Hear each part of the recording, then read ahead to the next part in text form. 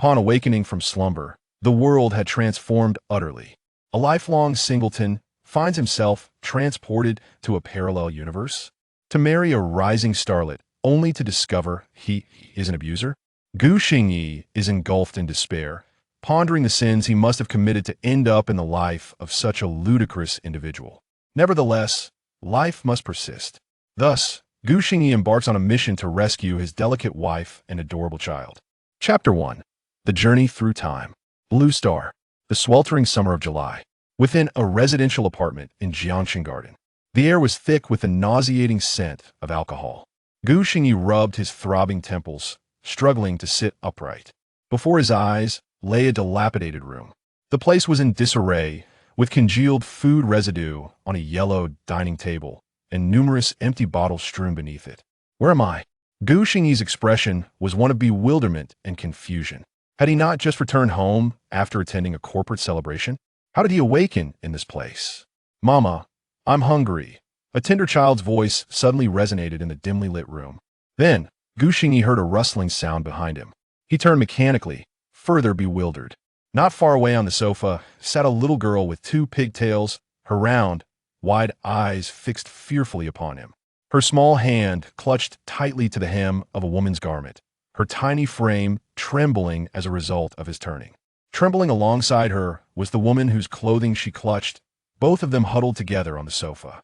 In the dim room, Xingyi squinted, striving to discern the specific features of the two.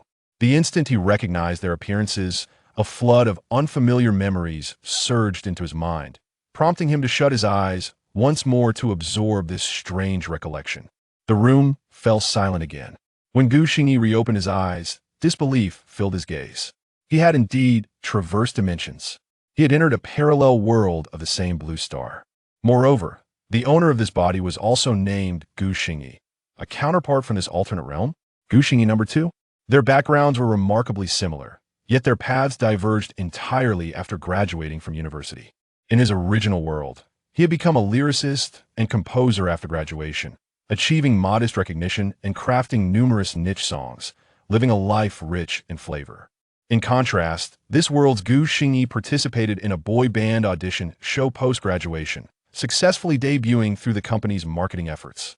However, he subsequently entered into a romance with a popular starlet, Xiaoxiao.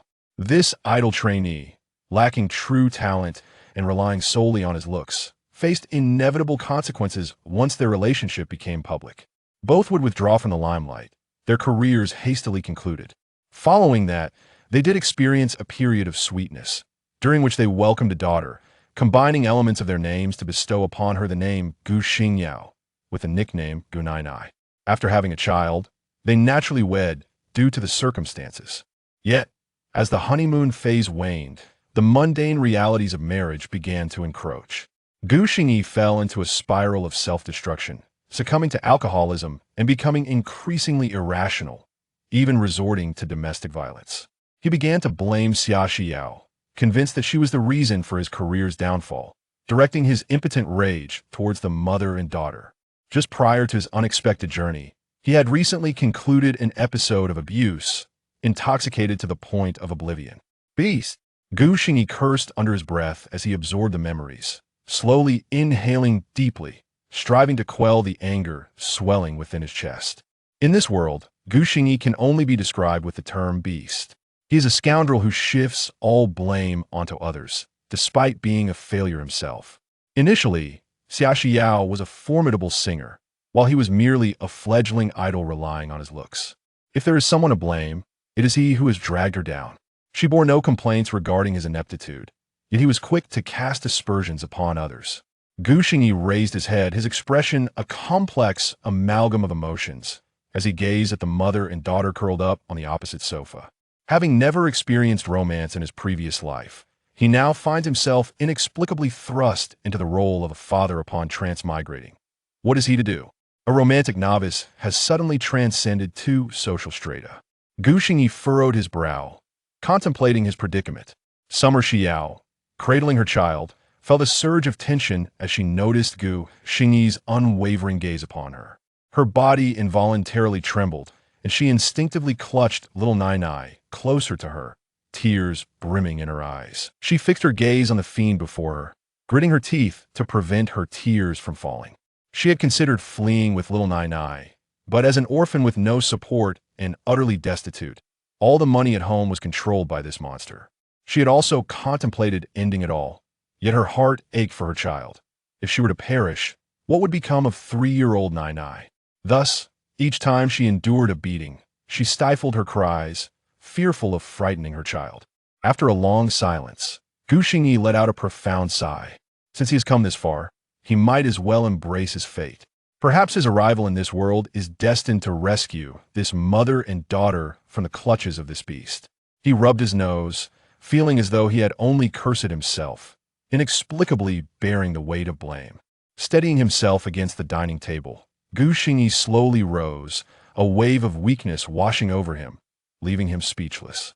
This body had been thoroughly ravaged by its former owner, starting his new life at a hellish difficulty level.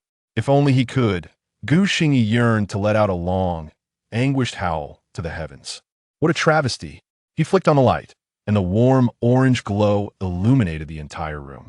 The dilapidated furniture and worn-out sofa, combined with the pervasive scent of alcohol, made the atmosphere overwhelming. Gazing at the chaotic scene before him, Xingyi scratched his head in bewilderment. He first opened the window for some fresh air, then, guided by memories, located a large woven bag and silently began to tidy up the empty bottles strewn about the room. Summer Xiao remained huddled on the sofa with little Nainai, not moving, though a flicker of surprise crossed her eyes. It is worth noting that this monster has never lifted a finger to clean the house. He would drink and sleep without a care. This was the first time such a situation had arisen.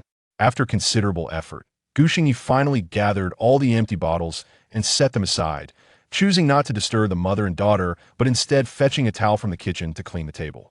By the time he had rendered the room immaculate, Xingyi was drenched in sweat. Noticing the lingering scent of alcohol, he opened the window wider and began transporting the neatly gathered trash down to the garbage station in multiple trips.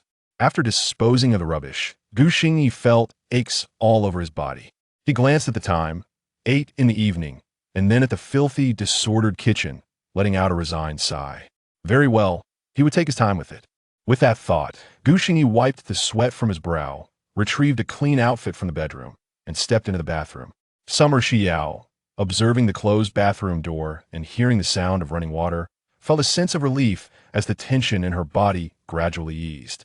She gazed at the room he had tidied, her eyes reflecting intense disbelief. Had he really even disposed of the remaining alcohol? What could be the reason? Had he lost his mind? She found it hard to believe he had changed for the better. A beast is a beast. How could he suddenly become benevolent? "Mommy, I'm hungry," 3-year-old Nainai said, her demeanor unlike that of other children, who might be more boisterous. She was smaller than most children her age, and even with her little tummy rumbling, she simply gazed up at her mother with wide, innocent eyes. "Be patient, Nainai, and Mommy will cook for you shortly," Summer Xiao replied softly, stroking little Nainai's hair. She could only wait for that monster to fall asleep before she could prepare a meal for herself and her child. Understanding, little Nainai nodded and turned her head, joining her mother in watching the bathroom door. She, too, was aware that only when Daddy was asleep would there be food to eat. Chapter 2. Has the demon changed? After indulging in a soothing hot bath, Xingyi found himself feeling even more fatigued. He changed into clean clothes, retrieving his phone from the pile of his alcohol-laden garments before tossing them into the washing machine. He then approached the mirror, gazing at his reflection. His long hair obscured his eyes, his complexion was pallid, and a scruffy beard indicated he had not shaved in days. He epitomized the image of a reclusive hermit. Xingyi could only push his hair back with his hand to gain a clearer view of himself. It was evident that with a bit of grooming, he could still be quite handsome. After all, he had once been a charming youth who relied on his looks. As he opened the bathroom door, he noticed the mother and daughter duo sitting on the worn-out sofa instinctively shrink back. Xingyi shook his head, ignoring them, and stepped outside.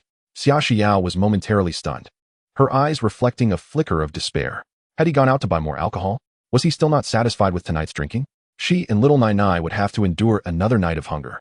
Biting her lip, her face growing pale, she looked down at her frail daughter, tears cascading uncontrollably. "Don't cry, Mama. Nainai isn't hungry anymore." Little Nainai, believing her mother's tears stemmed from her own hunger, reached out her delicate little hand, awkwardly attempting to wipe Xia Xiao's face. Xia Xiao bit her lip, her tears flowing even more freely. After a moment, she finally spoke in a trembling voice, Nainai. Be good. Mama will lull you to sleep. Once you're asleep, you won't feel hungry. Tomorrow morning, Mama will wake up early to make something delicious for you. All right? Okay. Mama, don't cry. Xia Xiao gently lifted Nainai, feeling a twinge of pain in her back from the movement. Prolonged malnutrition caused her vision to blur momentarily. Nevertheless, she struggled to stand up, cradling her daughter as they walked slowly into the bedroom. Once she lay down on the bed, Xia Xiao felt a modicum of relief. She softly hummed a lullaby, coaxing little Nainai to sleep. Watching her daughter's eyelids slowly droop, Xia Xiao reflected on the trials she had faced in the 2 years since her marriage, her heart heavy with sorrow. She finally resolved to leave the next day to escape this hell. Even if it meant dying outside, it would be preferable to being tormented to death by this demon. Suddenly, a loud click echoed as the door lock turned, causing Xia Xiao to tremble involuntarily. Instinctively, she covered Nainai's ears, quietly listening to the commotion outside. Had this demon returned with more alcohol? Xingyi pushed the door open and instinctively glanced at the sofa, momentarily taken aback. Had they retreated to the bedroom? But hadn't they eaten yet? Staring blankly at the food in his hands, he pondered for a moment before placing it on the table and heading towards the bedroom. Xia Xiao remained tense, hearing his footsteps gradually approach the bedroom. She quickly closed her eyes, pretending to sleep, silently praying he wouldn't enter, hoping he would go drink and fall asleep on the sofa instead. But the next moment, a loud knocking resounded. Knock, knock, knock. I've brought food. If you're hungry, come out and eat. I'll be sleeping on my side tonight. Upon hearing that familiar voice, Xia Xiao's eyes flew open, only to hear his footsteps receding, the sound of the side room door opening, followed by its closure. The room fell silent once more, save for Xia Xiao's anxious breaths echoing in the bedroom. Little Nainai, having opened her eyes at some point, had clearly heard Xingyi's voice and was curiously staring at the closed door. Today, that unpleasant father hadn't gone to sleep in his room, and it seemed he had even claimed to have brought food for them. Thinking of the food made her stomach growl again. She swallowed hard, her gaze expectantly on her mother. The situation was so absurd that Xia Xiao felt at a loss. She couldn't believe him, yet it seemed the reality aligned with his words. Looking down at her daughter's hopeful expression, Xia Xiao steeled her resolve, tiptoeing quietly to the bedroom door to open it. The warm orange glow from the living room streamed through the crack, and the enticing aroma of the food wafted in. Peeking towards the distant dining table, Xia Xiao's eyes widened as she beheld 2 steaming bowls of fragrant white rice, accompanied by 2 meat dishes and 2 vegetable sides elegantly arranged. Tears welled in her eyes as the sight of the food blurred before her. He had truly bought dinner for the 2 of them. Faced with this sudden kindness from the demon, Xia Xiao felt not joy, but an overwhelming sense of dread. Why was he acting this way? What did he want from her? Perhaps drawn by the alluring aroma, little Nainai scampered over barefoot, peeking through the door crack, her eyes brightening as drool began to trickle down her chin. Yet, she refrained from acting impulsively, looking up at her mother with wide eyes, waiting patiently. Seeing the food on the table and her daughter's eager gaze, Xia Xiao helplessly shut her eyes, took a deep breath, and forced a smile as she lifted little Nainai into her arms. Shoo, Nainai, let us eat quietly. Little Nainai's eyes sparkled even brighter as she nodded vigorously. Xia Xiao gently stroked her hair, carefully carrying her to the dining table. The enticing aroma of the food made her stomach rumble in anticipation. Little Nainai swiftly grabbed her chopsticks and took a mouthful of rice, while her other hand eagerly seized a chicken leg, taking a hearty bite, clearly starved. Heart aching with tenderness, Xia Xiao softly stroked Nainai's back, whispering for her to slow down, yet she didn't touch her own chopsticks. Nainai looked up, her big eyes crescent-shaped with delight as she held the chicken leg, mumbling, Mama, you eat too, there's more in the bowl. Looking at her obedient and understanding daughter, Xia Xiao's eyes brimmed with tears.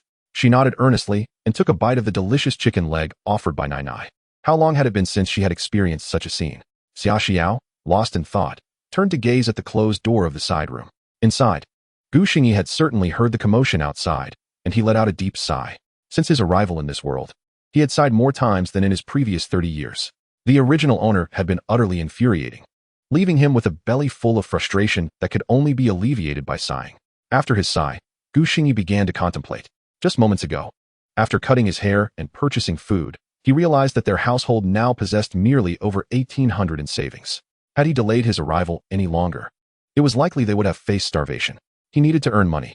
Xingyi interlaced his fingers behind his head, leaning back against the bed as he gazed thoughtfully at the pristine white ceiling. After a brief moment, he suddenly sat upright, eyes gleaming with realization. Of course. How had he not thought of this sooner? This was a parallel world. Chapter 3. Father's first meal for Nainai. Filled with excitement, Xingyi eagerly grabbed his phone, scrolling through it incessantly.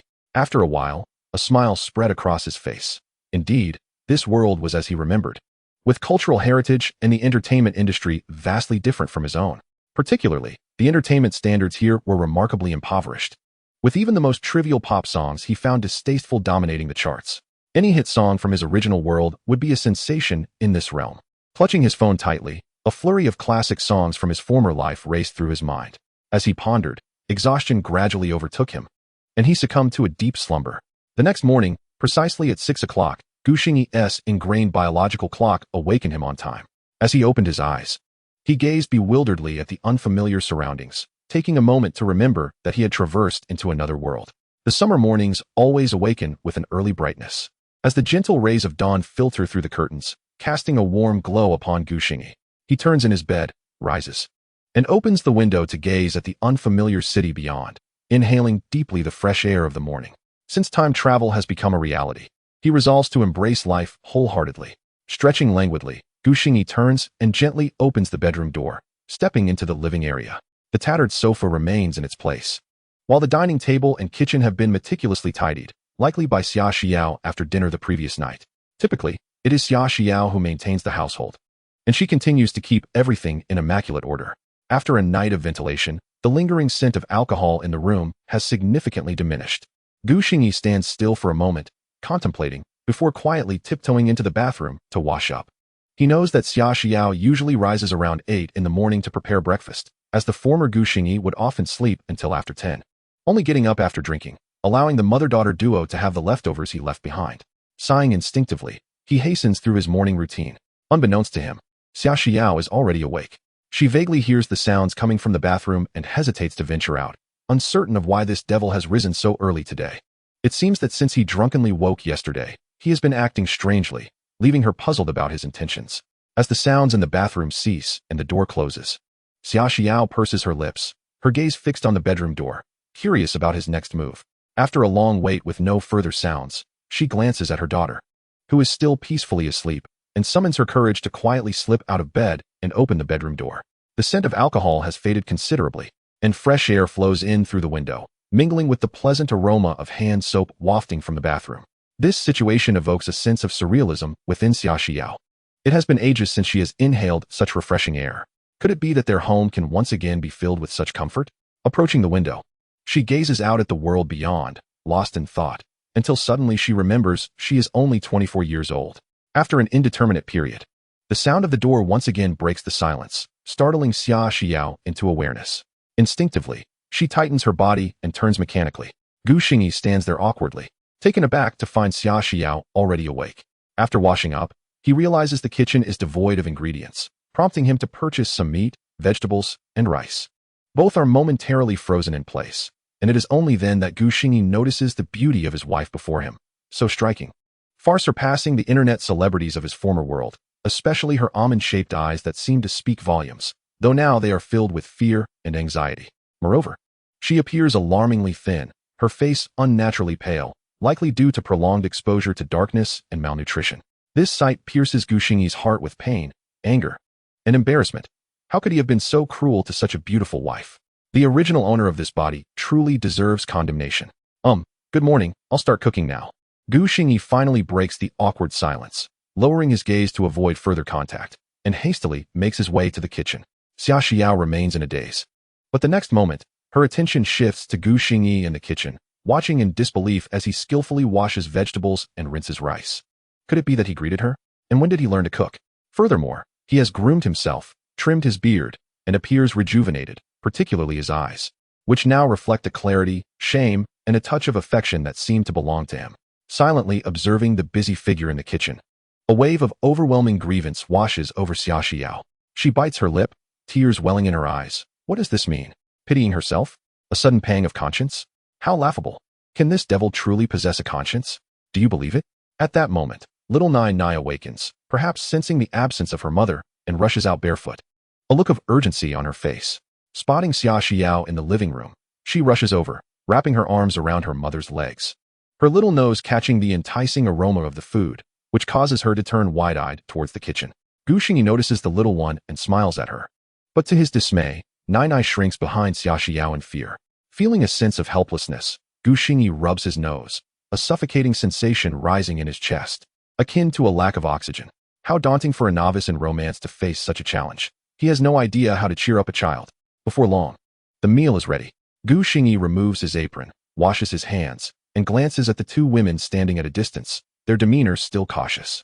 In a low voice, he announces, "Wash up and come eat." Nainai, despite swallowing her saliva in anticipation, remains motionless, her round eyes fixated on the mouth-watering dishes on the table. Xia Xiao stares in shock at the scene unfolding before her. He doesn't drink anymore, and he is inviting them to eat together? What should she do? Xingyi, initially filled with hope, feels it sink as he observes their wary expressions. After a moment of silence, he sighs and says, "You two go ahead and eat," before standing up and retreating to the side room. Xia Xiao remains still, watching the door to the side room close, then glancing down at her daughter's hopeful expression. She sighs internally. "Nainai, let us wash our hands and eat." On the dining table lies a bowl of millet porridge prepared by Xingyi, its golden hue enticing, accompanied by 2 side dishes and a small bowl of steamed egg. The moment she sees the steamed egg, Nainai's eyes light up, and a bright, innocent smile spreads across her face. Holding her little spoon, she turns to Xia Xiao. Mommy, did Daddy make this for Nainai?" Xia Xiao finds herself momentarily speechless, unable to articulate a response. Gazing into her daughter's eager eyes, she ultimately nods. Upon receiving her mother's affirmation, Nainai's eyes gleam even brighter, and she eagerly scoops a spoonful of egg custard into her mouth, her smile radiating joy. "This is the first time Daddy has cooked for me. It's so delicious." Xia Xiao silently consumes her meal, the food delightful, yet her heart is torn and bewildered. Her gaze unconsciously drifts towards the closed door of the side room. Chapter 4, A Lifetime with You. Xingyi sits at the desk in the side room. He is ravenously hungry. Yet he understands that the mother-daughter duo outside is not ready to share a meal with him at the same table. Alas, what a misfortune. Xingyi shakes his head, attempting to dispel such thoughts. He pulls out his phone and opens the Douyin platform of this world, canceling the previous account that had a few thousand followers. Yesterday, he noticed that this world's Douyin platform has become increasingly refined, with a growing user base, comparable to the state of his original world around 2016. Xingyi registers a new account, contemplating the name before deciding on Xing Yao, in honor of his daughter, symbolizing the new beginning he wishes to provide for them both. Having reached the age of 30 in his former life, Xingyi feels no significant aspirations. He has experienced much of what life has to offer. Now, transported back to the age of 24, he adopts a relaxed outlook. In this lifetime, he aims to provide a secure and prosperous life for the mother and daughter. And whether they part ways or divorce later, he seeks to travel, living for himself, chopping wood, feeding horses, exploring the world, facing the sea, and relishing the blooms of spring. Upon contemplating these thoughts, Xingyi finally allowed a faint smile to grace his face. Habitually, he opened the trending list on Douyin, but the next moment, his brows furrowed in dismay. What utter nonsense is this? When did such a trivial, catchy tune as Temporary Embrace manage to dominate the trending charts? The incessant repetition of this song echoed in his ears like a cursed melody, leaving Xingyi utterly speechless. Yet, perhaps this is fortuitous. It would only serve to make his own song stand out even more.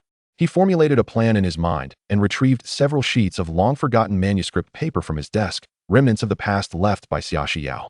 The original owner did not possess the talent for songwriting, yet his voice was enchanting, and he had once covered several popular songs upon debut. Xingyi laid the manuscript paper flat on the desk, gently humming a familiar tune, his pen swiftly scribbling a 6-line staff across the paper. In the original world, Xingyi was a lyricist and composer. Now, merely traversing through time and space, this small task posed no challenge for him. Within a mere moment, a complete score materialized before him. He picked up the score, nodding in satisfaction, and unfurled another sheet of paper, the lyrics of the song springing to life upon it. Accomplished. Unable to contain his excitement, Xingyi eagerly retrieved a guitar from the nearby wardrobe, tuning it with care, before taking a seat at his desk to gather his emotions. In the next instant, he closed his eyes, his fingers delicately strumming the guitar strings. The melodious sound of the guitar resonated throughout the quiet room, accompanied by Xingyi's tender voice. "Because I dreamt of your departure, I awoke from my tears. As the night breeze caresses the windowsill, can you feel my love?" The song drifted softly, enveloping Xingyi in its embrace. It was a tune he had cherished during his school days, one whose romantic notions he adored. Regrettably, he had yet to encounter such love even at the age of 30. As the guitar's melody wafted through the room, Xia Xiao, who had been quietly eating, suddenly froze, turning her gaze towards the closed door with astonishment. He can play the guitar? How is that possible? She knew that guitar was hers, and she was well aware he could not play, at least not previously. But what was happening now? As the guitar continued to strum, Gu Xingyi's voice unfurled further, leaving Xia Xiao in a state of disbelief. Even the little Nainai, who had been happily eating, paused with her spoon, glancing towards the closed door. Her big, blinking eyes tilted in curiosity. She understood this was the voice of her father, who had made her dinner for the first time. How gentle. This was the first time she had heard such a gentle side of her father. When the day comes that we grow old, will you still be by my side? Witnessing those vows and lies, slowly drifting away with the past. Even though Xia Xiao had never heard this song before, she could feel its profound impact. The exquisite melody and enchanting lyrics. It was hard to fathom that such beauty emanated from the mouth of a demon. The gentle sound of the guitar persisted, and Gu Xingyi's voice lingered in the air, yet both the mother and daughter at the dining table were left in stunned silence. Until the next line resonated in the air. How many have adored your youthful visage? Who is willing to bear the relentless passage of time? How many have come and gone in your life? Who knows that in this lifetime, I shall always be by your side? Upon hearing this, Xia Xiao could no longer contain herself. Her shoulders began to tremble lightly, tears cascading down her cheeks, one by one. It had been 2 long years, 2 years filled with fear and trepidation. She had not heard music in 2 years, nor stepped outside her door. Each day had been a relentless cycle of mundane chores amidst a chaotic home, alongside a man who was slowly morphing into a demon. Now that she had finally mustered the courage to escape, what did his singing mean? What did his sudden transformation signify? Xia Xiao felt herself teetering on the brink of despair, overwhelmed by fear of the future and the enigmatic change in him. She dreaded that this might all be a fleeting dream. If the dream shattered, everything would revert to its original state. At that moment, the song ceased, and little Nana noticed her mother's tears, scrambling onto Xia Xiao's lap in a panic, extending her tiny hands to wipe away the tears. Mama, don't cry, don't cry. Nana will blow for you. Little Nana thought her mother must be in pain again, and while helping Xia Xiao dry her tears, she lifted her small face and gently blew on her mother's collar. Beneath the collar, Xia Xiao's back bore numerous scars. Unbeknownst to Gu Xingyi, the emotional turmoil unfolding outside his door was incited by his song. At that moment, he was busy opening Douyin, preparing to record a video. In the video, he did not show his face, only revealing his features below the nose. Cradling the guitar, he cleared his throat. Ding dong, ding dong, ding dong. This time, Gu Xingyi appeared markedly more serious as he performed the entire song again until its conclusion. After saving the recording, he trimmed the unnecessary beginning and end. Ultimately, he extracted the audio, paired it with the lyrics and melody, and submitted it online for copyright registration. Once everything was settled, he crafted a title, A Lifetime with You. Original lyrics and composition by me, a heartfelt song dedicated to everyone. Hoping you all enjoy it and show support with likes. Click Upload. Ding. The video uploaded successfully. Gu Xingyi exhaled a sigh of relief, having finally completed his task. Now, he could quietly await the public's response. This song would undoubtedly be a sensation in this era. He had no doubt about its potential to become popular. He was confident in its brilliance. After all, it had once earned a prestigious award, and its original artist, Shui Munyanhua, had won the Best Newcomer award for it. Now, as a newcomer himself, he should be able to make a mark, if not secure the Best Newcomer award. He returned the guitar to the wardrobe, patting his growling stomach and scratching his head. I wonder if those two have finished eating? Sigh. I'm so hungry. This is truly unbearable. Chapter 5. The transformation of Gu Xingyi rubbing his stomach. Gu Xingyi could no longer hold back. People are iron, and food is steel. Missing a meal is enough to make one anxious. He gently pushed open the door, peering out like a thief. Just in time to see Xia Xiao carrying little Na away from the dining table. Her eyes were red, as if she had just been crying. She clearly saw him, momentarily frozen in place, before quickly retreating to the master bedroom with the child. Gu Xingyi let out a sigh of relief, pushed open the door, and approached the dining table. Finally, a meal. He looked at the remnants of food left for him on the table, feeling a sense of joy, then eagerly scooped up a bowl of millet porridge, relishing each spoonful. Perfect. As expected of my culinary skills. The satisfaction of a full stomach was delightful. Having cleared the table of all the food, Gu Xingyi patted his bulging belly and let out a contented belch. After tidying up the dishes, Gu Xingyi aimlessly wandered around the room, surveying the layout of this home. It was a modest 2-bedroom, 1 living room apartment, spanning only 70 square meters, purchased together during their marriage. The furnishings were remnants from that time, and no new items had been added over the past 2 years, giving the place a somewhat worn appearance. The house was already small and quiet, with only the sound of Gu Xingyi's footsteps occasionally breaking the silence, creating a rather oppressive atmosphere. He shook his head and plopped down on the sofa. It was hard to imagine how Xia Xiao had managed to live here with the child for 2 years without venturing outside. The ambience felt akin to imprisonment. Even Gu Xingyi, who had just crossed over, found it difficult to endure. The primary issue was the atmosphere. There was hardly a hint of warmth or homeliness in this place. Gu Xingyi was acutely aware that he could not change much in a short span of time. He could only nestle on the small sofa, fiddling with his phone. He was searching for ways to maintain a household, how to amuse a child, and how to be a good father. The myriad of answers he found online left him scratching his head in confusion, yet he persevered in his quest for knowledge. After all, it was his first experience as a father, and he was deeply afraid of failing at it. At that moment, the door to the master bedroom suddenly swung open. Gu Xingyi turned towards the sound and was met with the sight of a small head peeking out, adorned with 2 bouncing pigtails. It was little Nainai, tilting her head curiously with the same almond-shaped eyes as her mother, observing him with innocent wonder. The clarity and naivety reflected in her sparkling eyes nearly melted Gu Xingyi's heart. However, he couldn't help but notice that Nainai's delicate face was rather thin. Much like her mother's, a bit more roundness would undoubtedly enhance her beauty. It was no surprise, considering that this mother-daughter duo had subsisted on leftover meals for days, and the dishes mixed with alcohol were unsuitable for the little one.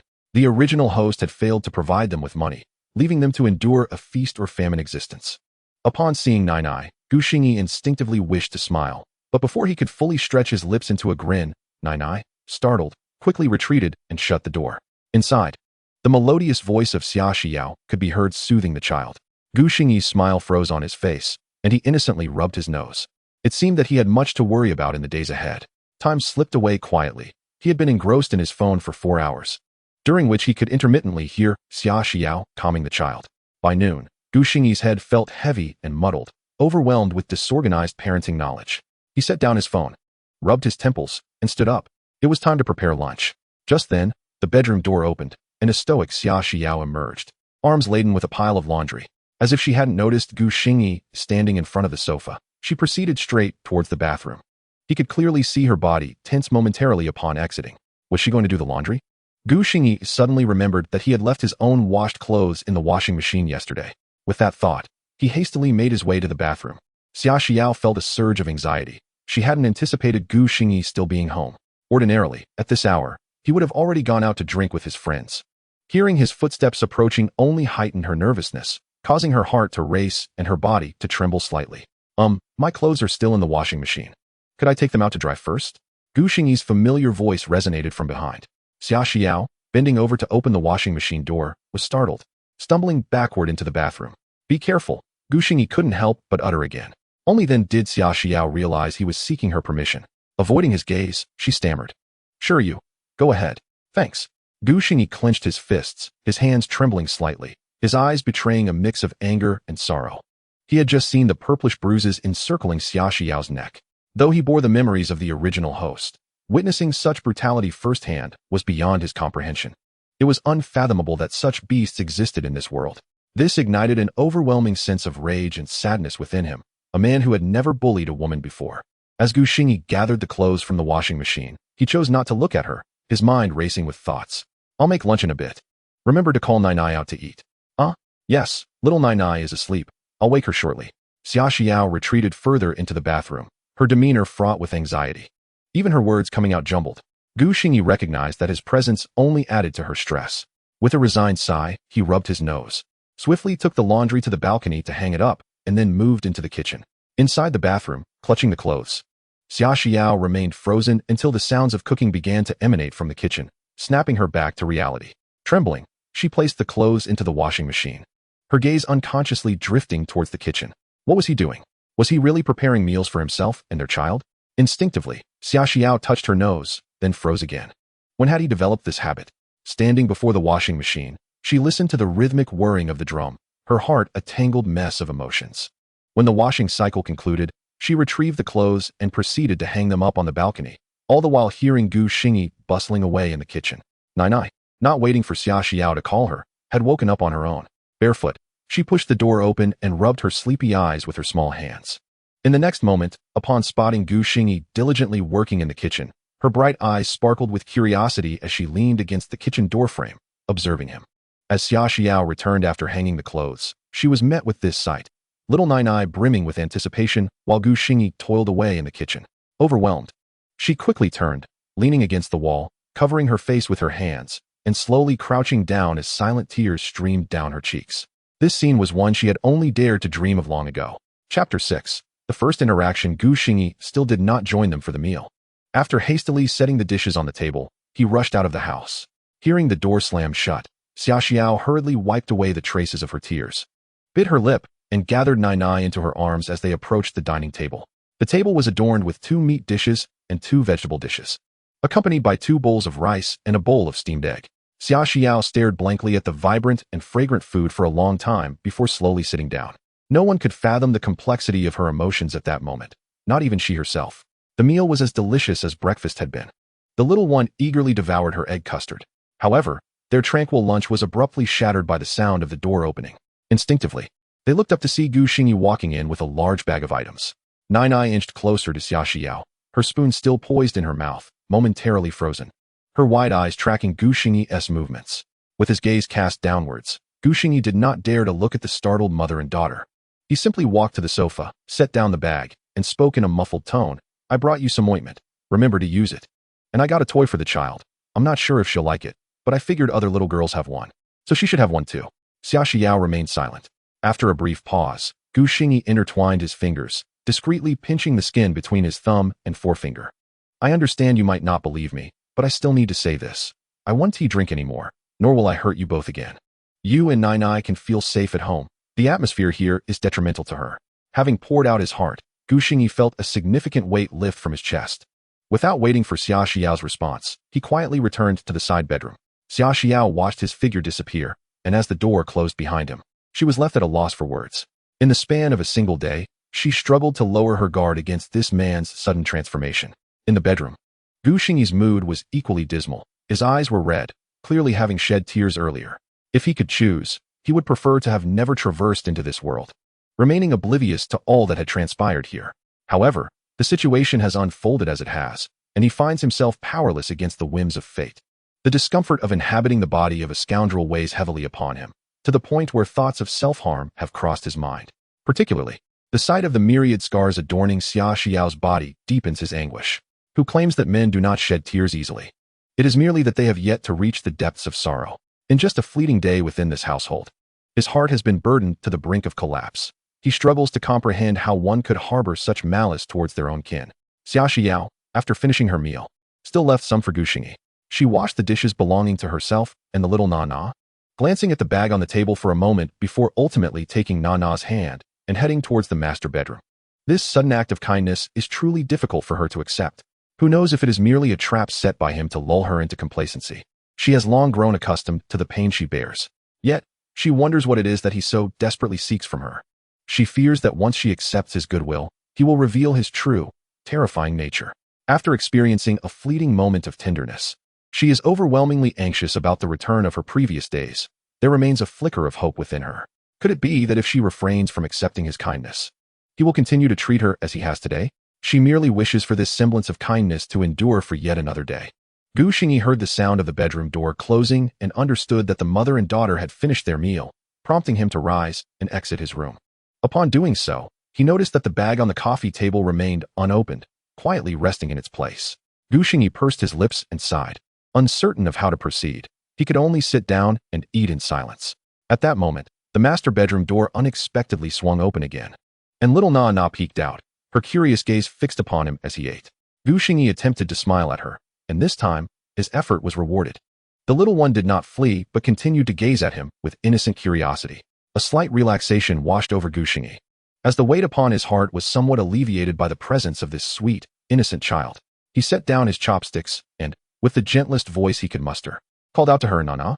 His sudden utterance startled the little girl, causing her to tremble slightly, yet she did not retreat. Instead, she turned to look back into the master bedroom before, as if emboldened, she returned her gaze to Gu Xingyi. A tender, soft voice emerged from her lips, "Daddy?" The moment Gu Xingyi heard this enchanting sound, his entire being was shaken, tears welled in his eyes, and a radiant smile blossomed upon his face. This was the most beautiful melody he had encountered since his arrival in this world. Nainai tilted her head, gazing curiously at her father, whose face bore both tears and laughter, seemingly perplexed by the sight of someone who could smile while weeping. Xingyi softly acknowledged her with a gentle then stood up and approached the sofa, retrieving the doll he had just purchased from the bag. He waved it gently before Nainai. Her large eyes blinked in surprise, and it seemed she was intrigued. She glanced from the doll back to her father, then turned to look into the master bedroom before hesitantly making her way toward Xingyi. At this moment, Xingyi's heart raced like a drum. He watched the little angel approach him, her tiny feet padding softly on the floor. He dared not breathe, fearful of startling this precious child who had taken such a momentous step toward him.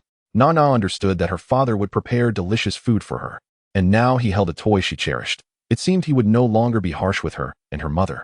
She reached his side, lifted her small face, took a deep breath, and then beamed a joyful smile, exclaiming, "Daddy doesn't smell bad anymore.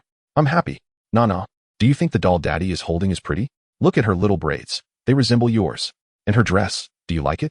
Xingyi spoke to the little girl with utmost tenderness and sincerity, drawing upon every piece of parenting wisdom he had gleaned from his phone.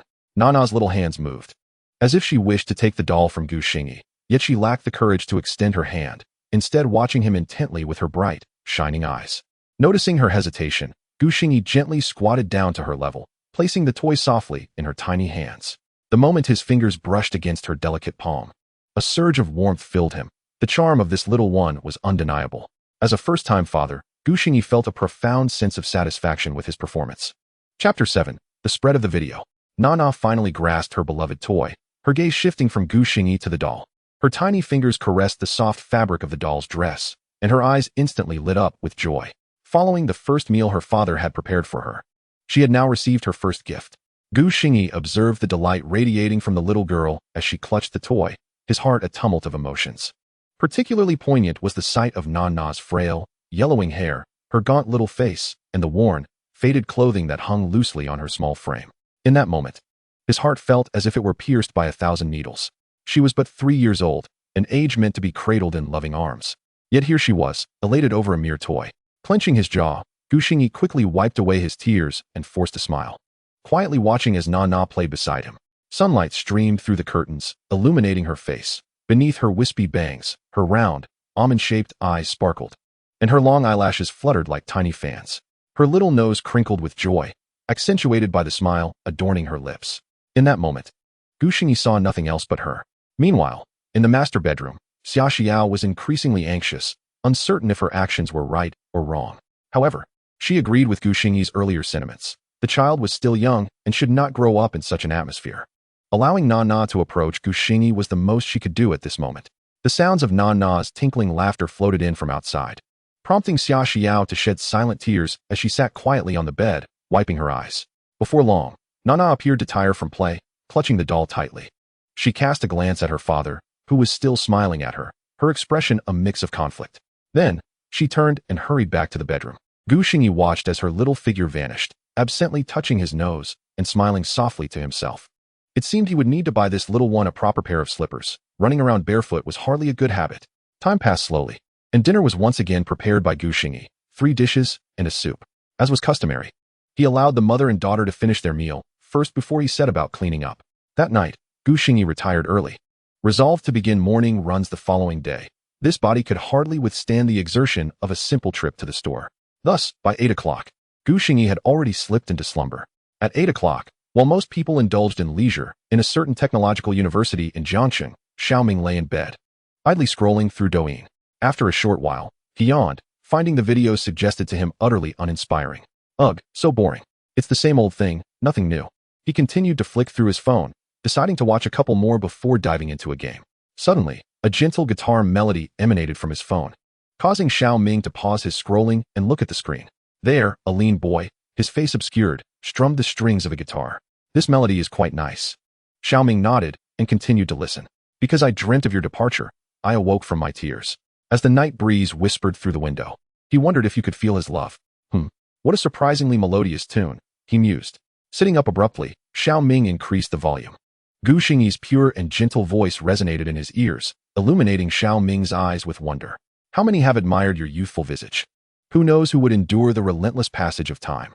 So many have come and gone in your life, but who knows that I will always be by your side? Wow, a treasure of a song. What is the name of this piece? Xiao Ming swallowed hard, convinced he had never encountered this song before, and promptly visited the artist's profile.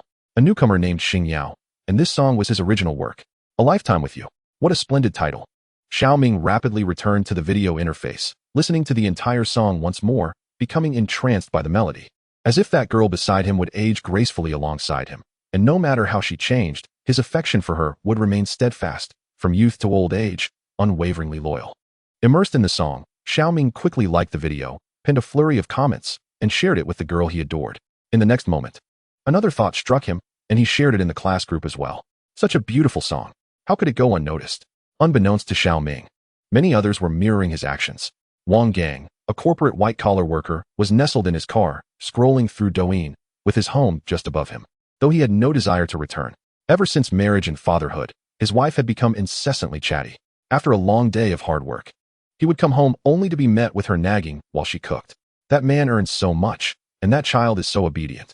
He had long grown weary of his wife's complaints, feeling irritated every time he gazed upon her face. It was true what they said. Once a woman became a yellow-faced woman, she could never appear sufficient.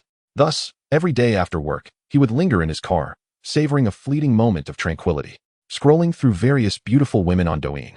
He often thought how wonderful it would be if his wife resembled them.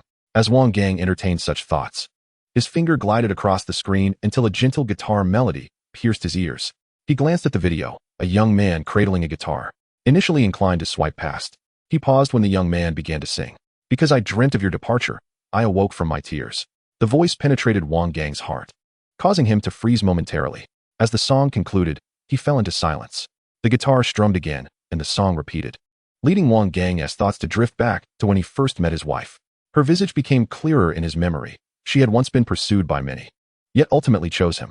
He recalled her every smile, her beauty like a blooming flower, and the vows he had made on their wedding day. In wealth or poverty, in health or illness, in beauty or decline, in success or failure, I promise to love you, comfort you, respect you, and protect you for all my days.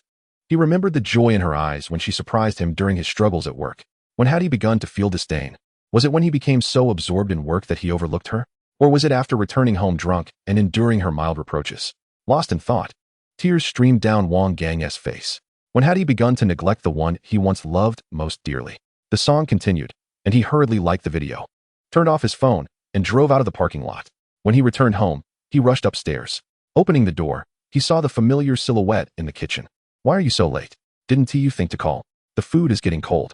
Hearing that familiar nagging voice, Wang Gang smiled, swiftly entering the kitchen. He wrapped an arm around his wife's waist, resting his face on her shoulder.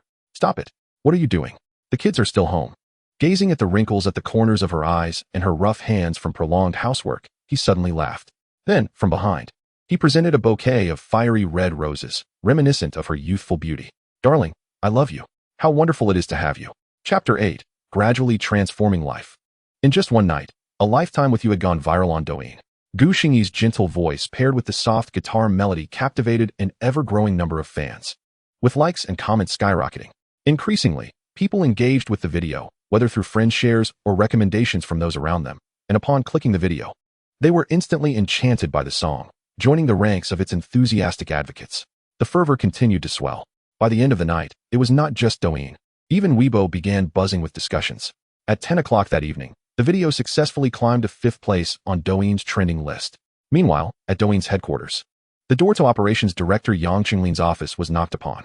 Having just concluded a long day at work, she frowned at the visitor, her expression serious. Entering was technician Xiao Li, holding a tablet and wiping the perspiration from his brow. Director Yang, I have a special report. A video just made it to the trending list in a mere 2 hours. It's currently ranked 5th. Yang Qinglin remained unimpressed. Her brow still furrowed as she took the tablet from Xiao Li. What is the fuss? This isn't the first time something like this has happened. Speak up. Which major influencer has released a new video? It's not a major influencer. It's a newly registered account from today. Moreover, this video didn't even go through our promotional stream. The content is just a song. Xiao Li spoke cautiously, observing Yang Qinglin's expression. He knew she despised being disturbed during her downtime. He was gambling on the video's potential, having just listened to the song himself and found it captivating. Upon hearing Xiao Li's words, Yang Chenglin's expression shifted to one of surprise. A new account? A song?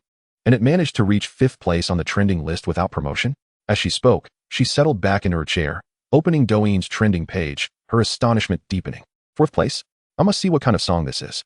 After listening to the piece, Yang Chenglin fell silent. It was the first time in her long tenure at Douyin that she had encountered such a beautiful song. She clicked on the creator's profile, noting the name, Xingyi. What a lovely name. Xiaoli, you did well. Promote this video to ensure it reaches a wider audience, and make sure it tops the trending list tomorrow. Also, keep an eye on this account. If there are any similar songs in the future, don't report to me. Just push them out. Xiaoli nodded vigorously, elated as he took the tablet and exited the office. He knew he had made the right bet. After Xiaoli left, Yang Chenglin listened to the song once more. It remained as enchanting as before. She lightly tapped her fingers on the desk, deep in thought. Moments later, she picked up her phone, drafted a private message, and sent it. The following morning at 6 o'clock, the video on Douyin has garnered a staggering 500,000 likes, with comments exceeding over 200,000. It is worth noting that even prominent influencers typically receive only tens of thousands of comments when their likes reach such monumental numbers. Thus, the conversion rate of comments to likes here is extraordinarily high. Furthermore, Gu Xingyi's follower count skyrocketed to over 1 million overnight. With just a single song and one video, he ascended to the ranks of a 1 million follower influencer, achieving fame in a single night. Of course, the majority of these followers are fans of this particular video. Should Gu Xingyi fail to produce songs of equal caliber in the future, he may quickly fade from the public's memory. Rising at 5 in the morning, Gu Xingyi was oblivious to the fact that his song had become a sensation. After hastily completing his morning routine, he stepped outside to engage in his daily exercise. To his dismay, his body was in worse shape than he had anticipated. After only a short while of running, he found himself gasping for breath, needing to pause for a rest every 20 minutes. Thus, he alternated between running and resting, and after an hour, he finally completed 5 kilometers, which had been his goal for the day. After a brief moment of recuperation and completing several sets of push-ups, he made his way back home. By the time he returned, it was already 7:40 a.m. As Gu Xingyi opened the door, he unexpectedly came face to face with Xia Xiao, who had just emerged from the bathroom, her hair damp with water droplets as she dried it with a towel. Startled at the sight of the perspiring Gu Xingyi, she appeared flustered. Glancing at him, she stammered, I didn't know you had gone out. I will start cooking now. Gu Xingyi was momentarily taken aback by the awkwardness of the situation but quickly responded, Is Xiao Nainai still asleep? Yes, Xia Xiao replied, biting her lip and lowering her gaze, her heart racing as the fresh, invigorating scent of Gu Xingyi post-exercise overwhelmed her senses. Accustomed to his disheveled appearance, his sudden display of vitality left her feeling flustered. Instinctively, she averted her gaze and hurried towards the kitchen. Why don't you keep an eye on Xiao Nainai? I'll take care of cooking once I've showered. Is there anything specific you would like me to prepare? Gu Xingyi's voice, tinged with a hint of affability, called out from behind. Xia Xiao paused momentarily, and after a brief hesitation, she responded with a soft tremor in her voice. And no, just make whatever you like. I'll go check on the baby. With that, she quickened her pace, almost as if fleeing into the bedroom. Watching the door to the bedroom close, Gu Xingyi shrugged helplessly and hummed a tune as he enjoyed a warm shower. After expending considerable energy during his morning workout, he found himself ravenously hungry, compounded by the resurgence of his alcohol cravings, which made him quite uncomfortable as his mouth watered incessantly. He could only alleviate this discomfort by fervently drinking hot water while preparing the meal. At that moment, Xiao Nainai had also awakened. After Xia Xiao helped her freshen up, she leaned against the kitchen door frame, observing Gu Xingyi as he cooked, cradling the doll he had gifted her the previous day. Upon turning around and spotting the little one, Gu Xingyi beamed at her with a motherly smile and gently inquired, What would you like for breakfast this morning, Xiao Nainai? Daddy will make it for you. Xiao Nainai, with her 2 braids slightly swaying, tilted her head in deep thought for a moment before her big eyes brightened with delight. Steamed eggs. Nainai loves steamed eggs. All right, steamed eggs it is. Gu Xingyi responded indulgently, reaching out as if to ruffle her hair, but hesitating, fearing he might startle the little angel before him. Take your time, no rush, he reassured himself inwardly. It was evident that Xiao Nainai was gradually accepting him, filling Gu Xingyi with hope and lifting his spirits. At that moment, even his cravings and hunger seemed to recede. Breakfast was bountiful as always, featuring rice porridge, pancakes, a meat dish, 2 vegetable sides, and of course, the steamed eggs as per Xiao Nainai's request. As was customary, Gu Xingyi retreated to his small bedroom, allowing the mother and daughter to enjoy their meal, though this morning, the atmosphere was notably more vibrant with laughter. Chapter 9, Shopping. In a side-lying position, Gu Xingyi reclined on his bed and picked up his phone, which he had set to silent mode. eager to assess the impact of his video. As he unlocked the screen, he was taken aback by the sheer volume of notifications. Goodness, how many notifications are there? He gazed in astonishment at the notification bar, where likes, shares, and comments from the video had all reached the staggering number of 99. With trembling fingers, Xingyi swiped away the notifications.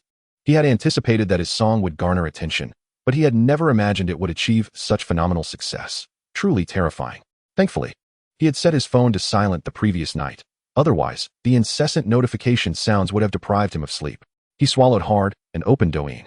Navigating to his profile, the sight of over 1 million followers nearly blinded him with disbelief. Even someone as seasoned as he was unable to suppress a gasp of astonishment. It is essential to understand that the Douyin platform in this world is not comparable to the original one. Even in the original world, only a few influencers achieved 1 million followers overnight, despite its maturity. With excitement swelling within him, Xingyi continued to explore the video, where the likes exceeded 200,000 and the comments approached 100,000, prompting an uncontrollable smile to spread across his face. A song had catapulted him to fame. It seemed that, aside from himself, no one in this world had reached such heights. Moreover, upon reviewing the comments, he found them overwhelmingly positive, filled with praise, with many urging him to release more songs of such quality. Indeed, a good song transcends time and space. The brilliant music from the original world had not been obscured in this realm. Instead, it shone with its own brilliance, successfully ascending to the top of the Douyin trending searches. Xingyi noted that numerous prominent influencers were already covering his song, with several cover videos also making it to the trending list. However, they all credited him as the original creator, so he chose not to dwell on it. Returning to his personal homepage, he glanced at the private message interface, which was filled with inquiries from advertisers seeking collaborations and various guild recruitment offers. Xingyi paid them no mind. He had no intention of engaging in commercial promotions, not in this lifetime. After all, he harbored the knowledge of an entire world within his mind. He could never stoop to such a shallow endeavor as peddling products for profit. Next came the moment to witness the financial rewards. Xingyi accessed the Douyin backend wallet, and the sight of his earnings made him beam with delight.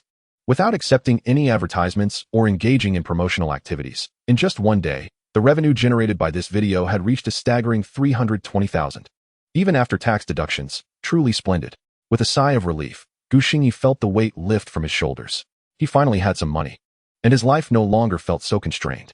Previously, with just over 1,000 yuan to his name, he had been cautious even when buying groceries. Unable to fathom how a family could survive on such meager funds, fearing what might happen if an unexpected expense arose. Now, with this first pot of gold, his spirits were considerably lighter. After transferring the earnings to his bank account, Xingyi waited until the two had finished their meal, and as he heard the sound of the door opening, he hurriedly stepped out to join them for breakfast. Following his morning workout, his appetite had notably increased, and even after finishing all the food on the table, he felt he had barely eaten enough. Fortunately, it was breakfast time, and one should not overindulge. After washing the dishes, Xingyi grabbed his phone and hastily exited the house. The community where he resided was located in the older district of Jiangqing. This neighborhood had become somewhat dilapidated over time, but its affordability had been the deciding factor for him and Xia Xiao when they had purchased their home. They had married shortly after starting their jobs and had not possessed much money. When they wed, they envisioned a future where they could upgrade to a better home. Alas, 2 years into their marriage, Xingyi had not only failed to seek employment, but had also squandered their savings. Even Xia Xiao's phone had been sold by him to procure alcohol, and all the household finances were under his control. Emerging from their dilapidated neighborhood and merging with the throng of passers-by, Xingyi made his way to the shopping mall etched in his memory. The mall was a mere 2 streets away, named Blue Sky Mall, a rather pedestrian title, yet it boasted a diverse array of merchandise within its walls. It was Xingyi's inaugural visit to this establishment. As he stepped inside, he was greeted by a domestic brand smartphone store named Some Brand. Perhaps due to the fact that most people were occupied with work, the store was sparsely populated, and a young saleswoman was idly applying nail polish at the counter. Upon noticing Xingyi's entrance, her eyes visibly brightened, and she hurried over to him. The sight of such a handsome young man gracing the store early in the day lifted her spirits considerably. "Are you looking to purchase a phone, handsome?" she inquired. Xingyi nodded in affirmation, surveying the offerings at the counter before selecting a sky blue smartphone. The saleswoman eagerly grabbed the chosen device, her smile widening. "You have excellent taste. This model is our latest release. Not only is its design exquisite, but it also features a 100-fold zoom and is the world's first phone to support satellite calls." Xingyi nodded thoughtfully before asking, "Do you sell SIM cards here?" "Of course. Is it for personal use?" If so, you can apply for a card here. Right now, if you recharge 100 yuan, you not only receive 100 yuan in call credits, but also 600 minutes of free talk time, 100 free text messages, and 50 gigabytes of exclusive data. The saleswoman continued her enthusiastic pitch, her excitement palpable as she realized that this charming gentleman not only intended to purchase a phone worth over 6,000 yuan, but also sought to acquire a SIM card. This would surely boost her commission, filling her with joy. Gu Xingyi refrained from interrupting her sales pitch, waiting until she finished before saying, "Actually, I'm getting the card for my wife."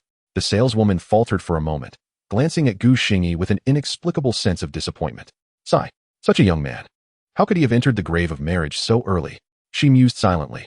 Truly, good men seem to belong to others.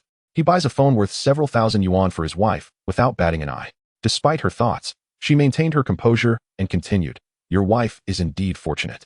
I believe she will adore this phone. However, to apply for the SIM card, she will need to come in person with her identification." "All right. Then please just wrap up the phone for me," Gu Xingyi replied, scratching his head, surprised that purchasing a SIM card required real name verification. He could only ask the saleswoman to package the phone. Moments later, with the phone securely wrapped, Gu Xingyi completed the payment via scan and hurriedly departed the store amidst the saleswoman's enthusiastic send-off. He had many more items to procure and had already spent considerable time here. By the time the clock struck 10:30, Gu Xingyi, laden with purchases, followed the delivery truck designated for transporting goods back home, his spirits buoyant. Indeed, the life of the affluent is synonymous with endless shopping.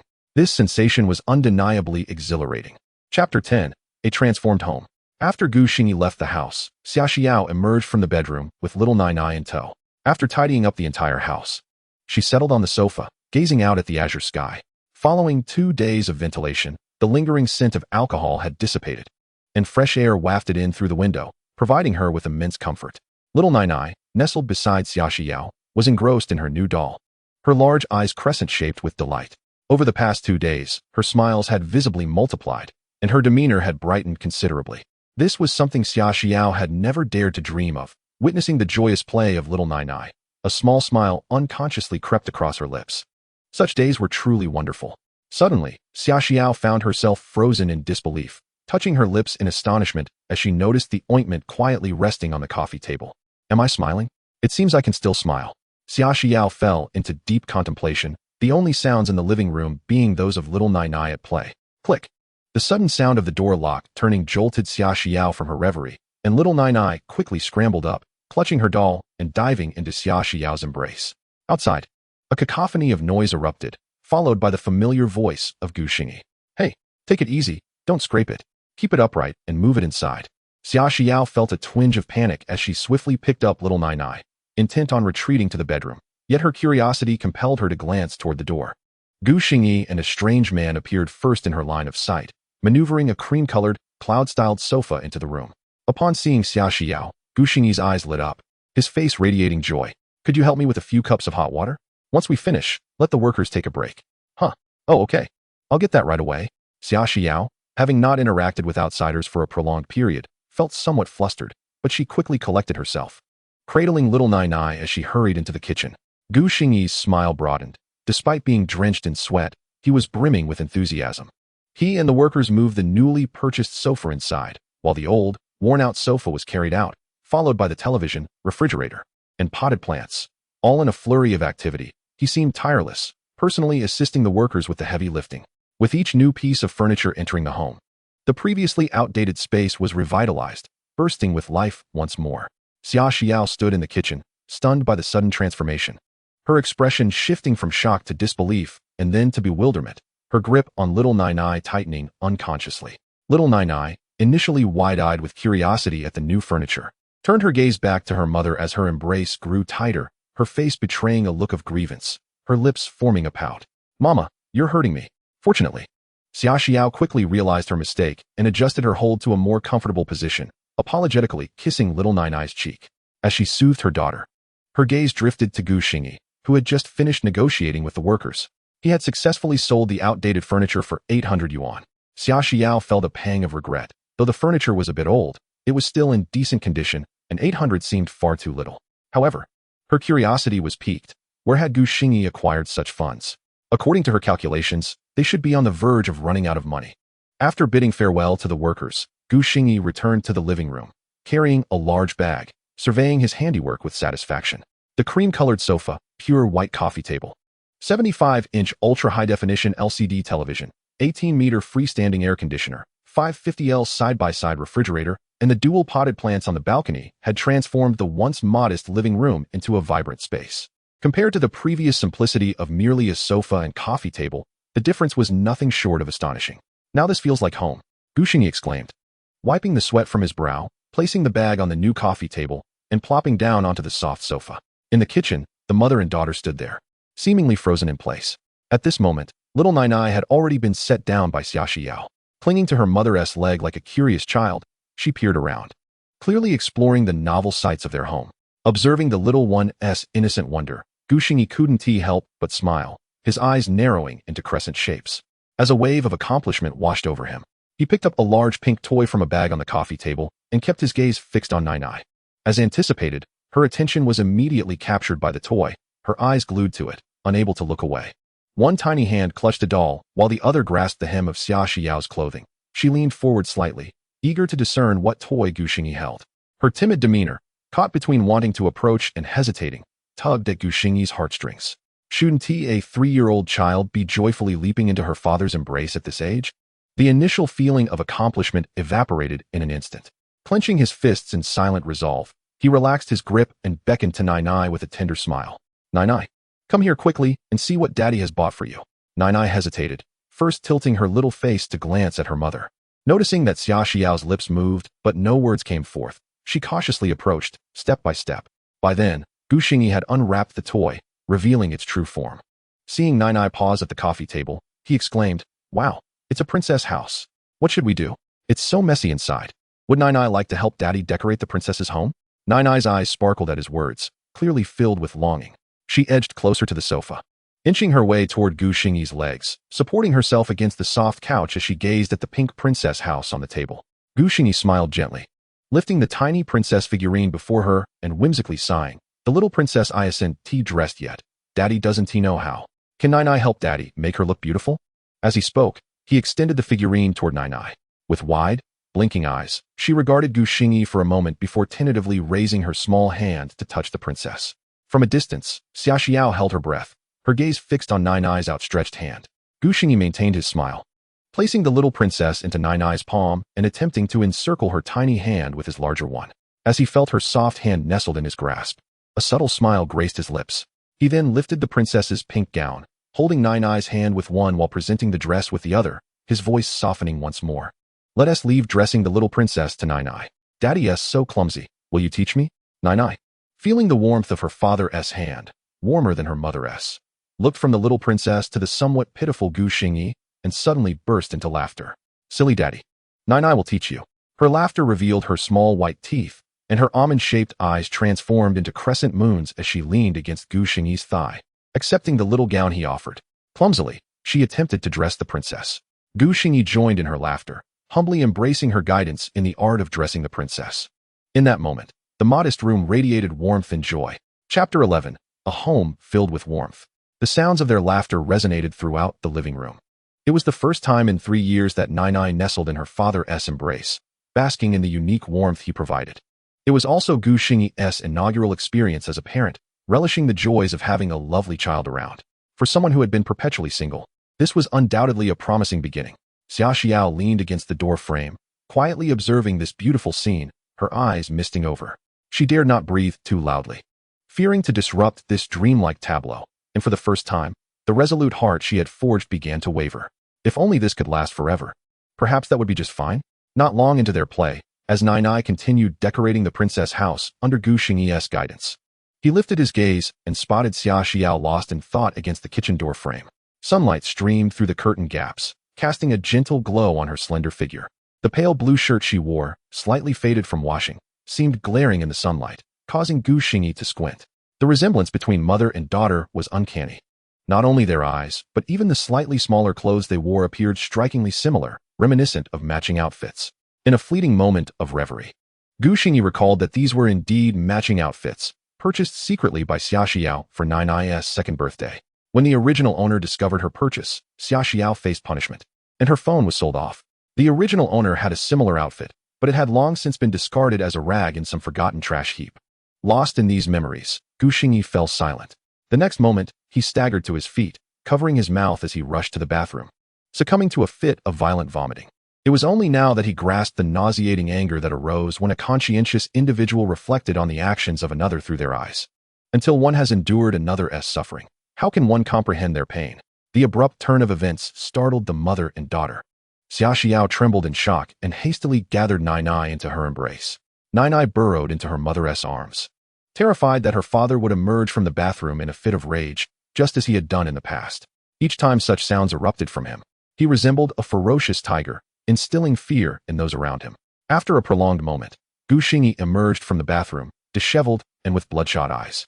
The sight of the startled Xia Xiao and Nainai deepened his discomfort, his stomach churning uncontrollably. Yet he mustered the strength to weakly apologize. "I'm sorry for frightening you. I'm just feeling a bit unwell." He was indeed unwell, exceedingly so. The memories of the original owner's deeds repulsed him, and the mere thought of occupying this body filled him with an unsettling sensation akin to thousands of ants crawling over his skin. Seeing Xia Xiao and Nainai still eyeing him warily, Gu Xingyi sighed heavily, bypassing the protective embrace of Xia Xiao as he silently retreated to the kitchen. He turned on the water and began washing vegetables. Nainai might not have finished playing yet. "Why don't you keep her company for a while? I'll prepare lunch." The sound of water was gentle, and Gu Xingyi was earnest in his task. Xia Xiao stole a glance at Gu Xingyi's profile, a visage both familiar and foreign. Eventually, she nodded, settling with Nainai in the spot he had previously occupied. Nainai peeked out from her mother's embrace, and upon confirming that her father remained the gentle man she adored, her little face broke into a radiant smile once more. Thus, the father-daughter bonding time came to an unexpected close, transitioning into a leisurely moment for mother and daughter. The kitchen was alive with the bustle of cooking, while soft murmurs resonated from outside. When lunch was ready, the enticing aroma wafted into the living room. After Gu Xingyi set the dishes on the table, Xia Xiao quietly returned to her side position.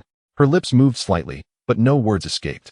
As they ate, Nainai, with her spoon in hand, suddenly turned to her mother. Her brows furrowed in confusion. "Mommy, why isn't Daddy eating with us?"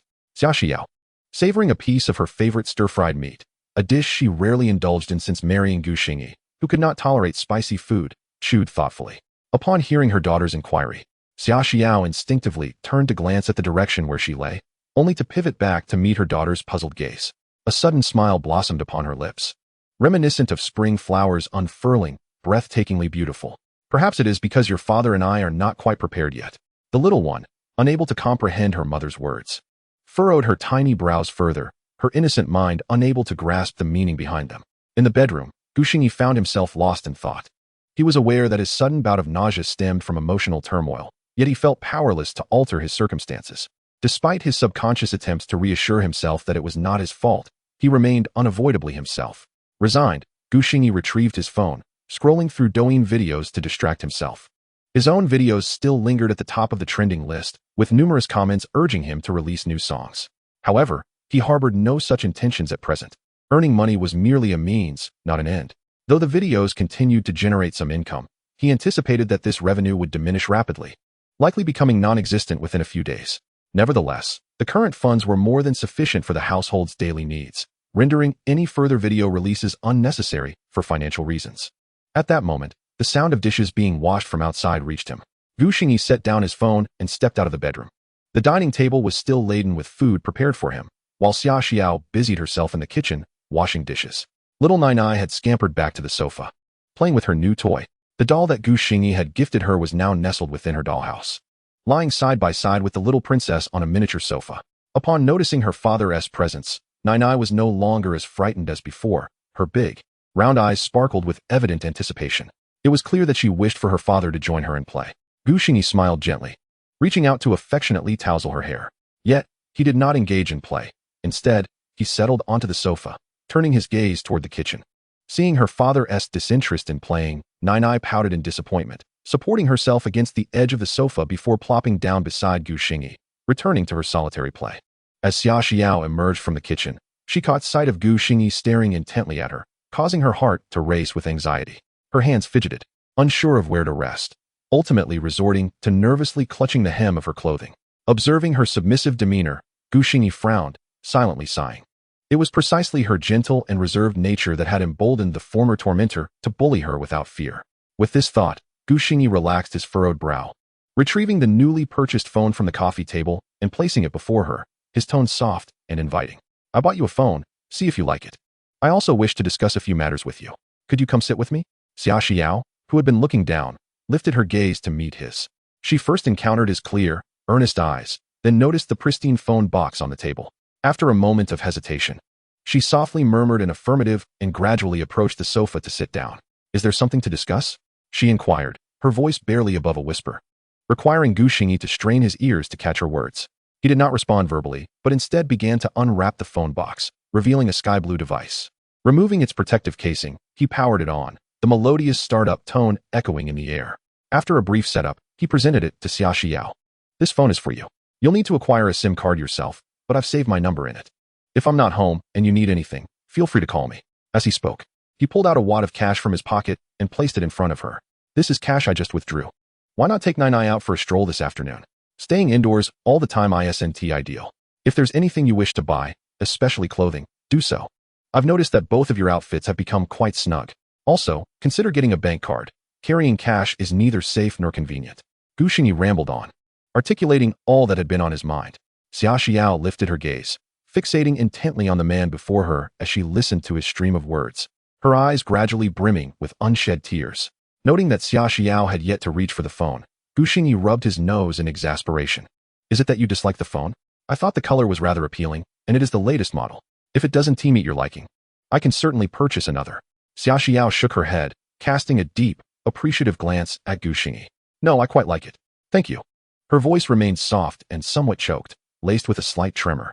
Their eyes met momentarily, causing Xingyi to awkwardly avert his gaze, albeit feeling a wave of relief wash over him. As long as you like it, there's no need for thanks. Well then, I'll go have my meal. He concluded, rising swiftly to stride toward the dining table and indulge in his food. In truth, Xia Xiao pondered the source of Xingyi's newfound wealth for these purchases. Yet since he had not volunteered the information, she felt no inclination to inquire. She picked up the new phone from the table, examining it closely. The sky blue exterior exuded a sense of quality, and the accompanying box contained a dedicated charger, even including a pair of pristine white earbuds. At that moment, little Nainai set aside her toy, her curious head leaning closer to inspect the new phone in her mother's hands. Xia Xiao instinctively reached up to pat the little one's head, and together they began to explore the phone. After a morning spent perspiring, Xingyi finished his meal and washed the dishes, feeling the urge to take a hot shower.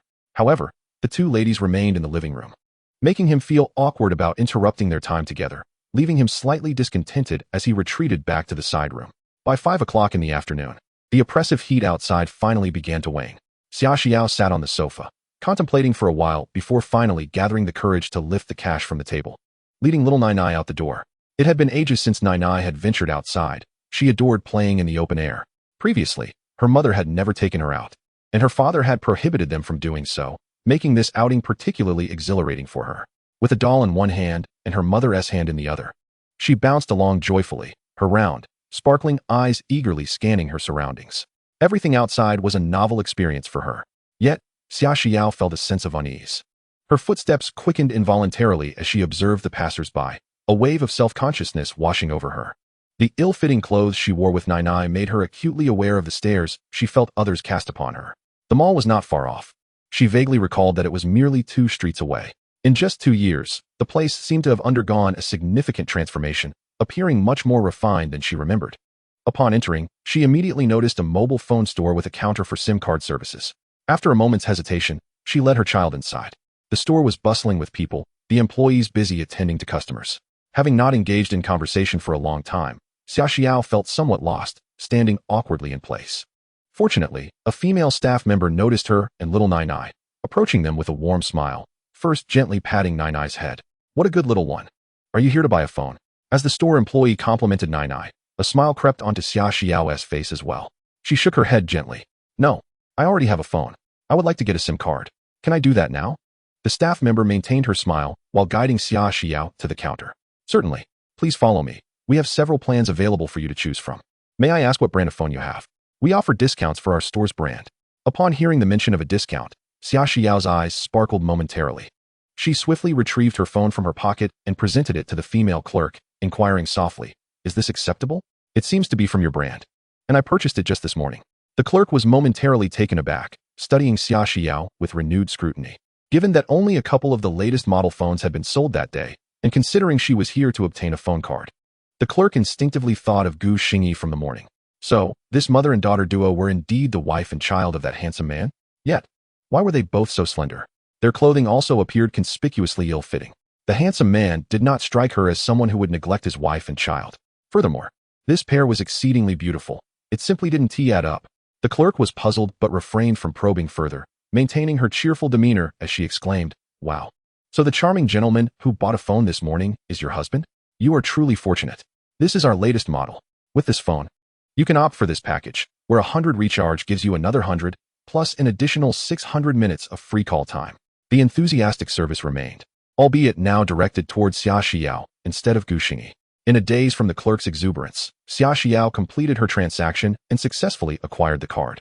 Even as she exited the mobile store, the clerk's vibrant voice echoed in her mind. How terrifying. Yet, she actually claimed Gu Xingyi to be a good man. Xia Xiao yearned to tell him, if he is such a good man, why not take him home? After purchasing the phone card, Xia Xiao also opened a bank account, depositing all her cash.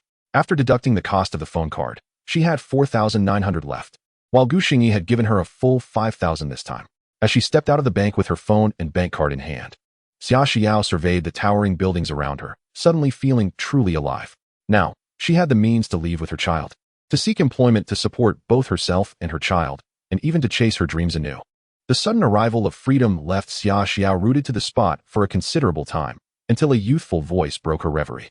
Mommy, can Nainai have an ice cream?" She snapped back to reality, noticing little Nainai tugging at her sleeve, her round, glistening eyes fixed intently on the nearby ice cream shop, drool nearly escaping the corner of her mouth. Xia Xiao smiled, her expression radiant and bright. "Of course, but just one. Otherwise, your little tummy will hurt." "Okay." Nainai loves mommy the most. Chapter 13, lulling the little one to sleep. Finally, this mother-daughter duo had ventured out. Gu Xingyi had just taken a delightful shower. He remained blissfully unaware that Xia Xiao might never return. After his shower, Gu Xingyi began preparing dinner for the evening. He had planned the usual 2 meat and 2 vegetable dishes, intending to make some noodle soup for the main course. However, uncertain of when they would return, he hesitated to cook the noodles now, fearing they would become soggy and unpalatable. With the dishes set on the table and the noodles neatly cut on the chopping board, Gu Xingyi retreated to the living room, sprawled on the sofa, and began to peruse parenting tips on his phone. What to do if the child refuses to eat? Just give them a good spanking. No, that would not do. Scratch that. Little Nainai was far too obedient to refuse food. Besides, he could never bring himself to raise a finger against such an adorable little being. As Gu Xingyi scrolled, fatigue began to set in, and he stifled a yawn, glancing at the time in the upper right corner. It was already 7 p.m. And where were the mother and daughter? Suddenly, Gu Xingyi straightened up, a wave of anxiety washing over him. Could something have happened to them? He hurriedly donned his shoes, preparing to venture out in search of them. But just as he opened the door, he was met with the sight of them returning. A fragrant breeze wafted in from the entrance, leaving Gu Xingyi utterly stunned.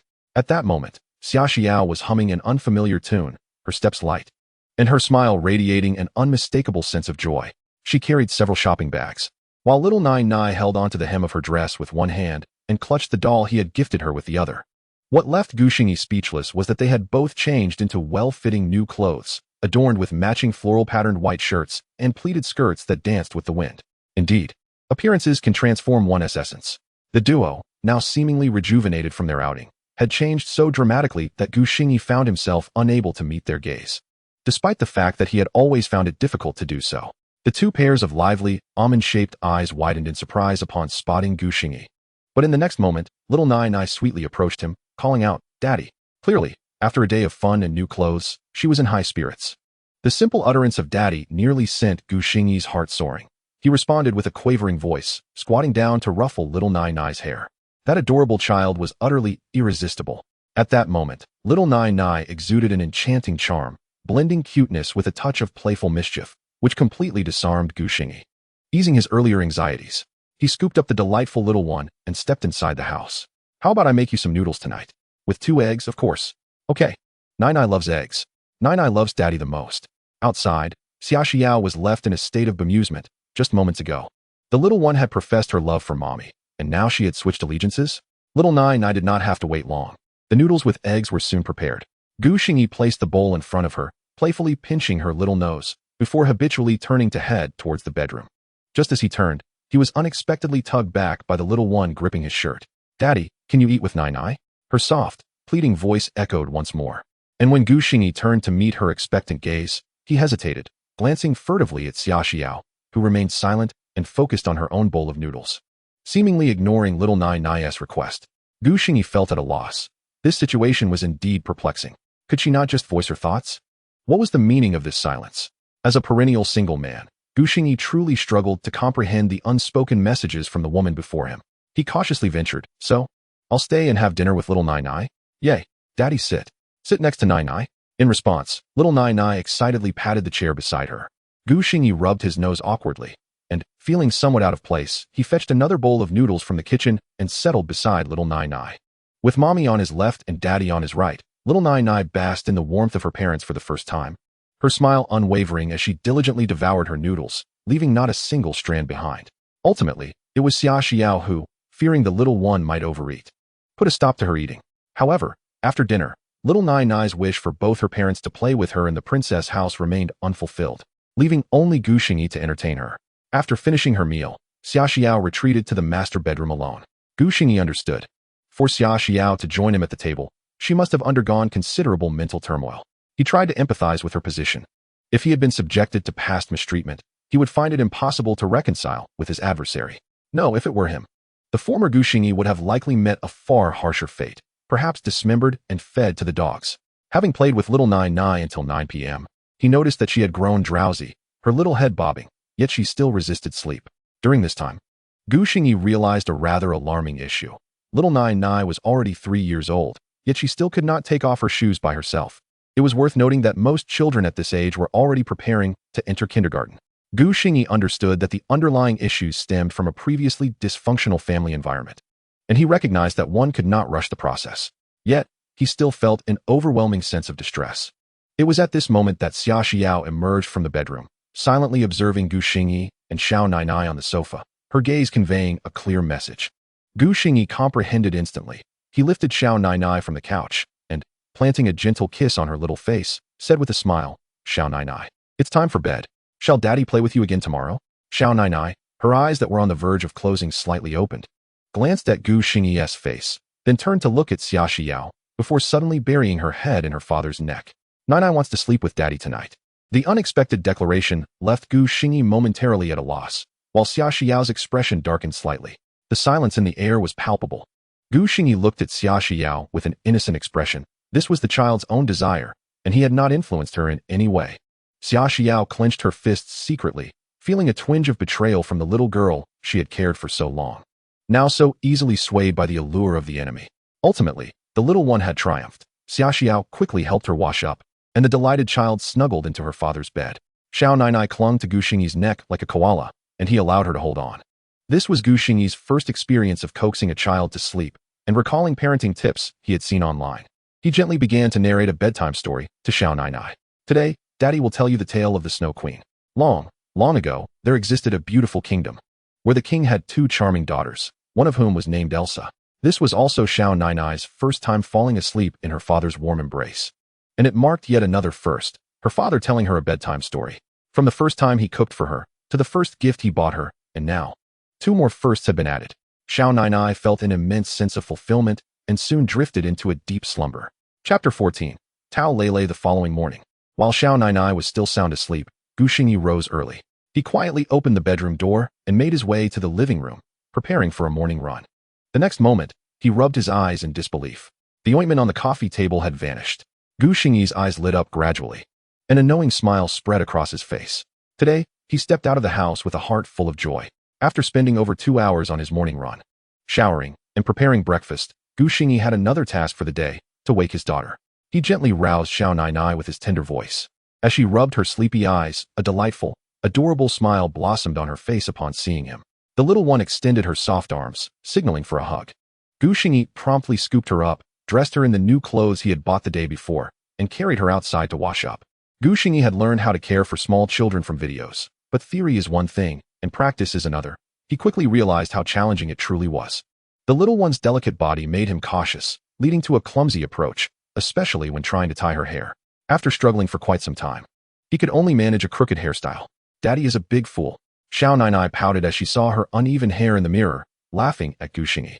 He playfully pinched her little nose, eliciting bubbly laughter from Xiao Nainai, who then reached out to pinch his nose in return. Xia Xiao, emerging from the bedroom, witnessed this heartwarming scene between father and daughter. Without uttering a word, she quietly entered the kitchen to bring out breakfast. Perhaps even she was unaware that her lips had curled into a slight smile without her realizing it. After the three of them shared a simple breakfast, Xingyi did not return Xiao Nainai to Xia Xiao. Instead, he continued to engage her in playing with the dollhouse on the sofa. During their playtime, Xingyi casually introduced her to simple numbers, counting from 1 to 10. Upon noticing Xiao Nainai's curiosity, he discreetly devised a plan to nurture her independent learning through playful interactions. Beginning with basic numbers and progressing to everyday knowledge, he would gradually impart these lessons to her. Clearly, this was not something that could be accomplished overnight, but fortunately, Xiao Nainai was exceptionally bright. She had simply never been taught these things before. Under Xingyi's unintentional guidance, she quickly began to grasp some of the concepts. Moreover, Xingyi observed that since Xia Xiao's return yesterday, she seemed to have transformed. Although still reserved, there was an unmistakable sparkle in her eyes that had previously been absent. Instead of retreating to the bedroom, she sat on the opposite side of the sofa, fiddling with her phone, occasionally glancing at her child and Xingyi. This was a positive sign, bringing a sense of comfort to Xingyi. As Xia Xiao downloaded various apps such as WeChat, Weibo, and Douyin, she attentively observed the interaction between the father and daughter. She noted Xingyi's subtle teaching methods and felt a warm sweetness bloom within her. She had long desired to educate her child, but in their previous challenging family circumstances, she lacked the capacity to guide Xiao Nainai like a typical mother would. Retrieving her gaze, Xia Xiao focused on her phone screen. This latest model was indeed impressive. The download speeds were rapid, and within mere seconds, several apps were ready for use. The moment she logged into her WeChat, unread messages popped up. They were from her former assistant, Tao Lele, who had been with her for 2 years. Her contacts on WeChat were limited, comprising only a few individuals from her previous workplace, along with Xingyi. Lele had been consistently messaging her since her marriage, inquiring about her well-being. But she had never found the opportunity to respond. Seeing the string of messages warmed Xia Xiao's heart, prompting her to reply promptly. Sorry, Lele. I haven't been able to respond until now. I'm doing quite well, so there's no need to worry. Just 2 seconds after sending the message, a reply came in an instant. Sister Xiao, you're finally alive. I thought you wouldn't want to talk to me after getting married. Boo-hoo. Sister Xiao, you have no idea. Ever since you disappeared, the office has been rife with gossip, especially that annoying Lu Qian, who has been insufferably arrogant for the past 2 years. She spreads bad rumors about you everywhere, saying you deserve it. It's infuriating. Reading Lele's messages, Xia Xiao pursed her lips slightly. Lu Qian was not wrong in saying she deserved it. During her time at the company, she had always overshadowed Lu Qian, so it was only natural for Lu Qian to behave this way after her departure. Nevertheless, her little assistant remained as lively as ever. Lele, how have you been? Is life treating you well? Xia Xiao inquired, shifting the focus away from Lu Qian. Pretty well. Rest assured, Sister Xiao. I'm like a cockroach that can't be killed. I just miss you, Sister Xiao. Will you come back? Xia Xiao hesitated for a moment, a glimmer of longing flickering in her eyes. Would she ever return? She glanced at Xingyi and then at Xiao Nainai, and after a brief moment, the glimmer of hope faded. I probably want tea. However, if you miss me, we can arrange a time to meet.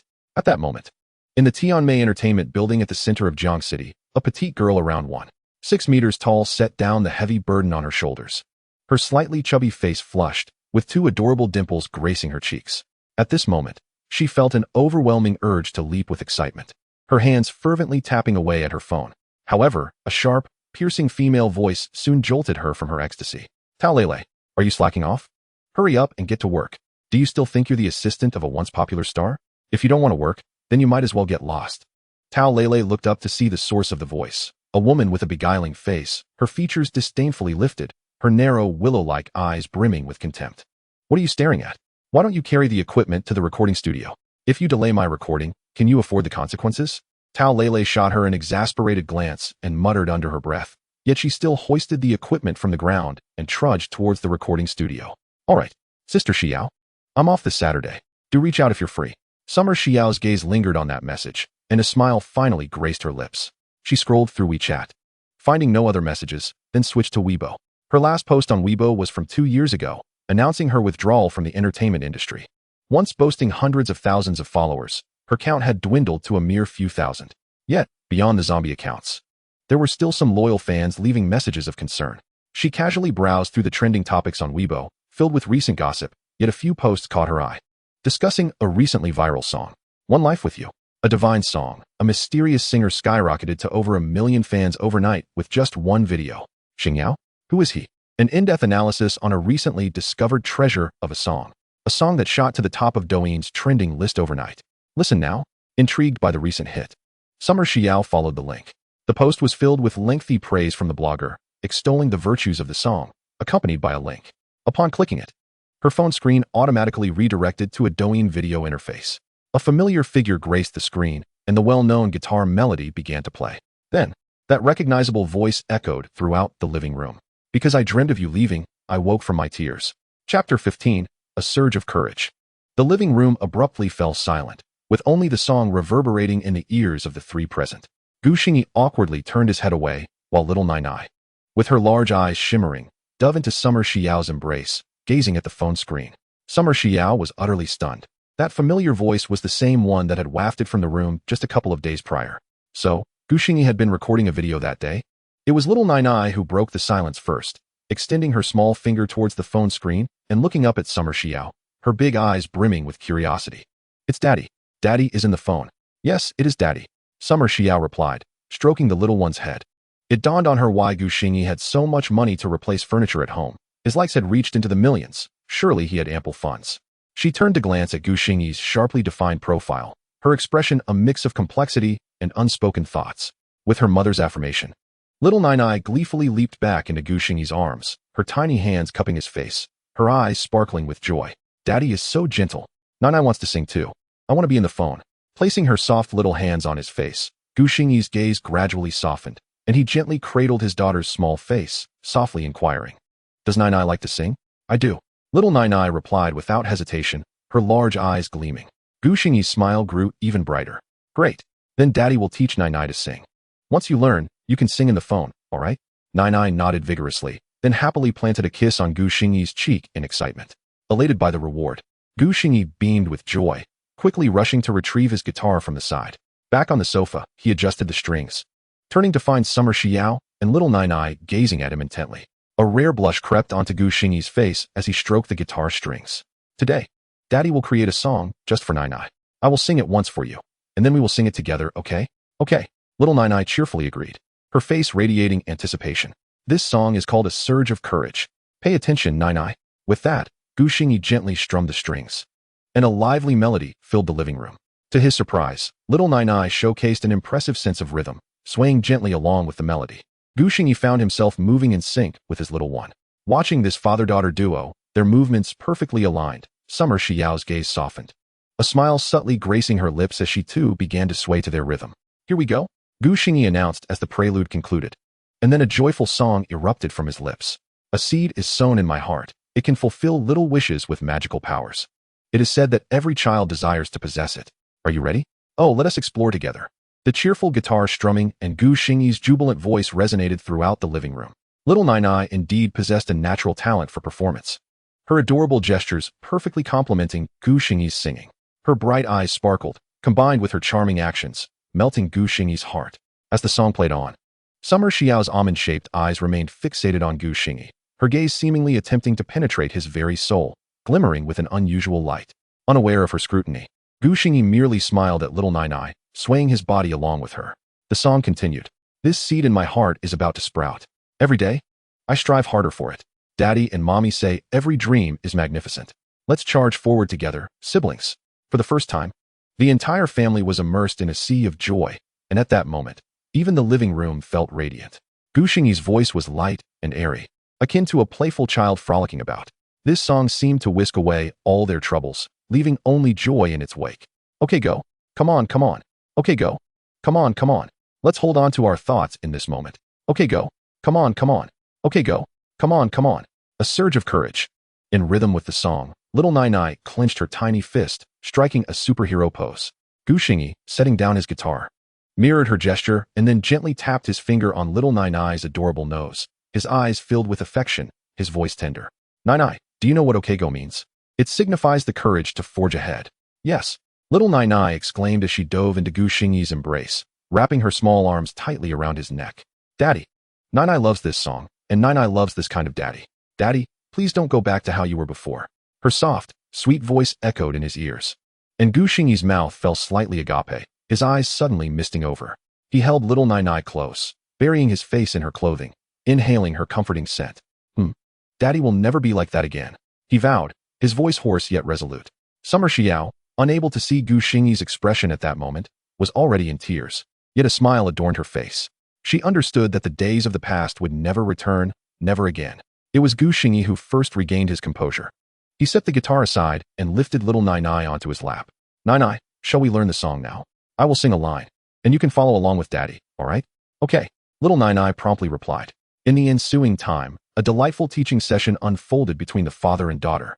Gu Xingyi sang a line slowly, with little Nainai echoing him from behind. Indeed, nursery rhymes are best sung by children. The lyrics, coming from Nainai's lips, carried a charm far surpassing that of Gu Xingyi's rendition. Who could resist the enchanting quality of her tender, melodic voice? Perhaps inheriting her parents' exceptional musical genes, Nainai learned with remarkable proficiency. Though she followed along on her first attempt, her pitch was impeccable, though her lyrics were still somewhat unsteady. It was evident that Nainai had a deep affection for singing, and as Gu Xingyi patiently guided her, she reciprocated with unwavering enthusiasm. Through the entire morning, their harmonious voices resonated throughout the living room. Observing their immersion in song, Xia Xiao quietly began preparing lunch. However, her culinary skills were evidently no match for Gu Xingyi's, prompting Nainai to exclaim during mealtime that she wished to eat only the meals prepared by her father. This incited a twinge of jealousy in Xia Xiao, who shot a resentful glance at the little one, feeling a surge of indignation. Ungrateful child. In merely 2 days, she had been won over. This familial atmosphere brought immense comfort to Gu Xingyi. Although such an ambience is intangible and elusive, he could feel it profoundly. The current environment in their home was reminiscent of what a true family should embody, a far cry from the previous stifling atmosphere, which even dogs would hesitate to linger in. Chapter 16. I will not allow anyone with yellow hair within 100 miles. Nainai learned quickly, mastering the song Courage Explodes in just 3 days. Moreover, the rendition she produced was the most delightful Gu Xingyi had ever heard. Perhaps due to the bias of a loving father, he felt that Nainai's performance eclipsed even the original artists. At her insistence, Gu Xingyi recorded a video of Nainai and uploaded it to Douyin. In the video, Nainai donned a pink princess dress, her hair adorned with a bow, her petite figure swaying to the music in an utterly charming manner.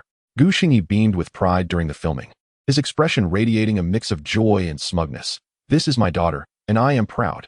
Xia Xiao, who was watching from the sidelines, nearly burst into laughter at Gu Xingyi's beaming face, finding it amusingly unfamiliar. Over the course of these 3 days, Gu Xingyi's commendable behavior had significantly eased the relationship between him and Xia Xiao. At the very least, she now initiated conversations with him. None could have anticipated that the second video on the Xingyao account would be yet another nursery rhyme, still an original composition, and equally delightful. At Douyin's headquarters, Xiaoli promptly discovered the video, and, after watching it in its entirety, wasted no time in promoting it to the highest extent. With such an adorable little bundle and such a melodious song, Xiaoli wore a beaming smile, his face stretching into an ear-to-ear grin. This video was destined for viral success. Being in charge of this account, he could already foresee a significant increase in his commissions for the month. Joy filled his heart. Soon after, Douyin's trending topics exploded. The storm of With You for a Lifetime had not yet fully subsided when the whirlwind of Courage Explodes surged forth. The new video's popularity escalated at an astonishing pace. Within just one afternoon, the number of likes soared to 5 million, with comments reaching an absurd volume. Consequently, that evening, Gu Xingyi found himself once again silencing his phone, eagerly sitting on the sofa with Nainai as they delightedly scrolled through the comment section. The comments were filled with wit and charm, and Gu Xingyi found it hard to stop reading. I would do anything to have a daughter like this. I will not allow anyone with yellow hair within 100 miles. This was the most liked comment. Like father, like daughter. The father starts with You for a Lifetime, and the daughter follows with Courage Explodes. Is it not time for the mother to make her appearance in the next video? This was the most replied to comment. I would gladly endure anything for a daughter like this. This was the third most popular comment, which Gu Xingyi himself liked. Naturally, the song spread like wildfire on Douyin, with countless parents showcasing their adorable daughters mimicking Nainai's swaying and singing Courage Explodes. In an instant, Douyin became overrun with adorable children, and that night transformed into a jubilant celebration of cuteness. Meanwhile, the instigator, little Nainai, had already fallen soundly asleep in Gu Xingyi's arms. The world of children is so pure.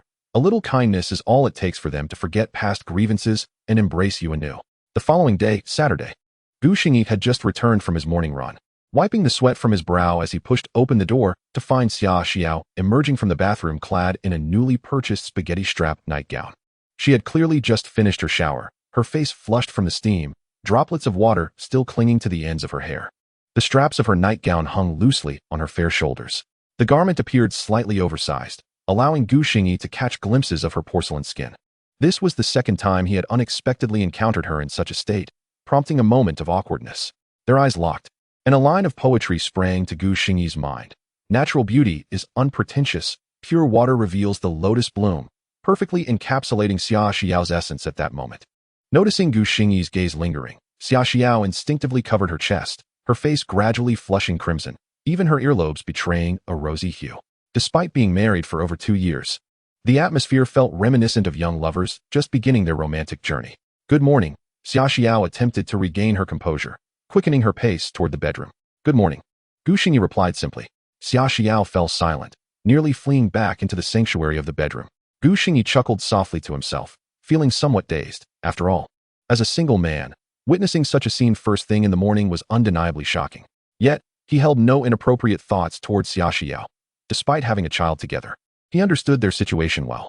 On one hand, he approached matters of love with utmost seriousness. Otherwise, he wouldn't have remained unromanced until a later age in his previous life.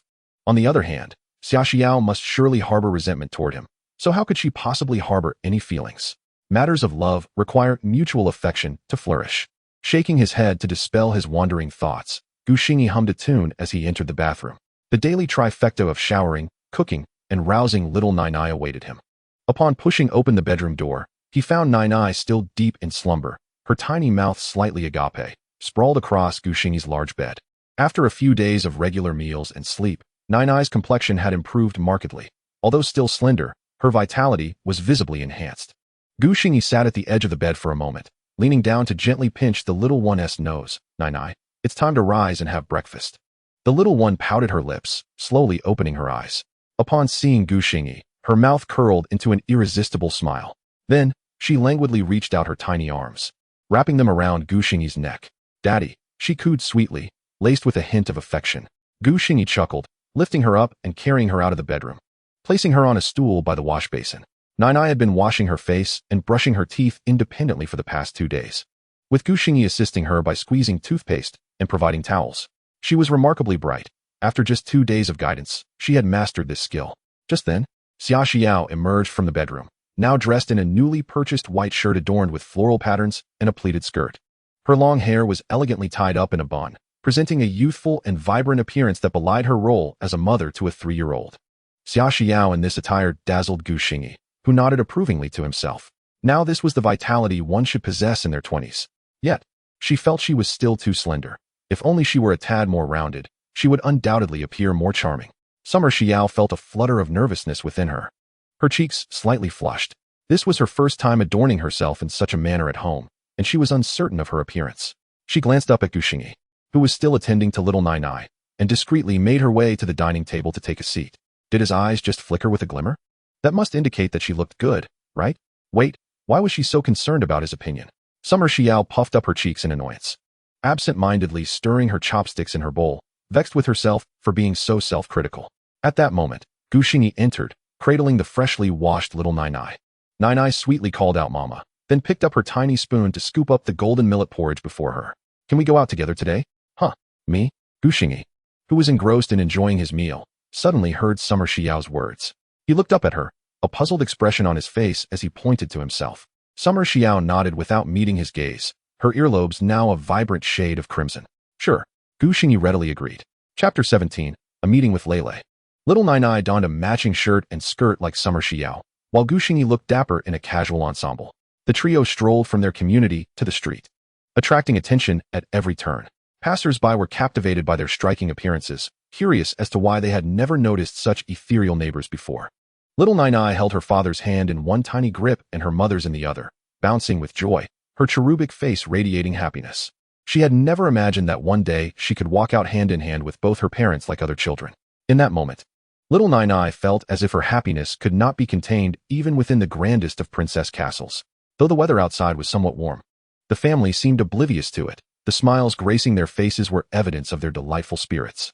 On the road, Xingyi hailed a taxi, first placing the little one in the back seat before gallantly assisting Summer Xiao into the vehicle and shutting the door for her. He then took his place in the front passenger seat. Their destination was Yida Plaza in the heart of the city, where Summer Xiao was set to meet her former assistant, Tao Lele, at a bubble tea shop. The inclusion of Gu Xingyi and little Nainai was solely due to Tao Lele's desire to meet the little one, who had become inseparable from Gu Xingyi over the past few days. Thus Gu Xingyi was merely riding on the coattails of the little girl. The journey to the city center would take over 40 minutes. Little Nainai clung to Summer Xiao's neck, gazing at the fleeting scenery outside. For her, it was her first time venturing far, and everything appeared novel. The driver, initially astonished by the family's striking looks, suddenly found the little one in the back seat familiar. Though he couldn't quite place where he had seen her before, he engaged Gu Xingyi in conversation to pass the time, and the atmosphere in the car grew lively. Before long, they arrived at their destination. As the family of three disappeared from view, the driver, waiting for his next fare, opened an app only to realize that the adorable little girl in the back seat was none other than the viral sensation that had recently taken Douyin by storm. This revelation left the driver in disbelief, lamenting that his daughter was an ardent fan of this darling child, watching her videos repeatedly and singing along. He regretted not asking for a photo. If his daughter ever found out, he would surely lose a few more strands of hair. Yida Plaza stood as the most bustling locale in Jiangxing, not far from Tao Lele's workplace. After 2 long years, she was finally set to reunite with Sister Xiao, and her heart raced with excitement. Having pre-purchased several cups of bubble tea, she sat at a table, eagerly awaiting the sight of her friend. Having worked alongside Summer Xiao for a year and a half, they shared a sisterly bond, and Summer Xiao had always treated her exceptionally well. Unfortunately, after that, Summer Xiao had started a relationship with Gu Xingyi. Tao Lele could not fathom why her dear sister chose to be with someone who seemed utterly lacking. And despite her attempts to dissuade Summer Xiao, the latter appeared resolute, dismissing her concerns. As Tao Lele's mind wandered with these thoughts, she suddenly spotted a familiar figure entering the shop, leading a bouncing little one by the hand. Her eyes lit up, and she sprang from her seat, waving her arms. "Sister Xiao, over here." Upon hearing the voice, Summer Xiao looked up to see Tao Lele's waving hand, and a smile broke across her face. Lele had indeed not changed. She remained as vivacious and cheerful as ever. As they drew near, both women felt a swell of joy and a hint of moisture in their eyes. Unable to contain their emotions at this long-awaited reunion, Tao Lele scrutinized Summer Xiao closely, her eyes becoming even redder. She grasped Summer Xiao's hand tightly, her lips pouting slightly. "Sister Xiao, you've lost so much weight. Is that man treating you poorly? Where is he? I'll help you teach him a lesson." Summer Xiao pursed her lips, shaking her head as she sat down with Tao Lele, cradling little Nainai beside her before finally speaking. "Lele, there's no need to worry. I'm doing quite well now. Gu Xingyi treats me well. And what about you? Is work going smoothly since I left?" "I'm doing well too, Sister Xiao. You have no idea how much I've missed you."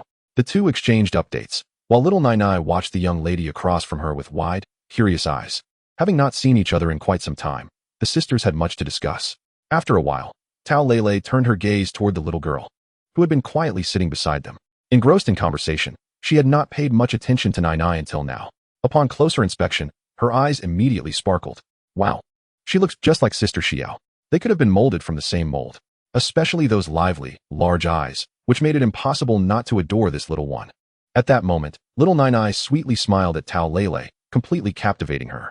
"Wow, Sister Xiao, is this little Nainai? She looks just like you. How adorable." As she spoke, Tao Lele rose from her seat and knelt in front of the little girl, her eyes gleaming as she reached out to gently touch Nainai's cheek. However, her brow furrowed slightly as she realized that both Nainai and Sister Xiao were quite thin. A wave of indignation surged within Tao Lele. She was convinced that the man who seemed utterly useless was treating Sister Xiao and her child poorly. In the past, Sister Xiao had been plump and healthy. How could she have fallen to such a state? The more she thought about it, the angrier she became, longing to confront that man directly. She lifted her gaze to Summer Xiao. "Sister Xiao, didn't you say he would be coming too? Where is he?" Summer Xiao sensed Tao Lele's animosity toward Gu Xingyi, but was at a loss for how to respond. Should she mention that he had changed? That would imply that Gu Xingyi had not treated her well in the past. This was something she did not wish to disclose, especially not to someone as dear as Tao Lele. Instead, she offered an awkward smile. Nainai wanted ice cream, so he went to buy some for her. Tao Lele caught the change in Summer Xiao's expression and felt her anger intensify. Her gentle and aloof sister now appeared tinged with a hint of timidity, which she could sense. Not wanting to frighten the child, Tao Lele merely huffed in frustration and returned to her seat, secretly seething with thoughts of wanting to confront Gu Xingyi. Sister Xiao. Just as Tao Lele was about to speak, she suddenly halted, her gaze sharpening as she fixed her eyes on the entrance of the bubble tea shop. Xia Xiao was momentarily taken aback, her expression growing increasingly awkward. She assumed that Gu Xingyi's arrival had incited Lele's hostility, just as she contemplated turning around to take a look. A somewhat sharp voice pierced through the air from behind her. Lele, do you still have time to indulge in milk tea? Have you completed the tasks I entrusted to you? Chapter 18, Conflict. Lu Qian, must you persist? Lele's face darkened, resembling a furiously puffed-up kitten as she glared intently at the speaker. Xia Xiao turned around to see the newcomer, a slender woman clad in a baseball cap and a mask, with her elongated, willow leaf-shaped eyes glinting with a hint of mischief as they unexpectedly raised an eyebrow upon seeing Xia Xiao. Is that Lu Qian? Xia Xiao was momentarily stunned. Once a rising star from the same company, Lu Qian had also carved a niche for herself as a formidable singer. However, in those days, Lu Qian had always been overshadowed by Xia Xiao, who was affectionately addressed as Sister Xiao by her.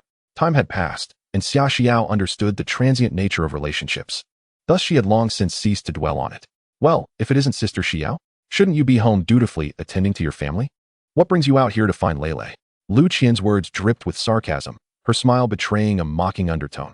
She merely intended to enjoy a casual outing, never expecting to encounter Lele and Xia Xiao together. Before Xia Xiao could respond, Lele's anger flared. Lu Qian, mind your own business. It's not a workday, so spare us your snide remarks. Sister Xiao, let us go? There's a rabid dog barking here, and it's only going to ruin our mood. With that, Lele picked up little Nainai and, taking Xia Xiao by the hand, attempted to leave. However, Lu Qian swiftly positioned herself in front of them, her gaze darkening as she looked at Xia Xiao, a smirk playing on her lips. Oh dear, Sister Xiao, you seem to have lost weight. Are times tough? If that's the case, do let me know, and I might be inclined to lend a helping hand. After all, I have a kind heart. Look at Lele. She's now working under me, and her life seems quite pleasant. Wouldn't you agree, Lele? Lele's face turned a shade of stormy gray, and she remained silent. Glaring at Lu Qian, Xia Xiao abruptly turned her head to Lele, disbelief etched in her features. Lele is working under Lu Qian? I thought she said she was assisting someone else, and that everything was going smoothly. How could the company allow her to do menial tasks? Yet, the moment was clearly not suitable for inquiries. Xia Xiao redirected her gaze to Lu Qian, her anger simmering beneath the surface, her fists clenched tightly. It was one thing to endure bullying directed at herself, but to see Lele mistreated was something she could not accept. Just as she was about to speak, Lele interjected first. My contract with the company expires at the end of the month, and I will naturally resign then. I only hope that someone doesn't reach too high and fall too hard. If Sister Xiao makes a comeback, that person might wake up from nightmares. At Lele's words, Lu Qian froze momentarily, a flicker of fear crossing her features. After all, Xia Xiao had cast a long shadow over her during their shared time in the company, where she had been overshadowed for a year and a half. Yet, Lu Qian quickly regained her composure, a condescending smile gracing her lips as she regarded Xia Xiao. A comeback? Huh, that's the funniest joke I've heard. Which company would dare sign a has-been artist with a child? As she mentioned the child, Lu Qian added, Xia Xiao, your child is quite adorable. Perhaps you should consider grooming her as the next rising star. Lu Qian's expression was one of disdain, and she even had the audacity to reach out as if to pinch Nainai's cheek. Stop. Remove your filthy hands. Xia Xiao's voice rang out, fierce and protective. Nainai was her Achilles heel. Even with her gentle nature, she would not permit anyone to harm her daughter in her presence. A mother's fierceness is unmatched. Even Gu Xingyi had never laid a finger on Nainai, as she had always shielded her from harm. Another voice, deep and authoritative, emerged from the entrance of the milk tea shop. Gu Xingyi, holding 3 ice creams intended for Xia Xiao and the others. He strode forward, positioning himself protectively in front of Xia Xiao and Nainai, his tone icy. Who are you? Lu Qian was startled, instinctively stepping back as the furious Gu Xingyi emanated an overwhelming aura. Regaining her composure, she scrutinized him, only to chuckle upon recognizing him. Oh, it's just this pretty boy, a worthless waste. What's this? Do you intend to confront me in a public setting? Gu Xingyi frowned, glancing back at Xia Xiao, questioning her about the origins of this raucous woman. She is a former singer from the company. I didn't expect to encounter her here. While Gu Xingyi's anger might not intimidate others, it did unsettle Xia Xiao, causing her to lower her head slightly upon meeting his gaze. Observing her submissive posture, Gu Xingyi's brow furrowed deeper, and he sighed inwardly. He refrained from probing further, instead turning his attention back to Lu Qian, looking down at her with an imposing demeanor. A singer? Apologies, but I've never heard of you and don't recognize you. All I know is that you're obstructing our path, so please step aside. Gu Xingyi spoke with utmost seriousness, his words impeccably articulated. However, to Lu Qian's ears, they were like daggers, prompting her to respond even more sharply. One must know their own worth. You think I'm unaware of how you fawn over the members of the popular boy band, Gao Cheng and Su Bin, treating them to drinks daily? Now you're trying to play the big shot with me? Gao Cheng, Su Bin. Gu Xingyi pondered these names for a moment before recalling who they were, members of the boy band from which the original owner had emerged. After retiring, the original owner had indeed sought to reconnect with them, often inviting them out, though they had paid him no mind. Nevertheless, that was all in the past, belonging to the former Gu Xingyi, not him. I'm not familiar with the individuals you mentioned. Thank you. Good dogs don't obstruct the path, if you persist. Don't blame me for calling security. Yida Plaza, being the largest commercial complex in Jiang City, surely would not tolerate disturbances. Lu Qian was momentarily rendered speechless, glaring at Gu Xingyi with intense fury while silently cursing him. Nonetheless, she complied and moved aside. Gu Xingyi took Xia Xiao's hand and gestured for Lei to follow as they made their way outside. As they brushed past Lu Qian, she suddenly called out to Xia Xiao, "What a pity that you can no longer sing. Xia Xiao, my new song will be released at Huayin by the end of this month." Upon uttering this, Lu Qian burst into laughter, her derisive tone echoing in their ears. Lei felt an overwhelming urge to confront her and deliver a resounding slap. It was evident that Sister Xiao had a deep passion for singing. And now that she could no longer do so, Lu Qian's words felt like a dagger to the heart. Gu Xingyi paused momentarily, casting a deep glare at Lu Qian before continuing to walk away with a stoic expression. Xia Xiao remained silent, merely pursing her lips. Yet, at that moment, a youthful voice rang out, clear and resolute. "Mommy sings better than you. You're a mean aunt." Chapter 19, Amusement Park. It was little Nainai, waving her tiny hands. Her lips pursed in a display of indignation. Mommy's singing is inherently beautiful. Nainai has heard it. When Mommy sings lullabies, it's even more enchanting than when Daddy sings. The crowd was taken aback.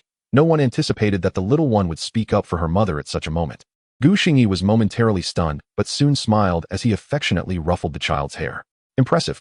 Truly a chip off the old block, far superior to her mother. The long-suffering one. Gu Xingyi had initially harbored some lingering irritation, but upon hearing Nainai's words, his frustration dissipated entirely, and his focus shifted entirely to her.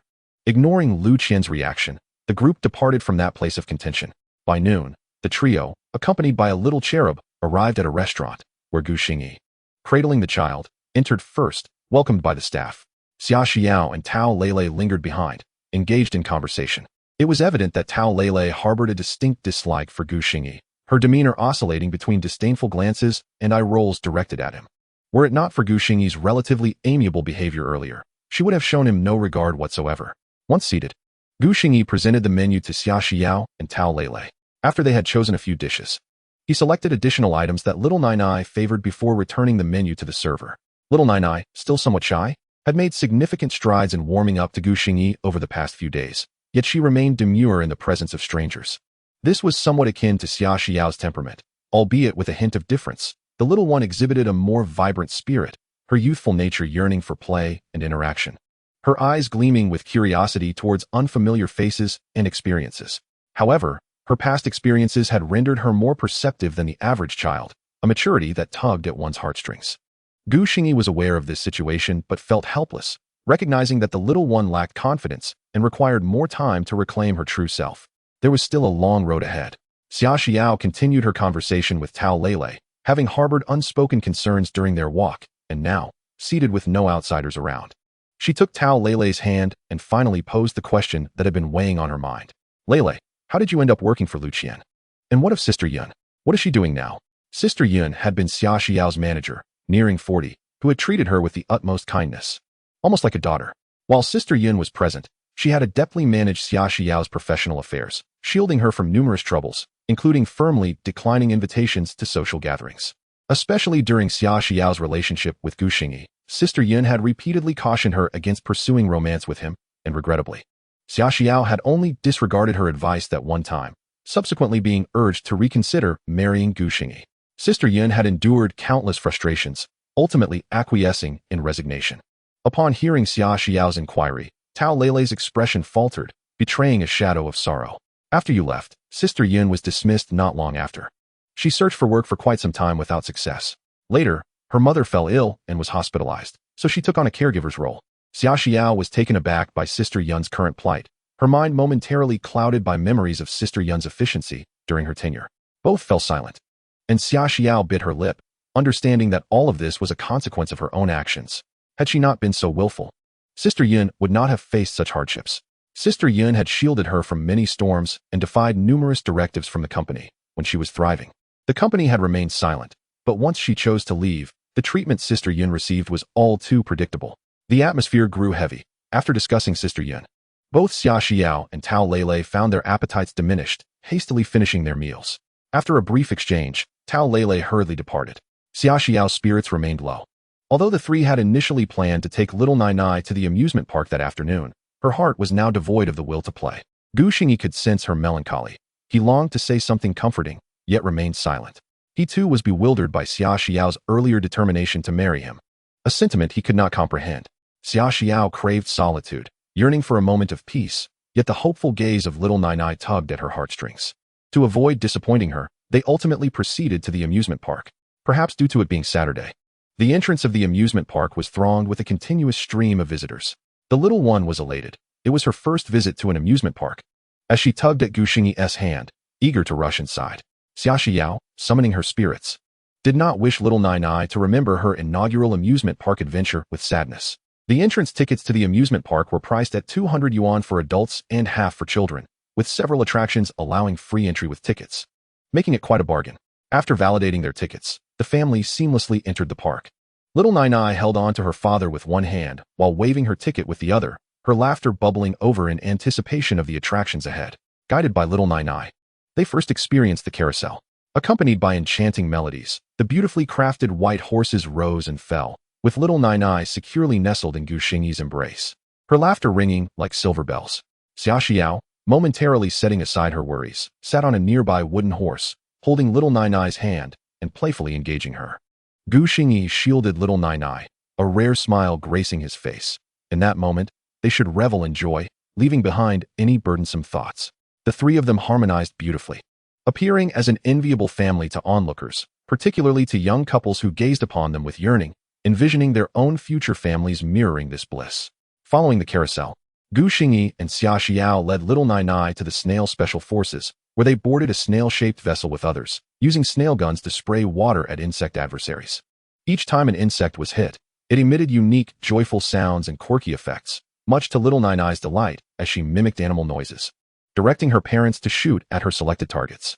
They indulged in several more attractions, and as the day slipped into twilight, the amusement park illuminated with vibrant lights, transforming the evening into a breathtaking spectacle akin to a fairy tale.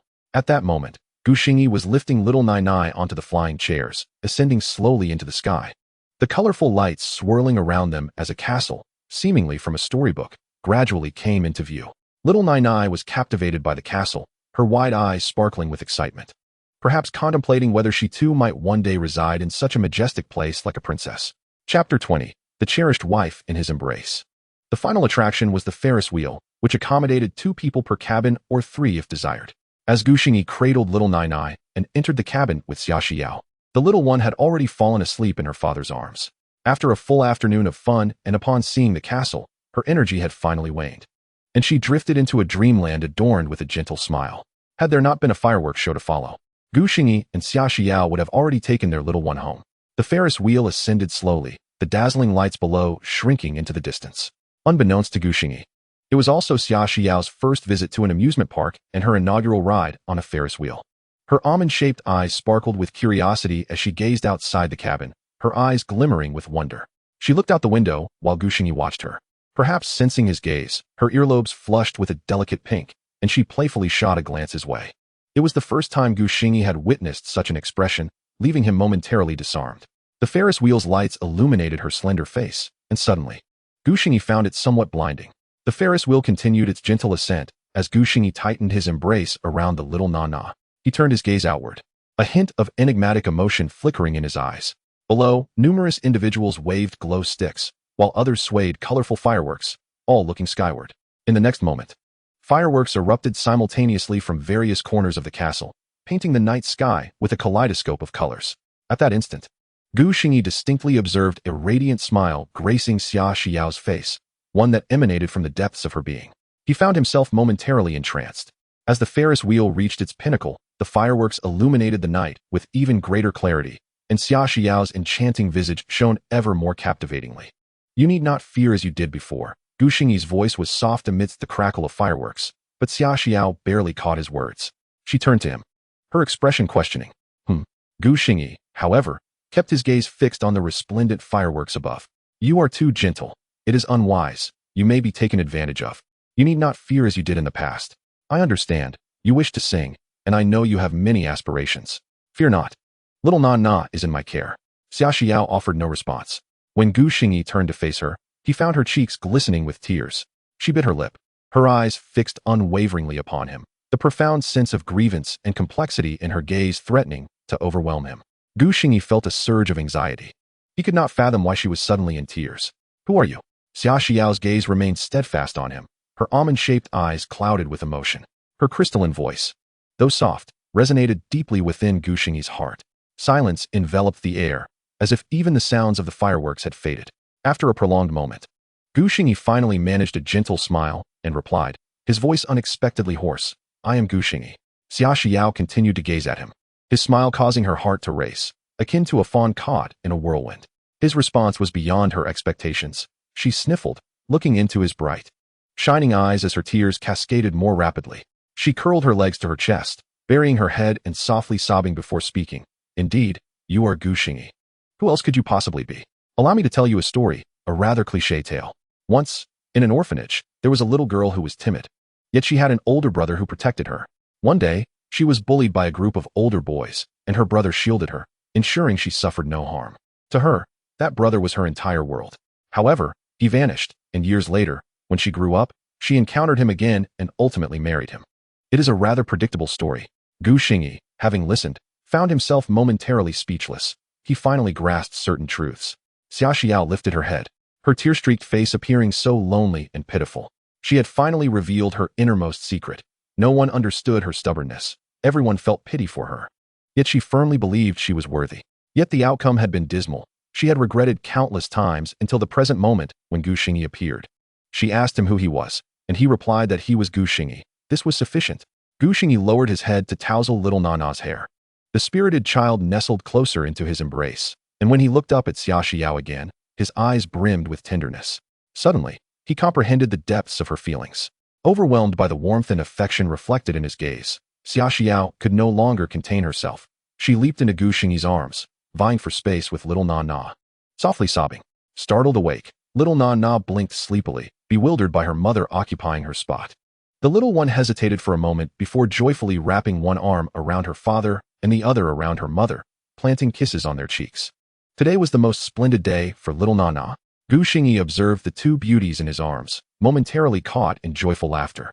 Feeling as though he were the victor of life, his face adorned with a foolish grin, he gently patted Xia Xiao's back and kissed Nainai's little face. Gazing at the dazzling fireworks outside, his heart feeling remarkably light. The trajectory of life was veering towards a favorable direction, and that was enough. However, certain plans would require adjustment.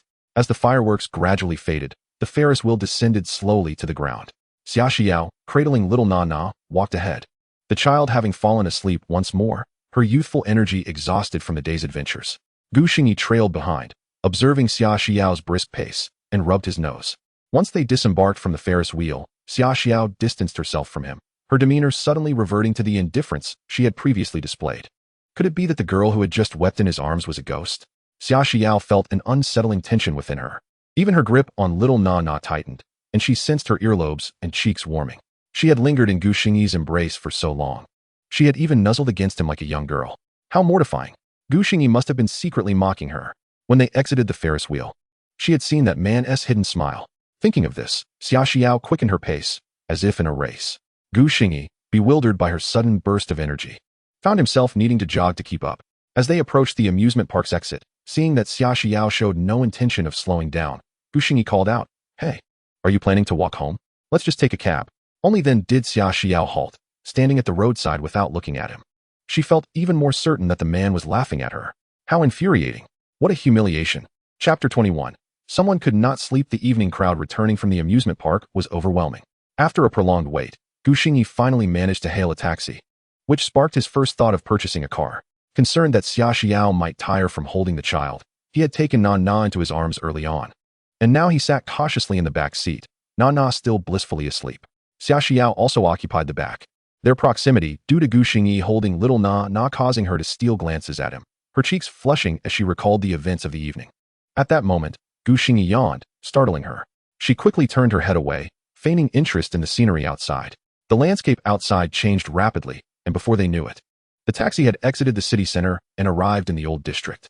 Xingyi glanced at the time. It was 9:30. Dinner had not been eaten. Seeing how soundly the little one slept, it seemed dinner would have to be sacrificed. Xingyi felt a wave of fatigue wash over him. If they had been at home, they would have long since been asleep. With a sudden chuckle, Xingyi realized how unlike typical 20-somethings they were nowadays. Young people rarely turned in early. They seemed more akin to middle-aged individuals, rising with the sun. The taxi came to a smooth stop at the entrance of the community. Xingyi paid the fare and, with Nainai in his arms, stepped out of the vehicle, accompanying Xia Xiao through the night back to their home. Beneath the warm, orange glow of the lights, their home remained tranquil, yet the silence felt entirely different from before. Xingyi settled Nainai into her room and, upon returning, found Xia Xiao already in the bathroom washing up. He did not linger and headed straight into the kitchen. Considering that she had barely eaten anything at lunch, she must be hungry by now. With that thought, Xingyi rummaged through the fridge, ultimately deciding on a simple meal of noodles. Xia Xiao was indeed feeling famished. Having had no appetite at lunchtime, she had spent the afternoon engaged in playful activities. And after shedding tears in the evening, she now found herself ravenous. After a brief wash-up, she decided to venture out and prepare something to eat. Upon pushing open the bathroom door, she was greeted by the sight of Xingyi already busily at work in the kitchen. A warm feeling enveloped her heart, and she casually strolled to the sofa, although her gaze remained fixated on the slender figure in the kitchen. How remarkably handsome, she thought suddenly, only to cover her face with her hands the next moment, too shy to continue looking. What was wrong with her today? Despite being a mother, she felt as giddy as a lovesick girl. Xia Xiao, you are becoming increasingly embarrassing. Time to eat, Xingyi announced as he brought the prepared noodles to the table, only to find her almost curled up like a noodle on the sofa. He gave a gentle call, and upon hearing his voice, Xia Xiao's body tensed for a moment before she discreetly lowered her hands from her face, nodding and making her way to the dining table. Thank you, she murmured. Her cheeks flushed, yet she maintained a facade of nonchalance as she focused on her meal. Xia Xiao ate rapidly, discovering for the first time how delightfully simple noodles could be prepared. In no time, she devoured half a bowl of noodles along with 2 fried eggs. Xingyi, witnessing this, smiled faintly and placed his fried egg into her bowl. Xia Xiao, caught off guard while enthusiastically eating, hesitated, not daring to look up, her cheeks growing warmer. I had plenty for lunch. You should eat more. Xingyi's voice reached her ears. Xia Xiao nodded imperceptibly, her response barely a whisper. Moments later, she had slurped the last of her noodles, even leaving no broth behind. As she set down her chopsticks, she remained seated quietly. Only when Xingyi finished eating and stood up to clear the table did she hurriedly rise and seize the dishes. I'll take care of it, she said softly. But her voice was melodious, revealing that she had been waiting for this moment. Xingyi did not contest her offer. After all, they were family, and he deemed such politeness unnecessary. When Xingyi emerged from a soothing hot shower, Xia Xiao had already retreated to the bedroom. He turned off the living room lights and quickly made his way to the bedroom. It was the latest he had ever gone to bed since arriving in this world. And all he desired was rest, for tomorrow he would rise early for a morning run. His canine life depended on it. Quietly slipping into bed, Xingyi soon drifted into a deep slumber. In stark contrast, Xia Xiao found herself tossing and turning, lying in bed as visions of their day at the amusement park involuntarily flooded her mind. Frustrated, she pulled the blanket over her face, wishing to force herself to sleep. But her fluttering eyelashes betrayed her inner turmoil. Only when the dawn began to break did Xia Xiao finally succumb to sleep's embrace. At 6 a.m., the early risers commenced their new day's journey. Xingyi awoke punctually, completing his morning routine of running, washing up, cooking, and rousing little Nainai, only to find Xia Xiao had yet to emerge from their bedroom. Observing the tightly shut bedroom door, he scratched his head, realizing that they had indeed returned quite late the previous night, and she was still in slumber. He decided against waking her, opting instead to leave her breakfast. After his meal, Xingyi washed the used dishes and, upon exiting the kitchen, spotted little Nainai singing a nursery rhyme while playing an educational game. When she saw her father, her face lit up, showcasing her small, pearly teeth, and she flashed him a sweet smile. Xingyi leaned in closer, ruffling her hair. Nainai, sing for me. Okay, Daddy, guess what? I'll let you in on a secret. Mommy sings beautifully. Every night, she sings lullabies for me. Nainai chimed, tilting her face up at him with a conspiratorial grin. Does Mommy sing better than Daddy? Xingyi teased, prompting Nainai to scrunch her brows in contemplation, pouting as she deliberated whether to spare her father's feelings. Noticing her dilemma, Xingyi chuckled and gently smoothed her furrowed brow. Ha, Daddy knows Mommy sings far better than me. Nainai's expression brightened, and she tugged at Xingyi's hand, encouraging him. Daddy sings well too. He nodded, then suddenly inquired. Do you know if Mommy wants to sing? Nainai tilted her head thoughtfully before replying earnestly. Mommy mentioned something about singing when she's asleep, saying she likes it. Xingyi nodded, ruffling her hair again, allowing her to return to her play. With Xia Xiao's gentle nature, he mused, she would probably never voice her desire to sing. At that moment, Xia Xiao had also risen, her cheeks slightly flushed as she traversed the living room and entered the bathroom to freshen up. Do you still wish to sing? Xingyi's voice broke through her thoughts, and she paused, momentarily taken aback, struggling to respond. Leaning against the bathroom doorframe with his phone in hand, he patiently awaited her answer. After a brief silence, her soft voice finally reached his ears. Yes, it was a single word, devoid of elaboration. In Xia Xiao's heart, her current life was beyond what she had dared to envision over the past 2 years. Singing had become a distant dream, relegated to the recesses of her heart. Xingyi did not press further. He merely nodded and returned to the side bed, scrolling through his Douyin messages. His inbox had been inundated since the release of his first video, and though he had skimmed through initially, he had not revisited it since. Now, sifting through the messages proved to be a daunting task.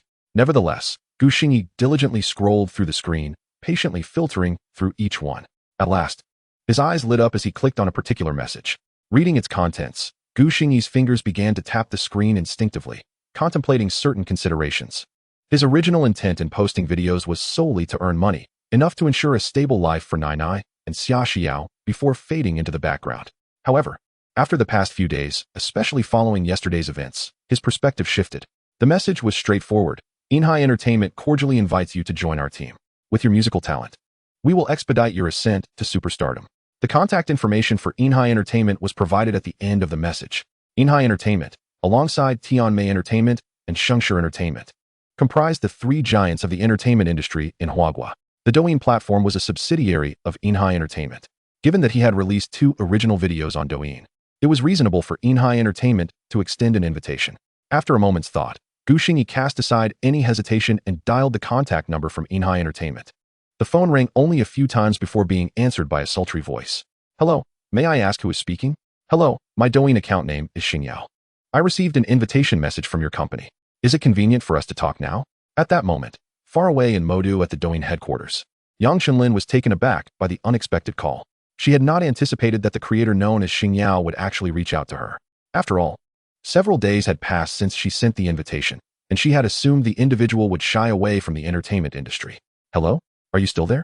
A melodious male voice resonated from the other end of the line, and Yang Chulin suddenly came to her senses, a radiant smile illuminating her face. It is worth noting that she is not only the director of the Douyin Operations Department, but also the Deputy Minister of Human Resources at Nainai Entertainment. As the director, she has the advantage of swiftly connecting with and discovering new talent. And lo, Xingyao had called her. In recent days, this enigmatic figure has undoubtedly dominated the online realm. Hello, Mr. Xingyao.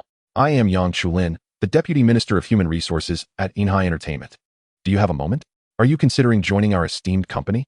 Yang Chulin felt a surge of joy within, yet she quickly responded. However, Xingyi's reply left her momentarily stunned. Hello, Minister Yang. I apologize, but I currently have no intentions of entering the entertainment industry. However, I would like to recommend a singer to you. I wonder if your company would be interested? Not him. He was merely here to make a recommendation. Yang Chulin felt a pang of disappointment, shaking her head with a wry smile.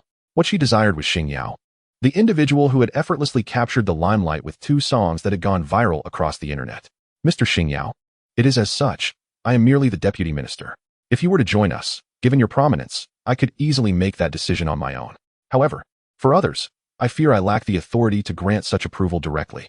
Despite her reluctance, Yang Chulin earnestly explained to Xingyi, I can assure you, she is an exceptionally talented singer, and I would be willing to write songs for her.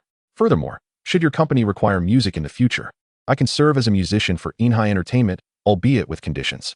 I cannot entertain requests from just anyone. I will not write for those I deem unworthy. If you agree, we can discuss the specific terms further. What do you think? On the other end, Gu Xingyi spoke in a calm tone, and Yang Chulin gradually fell silent, her mind racing to assess the potential benefits. After a brief pause, she acknowledged that she was intrigued. However, the decision was not solely hers to make. She still needed to consult with her superiors. Mr. Xingyao, this matter cannot be decided solely by me. Would it be alright if I discussed it with the company and then get back to you? Regardless of the outcome, I will ensure a prompt response. Alright. I look forward to your reply. Once the call ended, Yang Chulin did not hesitate. She swiftly grabbed her phone and made her way out the door. Meanwhile, Gu Xingyi set down his phone, pondering for a moment before deciding to await a response from her. After all, Nainai Entertainment is one of the three giants in Huagua, starting from a higher pedestal than other companies. If this avenue does not pan out, he would seek alternatives. Having accomplished a significant task, Gu Xingyi breathed a sigh of relief and exited the side room. Xiao Nainai was still diligently playing with her toys, occasionally mumbling to herself. Xia Xiao had completed her morning routine and was seated at the dining table, eating her meal. Upon hearing the door open, she glanced up at Gu Xingyi, then feigned nonchalance as she returned to her food. Yet, the flush of embarrassment on her face did not escape Gu Xingyi's notice, along with her panda-like eyes. Who knows what had kept her awake the previous night?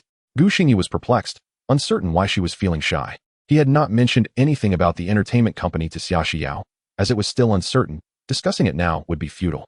Not wanting to dwell on her, Gu Xingyi resumed his seat on the sofa to accompany Xiao Nainai. To his astonishment, he discovered that the little one could count from 1 to 10 flawlessly.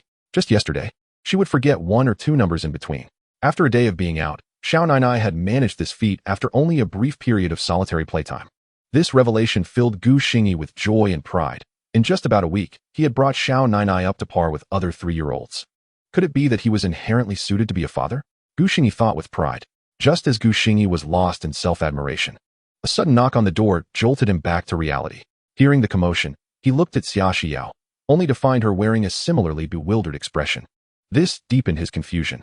Both he and Xia Xiao were orphans, and it had been ages since anyone had come to visit. Who could it be? The knocking persisted, growing louder, evidently coming from someone who was not receiving a prompt response, thus knocking even harder. Gu Xingyi furrowed his brow. How rude. Just because no one answered immediately, they felt the need to pound so insistently? Without waiting any longer, his expression darkened, and he strode swiftly to the door. At that moment, the voices from outside called out, "Little Gu, open the door. I know you're home. It's your brother Gao. Don't you send us messages every day inviting us for drinks? Look, we're here. And me, it's your brother Su. Hurry up and open the door." Upon hearing those insufferable voices, Gu Xingyi's face darkened entirely. Xia Xiao's expression shifted dramatically, her brows knitting together in distaste as she glared at the door. Xiao Nainai had long since abandoned her toys and dashed into Xia Xiao's embrace, frightened by the vigorous knocking. Gu Xingyi turned just in time to witness this scene, his expression darkening further, a hint of menace evident in his demeanor. How dare they frighten his little treasure after he had spent so long soothing her? Unforgivable. Chapter 23, The Clowns. Gu Xingyi opened the door, and the sight before him was none other than Gao Cheng and Su Bin from his former boy band. Their faces adorned with mocking smiles as they attempted to peer past him into the room. However, Gu Xingyi stood firmly in the doorway, blocking their view. "Hey, little Gu, why did it take you so long to open the door? Are we not welcome?" Seeing their smug expressions, Gu Xingyi felt an overwhelming urge to deliver a punch to their faces. Both were older than him, yet during their time in the group, they would affectionately call him Brother Gu. They had only achieved success because Gu Xingyi, the visual centerpiece of the boy band, had propelled them to stardom. When Gu Xingyi was dating Xia Xiao, they had been envious of him, but after they faded into obscurity, their true colors emerged, mocking him with every little Gu. It was truly laughable that the original persona still sought to curry favor with them. Gu Xingyi was no longer the naive fool he once was, and had no intention of offering them any kindness. "What are you asking for? You're not welcome here. Go back from whence you came." Gu Xingyi glared at them, his eyes narrowed, his demeanor icy, exuding an air of rejection. Gao Cheng, undeterred, stepped forward with a smirk. "Little Gu, are you in a bad mood today? Didn't you always want to see us? Now that we're here, what else with the attitude? Oh, I see. You must not have had a drink yet. Come on, Brother Gao will have a few drinks with you." Had this been the old Gu Xingyi, he would have joyfully welcomed them in for drinks. But today, he merely closed the door partially, sidestepping Gao Cheng's outstretched hand, maintaining his indifferent expression. "I've quit drinking, and I won't be drinking anymore. Furthermore, I do not wish to see either of you again. Do not come looking for me. Gao Cheng halted, staring intently at Gu Xingyi, then exchanged glances with Su Bin, both of them chuckling. Did I hear that right? He doesn't want to see us? Gao Cheng feigned disbelief, cupping his ear. Su Bin echoed his laughter. Brother Gao, you heard correctly. He is issuing an eviction order. Impressive. Sister Qian was right. Someone has lost their mind, thinking they still have the glory of the past.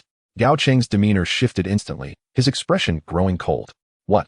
You're acting all high and mighty. Have you forgotten how you begged us before?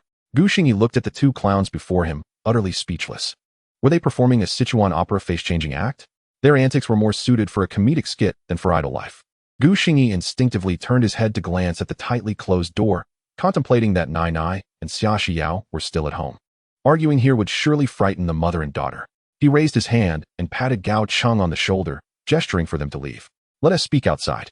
Without waiting for Gao Cheng and Su Bin to react, he grasped one of them with each hand and made his way outside. By the time Gao Cheng and Su Bin came to their senses and tried to break free from Gu Xingyi's grip, they were astonished to discover his strength was remarkably substantial. No matter how they struggled, they could not escape his hold. Once they reached the corridor outside the building, Gu Xingyi finally released them. You both came from where you should return. I shan't repeat myself. Gao Cheng and Su Bin's faces had flushed crimson. They had assured Sister Qian of their success, but found themselves at a loss, especially since Gu Xingyi's earlier display of strength had momentarily intimidated them. Don't you want to know why we sought you? Gao Cheng inquired. Su Bin, seemingly anxious that Gu Xingyi might refuse again, quickly added. We've come to invite you back to the boy band. Haven't you always wanted to return? Oh. Gu Xingyi cast a sidelong glance at them, eager to discern what they were concealing. Seeing that Gu Xingyi seemed somewhat intrigued, Gao Cheng and Su Bin exchanged a glance, their eyes betraying a hint of smugness. As if to say, look, he is already tempted by the idea. Gao Cheng reverted to his earlier haughty demeanor, disdainfully regarding Gu Xingyi as he declared, haven't you always yearned to come back? You claimed Xia Xiao ruined your future. Now we can assist your return, but you must divorce Xia Xiao. How does that sound? Simple, isn't it? Gu Xingyi continued to regard them with a sidelong glance, thinking they must consider him a fool. Have you finished? If so, be gone. Your presence is quite irksome. I feel as though I might vomit breakfast just seeing you. Gu Xingyi, don't overstep. The ones who are overstepping are you. Gu Xingyi retorted boldly. The two men, accustomed to a life of indulgence, found themselves at a loss as Gu Xingyi, having trained rigorously for a week, appeared significantly stronger than before. Perhaps it was due to his rebirth, but he felt more robust than in his past life. Noticing their faces reddening in a mix of anger and fear, Gu Xingyi reached out and patted Gao Cheng on the shoulder, startling him. I comprehend your motives. Go back and inform your master to refrain from harassing Xia Xiao. Otherwise, well. Having said that, Gu Xingyi disregarded the two fools and turned to walk away.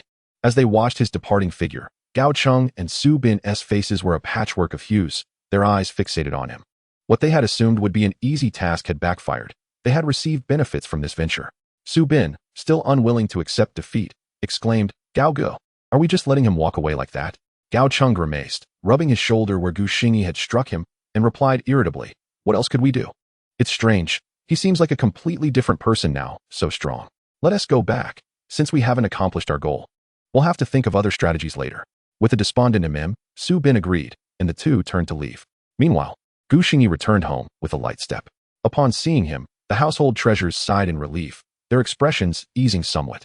Little Nainai, still cradled in Xia Xiao's arms, had paused her game, her large, dark eyes fixated on Gu Xingyi's face. Only when she spotted that familiar smile did she leap from her mother's embrace and rush to hug her father's leg. Xia Xiao, still at the dining table with unfinished food, looked at Gu Xingyi with a puzzled expression. They're gone. Yes, I sent them away, they want to return. Gu Xingyi replied lightly, lifting little Nainai as he settled onto the sofa. Watching Gu Xingyi nonchalantly play with Nainai, Xia Xiao turned back, lowering her head to continue her meal. The warmth of their home returned, and the brief interruption soon faded from their memories. In stark contrast, Gao Cheng and Su Bin were in a state of distress. After being humiliated by Gu Xingyi, they faced an even harsher reprimand from Lu Qian. They had promised her they could persuade Gu Xingyi, only to be unceremoniously dismissed. This only intensified their animosity towards Gu Xingyi. Chapter 24.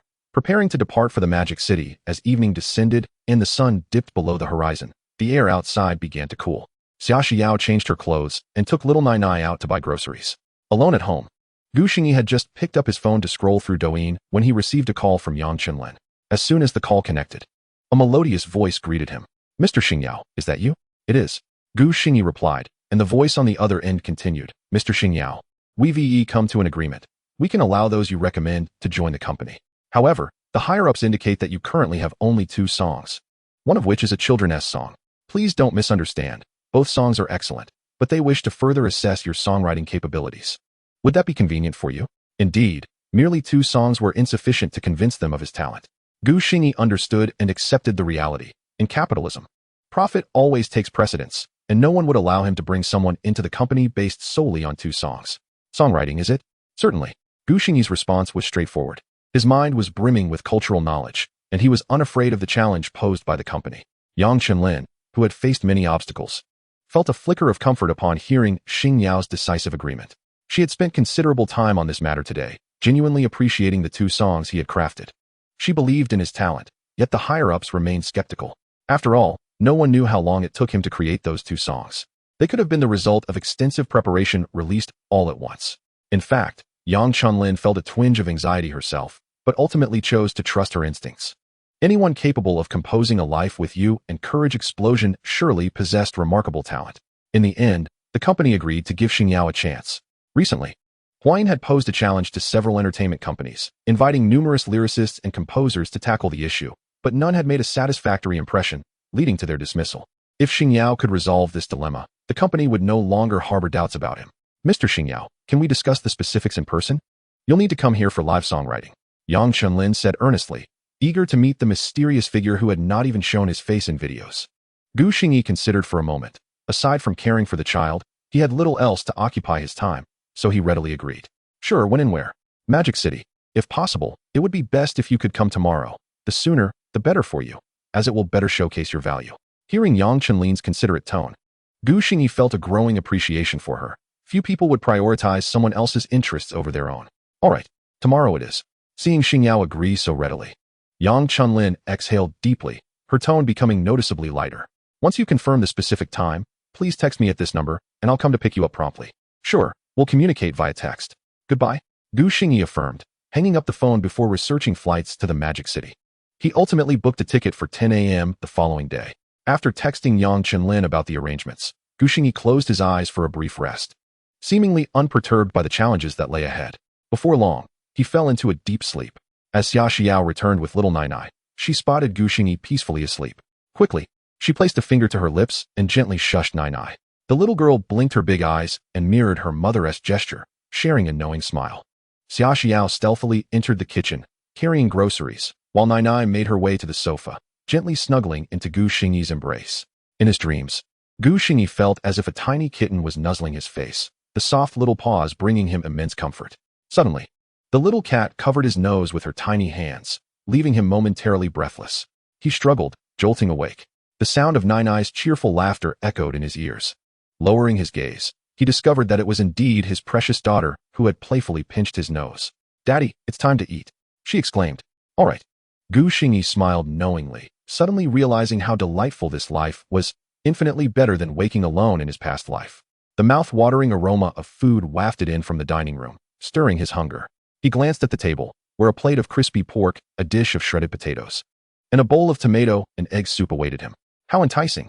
Xia Xiao emerged from the kitchen, balancing 2 bowls of rice. She glanced at Gu Xingyi and softly remarked, "Seeing you still asleep, I made dinner. Although it may not be as delicious as yours, I tasted it. And it's quite good." Gu Xingyi scooped up Nainai and stood up. "I think it's wonderful. The colors, aroma, and flavor are all delightful. It's making me hungry. I'll take Nainai to wash her hands and be right back." Hearing Gu Xingyi's praise made Xia Xiao blush. She nodded and returned to the kitchen to bring another bowl of rice to the table. As the family enjoyed their meal, Gu Xingyi placed a piece of crispy pork into Nainai's bowl and turned to Xia Xiao, saying, "By the way, I need to go out tomorrow for a while. I'm not sure how many days I'll be gone." Xia Xiao, who was sipping her soup, suddenly choked on his words and couldn't help but cough. Gu Xingyi quickly handed her a tissue, concern etched on his face. Xia Xiao accepted the tissue, turning away to wipe her mouth. Hearing that Gu Xingyi was suddenly leaving caused her a pang of anxiety. Her instinctive thought was that his departure was somehow connected to the 2 individuals who visited today. Yet, upon reflection, she dismissed that notion. If it were true, he would have invited them in. After collecting herself, Xia Xiao turned back to face him, uncertain whether to inquire about his destination. A strange sense of panic welled up within her.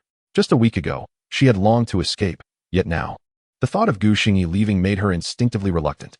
It was little Nainai who voiced the question, unaware of her mother's sudden coughing fit, but aware that her father would be away for several days. The idea of not seeing her father for that long made Nainai a bit forlorn. "Where's Daddy going?" She pouted, her little face full of reluctance. Even neglecting her beloved egg custard. "Daddy is going to find a job for Mommy. Then you can hear Mommy sing more often." "Isn't that exciting?" Gu Xingyi explained. Nainai, still young and unaware of what a job entailed, remembered her parents always being at home. However, the thought of hearing her mother sing more often filled her with joy, prompting her to clap her tiny hands. Little did she know that in the future, she would often not see her mother, and she wondered if she would still feel this happy then. "Mommy will sing for Nainai often, yay?" Gu Xingyi ruffled her little head and turned his gaze towards Xia Xiao.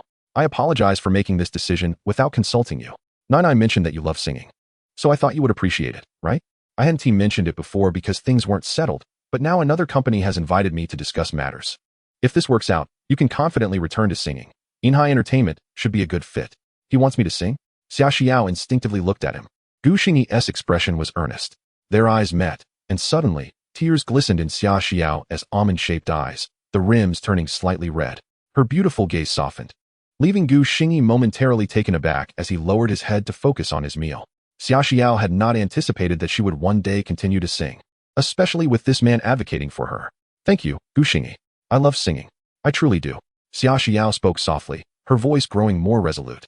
She cherished singing, and she wanted to ensure that Lei Lei and Sister Yun were better off and no longer bullied. Ever since meeting Tao Lei Lei, she had been worried about them. "No need to thank me. Your happiness is all that matters," Gu Xingyi replied, lifting his head and smiling gently. Chapter 25, The Meeting. The following morning, after breakfast, Gu Xingyi called for a taxi to the airport and turned to Xia Xiao, saying, "You too should head back. I estimate I'll be back in a day or two, so don't worry." Xia Xiao nodded, her eyes betraying a hint of reluctance. Just days ago, she had wished to flee from him, yet now, she felt a pang of sadness at his impending departure. Little Nainai, nestled against Xia Xiao's thigh, was equally reluctant for Gu Xingyi to leave, her little mouth pouting, her eyes filled with a charming sorrow that made Gu Xingyi wish he could carry her with him. Going away for just 2 days felt as though they were parting for an eternity. Gu Xingyi steeled himself and turned away, waving as he entered the taxi. As the car pulled away, the figures of Xia Xiao and Nainai shrank in the rearview mirror. With his eyes closed, Gu Xingyi found himself at a loss for words, experiencing a mixture of emotions. This was the first time he had someone seeing him off on a journey. At 9:30, the taxi arrived at the airport, and after waiting an additional 20 minutes, Gu Xingyi boarded the flight to the bustling metropolis. The city, a place where every inch of land was precious, was home to numerous entertainment company headquarters. The locals were accustomed to celebrities, often encountering them while shopping. It was said that in this city, stars walked among the populace, and internet celebrities were as common as stray dogs. At 12:20 p.m., the plane landed punctually. As Gu Xingyi stepped off, he was immediately enveloped by the city's vibrancy. In contrast to Jiangcheng, the throngs of people here were overwhelming. Navigating through the bustling crowd, he finally reached exit 5, letting out a sigh of relief. Standing at the exit, he scanned the sea of faces holding signs, searching for his name. Prior to his arrival, he had arranged to meet Yang Chailin, who would be waiting for him at the exit. Amidst the throng of fans holding signs, Gu Xingyi searched diligently until he finally spotted a tall woman in professional attire, distinctly holding a sign with the name Xingyao. Truly an elegant woman. One could only say that she was as striking as her name suggested. This woman exuded a different aura than Xia Xiao. If Xia Xiao was gentle as water, then this woman was sharp and poised, radiating an intellectual beauty. Gu Xingyi hurried over and waved at her. "Hello, are you Director Yang? I am Xingyao. My real name is Gu Xingyi. I apologize for keeping you waiting." Yang Chailin regarded him with a flicker of surprise in her eyes, though she quickly masked it. While she was aware of Gu Xingyi's youth, she hadn't expected him to be this young. He looked as if he had just graduated from university, with a face perfectly suited for stardom. Yang Chailin felt a twinge of regret. How wonderful it would be if she could sign him. "Hello, I am Yang Chailin. I just arrived not long ago. Mr. Xingyao, you are indeed very young," she replied, her professional smile gracing her face as she gently shook Gu Xingyi's hand before letting go. "Let us walk this way. There are too many people here. My car is parked in the underground garage. Since it's mealtime now, shall we find a place to dine before discussing further?" "All right." Gu Xingyi nodded and walked alongside Yang Chulin towards the exit.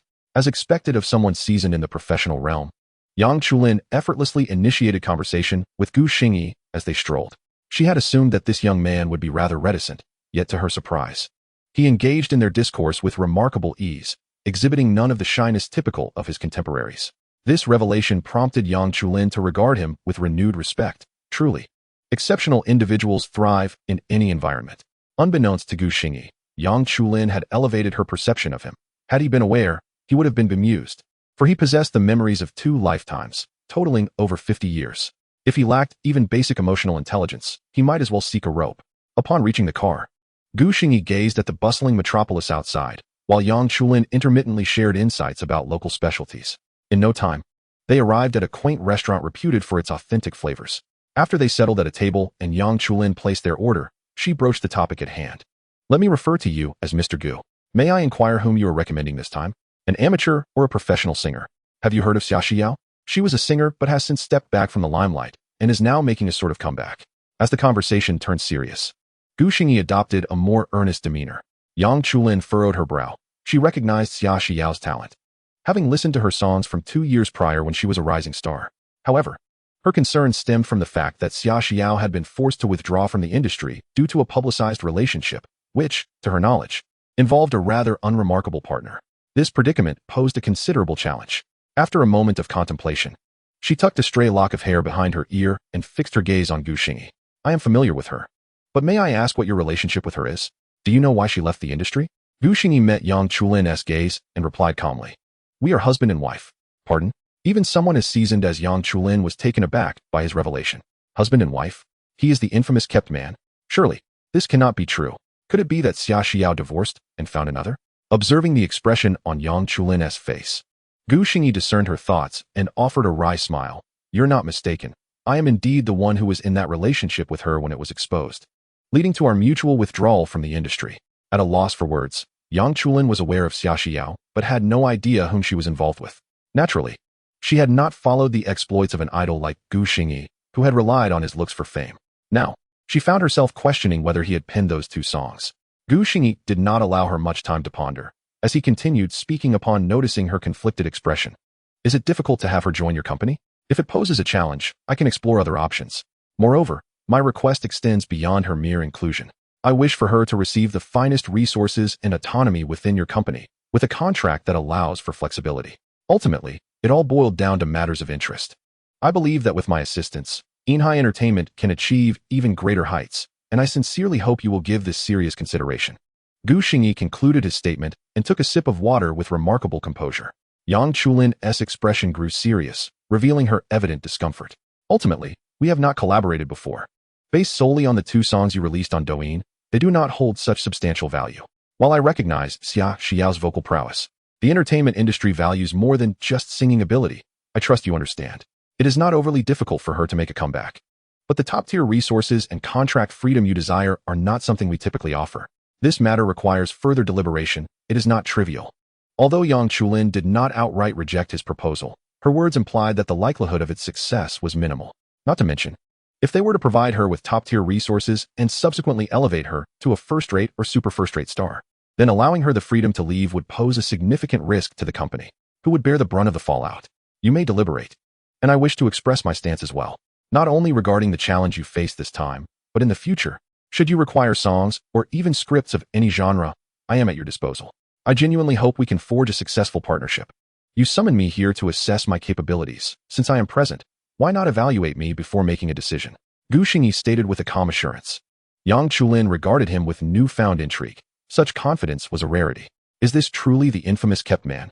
How naive the world is. Chapter 26, The Game of Strategy. Ultimately, after their meal, Yang Chulin departed in haste, needing to consult with her company. Before leaving, she handed Gu Xingyi a room key, having prearranged accommodations at a hotel adjacent to the restaurant. "Await my news," was the final remark she made as she departed. She was moved by Gu Xingyi's confidence. A person with such self-assuredness could not possibly lack talent. Upon reaching his hotel room, Gu Xingyi freshened up briefly before lying on the bed, deep in thought. If Nainai did not work out, he would seek other companies. Surely, there must be a viable option.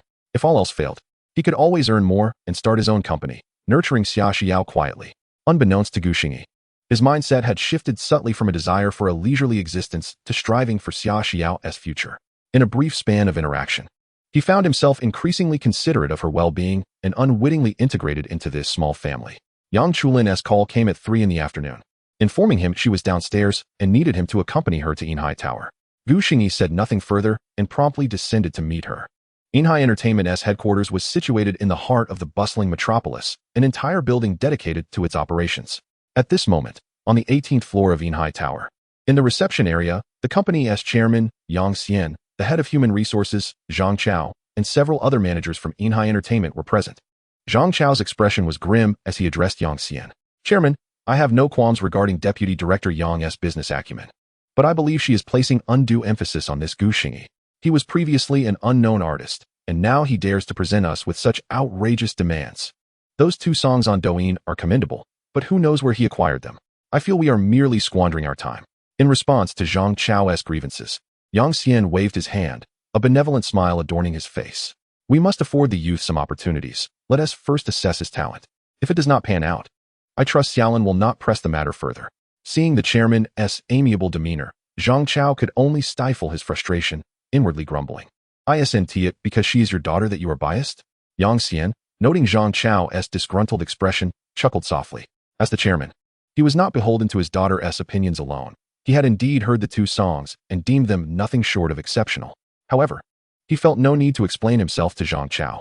As for whether those songs were authored by Xingyi himself, the truth would soon reveal itself.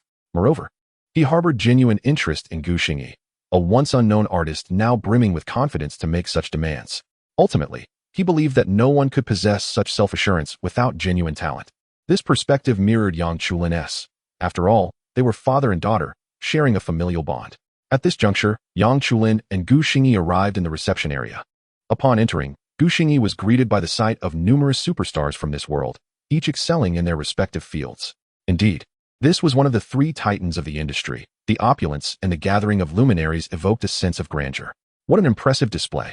Upon entering the reception hall, Xingyi immediately sensed the gaze of every individual in attendance fixed upon him, their expressions revealing a myriad of emotions: skepticism, astonishment, disdain, and curiosity. With an air of nonchalance, he naturally took a seat among the guests, facing a multitude with an expression that exuded calmness and confidence. Yang Xian felt a surge of admiration rising within him. It was impressive for such a young man to maintain such poise in the face of such scrutiny. His first impression was decidedly favorable. Now that the principal party had arrived, it was time to commence. Mr. Gu, is it? We have discussed your requests in our meeting. Xia Xiao, correct? A contract is feasible. We can offer top-tier resources, but the contract cannot be negotiable. This is something we truly cannot concede. I trust you understand my meaning? Xingyi nodded, fully aware of the implications. However, when it comes to collaboration, discussions are essential. After all, how else could one ascertain their bottom line? I understand. So, what is the duration of the contract? Yang Xian chuckled softly, locking eyes with Xingyi. 5 years. We will nurture her with the highest caliber of resources, and she will have the freedom to release any songs or participate in any event she chooses. However, the contract must be for 5 years, as this is the standard contract for all our top-tier artists.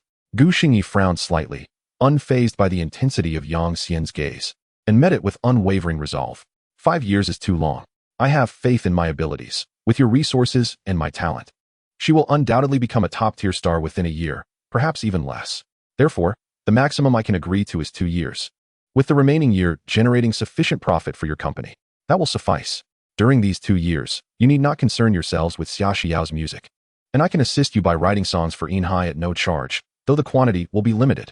Huh, anyone can boast, scoffed a balding man sitting beside Yang Chenlin, his eyes dripping with derision as he addressed Xingyi.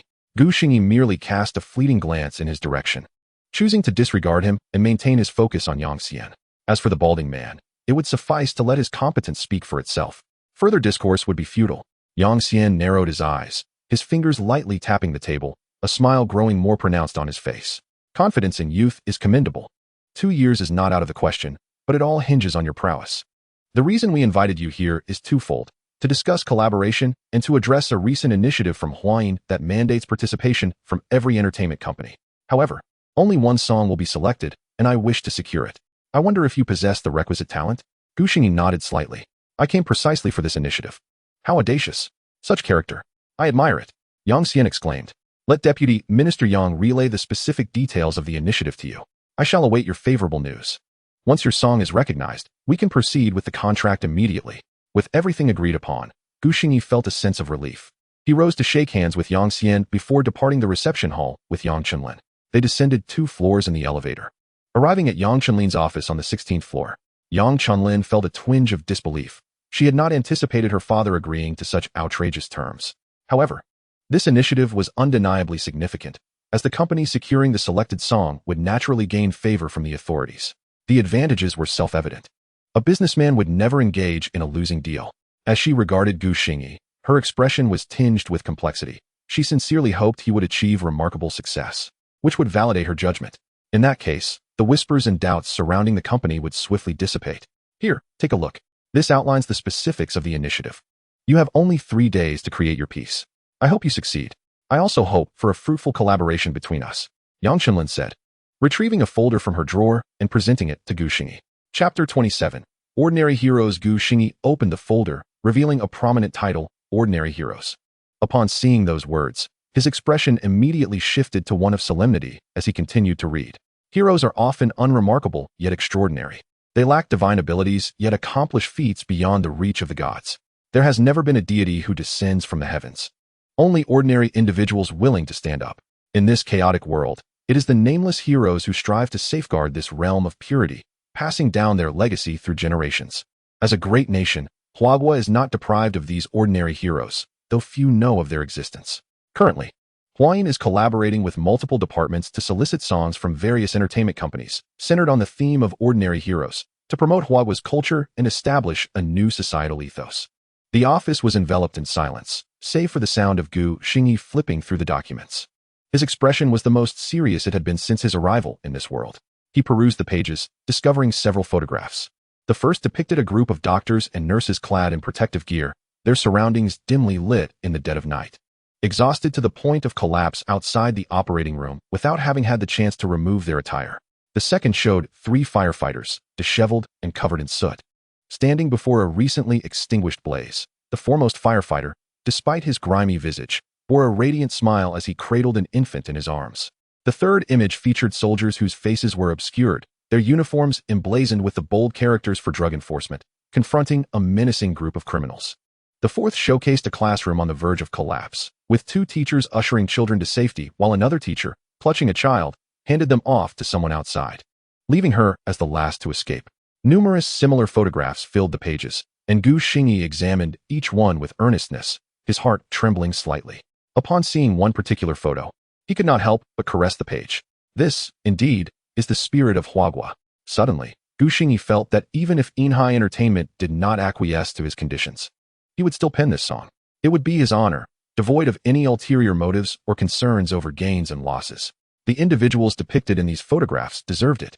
After reviewing all the documents, Gu Xingyi meticulously organized them and took a deep breath. At that moment, Yang Chenlin broke the silence that had enveloped the office. Isn't it shocking? To be honest, if I had the capability, I would go so far as to fund a song to honor them, but alas, I am not capable. Not even a single satisfactory piece has emerged from the vast resources of Nainai Entertainment. So what about you? Can you deliver? You have only 3 days. The selection process concludes in 3 days. Gu Xingyi nodded. As a citizen of Huagua, how could I not be moved? Rest assured, leave it to me, within 3 days. I will provide you and them with a satisfactory response. With that, Gu Xingyi gathered the documents and rose from his seat. Let us proceed. Prepare some manuscript paper for me. I shall return to the hotel and contemplate. Very well, I shall accompany you. Yang Chenlin did not hesitate, aware that crafting a remarkable song within 3 days would be a formidable challenge. Time was of the essence. So she refrained from further discussion and promptly stood to accompany Gu Xingyi downstairs. That evening, in the hotel, Gu Xingyi, after taking a shower, approached his writing desk, laying the manuscript paper flat before him as he picked up a pen and fell into deep contemplation. After perusing the documents, 2 song ideas began to form in his mind, both resonating profoundly with the theme, one titled Nameless Individuals, and the other As Long as We Are Ordinary. After much deliberation, he made his decision, As Long as We Are Ordinary. This was the theme song from Dying to Survive, later repurposed by Huayang as an anthem for pandemic relief, harmonizing perfectly with the current theme. Ordinary heroes, humble and unassuming, devoid of divine accolades, simply embody the essence of being ordinary. Though the entire piece is exceedingly simple, the melody initially conveys a hint of sorrow, which gradually transforms into a sense of faith. Gu Xingyi, with pen in hand, composed the music, and as each note danced upon the paper, He felt as though he had returned to the time of the pandemic's outbreak in his original world. Although everyone was confined to their homes, they steadfastly believed that they would overcome the virus and emerge victorious. He reminisced about the great academician Zhong and the countless courageous individuals who bravely faced the challenges. As the saying goes, the world may be tattered, yet there are always those who mend it. No one is born a hero, yet some carry the weight forward. These are the ordinary heroes. Upon completing the score, Xingyi rubbed his slightly sore eyes and took out another sheet of paper, solemnly inscribing the title of the song. Once he had finished writing, he gathered the sheets together and softly began to hum. He refused to allow even the slightest error to mar this song in his hands. Repeating the melody several times until he was finally satisfied and lay down on his bed, eagerly anticipating the expressions of those who would hear the song the next day. The following morning, after a simple breakfast, Xingyi decided not to inform Yang Chenlin and took a cab alone to Nainai Entertainment. Yang Chenlin was busy in her office when she was taken aback by Xingyi's unexpected visit. "You still have time to come here? There are only 3 days left." "Brother, shouldn't you be busy thinking about the song?" "What song?" he replied with a smile. "I finished it." In astonishment, Yang Chenlin received the manuscript from him. "Take a look at this. I believe it should be good enough." She regarded him as though he were a curiosity, her usually composed demeanor momentarily unraveling. "Are you joking? In just one night? What kind of good song can be written in one night? You can't possibly have just thrown this together." Furrowing her brow, she accepted the manuscript. Recalling how she had deemed this young man to be steady and exceptional just the day before, only to find him now challenging her expectations. She was eager to see what he had produced in such a short time. As she focused on the score, she remained calm upon seeing the title. But as she gradually read through the lyrics, her astonishment deepened. What divine lyrics! Each line speaks of the ordinary, yet reveals the extraordinary, never mentioning heroes directly. But every word embodies heroism. This perfectly encapsulates the theme. Then, unable to contain her excitement, she turned her gaze to the musical score. Moments later, she suddenly lifted her head, her eyes sparkling as she looked at Xingyi. "Did you really write this in just one night?" Xingyi touched his nose and replied nonchalantly, "What else could it be? I stayed up all night to create it. So what do you think? Is this song acceptable?" He inquired again, fully aware that if this piece did not impress, nothing would. Yang Chenlin's eyes shone even brighter as she fixed her gaze on him. "You're truly remarkable. My choice was indeed correct. Could you sing it for me? I want to hear how it sounds." Chapter 28, Only Ordinary. One night. Yang Chenlin could hardly fathom the extent of talent required to compose such a complete song in such a brief time. She was now eager to hear how the song would sound when sung. "Sure." Xingyi nodded, closing his eyes to gather his emotions. Recalling the feelings he experienced when he first heard the song, Yang Chenlin immediately sat up, resembling a devoted listener, her beautiful eyes shining brighter with anticipation. Xingyi opened his eyes to this scene. Clearing his throat, he slightly averted his gaze, took a deep breath, and softly began to sing. Perhaps far away, or just yesterday, here or on the other side. The long road twists and turns with joy and sorrow. People gather and disperse. Only by letting go of right and wrong can one know the answers. It takes courage to live. Without divine halos, you and I are born ordinary. His expression was serious, his demeanor earnest, and his voice gentle, as he conveyed the narrative of some ordinary yet unforgettable events through the melody. The summer sunlight streamed through the window, illuminating Xingyi's focused face. This scene made Yang Chenlin feel as though she had glimpsed a ray of light piercing through the darkness, illuminating the world. Amidst heartbreak, recognizing regrets.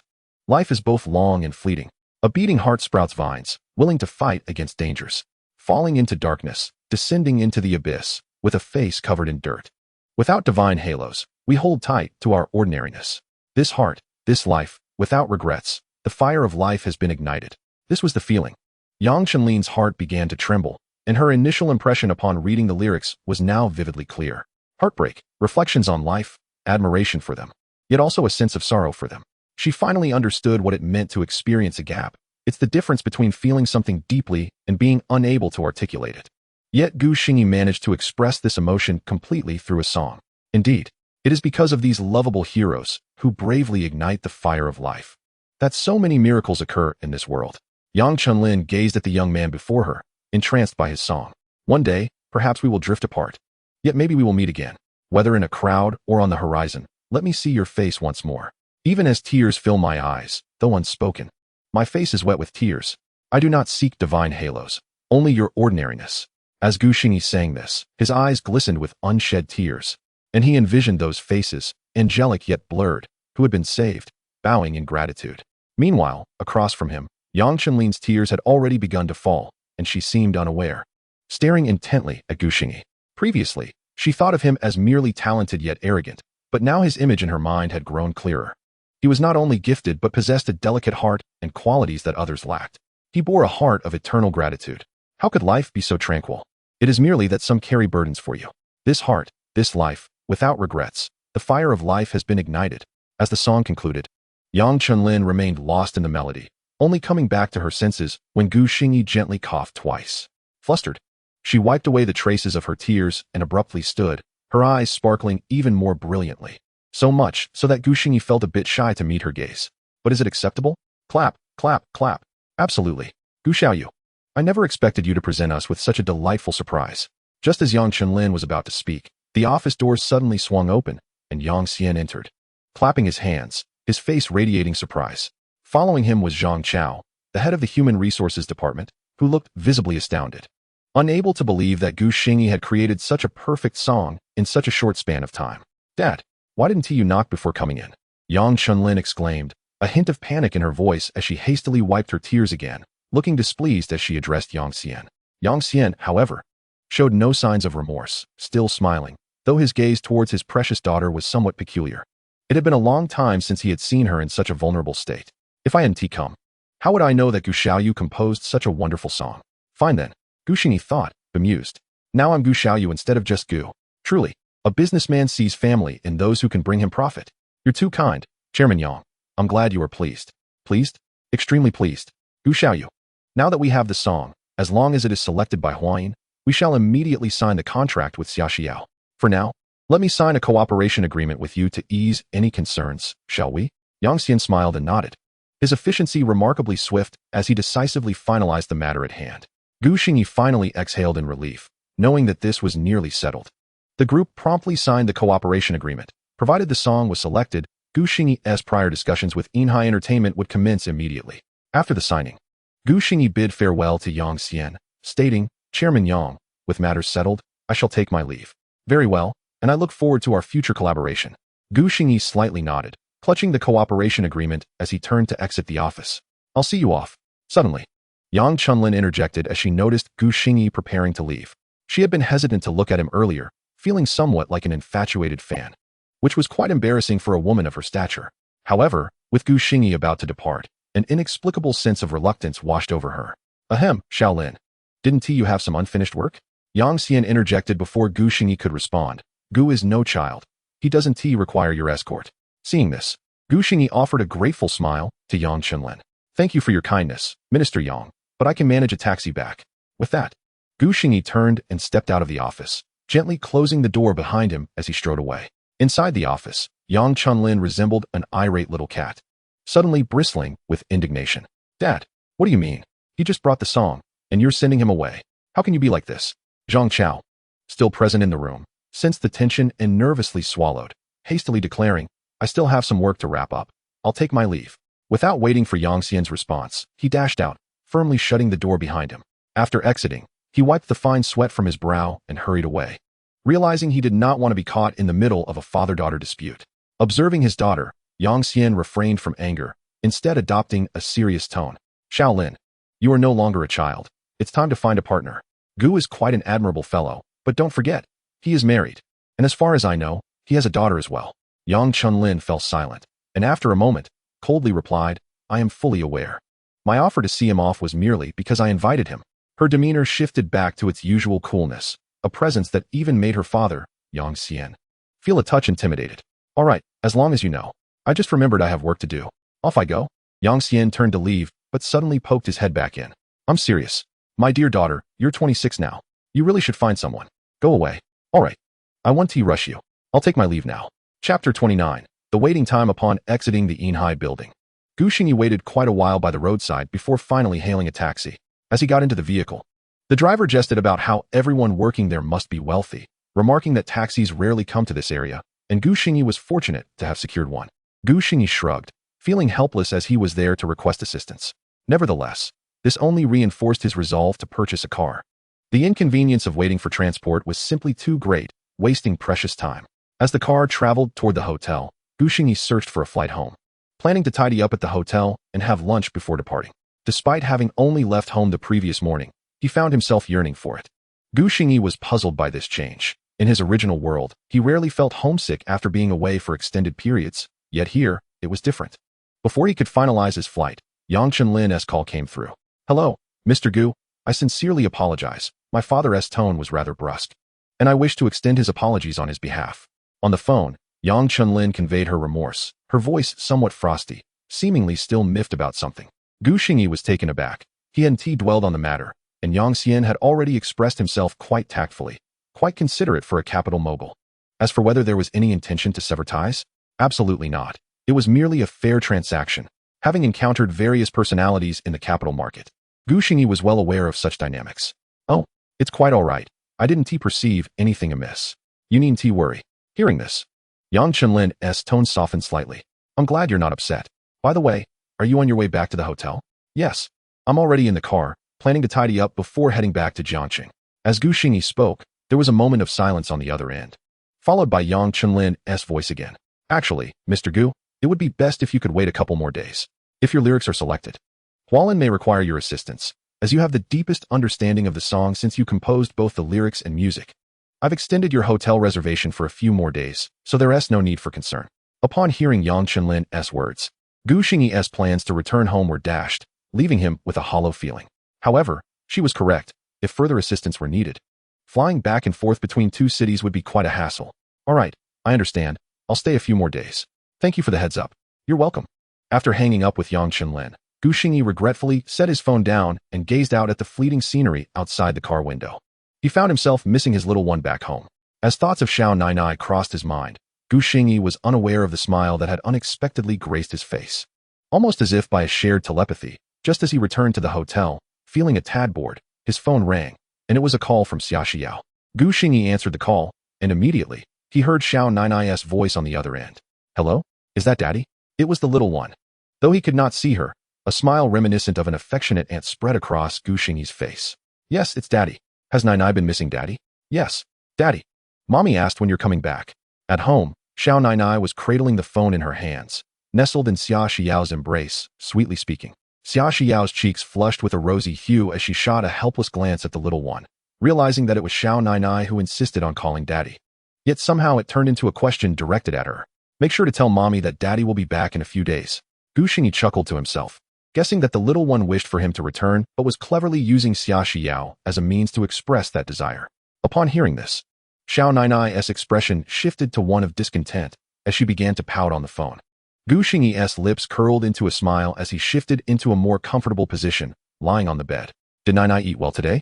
Upon hearing this, Xiao Nainai immediately glanced at her mother and, in a conspiratorial tone, replied, "Yes. But I want to eat the food Daddy makes." The earnestness in the little one's voice was so sincere that even Xia Xiao couldn't help but chuckle, finding it amusing. "So young. Yet already know how to report me, huh? Are you hinting that my cooking isn't up to par?" Then, Xia Xiao could hear Gu Xingyi's hearty laughter on the other end, which only made her cheeks flush deeper. In a swift motion, she snatched the phone away. "All right, that's enough chatting with Daddy for today. Hey, that wasn't my question." "Yes, I know. Is everything all right at home?" Upon hearing Gu Xingyi's response, Xia Xiao felt even more annoyed. Was he stifling laughter? "All is well. You've only been gone for a day. What could possibly be wrong?" "Enough. I have to go. I'm making lunch." "Hey, you can't do that. I haven't finished talking with the little one. Goodbye." Without granting Gu Xingyi a chance to respond, Xia Xiao abruptly ended the call. Her face was now burning, and she feared that if the conversation continued, she might just lose her temper. As Xia Xiao observed Xiaonai's face filled with regret as she stared at her phone, she resolved to prepare Xiaonai's least favorite dish, the small green vegetables, for lunch today. Indeed, children should not be picky eaters. Gu Xingyi, hearing the silence from the other end of the line, felt a twinge of regret, yet a smile remained upon his face. This was the first time he had witnessed such a small emotional display from Xia Xiao, which was quite refreshing. Previously, she had always exuded an indescribable sense of repression, as if she lacked any self-emotion, embodying a gentle yet weak demeanor. How should one put it? Gu Xingyi referred to this as the absence of a distinct soul. However, this situation was gradually improving. She was returning to her true self, and that was delightful. The waiting period felt interminable. Unbeknownst to him, July was drawing to a close, and soon August would arrive. Gu Xingyi had spent 2 days in the bustling metropolis, during which he had conversed with Yang Chulin multiple times, and their relationship had grown less awkward. At least now, Yang Chulin no longer addressed him as Mr. repeatedly, which had always felt quite uncomfortable to him. After all, he was still a young man, and he found it absurd to be referred to as old. Gu Xingyi continued his morning runs, and everything seemed tranquil. He had yet to receive any news from Huang, so he could only await patiently. On the evening of the third day, however, Gu Xingyi received a call from a familiar, yet unfamiliar voice. "Hello, is this old Gu? It's Chen Feng." Chen Feng. Gu Xingyi had not anticipated receiving this call, and quickly sorted through the memories of the original owner. After a moment, he recalled that Chen Feng was the original owner's best friend from college. After graduation, they had gone their separate ways. The original owner participated in a boy band audition while his best friend, Chen Feng, had reluctantly returned home to inherit his family's small supermarket. Returning home was not Chen Feng's intention. He had always aspired to enter the animation industry, given that they both graduated from a media university, with Chen Feng specializing in animation production. "Fengzi, long time no see," Gu Xingyi exclaimed with a smile, reminiscing about their carefree camaraderie in college. He had yet to make friends in this world, but recalling Chen Feng's character and personality from the original owner's memories brought a broader smile to his face. Having a sincere friend seemed rather splendid. "Old Gu, what's been happening since you got married? You don't answer calls or reply to messages. Are you too good for me now?" Chen Feng's teasing reproach came through the phone, laced with a tone of concern that warmed Gu Xingyi's heart. He lamented that the original owner had been so eager to curry favor with Gao and Su that he had neglected even his best friend. "Hey, I was in the wrong before. Please forgive me this time, and I promise to treat you to a meal when we meet." Gu Xingyi apologized, inwardly scolding the original owner for being so inconsiderate. Who could even tell if he was human or ghost? Such behavior was utterly embarrassing for Gu Xingyi. Haha, you better mean it. No need to wait. Let's do it today? Bro, I've arrived in Jiangcheng. Chen Feng's voice brimmed with excitement, his pride palpable even through the phone. Fengzi, it's not that I don't want to treat you, but I'm not in Jiangcheng right now. I'm in the Magic City on business and won't return for a few days. Gu Xingyi replied awkwardly, surprised that Chen Feng had made the trip to Jiangcheng only to find him absent. "What are you doing in the Magic City?" "No way. Hang tight. I'm flying over to the Magic City right now. You can't escape this meal," Chen Feng declared, clearly determined. "I made a considerable effort to come out and do something big. I must share this good fortune with you. All right, I'll be waiting for you in the Magic City. I won't go anywhere. I'll send you the location on WeChat. I can still afford one meal, haha." Gu Xingyi readily agreed, eager to reunite with his long-lost best friend. "Deal. I'm booking the ticket now. I must treat you to a sumptuous feast," Chen Feng said with efficiency, and shortly after hanging up, he sent Gu Xingyi the flight information via WeChat. He would arrive at 10 o'clock that night, which was just a few hours away. Gu Xingyi felt an immense sense of joy. Even the worries he had harbored during the wait dissipated as he hummed a tune while scrolling through his phone, eagerly anticipating his friend's arrival. Before long, Gu Xingyi glanced at the time and decided to head downstairs to the entrance. A taxi pulled up in front of the hotel, and two individuals emerged from the car. One was a slightly plump young man, about 1.7 meters tall, whose face radiated excitement as he eagerly scanned the hotel surroundings. The other was a girl dressed in an anime-inspired outfit, petite and delicate, who followed the slightly plump boy with a hint of impatience. The moment Gu Xingyi and the boy locked eyes, both paused momentarily before grinning broadly. "Old Gu, Fengzi." The slightly plump boy was indeed Chen Feng. He hurried over, his excitement evident, and they embraced heartily. "You haven't changed a bit. You've only become even more handsome. I almost didn't recognize you." Gu Xingyi smiled as he took in Chen Feng's appearance. "Haha, you've gained weight. I remember how fit you used to be. You had muscles. What happened to you?" Gu Xingyi teased.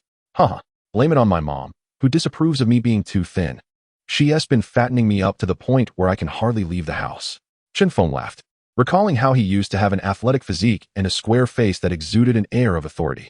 However, ever since he graduated and returned home, he had been rather pampered, and now his square face had transformed into a round, chubby visage. No wonder, but this look is quite pleasant. Indeed. Chen Feng then put his arm around Gu Xingyi's shoulder and gestured towards the anime girl, saying, "Let me introduce you. This is my girlfriend, Ruanqing." Gu Xingyi glanced at Ruanqing and gently elbowed Chen Feng's waist, whispering, "Good job, Fengzi. You found a great girlfriend." Afterward, Gu Xingyi nodded at Ruanqing. "Hello? I'm Gu Xingyi, Chen Feng's good friend." "Hello. I've heard so much about you from off phone. I didn't expect you to be so handsome in person." Ruanqing replied with a smile, her eyes brightening momentarily upon seeing Gu Xingyi, though she quickly composed herself. "Of course. Who do you think my friend is?" Chen Feng chimed in, his beaming smile earning him a roll of Ruanqing's eyes. "It's not just you. What are you so proud of?" "Haha. I'm here to treat you, so you can't escape today," Chen Feng declared, pulling Gu Xingyi forward. "Today, You can have your way. I accept my fate. The trio strolled along, but to Gu Xingyi's surprise, Chen Feng led them to a roadside barbecue stall, insisting they sit down. Gu Xingyi chuckled inwardly, amused that despite declaring his intent to treat, Chen Feng still opted for a casual meal. He hadn't realized this chubby friend still had a hint of pride. As they settled down, Chen Feng loudly called out to the vendor for skewers. Gu Xingyi noticed that Ruan Qing seemed somewhat displeased.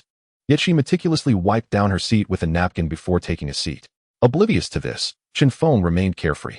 Seeing this, Gu Xingyi patted Chen Feng's shoulder and suggested, Fengzi, why not change places? You claim you want to treat me, but how much can we enjoy here? Unexpectedly, Chen Feng shot Gu Xingyi a sidelong glance. What's wrong? Are you looking down on roadside stalls? We used to come here all the time in college. This is it. We're going to drink to our heart's content today. Fine. I guess kindness is wasted on the ungrateful. You remain as straightforward as ever. Gu Xingyi sighed with a smile. All right. We'll stay here.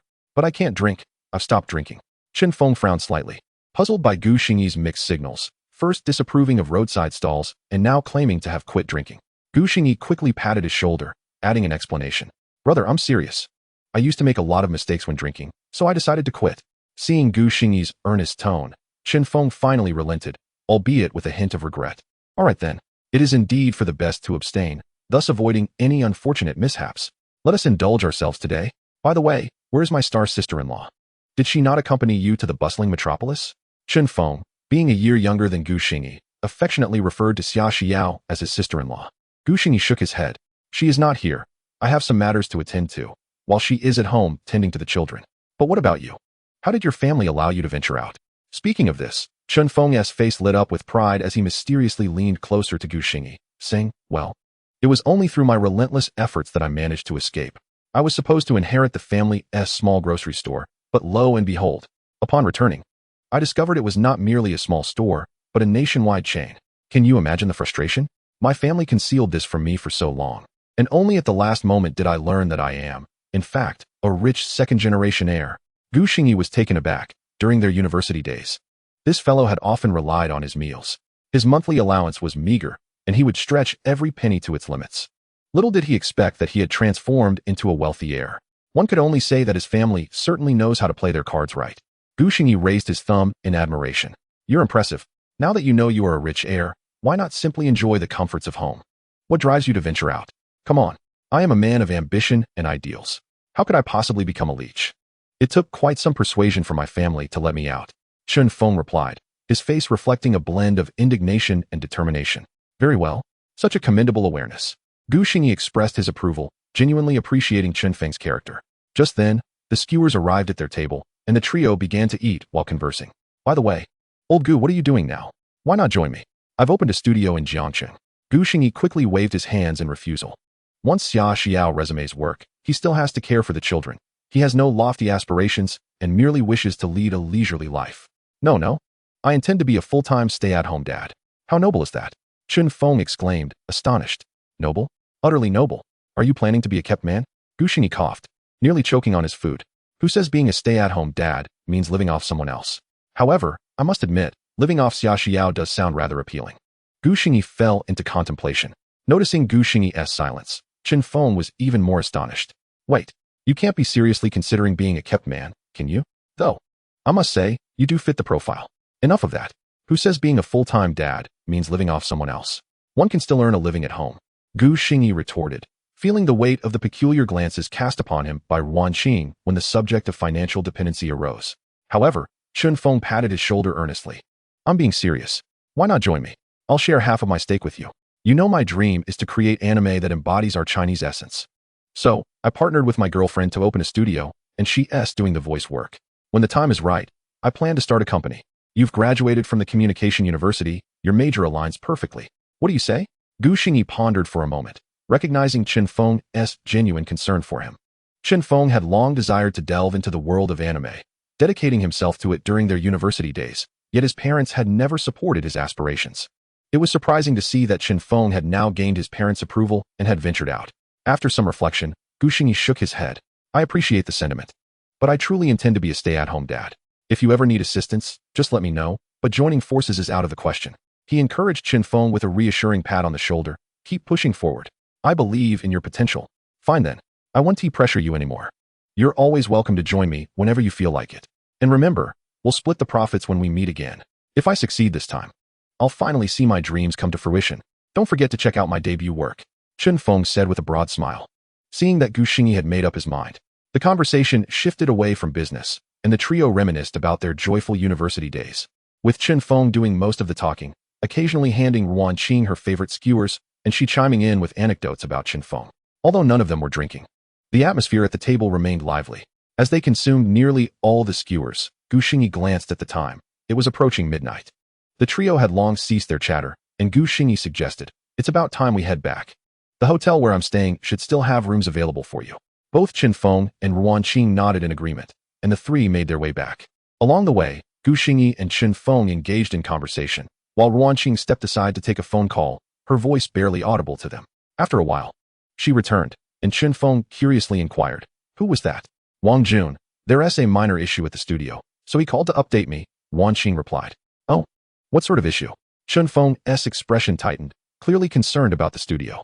"It's just some equipment issues that have already been resolved. No need to worry. You two continue your conversation," Ruan Qing reassured him, prompting Chen Feng to breathe a sigh of relief before turning back to Gu Xingyi. "Oh, this studio has been quite a headache. During the initial stages, I spent countless nights at home working on drafts and editing videos for nearly half a year," he lamented.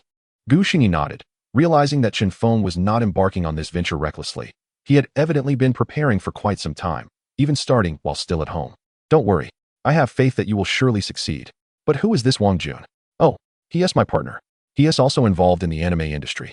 I met Xia Qing and him at an anime festival, and we hit it off quite well," Chen Feng explained. "So, one became your girlfriend, and the other became your partner?" Gu Xingyi chuckled. "Indeed. I consider myself quite fortunate," Chen Feng replied, but Gu Xingyi remained silent, observing Ruan Qing, who wore a neutral expression, seemingly oblivious to Chen Feng's words. Gu Xingyi found himself deep in thought, puzzled as to why Chen Feng's partner would call Ruan Qing instead of him at such a late hour. However, he refrained from voicing his concerns. Despite their close friendship, it would be inappropriate to meddle in such matters. Perhaps he was overthinking it. Chen Feng, carefree and oblivious to many nuances, contrasted sharply with Gu Xingyi, who, having lived two lives, felt a lingering sense of unease about Ruan Qing. Although she appeared close to Chen Feng, Gu Xingyi sensed a certain distance between them. Upon returning to the hotel, Gu Xingyi was taken aback to discover that they had booked two separate rooms. Noticing Gu Xingyi's bewildered glance, Chen Feng's face flushed as he pulled him aside and stammered, "Xia Qing is quite traditional. Since we're not married, I understand." Gu Xingyi replied with a knowing look, pressing further, "How long have you been together?" Chen Feng paused to consider before answering. "Almost a year and a half. Xia Qing is a wonderful girl. Her encouragement was instrumental in my decision to open the studio." "Very well. A good girl with traditional values." Gu Xingyi patted Chen Feng's shoulder. "Be more mindful in the future. Rest assured, I've reviewed this anime thoroughly, ensuring everything is perfect." Chen Feng replied confidently. "All right then, let us not go off on a tangent." Gu Xingyi patted his shoulder again, speaking earnestly, "As long as you're happy." As it was quite late, the three ascended to their rooms, and Chen Feng did not seek out Gu Xingyi to reminisce further, each retreating to their own quarters. The following day, Gu Xingyi had just completed his morning jog and was preparing to wake Chen Feng for breakfast, only to find that they had already tidied up and emerged from their room.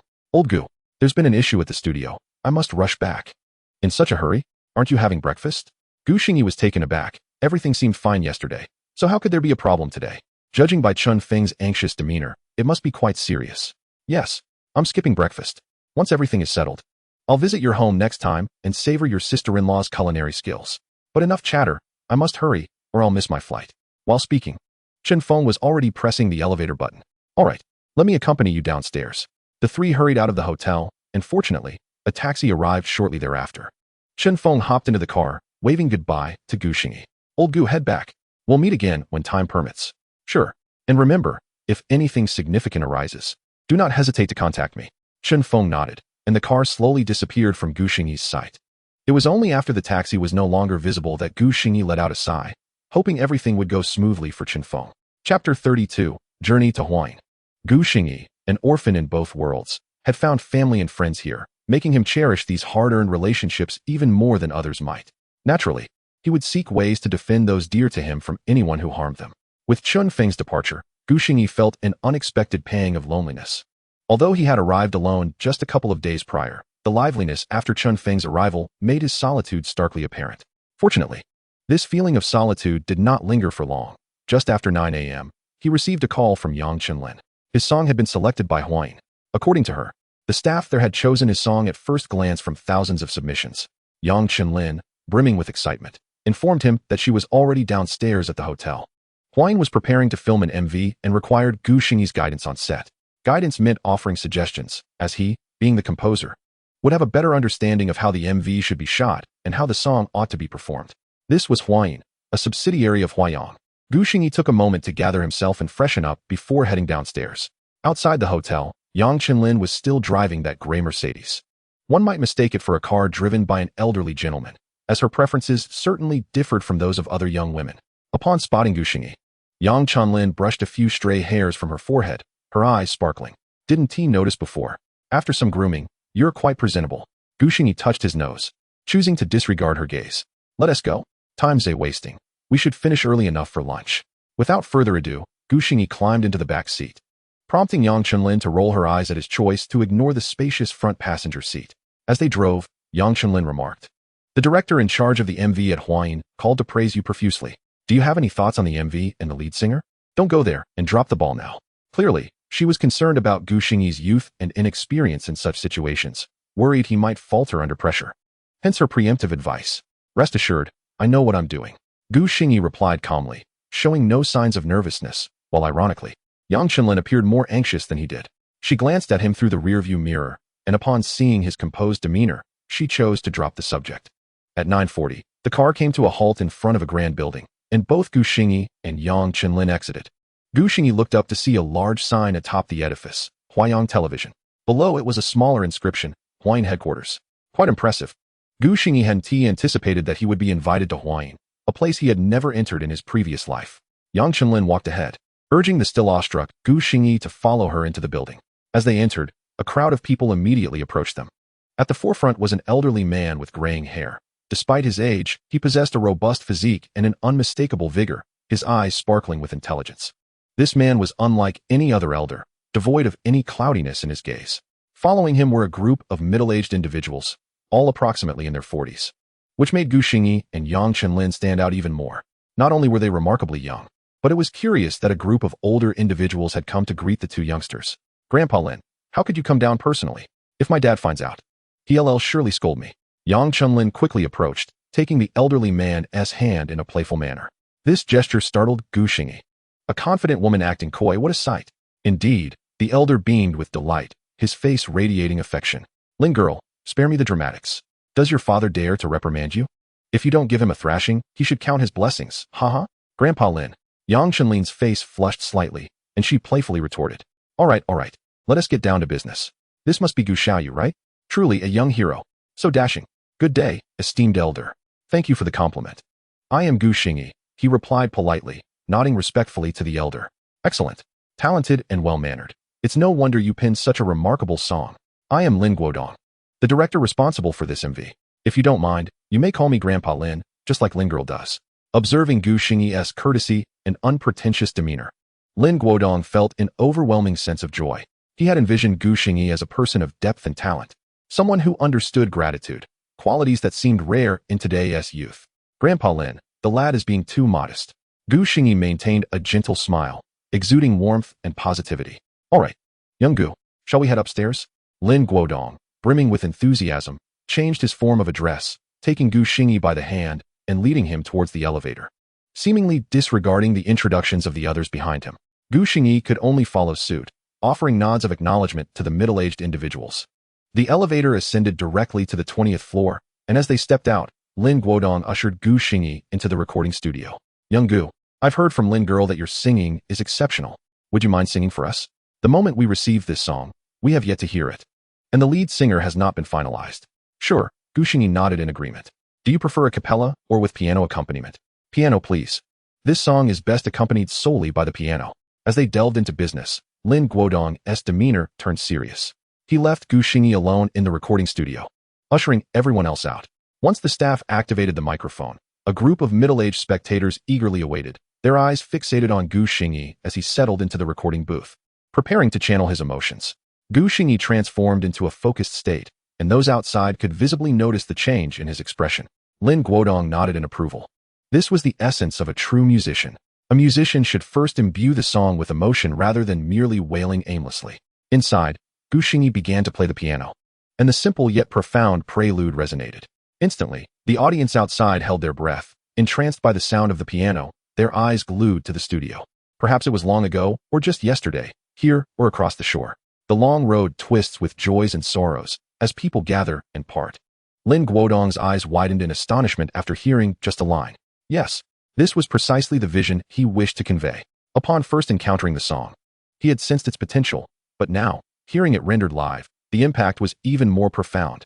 The group of middle-aged men exchanged incredulous glances, astonished that this song had truly been performed in such a manner. Even though Yang Chulin had heard Gu Xingyi sing this piece before, she could not help but be captivated, her eyes sparkling as she focused intently on him. The allure of Gu Xingyi in this moment was simply irresistible. Oblivious to the effect he had on others, Gu Xingyi was completely immersed in the song, striving to deliver it flawlessly, leaving no room for regret. Perhaps one day he would venture far away, yet the hope of reuniting lingered. Regardless of the distance, whether amid a crowd or under distant skies, he longed to see her face once more. Despite tears blurring his vision, he remained silent, his heart heavy with emotion. He sought not the divine halo, but the beauty of her ordinariness. As the song approached its conclusion, Lin Guodong's eyes glistened with unshed tears. A former soldier, he could profoundly appreciate the sentiments expressed in the lyrics. It is often those who toil in silence, the most unassuming individuals, who are the true heroes and deserve the adoration of contemporary youth. Yet, amidst the throngs of star chasers, how many would truly celebrate them? Not only Lin Guodong, but everyone present was deeply moved, entering a shared state of reflection akin to Gu Xingyi's. It became evident that a beautiful song could indeed resonate with all. Chapter 33, Co-Creation. As the final note lingered in the air, Gu Xingyi took a deep breath to steady his emotions before rising and exiting the recording studio. A crowd remained, astonished as they gazed at him. In the next moment, applause erupted spontaneously for Gu Xingyi, with Lin Guodong excitedly stepping forward to grasp his hand. His gaze ablaze with enthusiasm. Xiao Gu, this is the feeling. I believe we need not replace the lead vocalist. You should take the stage. I have a premonition that this song will ignite a wave of interest in ordinary heroes online. This is precisely the effect we aspire to achieve. Those who selflessly dedicate themselves deserve recognition. Hearing such praise from the elder, even the battle-hardened Gu Xingyi felt a flush of embarrassment. Yet, he shook his head, sincerity radiating from him as he replied to Lin Guodong, Grandpa Lin, I do not aspire to be the lead vocalist. I have a more splendid idea. Perhaps you might consider it? Lin Guodong furrowed his brow, puzzled how anyone could surpass the artistry of this song's composer. While there were many talented singers, he was certain none could grasp the essence of the song as profoundly as Gu Xingyi. Noticing Lin Guodong's reluctance, Gu Xingyi swiftly revealed his thoughts. It is my belief that this song would be better suited for children to perform. Their voices possess a clarity and ethereal quality, and having the flowers of our nation sing for the unsung heroes would resonate deeply with the audience. Lin Guodong's eyes widened in realization. By heavens, this young man is a genius. How did I not consider this? Children inherently evoke a sense of warmth. Having them sing, combined with the footage we've captured, will undoubtedly strike a chord with the hearts of many.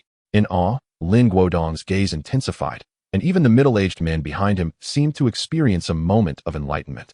Staring at Gu Xingyi with disbelief, they had painstakingly sifted through countless materials to align with the song's duration, but had struggled to finalize a lead vocalist.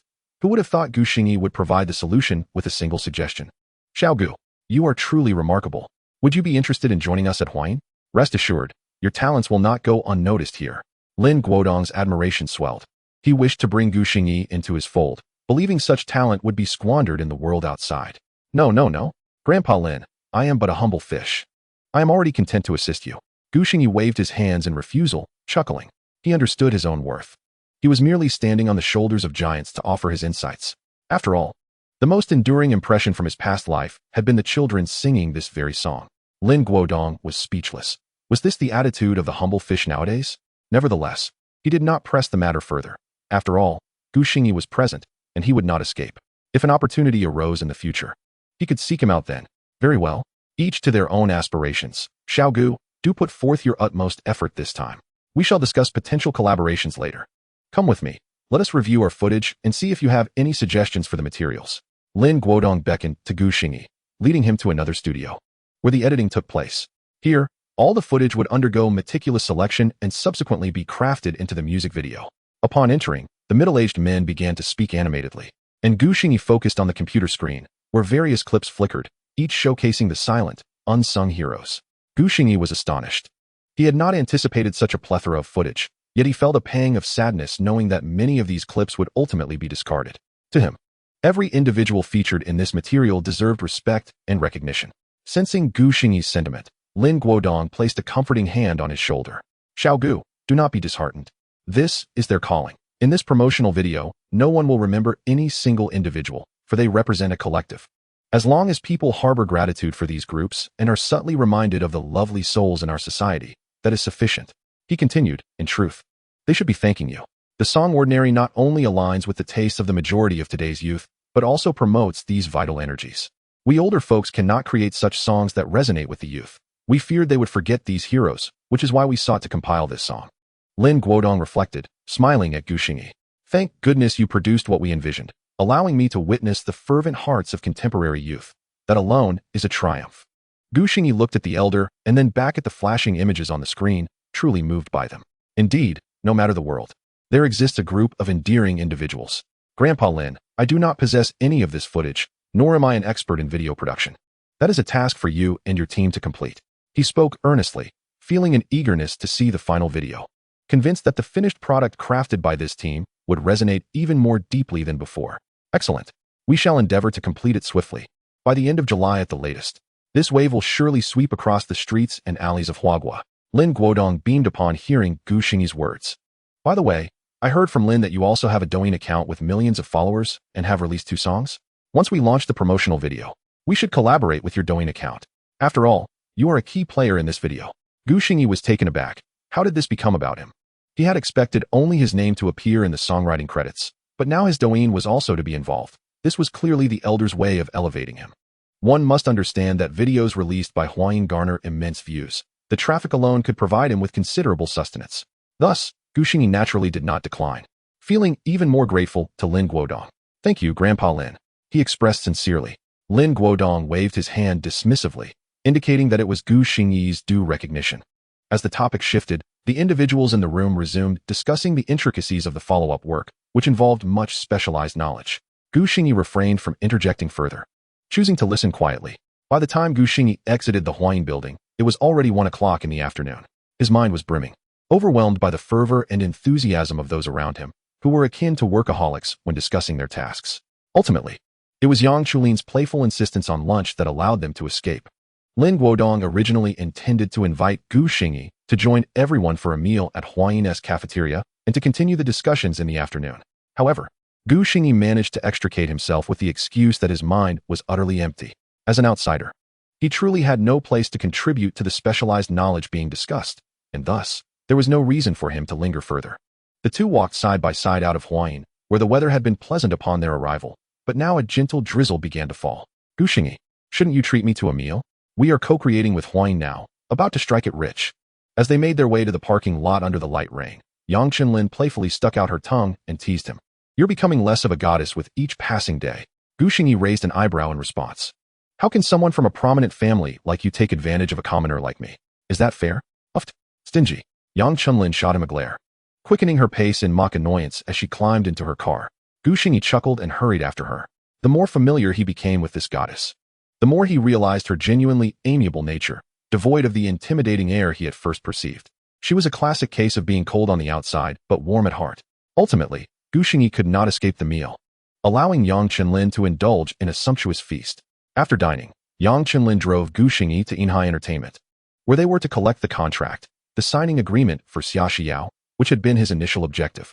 As they entered the elevator, Gu Xingyi inexplicably sensed a dip in Yang Chenlin's spirits. She appeared rather listless, despite having just enjoyed a lavish meal. Gu Xingyi found it perplexing. Women's thoughts were indeed difficult to fathom, much like the unpredictable weather. Upon exiting the elevator, they made their way directly to Yang Xian's office, where he had been awaiting their arrival, the contract neatly arranged on his desk. With his ever-present smile, he greeted Gu Xingyi as he entered. Young friend Gu, may our collaboration be fruitful. Here is the contract. Please let me know if there is anything you wish to amend. Gu Xingyi nodded and took a seat at the desk to examine the contract. It was formal and constituted 3 copies, ready to take effect as soon as Xia Xiao signed. The terms were as previously discussed. Nainai Entertainment would provide Xia Xiao with the utmost resources and the greatest degree of freedom.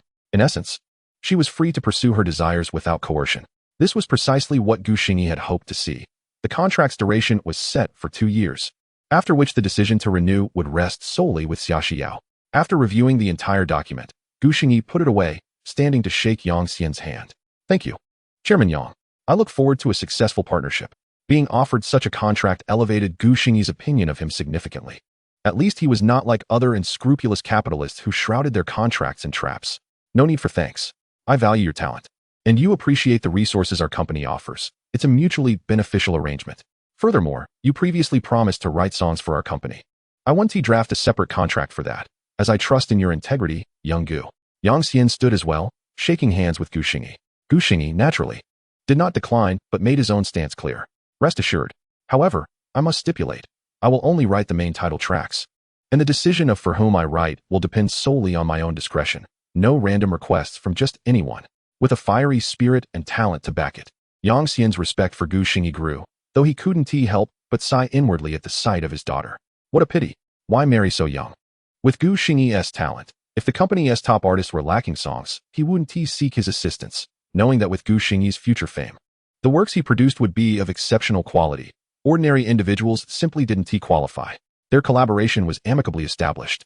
Suddenly, Yang Xian changed the topic. Now that we have the contract, when does young Gu plan to return? Gu Xingyi was unsure of the intent behind the question, but promptly replied, I plan to head back to the hotel now to pack and book a flight. I'll be leaving shortly since my business here is concluded. Is there anything else you need to discuss, Chairman Yang? No. I wish you a smooth journey. Yang Xian exclaimed with a smile.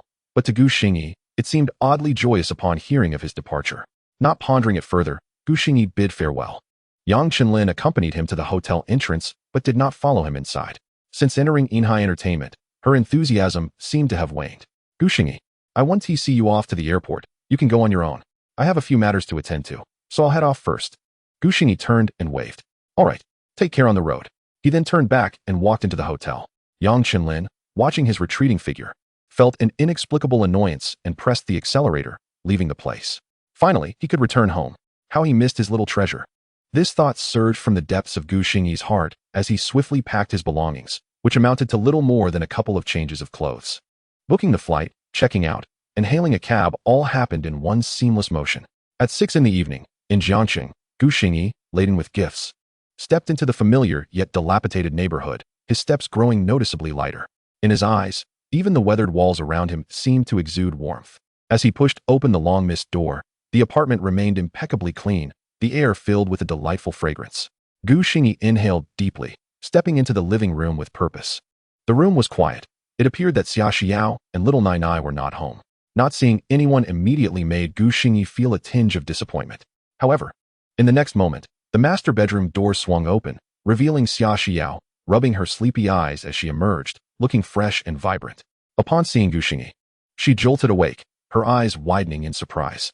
Clad in a spaghetti-strapped nightgown, one strap slipped down her arm, her hair tousled, and her mouth slightly agape. She resembled a sleeping beauty. They both froze, silently gazing at each other in the golden light of the setting sun, until Gu Xingyi's face gradually lit up with a radiant smile. I'm back. Xia Xiao's complexion flushed with a rosy hue, and she stood there, unsure of how to react, her heart racing yet tinged with sweetness. She lowered her head and responded softly, instinctively pulling the fallen strap back onto her shoulder. By the way, this is for you. I happened to see someone selling it on the way back. It smelled lovely, so I bought a bunch. Gu Xingyi suddenly produced a bouquet of lavender from behind his back, the delicate purple flowers blooming brilliantly, bathed in the soft golden rays of the sunset, creating a stunning sight. Xia Xiao bit her lip, stepping forward to gently accept the lavender from Gu Xingyi's hands, her cheeks now adorned with a rosy glow. This was the first bouquet he had gifted her, lavender, symbolizing redemption and hope. She adored it. Thank you. Gathering her courage, Xia Xiao looked up, meeting Gu Xingyi's gaze, her eyelashes fluttering softly. Have you eaten yet? Gu Xingyi broke into a sudden smile. Not yet. You haven't eaten either, right? Let me cook dinner. Can you wake Nainai? Xia Xiao intended to prepare the meal herself, thinking he must be tired after a long day away. But upon seeing the determination in Gu Xingyi's eyes and recalling how much better he was at cooking than she was, she ultimately nodded. I'll go wake Nainai. She'll definitely be thrilled to know you're back. She has been asking about you for the past few days. As Xiaoxiao spoke, she turned back toward the master bedroom, leaving the door ajar this time. Gu Xingyi peered inside and noticed that the master bedroom had changed significantly from his memories. Little Nainai was sprawled across the bed, sleeping soundly. Gently, Xiaoxiao lifted her, and Nainai did not stir at all, until Xiaoxiao brought the little one before Gu Xingyi, kissed her cherubic face, and gently whispered in her ear, "Nainai, wake up. Daddy is back." Suddenly, the little Nainai stirred, slowly opening her adorable almond-shaped eyes, bewildered as she surveyed her surroundings. Then, a spark of recognition lit up her eyes, and with her tiny hands, she reached out, waving enthusiastically at Gu Xingyi. "It's Daddy. Daddy, hug me. I missed you so much." Chapter 35, A Full-Time Dad. Like a koala clinging to a tree, the little one wrapped her arms around Gu Xingyi's neck, refusing to let go. Even as he moved to the kitchen to prepare a meal, she remained steadfastly attached to him, unwilling to part. Eventually, it was only through Xiaoxiao's stern demeanor, coupled with the allure of a new toy Gu Xingyi had purchased, that she was finally coaxed down and placed on the sofa. While the little one played with her toy, her large eyes frequently darted towards the kitchen, anxious lest Gu Xingyi's figure should vanish again. After a while, dinner was served, 3 bowls of steaming noodles accompanied by a meat dish and a vegetable dish. The family sat happily around the dining table. Xiaoxiao glanced down at her bowl, where the noodles were adorned with 2 green vegetables and, as per usual, 2 golden fried eggs, irresistibly enticing. She delicately picked up a noodle and savored it, her eyes squinting in pleasure. It must be said, Gu Xingyi's cooking was truly delectable. During his absence over the past few days, she had lost her appetite for her own cooking. Little Nainai, armed with her tiny chopsticks, eagerly slurped up her noodles, devouring one strand in an instant, her eyes transforming into crescent moons of delight. Her manner of eating made it seem as though Xiaoxiao had starved her for days, filling her with a mix of frustration and helplessness. Outmatched in culinary prowess, she had no choice but to concede defeat. This compelled Xiaoxiao to hasten her own meal. Strangely, it seemed that when it was just the 2 of them at home, they lacked such appetites, but upon Gu Xingyi's return, they both inexplicably relaxed. As Xiaoxiao ate, her mind wandered, contemplating the unsettling realization that they had once wished to distance themselves from this man, yet in such a short span, he had subtly but profoundly influenced them. The only sounds at the dining table were those of slurping until Xiaoxiao finished her meal. Only then noticing that Gu Xingyi and little Nainai had already completed theirs, both gazing at her in synchrony with adoring eyes. Xiaoxiao felt her cheeks flush with embarrassment, hastily wiping her mouth and standing up to conceal her awkwardness, gathering the dishes from the table. "I'll wash the dishes. You spend some time with Nainai," she said, stacking Gu Xingyi's bowl as she made her way to the kitchen. Observing Xiaoxiao flit to the kitchen like a gust of wind, Gu Xingyi shook his head, truly having no intention of competing with her. Why is she in such a hurry? "Daddy, come build blocks with Nainai." "All right." Little Nainai leapt from her stool, tugging on Gu Xingyi's hand, leading him to the sofa where the new toy blocks he had bought for her awaited, capable of being assembled into various shapes. The previous princess house had already been tidied up by little Nainai and now stood proudly in the master bedroom. Xiaoxiao would occasionally take it out to play house with the little one. With the arrival of new toys, the princess house would surely be neglected for some time.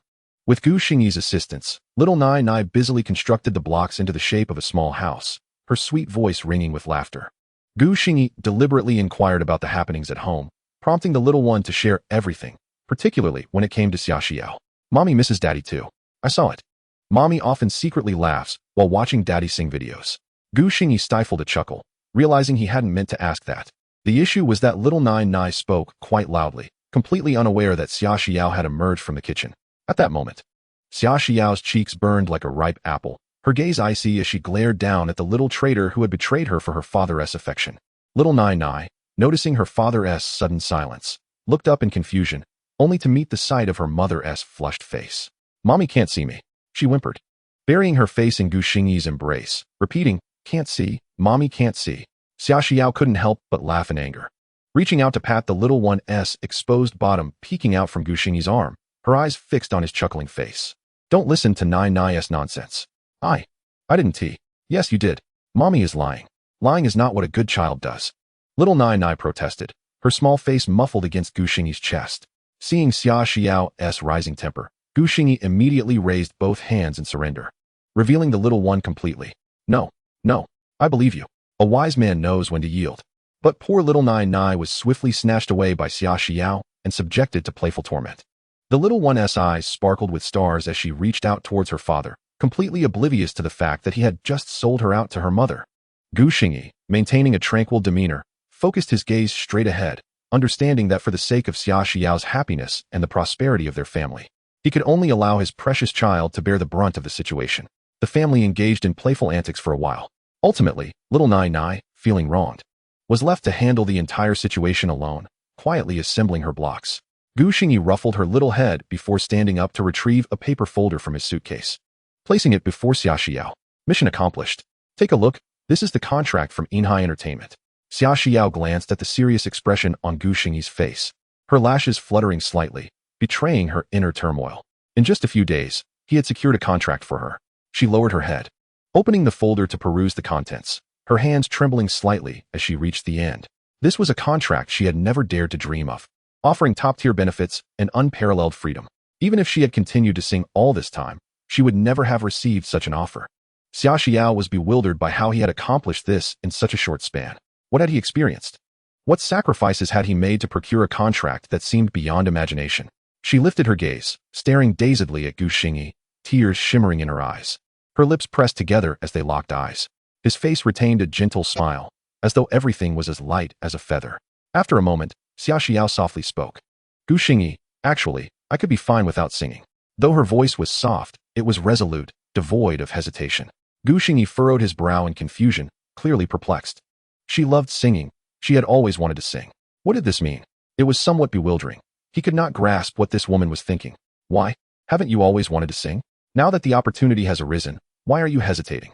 Gu Xingyi's tone grew slightly firmer, as it was the first time he had addressed her in such a manner since arriving. Having spent a lifetime as a single man, he naturally could not comprehend that Xia Xiao's heart was a tangled mess. She suddenly felt that continuing as they were could also be quite wonderful.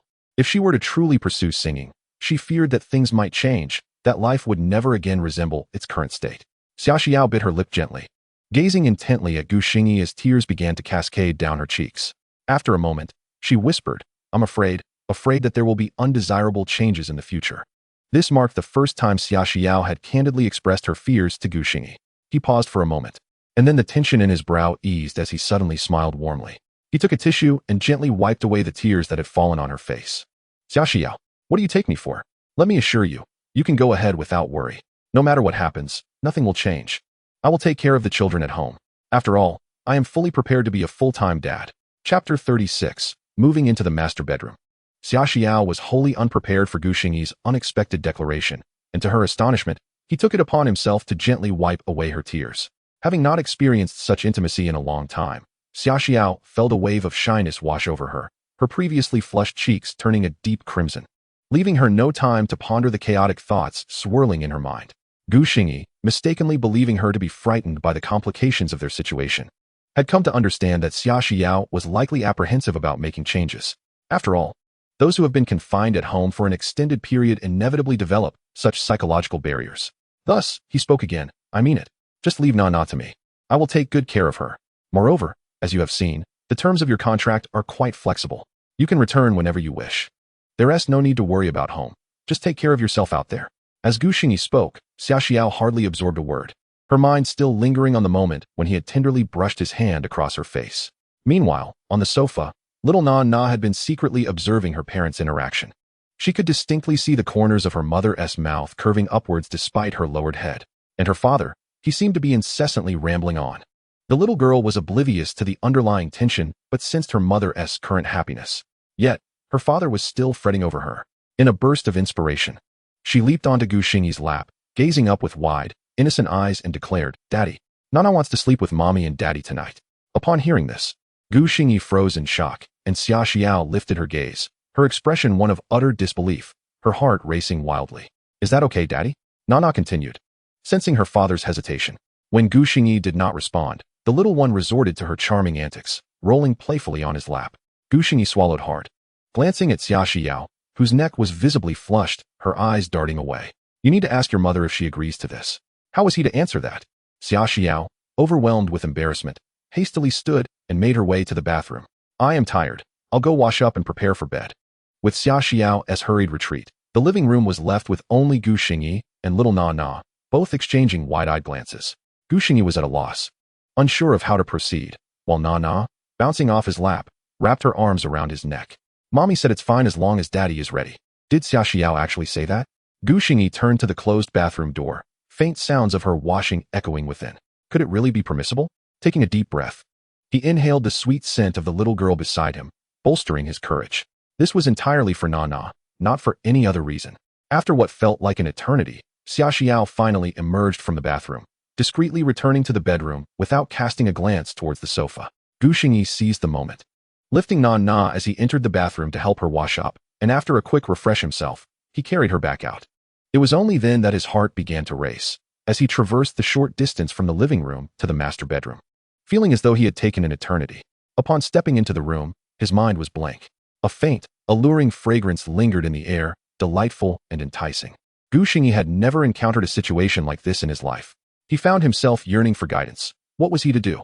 What actions were appropriate? Xia Xiao had already nestled under the covers, appearing as if she were asleep, turned away with her back to him, making it impossible to discern her current demeanor, though her delicately flushed earlobes betrayed her state of mind. Gu Xingyi gently closed the door, the soft sound causing Xia Xiao to shiver slightly, yet she remained still. At that moment, Gu Xingyi resolved to abandon his apprehension. With circumstances having unfolded this way, there was no point in remaining tense. He would simply go with the flow. This thought eased his mind considerably. He placed Nainai in the center of the bed, seated himself on the opposite side, and embraced her, beginning to narrate a bedtime story. Tonight, Daddy will tell Nainai the tale of Snow White. Long ago, there was a lovely little princess, just as adorable as Nainai. Her skin was as fair as snow, with a rosy hue akin to a ripe apple, and her hair shone as dark as the night sky, hence her mother named her Snow White. Gu Xingyi's soothing voice resonated within the room, causing Xia Xiao's eyelashes to flutter slightly, her once racing heart gradually calming with the unfolding narrative. Before long, she found herself drifting into slumber, just like little Nainai, who was lulled to sleep by Gu Xingyi's enchanting tale. As night deepened, Gu Xingyi observed their breathing becoming steady, and he switched off the light, slipping under the covers himself. The pillow was imbued with that familiar, delicate fragrance, and Gu Xingyi discovered for the first time that a girl's pillow could smell so delightful. Drawing Nainai closer, enveloped by the sweet scent, he soon succumbed to sleep. The night passed in silence. The following day, Gu Xingyi's biological clock remained punctual. At 6 in the morning, just as dawn began to break, he awakened. Instinctively, he wrapped his arms around the soft figure beside him, only to be struck with disbelief. When had little Nainai grown so big?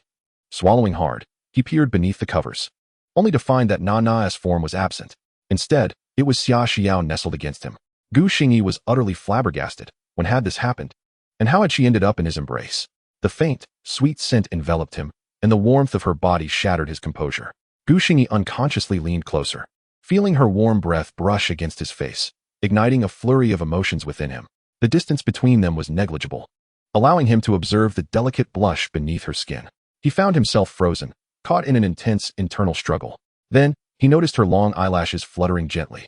Startled, Gu Xingyi quickly straightened, stealthily withdrawing the arm that had been trapped beneath her, bending low as he carefully exited the bed and made a hasty retreat from the bedroom.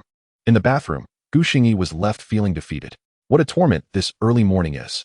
Unbeknownst to him, just as he stepped out of the bedroom, Xia Xiao opened her beautiful almond-shaped eyes, releasing a breath she hadn't realized she was holding. She covered her flushed face and burrowed deeper into the covers, feeling utterly embarrassed. As Gu Xingyi sat up, Xia Xiao became aware of her surroundings. She was unaware of how she had ended up in Gu Xingyi's arms, using his arm as a pillow of sorts. What an embarrassing situation. It was only when she sensed his breath against her face that panic began to rise within her. What was he planning? Did he intend to steal a kiss? How should she react? In that moment of utter panic, she was terrified yet too afraid to wake, opting instead to continue feigning sleep.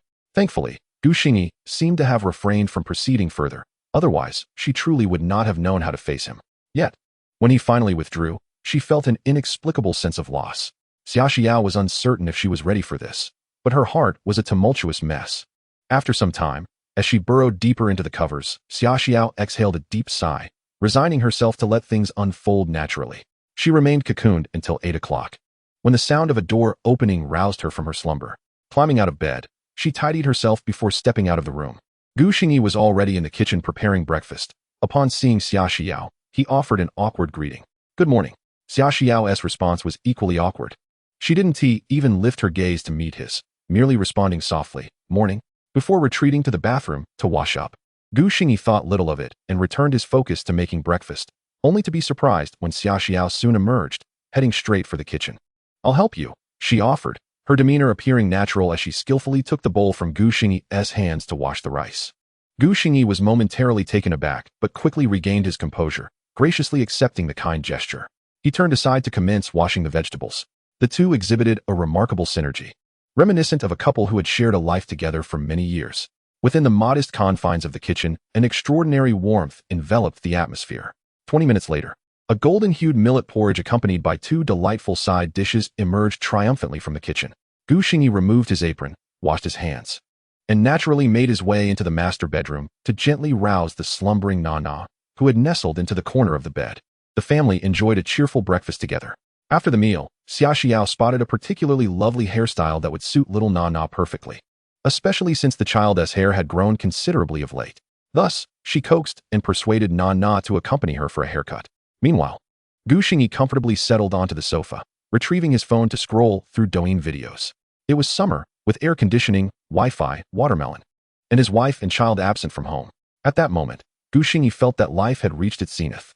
Having barely watched 2 videos, Gu Xingyi was astonished to discover the trailer for Ordinary People had already surfaced. The efficiency of Huayin was indeed remarkable. With the video set to release at the end of the month and today being the 26th, the trailer had already gone live.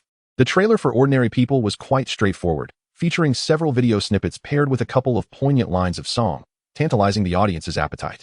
As Gu Xingyi clicked on the preview video, his own voice unexpectedly emanated from the phone.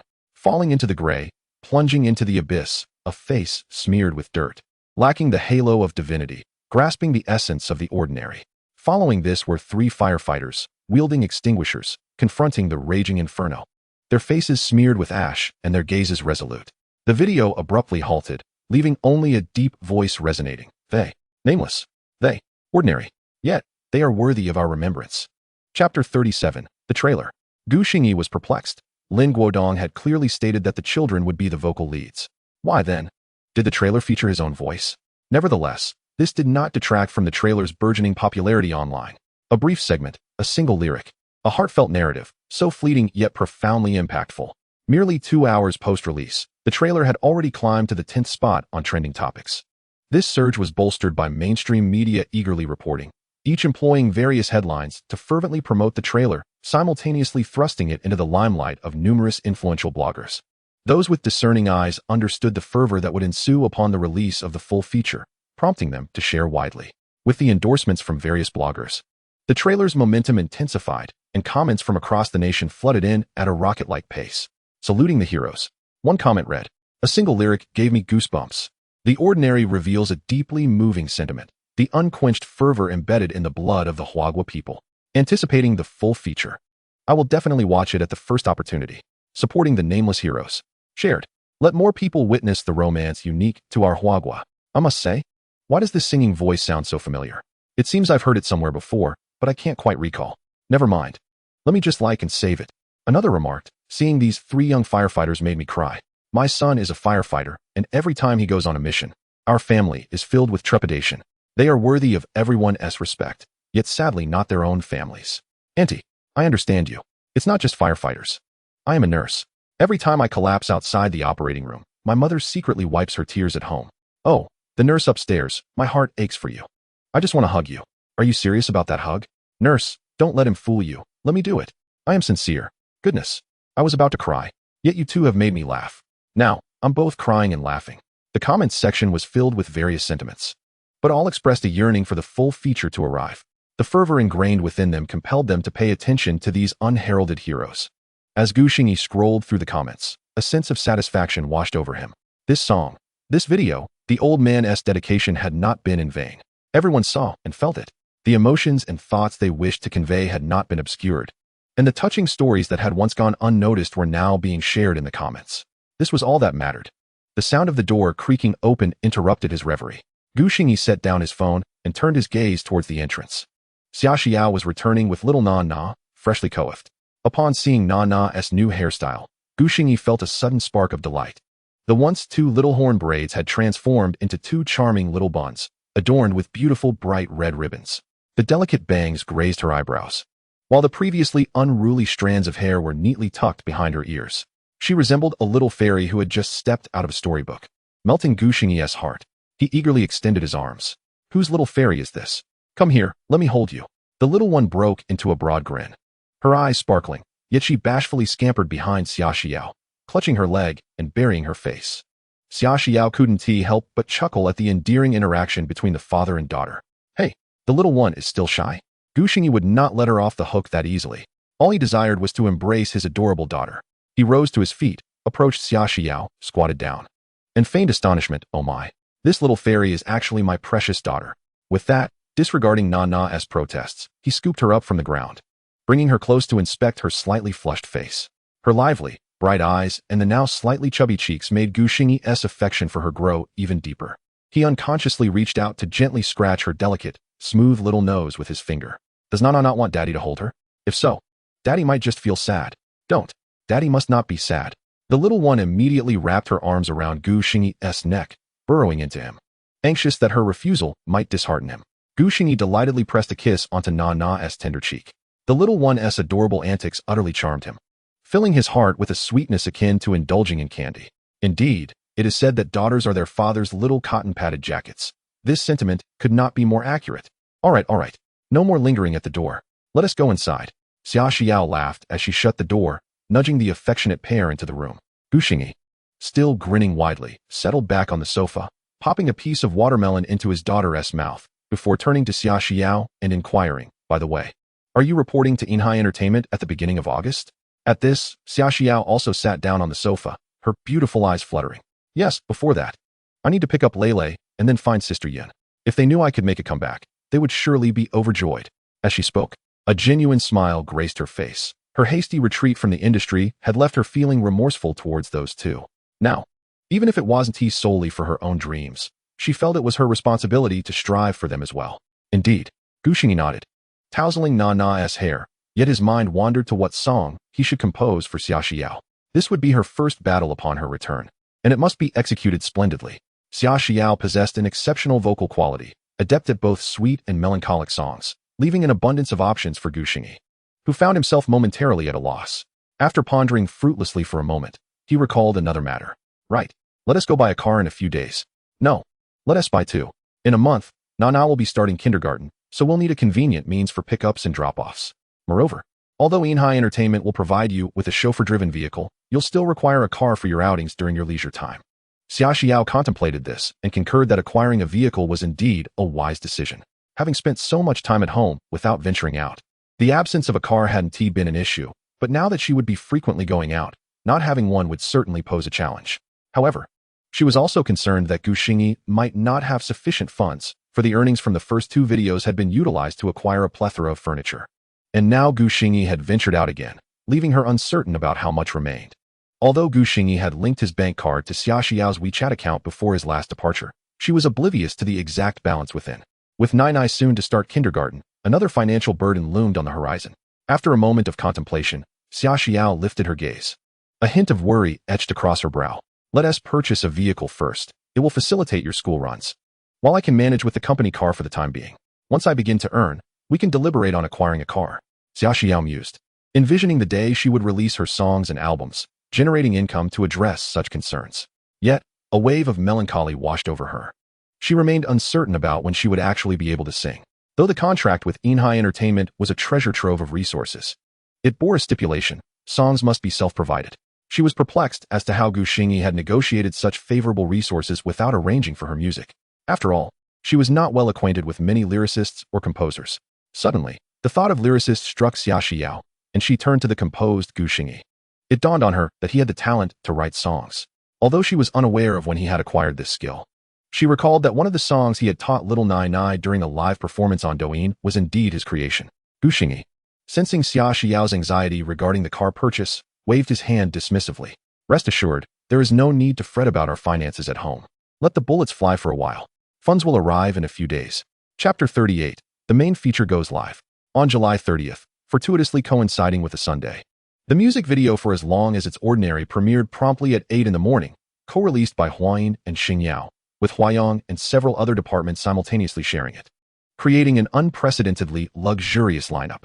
Yet, Regardless of the grandeur of the ensemble, what the audience truly yearned for was quality. Only when the quality was assured would they be willing to invest their attention and resources, delving into the narratives behind the music video. Nonetheless, a saying had gained traction online. Produced by Xingyi, it must be a masterpiece. Although Xingyi had only uploaded 2 songs, he had garnered countless fans, all of whom were satisfied with the quality of his compositions. Now, upon discovering that this music video featured lyrics and music solely by Xingyi, the audience's interest was piqued. This enigmatic figure, when he finally revealed his talents, left everyone astounded. Thus, viewers eagerly clicked on the music video, eager to witness the spectacle. In an old neighborhood of Jiangcheng, Xingyi and his family were comfortably settled on the sofa, with Xingyi casting his phone screen onto the television, opening Douyin. Xia Xiao and little Nainai were still in the dark, only aware that Xingyi had roused them early in the morning, proclaiming he had something wonderful to show them, yet unaware of what it was. As Xingyi initiated the music video, the family turned their attention to the television. The moment the visuals appeared, both Xia Xiao and little Nainai fell into a hushed silence, taken aback by the sight before them. The title As Long as It's Ordinary appeared prominently on the screen, with the sole credit for lyrics and music attributed to Xingyi. Moreover, this music video boasted an astonishing length of 7 minutes, leaving even Xingyi momentarily bewildered, as he had not anticipated such a duration. Lin Guodong had previously reached out to him with the intention of sharing the final cut, but he had declined, wishing to savor this moment with his family. Trusting wholeheartedly in Lin Guodong's expertise, Xia Xiao turned to Xingyi, her almond-shaped eyes shimmering with a mix of astonishment and admiration. You've written more songs. And collaborated with Huayin. How incredible. She realized he had been busy with numerous endeavors unbeknownst to her. Redirecting her gaze to the television, she yearned to uncover what he had accomplished in secret. As the title faded, a scene unfolded featuring a group of exuberant children, around 10 years old, all clad in black t-shirts, with a middle-aged teacher playing the piano among them. As the piano melody resonated, the camera panned to a young girl, her eyes brimming with emotion, extending her hand as if gently summoning something, and began to sing. Perhaps far away, or just yesterday, here or across the shore. The scene shifted to a group of firefighters in orange uniforms, their expressions resolute as they bore various rescue supplies, transforming their bodies into a bridge across rushing waters. The camera transitioned again to another young girl, her eyes slightly reddened, lowering her gaze as she softly murmured, "The long road twists with joy and sorrow. People gather and part ways." The young girl's figure gradually blurred, morphing into a family seated around a table, savoring dumplings while watching television. What should have been a joyous reunion was instead marked by silence, with the grandmother at the head of the table holding back tears as she gazed at the screen. The television displayed a report of her grandson's heroic sacrifice. Subsequently, 2 more young girls appeared, singing softly. Only by letting go of right and wrong can we find the answer, the courage to live. As they finished their lines, their figures vanished, replaced by an unassuming man whose eyes sparkled with determination as he focused on a thief pilfering from a bus. At the very moment the thief succeeded, he seized the thief, yet the surrounding onlookers recoiled in fear, watching with cold indifference. In an instant, 2 more thieves encircled this man, tipping the odds against him. The multitude of viewers, engrossed in the video, could not help but feel their hearts clench, fists tightly clenched, tears brimming in their eyes, wishing they could leap into the video to assist him in subduing the thieves. Yet, at that moment, the scene faded, the teacher continuing to play the piano. As one of the young girls sang again, in recognizing regrets amidst heartbreak, life is both long and fleeting. The scene abruptly shifted to a hospital, where an exhausted doctor handed a newborn to a pair of elderly individuals, who wept with joy, continually expressing gratitude to the doctor. A beating heart sprouts tendrils, willing to fight against peril. This infant would gradually grow up to become the man who had confronted the thieves, now standing resolutely against 3 assailants, his face unyielding. The camera shifted once more, revealing 2 young girls who extended their arms in call, falling into darkness, faces smeared with dirt, without the halo of divinity. Let us grasp our ordinariness tightly. Just then, one of the onlookers, a dusty, weary migrant worker, took a determined step forward, positioning himself before the man, confronting the thieves. The lines etched upon his face spoke volumes of resolve. As he moved, one ordinary person after another stepped forward to stand against the 3 thieves. The thieves' faces contorted with fear, as they seemed unable to comprehend how these seemingly insignificant individuals dared to take such a stand. At that moment, a young boy appeared in the frame, his face radiant with hope as he softly hummed, "In this heart, this life, no regrets, the fire of life has been ignited." As this segment played, the viewers could no longer hold back their tears of joy. They witnessed the three thieves being subdued through collective effort. With no regrets in this heart, no regrets in this life, the fire of life is thus ignited. The piano melody continued, the visuals unfolded. Yet the flames of inspiration ignited within the hearts of all present, fueled by this sense of melancholy, this profound emotion, and the myriad of small moments that resonated with their lives. They took notice. Another young boy appeared, a smile gracing his lips. One day, we may wander far. Yet perhaps we shall meet again. As the scene shifted, the firefighters trudged through murky waters, their faces radiant with joy, as countless individuals lined the path, waving their hands in farewell. Whether amidst the crowd or at the horizon, let me see your face once more. The camera zoomed in on these firefighters. All around 20 years old, their youthful innocence still evident. Yet each of these tender faces was now etched into the memory of countless onlookers. The throng of well-wishers, though silent in their words, fervently pressed various tokens into the embrace of those departing, their faces adorned with smiles intermingled with tears of warmth. In this moment, silence spoke volumes, and unvoiced sentiments cascaded down their cheeks like a river of emotion. Suddenly, a young girl appeared, her voice pure and crystalline, softly singing amidst the sea of tears that filled her eyes, rendering her speechless yet profoundly expressive. The next scene unveiled a series of unheard narratives, showcasing ordinary individuals who, in the eyes of the audience, transcended the mundane to become extraordinary. No divine halos are needed, just your authenticity. The piano's melody resonated, enveloping everyone in its poignant embrace, as they lamented their previous ignorance of the multitude of remarkable souls surrounding them. Thus far, the heroes depicted in the music video had uttered not a single word. Yet their actions were etched indelibly in the hearts of the viewers. As the visuals continued, a chorus of children began their heart-stirring performance, their innocent voices narrating heart-wrenching tales that plunged the audience into silence. Typically consumed by online frivolity and celebrity adoration, this was the first time a spark ignited within them. In the final moments of the song, the children sang in unison, proclaiming, "This journey, this life, without regrets. The flame of life has been ignited." As darkness enveloped the screen, a male voice suddenly resonated. "We are not heroes. We are merely fulfilling our duties." Nestled on the couch, Xingyi rubbed his weary eyes, astonished by the emotional depth of the video that had been captured. Xiaoxiao, overwhelmed with tears, nestled into Xingyi's embrace, her glistening tears cascading like a broken pearl necklace, soaking his clothing. Little Nainai, with a pout, watched as her golden tears slipped down her cheeks, feeling a sense of injustice for the struggles of her kind-hearted older siblings. Human emotions ran deep. The video had brought countless viewers to tears, collectively shattering their emotional defenses. At that moment, the duration of the video was of no concern.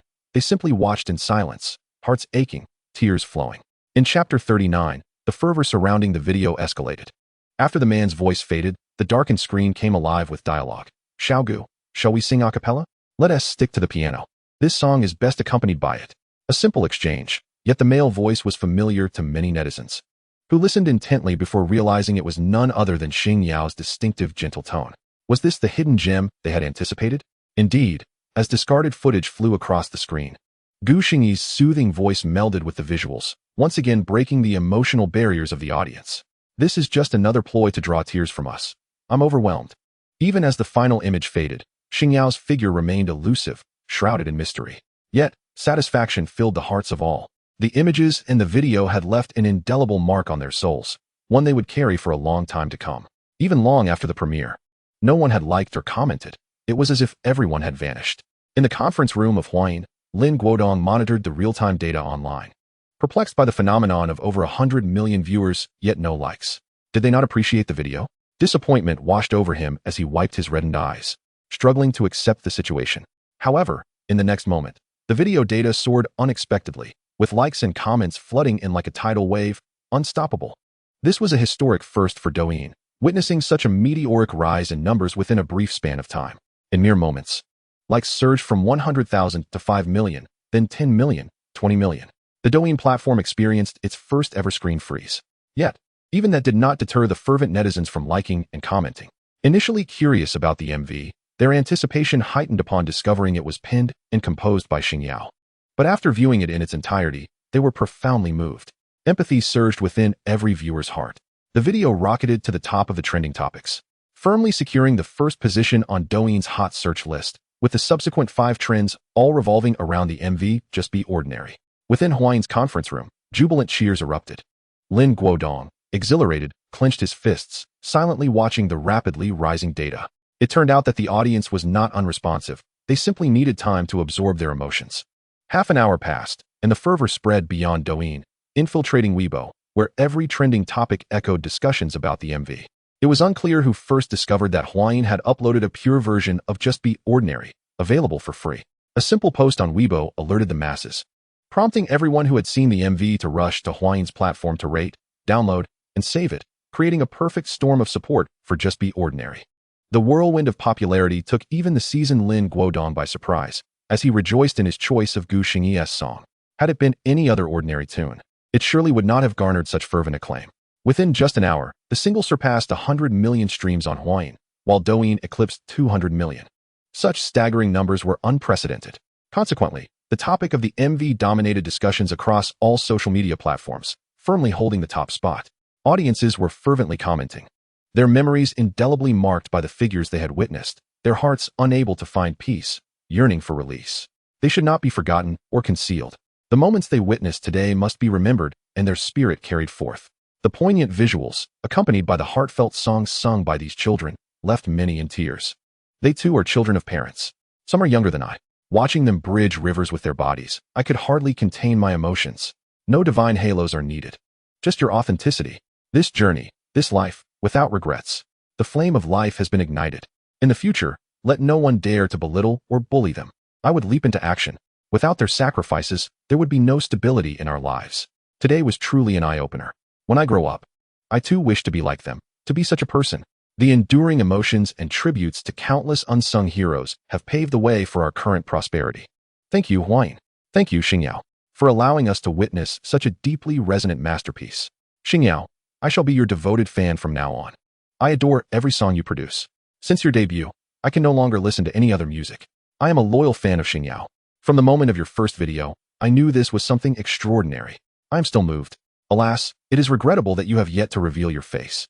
Though you remain faceless, I now know your surname is Gu. Gu Xingyiao? How does it sound like a girl's name? The comments section is predominantly filled with praise and insights, while only a handful of mindless detractors attempt to voice negativity, swiftly drowned out by a wave of supporters. No one will indulge them. There exists a segment of individuals who are ardent admirers of Gu Xingyiao. Upon viewing this video, they have transformed into fervent loyalists, reveling in the joy of being able to support such an exceptional individual. On this very day, the entire entertainment industry in Huagua has been set ablaze. Every entertainment company and individual, after watching the video, has discreetly shared it. They gaze upon this fervor with envy, yet are powerless to partake, merely clinging to the excitement and striving to promote their own personas. By noon, Gu Xingyi finds himself surrounded by charming ladies, gently caressing one head while patting another's back. He wishes to voice his thoughts, yet finds himself at a loss for words, as he too has been deeply moved. Although the song was entrusted to Lin Guodong by him, the entire video is a creation of the Huayin production team, which he had not previewed beforehand. One can only say that Huayin has bestowed upon this song a perfect belonging. Nestled in Gu Xingyi's embrace, Xia Xiao sobs softly, clutching at his clothing, smearing her tears and runny nose upon it, her pitiful demeanor tugging at Gu Xingyi's heartstrings. What was merely a video has turned into tears of grievance.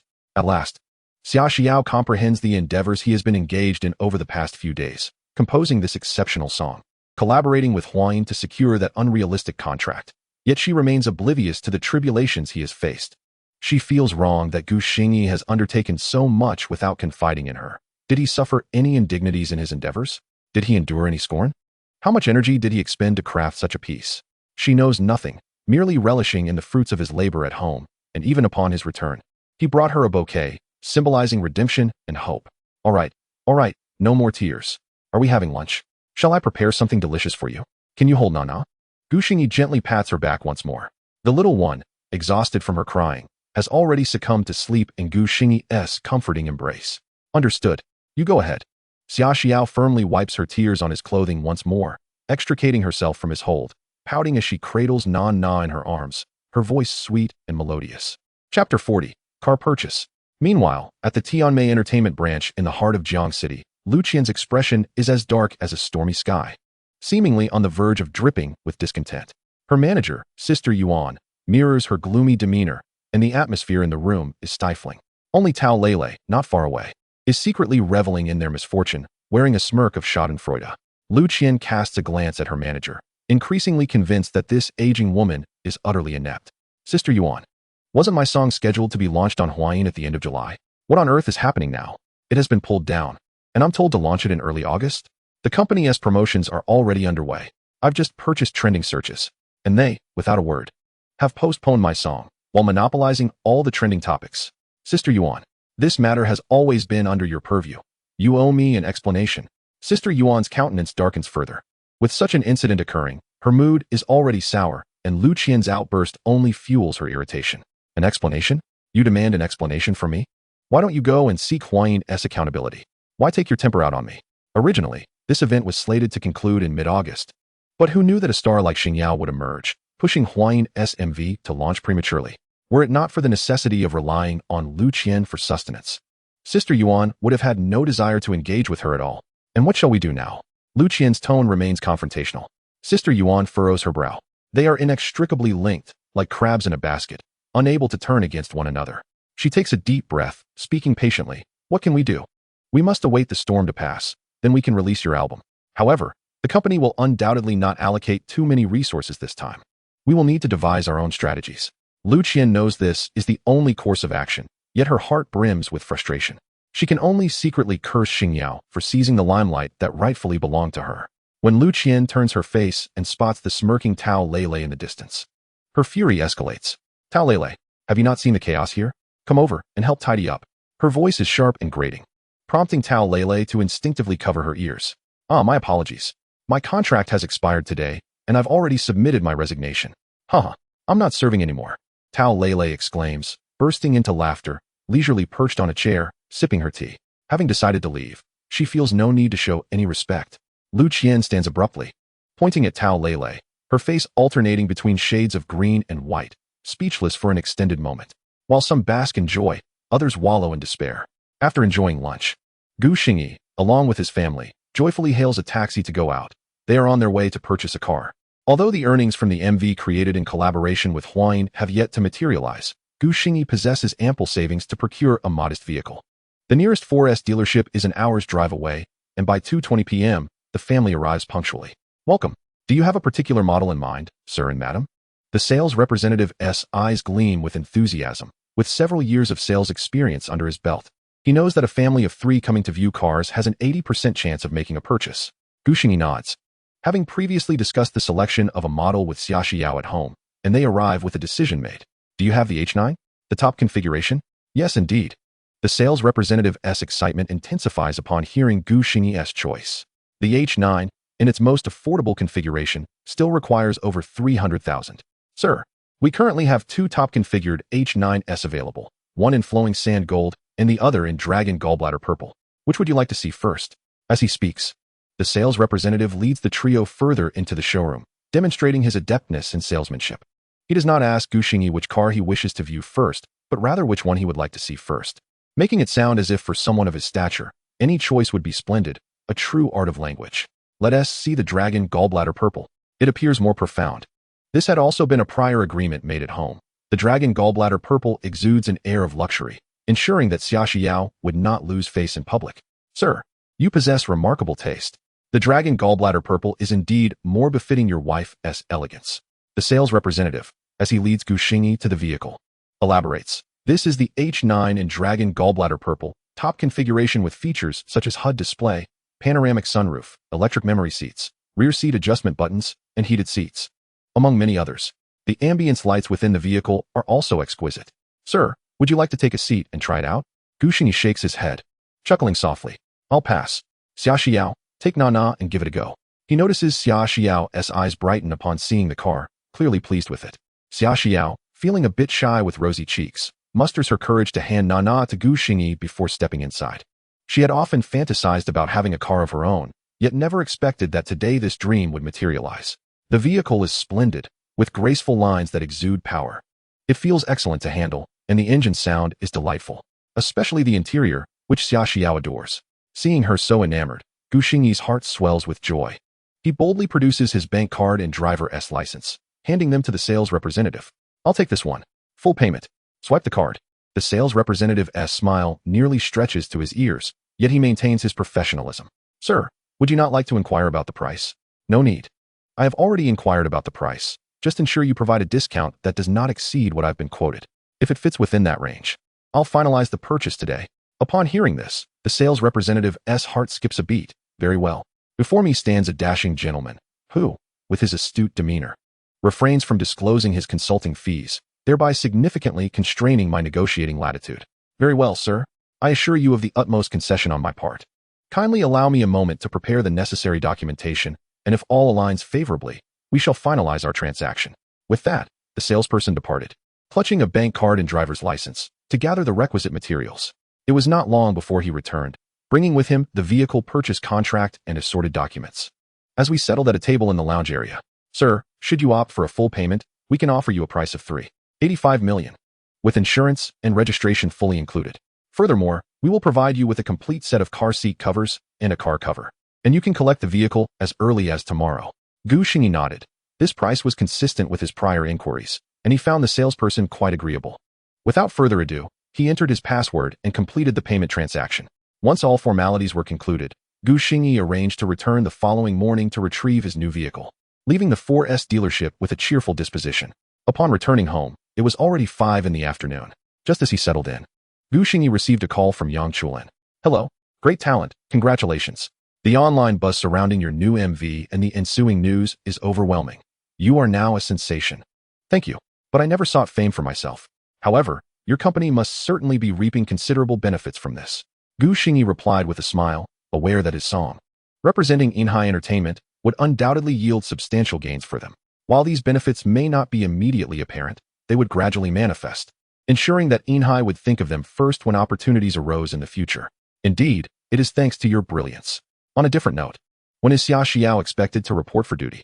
Yang Chulin playfully teased Xingyi before inquiring further. Glancing at Xia Xiao, who was eavesdropping with rapt attention from the sofa, he chuckled softly. "In a couple of days, at the latest by the 3rd. I have some matters to attend to at home first." "Excellent. I shall await her arrival with eager anticipation," Yang Chulin mused, curious about the character of the woman who could inspire such dedication from Xingyi. Chapter 41, Lei Lei and Sister Yun. The efficiency of the 4S dealership was remarkable.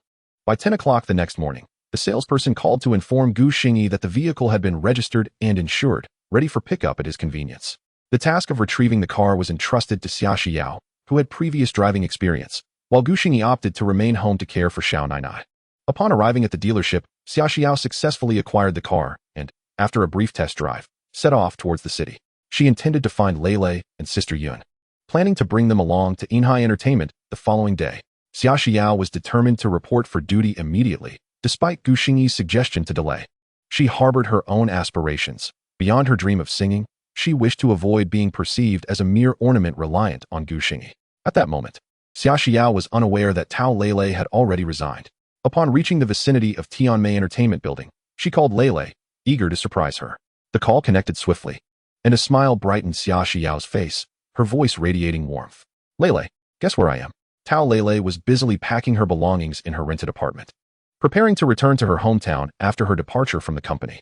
She had resolved that where she was not welcomed, there would be other places for her to thrive. Just then, she received Xia Xiao's call. "Sister Xiao, if you're not at home, where could you possibly be?" "Fool, I'm right downstairs at your office. Hurry down. I have something to discuss with you." Just a moment, Sister Xiao. I'm on my way," Tao Lei exclaimed, her heart racing as she realized that Sister Xiao had come to her workplace. Unsure how to broach the subject of her resignation, she hurriedly made her way downstairs, quickly scanning the surroundings. Upon hearing Lei, "I'm over here," she turned to see Xia Xiao descending from a brand new vehicle, waving enthusiastically. "Sister Xiao." Tao Lei's eyes sparkled with delight as she rushed toward her. "You bought a car?" Xia Xiao nodded, her smile radiant as she grasped Lei's hand. "Indeed. I just purchased it. I came to discuss something important with you. Do you have a moment?" "Of course, I have plenty of time." "What is it?" "Lei, come back to be my assistant. Let us bring Sister Yun along. I'm ready to make my comeback." Xia Xiao's eyes gleamed with hope as she held onto Lei's hand. Tao Lei was momentarily taken aback, struggling to comprehend her words. After a moment, she tightened her grip on Xia Xiao's hand. "Really? Sister Xiao, you're not teasing me, are you? You're making a comeback?" "Absolutely," Xia Xiao affirmed with conviction. "Yes, I knew it. Fortune never forsakes Lei. Ha! What a coincidence, I just resigned. We can be together again." Tao Lei leapt with joy, her excitement overflowing at the prospect of standing side by side with her beloved sister, Xiao once more. Xiao paused, realizing only then that Lei had left her job. Lei, I'm so sorry. I was too headstrong before. I promise it won't happen again. Guilt washed over her as she recognized that her own actions had contributed to Lei and Sister Yun's situation, dimming her previous joy. Oh, Sister Xiao. Everyone has the right to make their own choices. I don't blame you. I trust Sister Yun feels the same way. Besides, you're making your comeback now. We must look to the future. Tao Lei consoled her, embracing Xiao tightly to reassure her. Yes, Lei, do you know where Sister Yun is? Let us go find her now. I do. She is likely at Qingpu District People's Hospital, caring for her mother. Aside from her 4 hours of work, she spends all her time there. Great. Let us go. Without wasting a moment, Xiao ushered Lei into the car, and they sped off toward the hospital. As they drove, Lei curiously admired the pristine interior of the new vehicle and then turned her gaze to the focused Xiao. Sister Xiao, does he know about your comeback? Xiao nodded, a soft smile gracing her lips. Yes, he knows. He even helped me negotiate the contract. And this car was a gift from him. Lei gasped in astonishment, her mouth agape in disbelief. He negotiated the contract for you. How is that even possible? Sister Xiao, you're not pulling my leg, are you? Xiao shook her head earnestly. It's true. He secured me a contract with Nainai Entertainment. And it's the top-tier one. Lei struggled to comprehend this revelation, unable to fathom how Xingyi could manage to negotiate such a prestigious contract. Noticing Lei's silence, Xiao continued, he has been incredibly supportive towards me lately, so please, drop the negative attitude when it comes to him. Oh, Sister Xiao, you're quite the fierce protector of your man. I'm feeling a bit jealous. Lei teased, pouting playfully at Xiao. Xiao's cheeks flushed a delicate pink. But she refrained from rebutting. The car swiftly arrived at the hospital amidst the lively chatter between the two, as Xiao and Tao Lei carried the fruits they had purchased along the way, making their way to the inpatient department. On the third floor, in room 302, Xiao hesitated, her heart pounding as she knocked on the door. The moment she laid eyes on Sister Yun, she was nearly overwhelmed with tears. Sister Yun, once adorned with a head of dark hair, now bore strands of white. Her resilient face had weathered the trials of life and appeared worn and haggard, clad in simple, faded garments. This sight mirrored the struggles Xiao had endured, revealing that Sister Yun had not fared well either. Upon seeing Xiao, Sister Yun was momentarily taken aback, staring at her in disbelief. Xiao found herself at a loss for words as they locked eyes, an awkward silence enveloping them. It was Tao Lei who broke the stillness, rushing in to grasp Sister Yun's hand. Sister Yun, I came to see you with Xiao. How is Annie's health? Only then did Sister Yun regain her composure, her hands nervously twisting together. Why didn't you let me know you were coming? Look at me. Xiao. Come in and sit down. I just got my mother to sleep. Her health is stable, she can eat and drink, and with one more surgery, she'll recover. As Sister Yun spoke of her mother, a flicker of joy appeared on her face, albeit tinged with bitterness. She was at her wit's end, owing nearly 100,000 outside, having exhausted all her relatives and friends for loans. What could she offer for the next surgery? Xiao entered the room and took a seat, her head bowed and her lips bitten, resembling a child who had committed a wrongdoing, unable to meet Sister Yun's gaze. Tao Lei patted Sister Yun's hand, her eyes shifting towards Xiao. Sister Yun followed suit, scrutinizing Xiao closely, and after a moment, a look of relief crossed her face. She moved closer, sitting beside her and taking her hand. Xiao, I am truly delighted to see you. Knowing you are doing well brings me even more joy. When I used to hold you back, it was for your own good. Please don't take it to heart. Sister Yun, I'm so sorry. Xiao could no longer contain herself, collapsing into Sister Yun's embrace as tears streamed down her face like raindrops. Sister Yun gently patted Xiao's back, speaking softly, there is no need for apologies. Which mother would blame her child? I have genuinely treated you like my own daughter. Now, stop crying. If you keep this up, you'll turn into an ugly duckling. Chapter 42, Sister Yun's Refusal. Xiao was an orphan. But since her graduation from university, Sister Yun had been her steadfast guardian. From her humble beginnings to her rise to fame through a singing competition, and eventually her retreat from the spotlight, Sister Yun had always been by her side. Thus, when Sister Yun remarked that no mother would blame her child, Xiao's tears flowed even more fiercely. Sister Yun had watched her grow, akin to a mother nurturing her child. Hence, when Xiao impulsively withdrew from the industry, it was Sister Yun who bore the brunt of the pain. Sister Yun continued to gently soothe Xiao until she cried herself weary. When Xiao finally lifted her swollen eyes to meet Sister Yun's gaze, Sister Yun smiled tenderly. Xiao bit her lip. Sister Yun, I want to return to the industry. Would you be my manager again? Upon hearing this, Sister Yun was taken aback, her beautifully arched brows furrowing in concern. Let us not discuss your comeback for now. What about your child? Can you trust Gu Xingyi to take care of her? Compared to Tao Lele, Sister Yun was more pragmatic, recalling how Gu Xingyi did not seem like a reliable caretaker. Yet, Xia Xiao nodded earnestly. Gu Xingyi is Nana's father. He will take good care of her. I believe in him. Sister Yun rubbed her temples, uncertain of the circumstances, yet noticing Xia Xiao's steadfast demeanor. All right. Even if he can look after the child, you must understand that returning is no simple feat. Do you currently have a company willing to sign you? Even after signing, what resources will they provide you? Sister Yun, look. This is the contract from Nainai Entertainment. Xia Xiao hastily retrieved the contract from her bag and presented it to Sister Yun, anxious that she might doubt her. Upon seeing the contract, Sister Yun was momentarily stunned, realizing it was from Nainai Entertainment, one of the 3 giants in the industry. Let me take a look. She took the contract and began to examine it closely. As she read on, her astonishment grew, and soon her hands began to tremble slightly. What kind of miraculous contract is this? Has Xia Xiao coerced the owner of Nainai Entertainment? This is an utterly lopsided agreement. For the entertainment company, many clauses appeared to be Xia Xiao dictating terms to Nainai Entertainment, such as top-tier resources, unrestricted freedom, and a 2-year contract. Sister Yun abruptly lifted her head. This is real. Truly. Look, Sister Yun. It even has the seal of Nainai Entertainment. How could it possibly be fake? Xia Xiao hastily clarified. Sister Yun was left speechless, staring blankly at Xia Xiao. The terms in this contract were something she had never encountered in her career as a manager. This was outrageous. Nainai Entertainment had lost its mind. Sister Yun, it's true. I'm reporting to Nainai Entertainment tomorrow. Seeing Sister Yun still in disbelief, Xia Xiao continued to explain until Sister Yun finally accepted it, although her face remained a mask of shock. Xia Xiao, please tell me honestly. How did you manage to secure this contract? With Sister Yun finally believing her, Xia Xiao breathed a sigh of relief, her cheeks flushing slightly.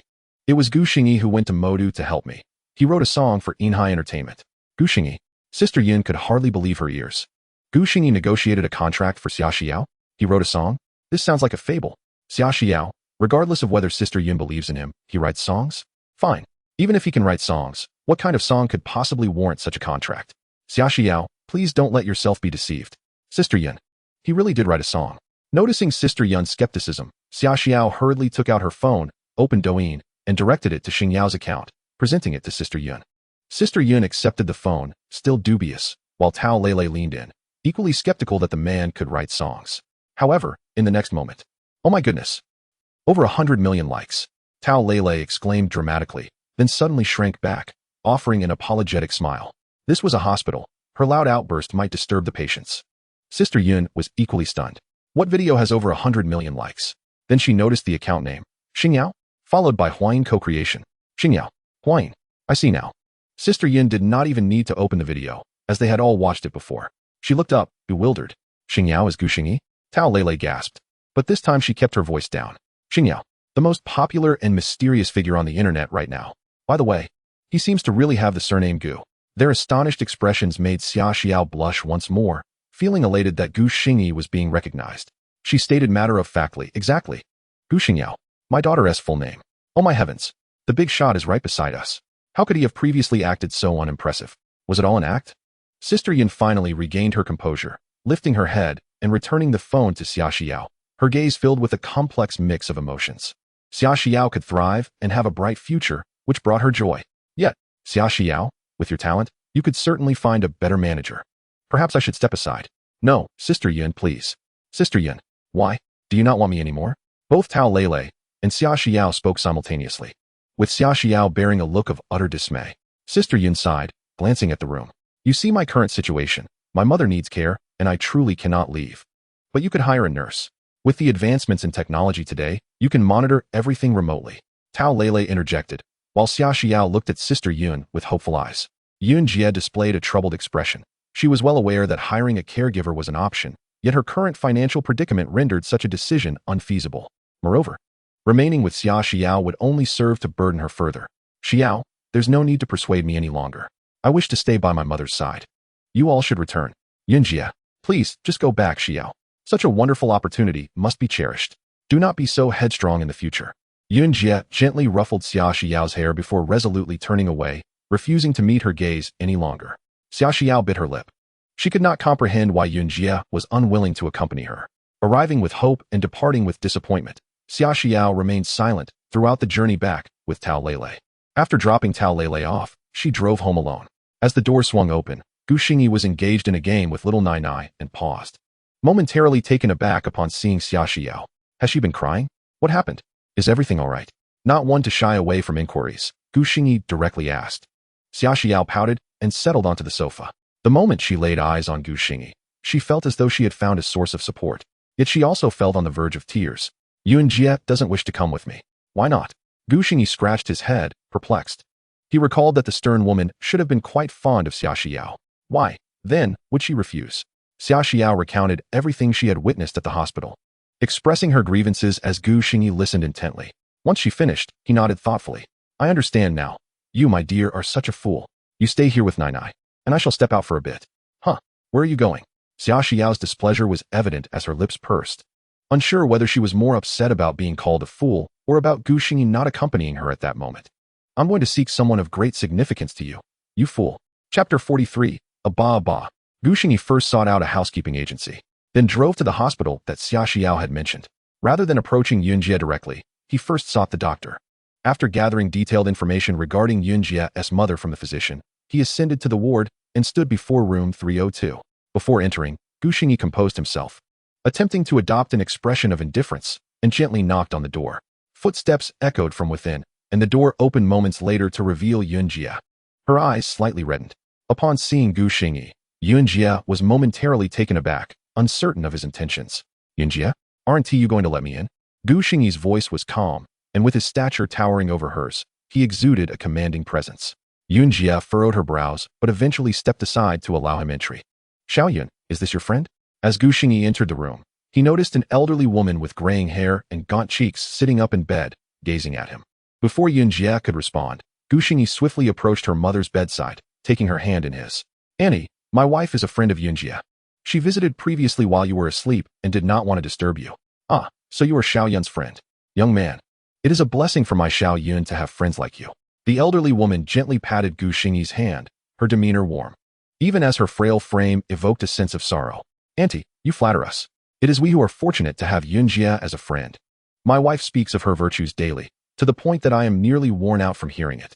Unfortunately, my wife wishes to accompany Yunjie this time, but she is concerned for your health and is reluctant to leave.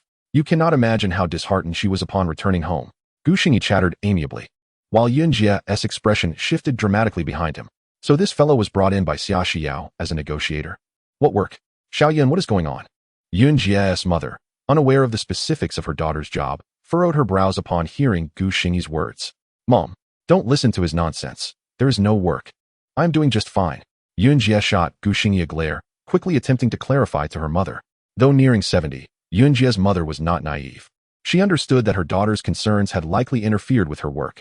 Immediately, she clasped Gu Xingyi's hands and inquired. Young man, Xiaoyun has troubled you, hasn't he? This child is too stubborn. Please, enlighten me. What work are you referring to?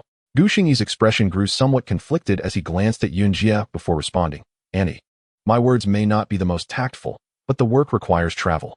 Initially, I intended to hire a caregiver to attend to you, but Yunjie is unwilling to leave your side. Xiaoyun, why didn't you mention something like this to me? If your work requires you to travel, then you must go. Yunjie's mother turned her gaze toward her daughter upon hearing Gu Xingyi's words. Mom, Yunjie was agitated, harboring intense resentment toward Gu Xingyi. While she genuinely wished to remain and care for her mother, the fundamental issue was that she simply could not afford to hire a caregiver. She was already overwhelmed with worry about the costs for her mother's upcoming surgery. Yunjie, shall we step outside for a moment? Gu Xingyi maintained his calm demeanor, seemingly unfazed by Yunjie's glare. He squeezed her mother's hand reassuringly and added, Auntie, please do not fret. I only wish to discuss this with Yunjie. With that, Gu Xingyi stood and exited the room.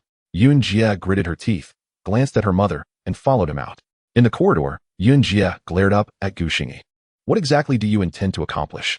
Consider me the villain if you wish. I merely do not want Xia Xiao to be saddened. I understand her well.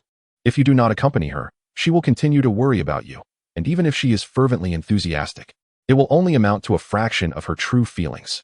By the way, I have already covered Annie's next surgery costs, and I have also contacted a caregiver. I will provide you with their contact information so you can choose. Gu Xingyi replied nonchalantly, his height disparity rendering his demeanor somewhat imposing. Huh, Gu Xingyi. Are you offering me charity? Yunjie retorted, her anger bubbling over. You are mistaken. It is a loan. It will be deducted from the salary Xia Xiao gives you. You and Lei were brought along by Xia Xiao. It has nothing to do with Nainai Entertainment. I have no control over how much she pays you. At the end of the day, it's my money, and you must repay me. Gu Xingyi adopted a roguish demeanor, shrugging his shoulders. Regardless, I have already settled the surgery fees and the caregiver's wages. They will not refund me. What you choose to do next is beyond my concern. Without allowing Yunjie a moment to react, Gu Xingyi turned and strode toward the exit. Gu Xingyi, do not mention this to Xiao. As he neared the door, Yunjie's voice called after him. Gu Xingyi did not look back, merely waving his hand dismissively. Yunjie watched as Gu Xingyi's figure vanished outside, her gaze complex.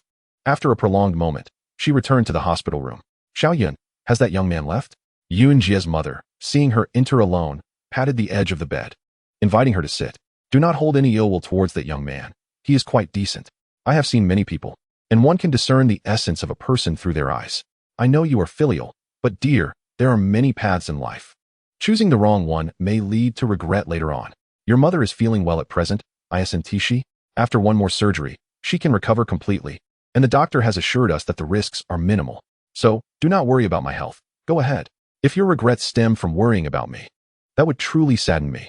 Yunjie bowed her head, silently absorbing her mother's advice, and after a lengthy pause, she finally gave a gentle nod.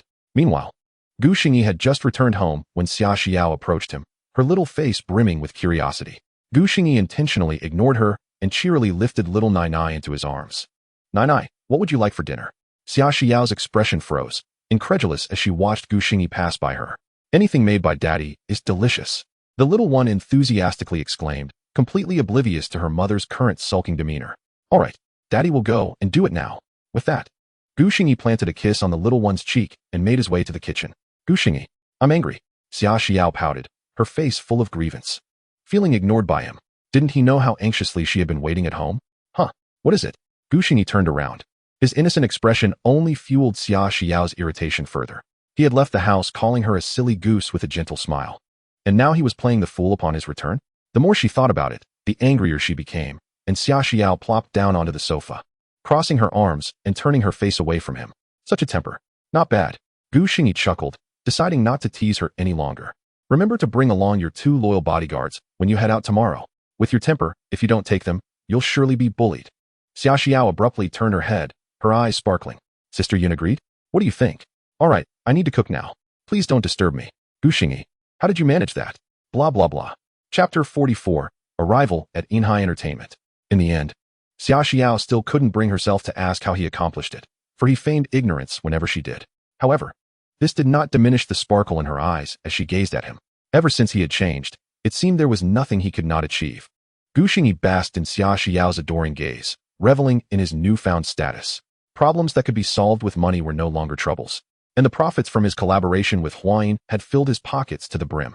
Regarding Sister Yun's matter, after Xia Xiao explained it to him, he had a rough idea of the reason behind it. People can hardly afford to eat. What dreams are you chasing? This made Gu Xingyi reflect on the significant differences in perspectives and approaches between men and women. Women were often more emotional, while men leaned towards rationality. Early the next morning, Xia Xiao rose early.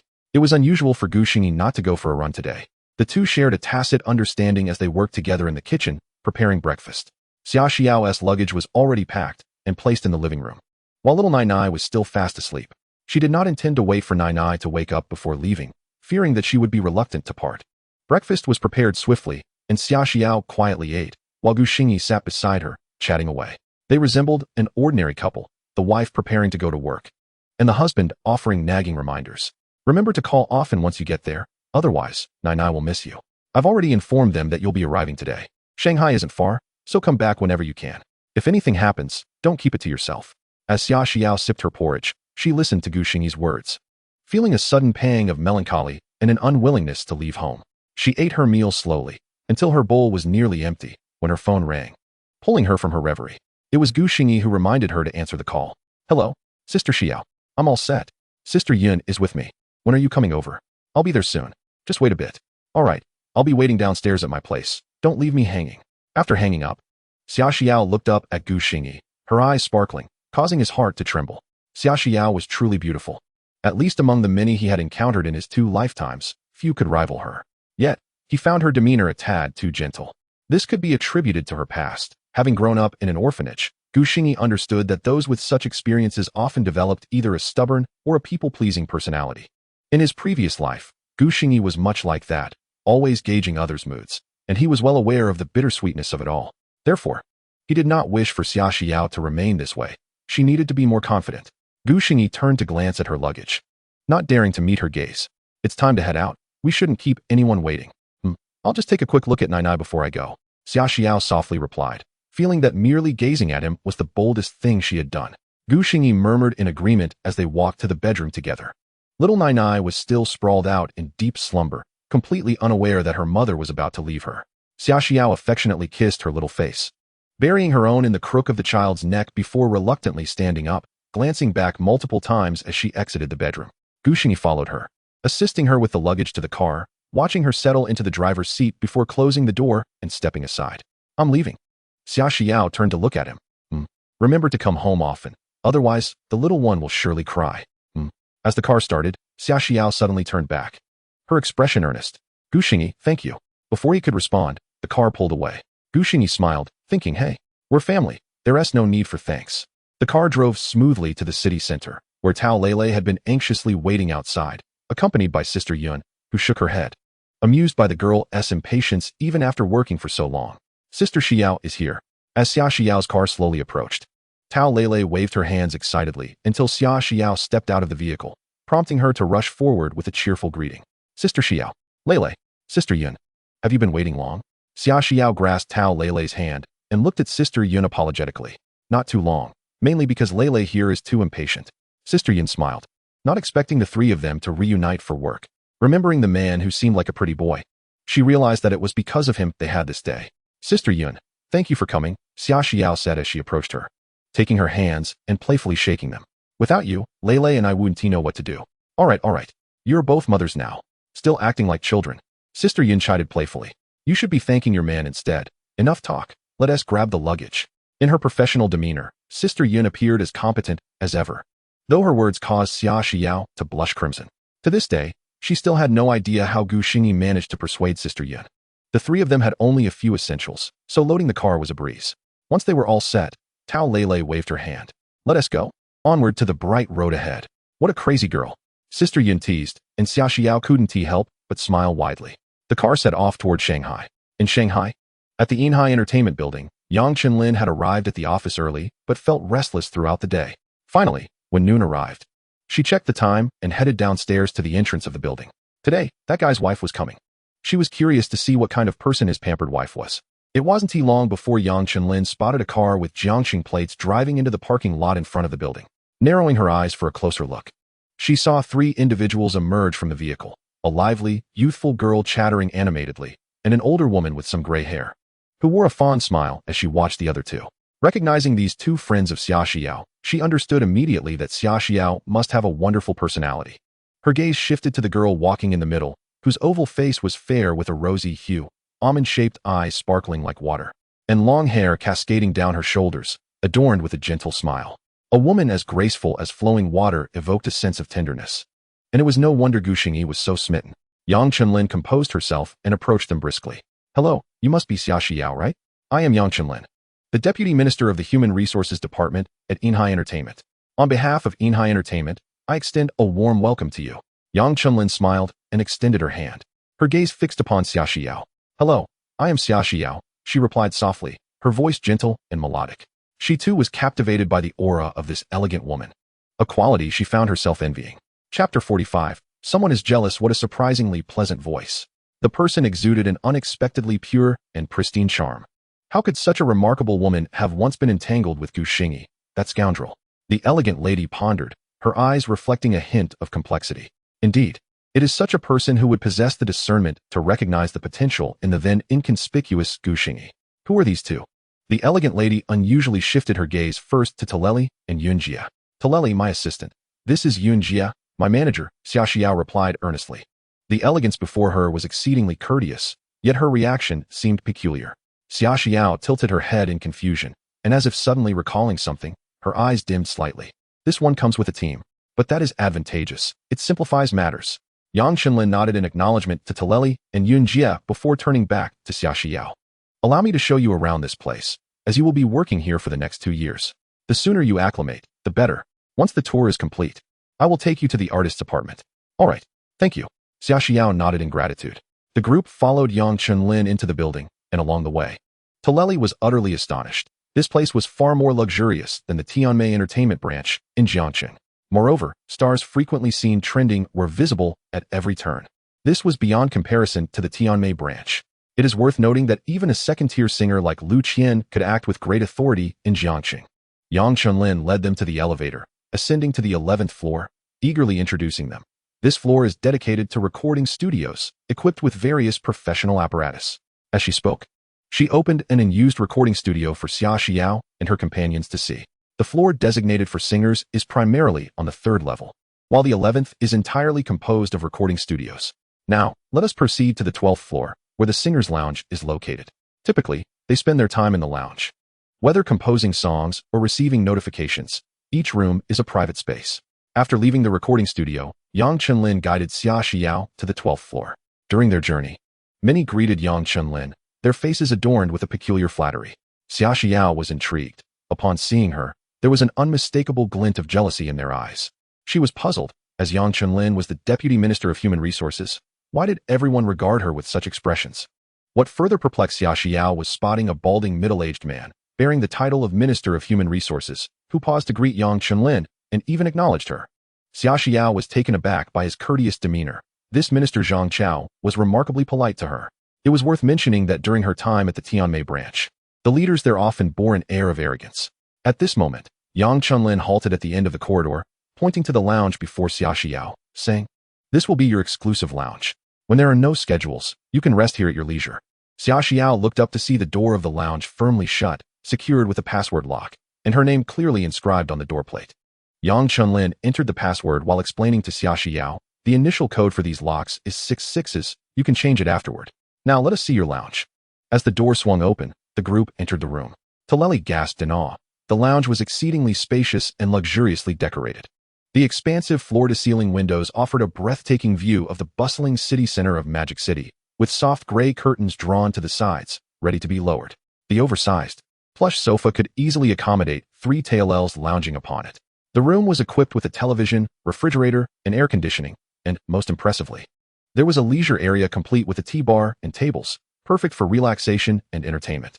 Except for Yun Jie, who remained composed. Even Xia Xiao was taken aback by the opulence of the lounge. Taleli was so overwhelmed with joy that she nearly fainted, recalling her time at Tianmei, where conditions were utterly dismal. The absence of comparison only highlighted the disparity, had it not been for the presence of others. Taleli might have rolled on the sofa in glee. Yang Chenlin, observing the delight on their faces, chuckled softly. Not everyone is afforded such treatment, with top-tier resources. The lounge must be equally exceptional. Upon hearing this, Taleli instantly felt that Xingyi was not as detestable as she previously thought. Even after they exited the lounge, Taleli remained immersed in her happiness.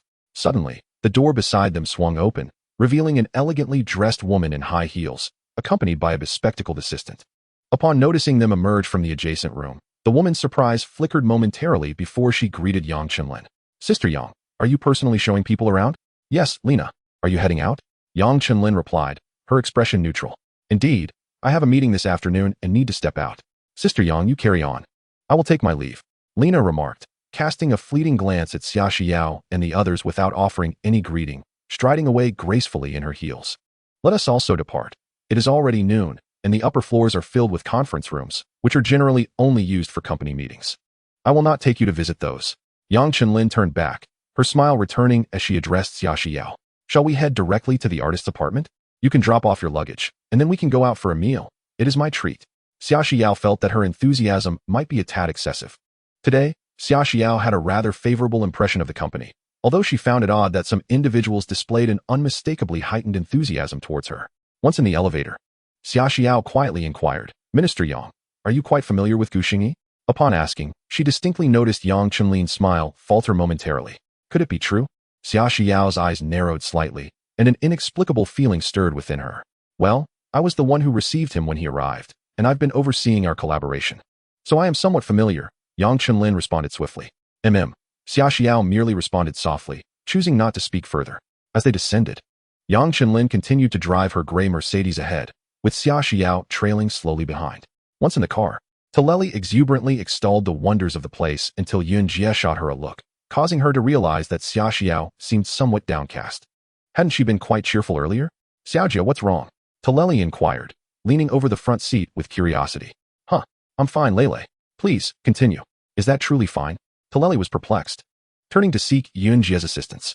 Yun Jie smiled but remained silent, quickly deducing that someone had indeed fallen into the depths of jealousy. Chapter 46. The arrival of Xingyi Nainai. Dear, Daddy will dress you up as a little tiger. Let's not cry, all right? At home, Gu Xingyi was feeling overwhelmed. Ever since little Nainai woke up, she had been clamoring for her mother. Gu Xingyi tried every possible way to soothe her, but Nainai only cried more desperately. Just yesterday, he had assured Xia Xiao that he would take good care of Nainai. Now, Gu Xingyi could only utter a heartfelt lament. I cannot fulfill this duty. Previously, when Xia Xiao was home, little Nainai had clung to him, never crying or fussing.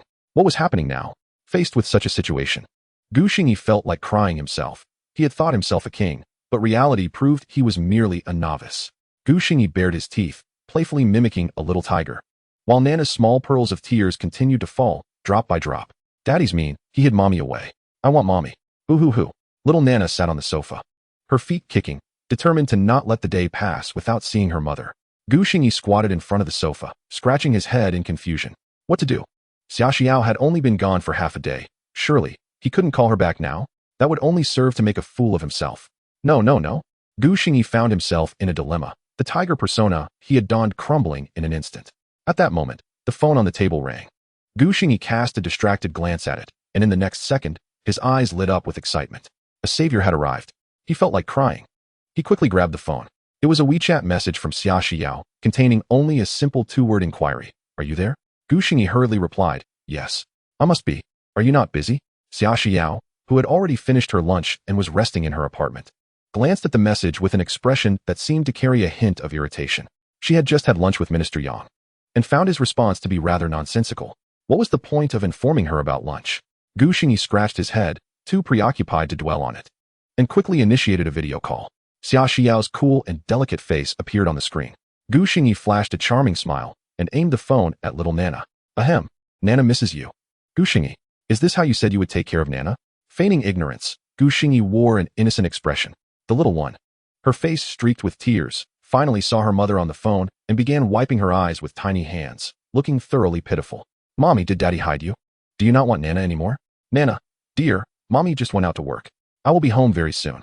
Be good and don't cry. Xia Xiao gently reassured from the other end. Miraculously, the little one began to calm down, holding the phone tightly and leaning in closer to the screen. At that moment, Gu Xingyi felt as though he had been struck by a ton of bricks. After struggling for what felt like ages, making faces and pretending to be a tiger, none of it had worked as effectively as just a few words from Xia Xiao. Life was indeed as lonely as snow. After a few more comforting words, little Nana finally stopped crying completely, and Gu Xingyi let out a long sigh of relief. Once the little one was settled, Gu Xingyi turned the phone back toward himself, his eyes darting about like a thief's, unwilling to meet Xia Xiao's gaze. Gu Xingyi, can you really handle a child? Her questioning voice resonated from the phone. Gu Xingyi felt a rush of urgency. Who does she look down upon? Today was merely an accident. If I were out, you wouldn't be able to manage Nana either. He pouted defiantly, but Xia Xiao gave him a deep, scrutinizing look, as if to say, doesn't he have any self-awareness? No, wait. She hadn't called to discuss this. This man was changing the subject. Xia Xiao narrowed her eyes slightly, feigning nonchalance as she asked, you and Minister Yang seem quite familiar? Not particularly, Gu Xingyi replied casually, completely unaware that he was dangerously treading on thin ice. Not particularly? Xia Xiao echoed, her voice laced with a subtle chill. Gu Xingyi inexplicably felt a shiver run down his spine and wrapped his arms around himself. How strange. It was so hot. Could he be coming down with something? Not particularly. Are you getting used to things over there? Not really. I have to go. I'll hang up. Xia Xiao shot him a disdainful glance and decided to end the conversation. The video abruptly cut off, and Gu Xingyi finally realized, was she angry? How baffling. Feeling as though he had been unjustly caught in the crossfire, he set the phone down and looked at his daughter, who had settled back into the sofa, no longer crying, but rather appearing adorably sweet. He couldn't help but chuckle. For the next 2 days, Xia Xiao called home every day, which relieved Gu Xingyi somewhat. However, he found it peculiar that each time she called, She only spoke to their daughter. As soon as it was his turn, she seemed to harbor a grudge as if he owed her millions. Xingyi could only console himself with the notion that every woman has her off days. He just needed to endure. These past couple of days, Xia Xiao had been rather idle, either in her apartment or the resting lounge, as the company had not given her any assignments. Yunjie had been in contact with various lyricists and composers, but to no avail. This left Tao Lele lamenting her boredom daily. For instance, at this very moment, she lay sprawled on the sofa, clutching a pillow, and complained, "Sister Xiao, what does Nainai Entertainment mean? They're not giving us any activities, not even announcing a comeback. What is the difference between this and being completely absent?" Yunjie wore a worried expression as she replied, "I've reached out to quite a few former industry songwriters these past couple of days. But as soon as they hear that Xia Xiao is making a comeback, they politely decline. After all, who would be foolish enough to write songs for someone who has been out of the scene for over 2 years, lacking in popularity and resources?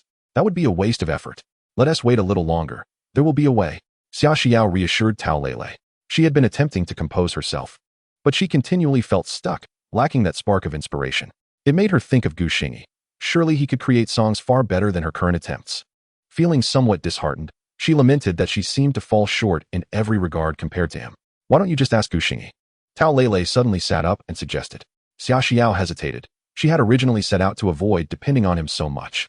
After careful consideration, she finally replied, "Let us wait another couple of days. If things still don't improve, I'll give him a call." "All right." Tao Lele hugged her pillow, her expression somewhat glum. She didn't understand why Sister Xiao, who was married to Xingyi, couldn't just directly ask him for a song. Unbeknownst to them, in the conference room of Nainai Entertainment, Yang Xian was leading a meeting with several executives, and before them lay an invitation document. Yang Xian raised his hand, and the noisy conference room fell silent. As you all know, Xingyi is the most renowned talent show in Huagua. The singers who have emerged from Xingyi are now mostly at the forefront of the industry. The show is about to begin, and we have 2 spots available for discussion on who should go. As soon as Yang Xian finished speaking, whispers erupted in the room. After a moment, a well-dressed man in his 30s, wearing gold-rimmed glasses, was the first to speak. "I think Xingyi is a great choice. She has a sweet appearance, decent popularity, and sings well. She is currently a second-tier singer, and if she can achieve a good ranking on Xingyi, her chances of breaking into the first tier are significant." The man's suggestion garnered nods of agreement from most in attendance. Seeing this, Yang Xian made a decision. "All right, that's one for Chengdi. Now, who do you think would be suitable for the second spot?" No sooner had he finished speaking than Zhang Chao stood up and said, "Chairman, I believe Xia Xiao would also be a good choice." Xia Xiao? Yang Xian suddenly recalled. Wasn't she the person that Xingyi had recommended? Had she already joined the company? He had been so busy these days that he had completely forgotten about her. As soon as Zhang Chao finished speaking, the well-mannered man interjected, "Minister Zhang, I don't think Xia Xiao is a viable option, even among amateurs. There are those who are better than her. Not to mention that she lacks popularity and works. Her withdrawal from the industry due to marriage has left a negative impression on the audience." Zhang Chao waved his hand dismissively, arguing, "Exactly because of that. We should select her. Since she has returned to our company, we need to provide her with a platform. I've listened to Xia Xiao's previous songs, and she sings beautifully. Moreover, she is quite attractive, so why shouldn't we choose her?" The well-mannered man frowned at this. "Minister Zhang, you are in charge of human resources. I handle operations. In comparison to you, I possess a deeper understanding of what a singer truly requires: popularity. We are not a charitable organization. Just because she is affiliated with the company does not entitle her to a stage." "Minister Yin, you speak of popularity? Are you unaware of who recommended Xia Xiao?" "I dare ask, Minister Yin, how is Xingyao's popularity? What if he were to write songs for Xia Xiao?" In response to Yin Ping's assertions, Zhang Chao maintained his assertive demeanor, his face radiating with pride. "You wish to compete with me? Perhaps you should indulge in a few more years of meals." Zhang Chao had always harbored a disdain for Yin Ping, who, under the guise of being the operations minister, had wielded his authority within the company, even teasing female singers. Much to the chagrin of several newcomers who had confided in him, he found such behavior utterly reprehensible. Upon hearing the name Xingyao, even Yin Ping momentarily fell silent. Would he dare claim that Xingyao lacks popularity? Certainly not. The MV co-created with Huayin garnered billions of likes, and it is rumored that his fan base has reached 50 million. Adjusting his gold-framed glasses, Yin Ping cast a dark gaze upon the triumphant Zhang Chao. "Are you certain that Xingyao would write songs for Xia Xiao? Enough. Let us cease this quarrel.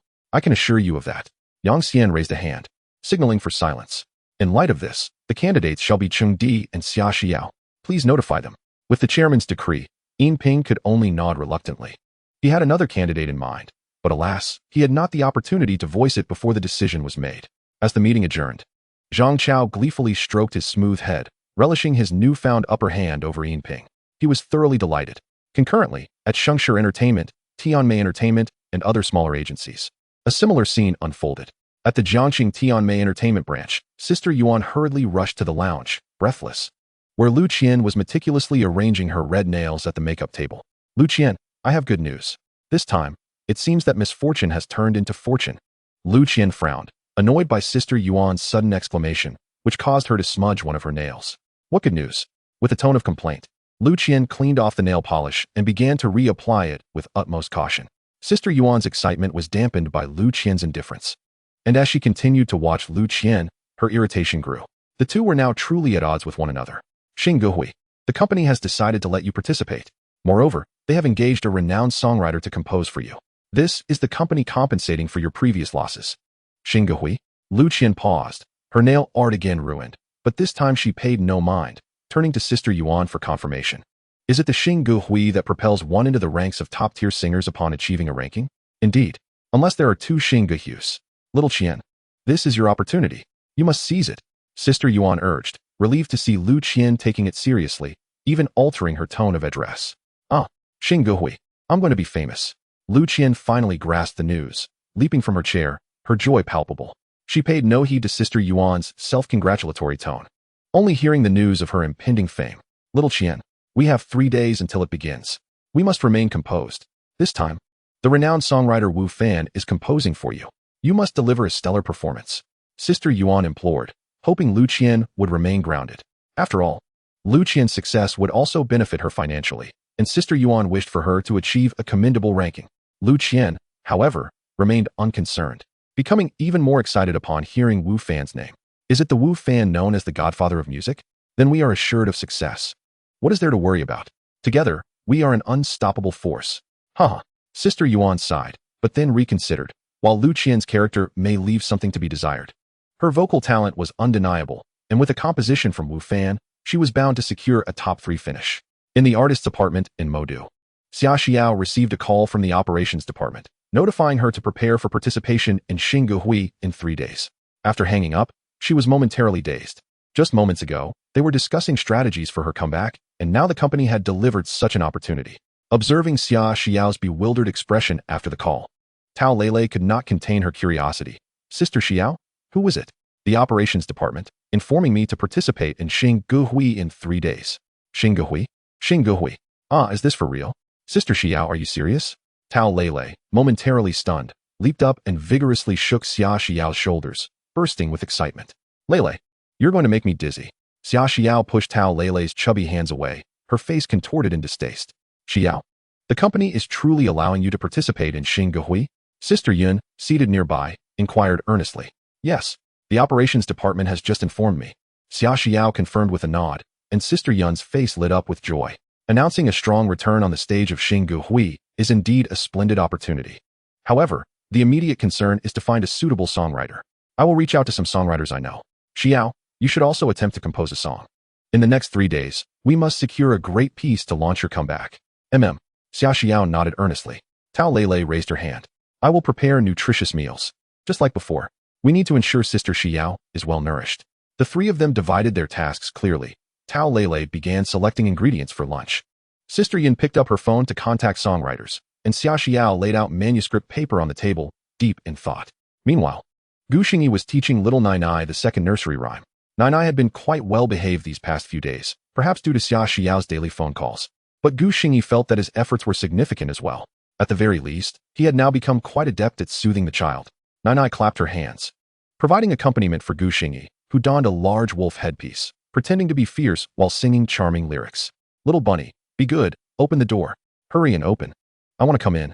As evening approached, after dinner, the playful Nainai could no longer resist sleep, her little head bobbing downwards.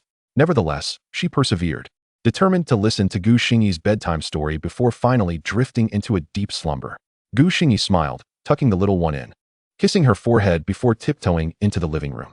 It was now only 7 o'clock in the evening, and Gu Xingyi had been contemplating what kind of song to prepare for Xia Xiao, yet he remained at a loss. The plethora of songs from the original world left him feeling entangled, and there had been no updates from Xia Xiao since her arrival at Nainai Entertainment. After pondering for a moment without clarity, he opened Douyin, intending to scroll through videos before heading to bed. The popularity of Just Ordinary had yet to wane online. Xingyi could scroll through 3 or 4 clips before encountering one related to it. Many netizens lamented that after listening to Xingyao's song, their ears could no longer tolerate other music. They had even spontaneously formed a fan club for Xingyao, using a screenshot of little Nainai during her performance of Courage as their profile picture. It was then that Xingyi realized, unbeknownst to him, that they had meticulously crafted stickers from Nainai's expressions, and they were using them with great enthusiasm. Fortunately, the majority of netizens focused their attention on Xingyao, with only a handful of mommy fans and child fans being devoted to Nainai. Otherwise, it would be quite troublesome for the little one to go out wearing a mask. In addition to the ongoing buzz surrounding Just Ordinary, the hottest topic online was the upcoming Xingyi. The annual Star Song Festival consistently showcases 1 or 2 sensational artists, much to the delight of many, and the fans of the participating singers fervently rally to cast their votes. Historically, the festival has been conducted entirely via live broadcast, featuring 4 renowned veteran mentors who partake in the voting process, ensuring that ties are non-existent, as one final vote is reserved for the vast online audience who cast their ballots in real time. This dynamic significantly enhances audience engagement, as sometimes a single vote from viewers can decisively determine a contestant's fate. The tournament structure is straightforward. 16 contestants compete in pairs, with their opponents determined by a draw. There are no revival matches. The victor advances while the loser is eliminated. The process is harsh and unyielding, culminating in the top 4, where contestants are again paired through a draw, with winners proceeding to the final and losers vying for 3rd and 4th place. Only in the finals are there 3 rounds, wherein the organizers provide keywords for the songs, and the singers must create original compositions based on these prompts for the competition. Notably, in the 2nd round of the finals, guest performers may be invited to assist, thus testing not only the contestants' personal prowess, but also the capabilities of their songwriters and their networking connections. Consequently, each Star Song Festival concludes with a plethora of trending original songs, greatly satisfying the auditory cravings of the online community. Xingyi merely glanced at the event before swiping past it. His familiarity with it stemmed entirely from the memories of the original host, as few in the entertainment industry are unaware of the Star Song Festival. However, Xingyi found himself rather disinterested. He continued to scroll through the content, only to discover the sheer absurdity of the data being presented to him, as it consisted solely of mundane videos related to the Star Song Festival. Growing weary, Xingyi turned off his phone and stealthily returned to his bedroom. Sleep. Tomorrow, he must take the child out for a stroll. Early the next morning, Xingyi was awakened by the ringing of his phone. Beside him, little Nainai was already awake, her large, dark eyes counting her eyelashes. However, the little one could only count to 50, starting over each time she reached that number. Xingyi observed her amusement for some time before patting her on the head and casually picking up his phone, only to find that the caller was none other than the spirited Tao Lele. Hello? What is up so early? Xingyi yawned, inquiring. Hey, Xingyi, you need to check on Sister Xiao. She has gone mad. She hasn't slept since last night. Tao Lele whispered conspiratorially, having called Xingyi behind Xia Xiao's back. Huh, what happened? Xingyi frowned. He was perplexed by how little regard she had for her own health. He had painstakingly nurtured her back to a healthier state, and now he feared she might regress. Sister Xiao is participating in the Star Song Festival, but we don't have a song. She has become obsessed with creating one. Xingyi scratched his head, surprised to learn that Xia Xiao was already gearing up for the competition after only a few days. The agreement with Nainai Entertainment was for him to write songs for her, and he realized this was indeed his oversight.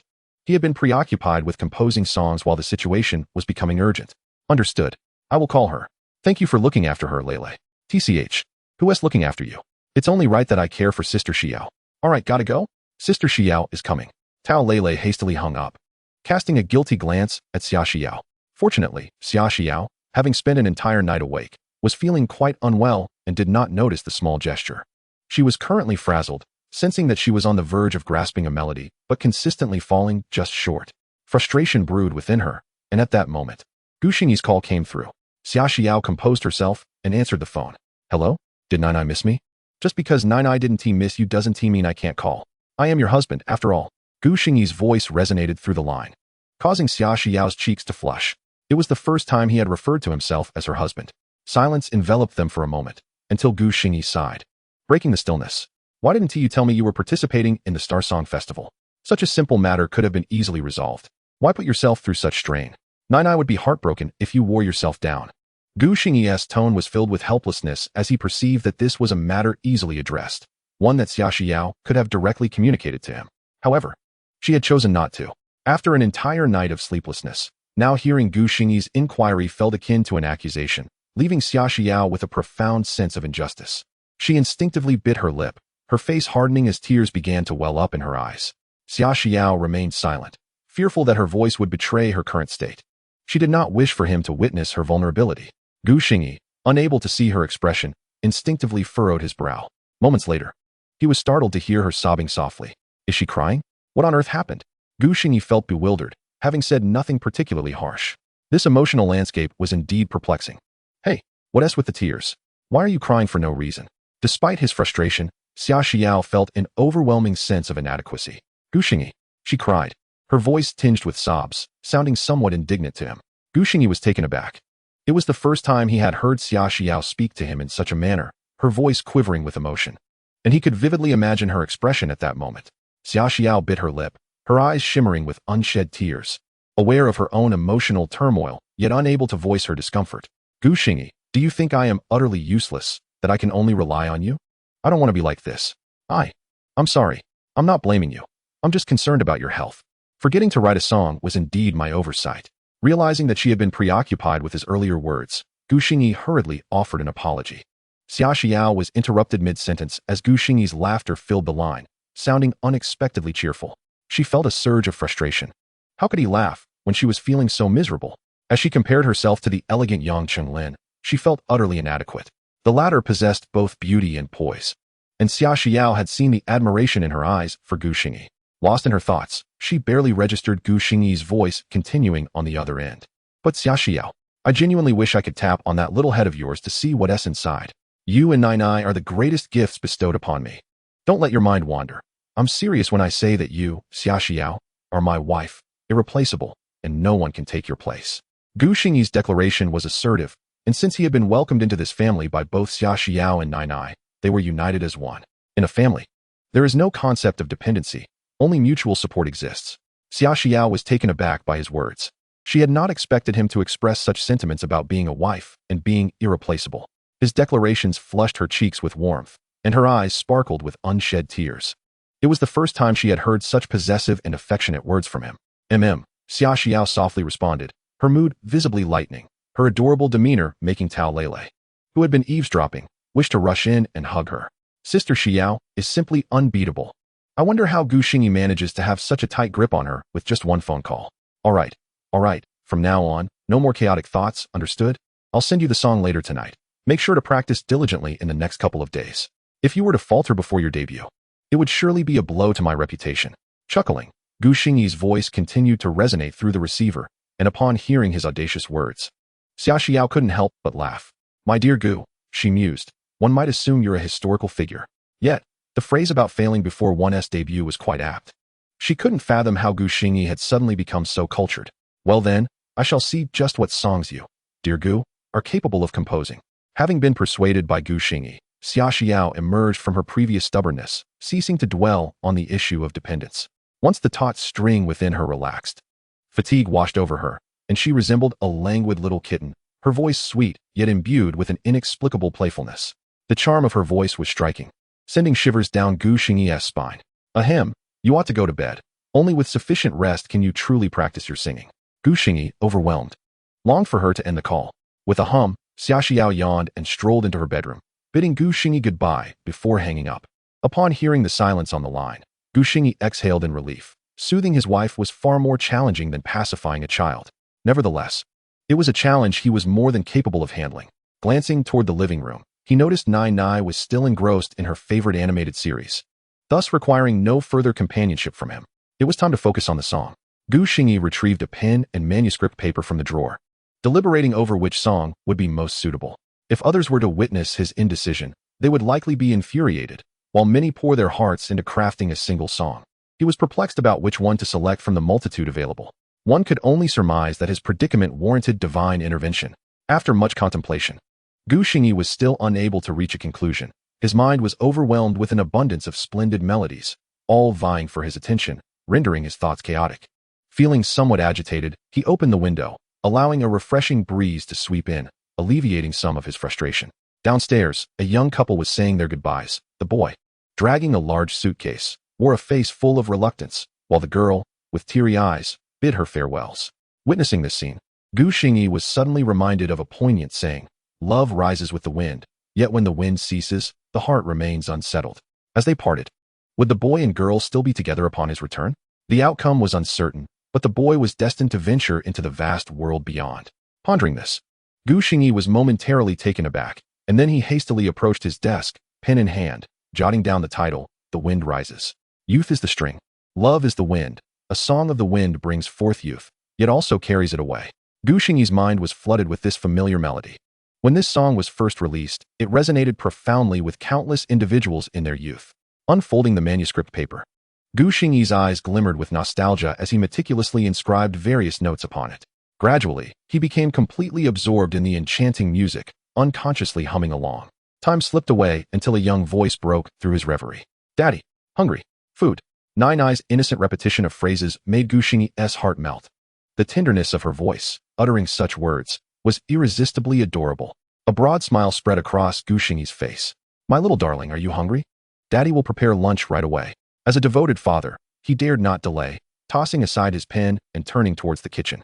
As for the song, it was already complete, and those memories? They could be carried away by the wind. 2 hours later, the father and daughter languidly sprawled on the sofa, mirroring each other's relaxed posture. Burping, Xingyi chuckled, while Nainai giggled, playfully rubbing her father's belly. She then let out a burp of her own, prompting a delightful uproar between them. Just then, Xiaoxiao's video call came through, her eyes sporting noticeable dark circles, clearly indicating she hadn't had enough rest. Seeing the lazy disposition of the father and daughter, Xiaoxiao felt a pang of envy. Here she was, toiling away at work, while they reveled in familial bliss. Both utterly ungrateful. In a rare display of vulnerability, she pouted, her doe-like eyes shimmering with accusation. That single call seemed to have dismantled her defenses, allowing her to embrace a more feminine demeanor and drawing their relationship significantly closer. Xingyi, unable to withstand such an adorable sight, surrendered immediately, raising both hands in defeat. "I wasn't idle either. The song is already written, and I'll send it to you shortly." Nainai joined in, mimicking Xingyi by raising her hands, her eyes mirroring his, both sparkling with innocence, as if competing with Xiaoxiao for the title of most pitiful. "And I wasn't just idle. I watched 2 fewer episodes of my cartoon today and learned 5 new numbers." Xiaoxiao could no longer maintain her composure, instantly succumbing to the charm of the little imp. "All right, our Nainai is the hardest worker. Come here for a kiss, my little horse." The little one eagerly offered her lips, rewarding Xiaoxiao with a kiss. "Ahem, am I not deserving of a reward?" Xingyi interjected, playfully leaning into the camera, causing Xiaoxiao's cheeks to blush at an observable rate. Meanwhile, Nainai chimed in, urging her mother to bestow a kiss upon her father as well. Ultimately, Xiaoxiao could no longer resist the enthusiasm of the little one, nor the shamelessness of Xingyi, and she pouted, offering a symbolic peck, albeit without the accompanying sound of a horse. Delighted by his reward, Xingyi's face lit up with joy as he quickly dashed to the bedroom, presenting the completed manuscript to the camera. "See, I didn't lie. The song is truly finished. Your kiss wasn't wasted." Xiaoxiao shot him a captivating glare, yet her heart was brimming with astonishment. How could he have composed a song in just a few hours? She felt a pang of inadequacy. After contemplating for days with only a fragment of a melody eluding her grasp, Xingyi had produced a fully realized song in mere hours. This man was indeed an enigma. After chatting for a while longer, the trio finally ended the call. Xingyi meticulously captured the sheet music and lyrics, sending them to Xiaoxiao before tossing his phone onto the table and resuming his comfortable position beside Nainai. As Xiaoxiao opened the message, her heart raced with anticipation upon seeing the bold title, "The Wind Rises." What kind of divine song was this? After reading the lyrics and music, her heart raced with excitement. She finally understood the value of the comments she had seen online. What did it mean that Xingyiao's works are always of exceptional quality? This was it. The most astonishing part was that he had created such a masterpiece in just a few hours. Xiaoxiao felt an overwhelming desire to ask Xingyi how many secrets he had stored away in his mind. Taking a deep breath, Xiaoxiao picked up her phone.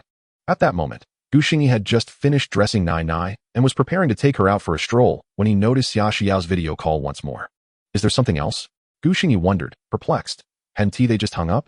In the video, Xiaoxiao's gaze was fervent, locking onto him with an intensity that left Xingyi somewhat flustered. What's the matter? He stammered, avoiding her gaze. What was she implying? Was she flaunting her beautiful eyes? Can I call you for no reason? She retorted, her tone playfully teasing. Previously, she had confronted her using the same excuse. And she immediately retaliated. This woman is not only beautiful, but also holds grudges. Gu Xingyi mused silently, all the while chuckling outwardly. Oh, of course. It must be possible. Gu Xingyi, what exactly are you hiding from me? What brings this on? How can she accuse me without any basis? Gu Xingyi scratched his head, puzzled and bewildered. Upon witnessing Gu Xingyi's perplexed expression, Xia Xiao's cheeks flushed with embarrassment and annoyance, her voice involuntarily rising. Your songs. Ah, those. Would you believe me if I said I suddenly had an epiphany one day? Ha ha. Quite sudden, wouldn't you agree? Gu Xingyi was at a loss for how to explain, merely pinching his nose in an attempt to evade the issue. Xia Xiao scrutinized Gu Xingyi intently, refraining from further inquiry, and instead lowered her gaze to the lyrics.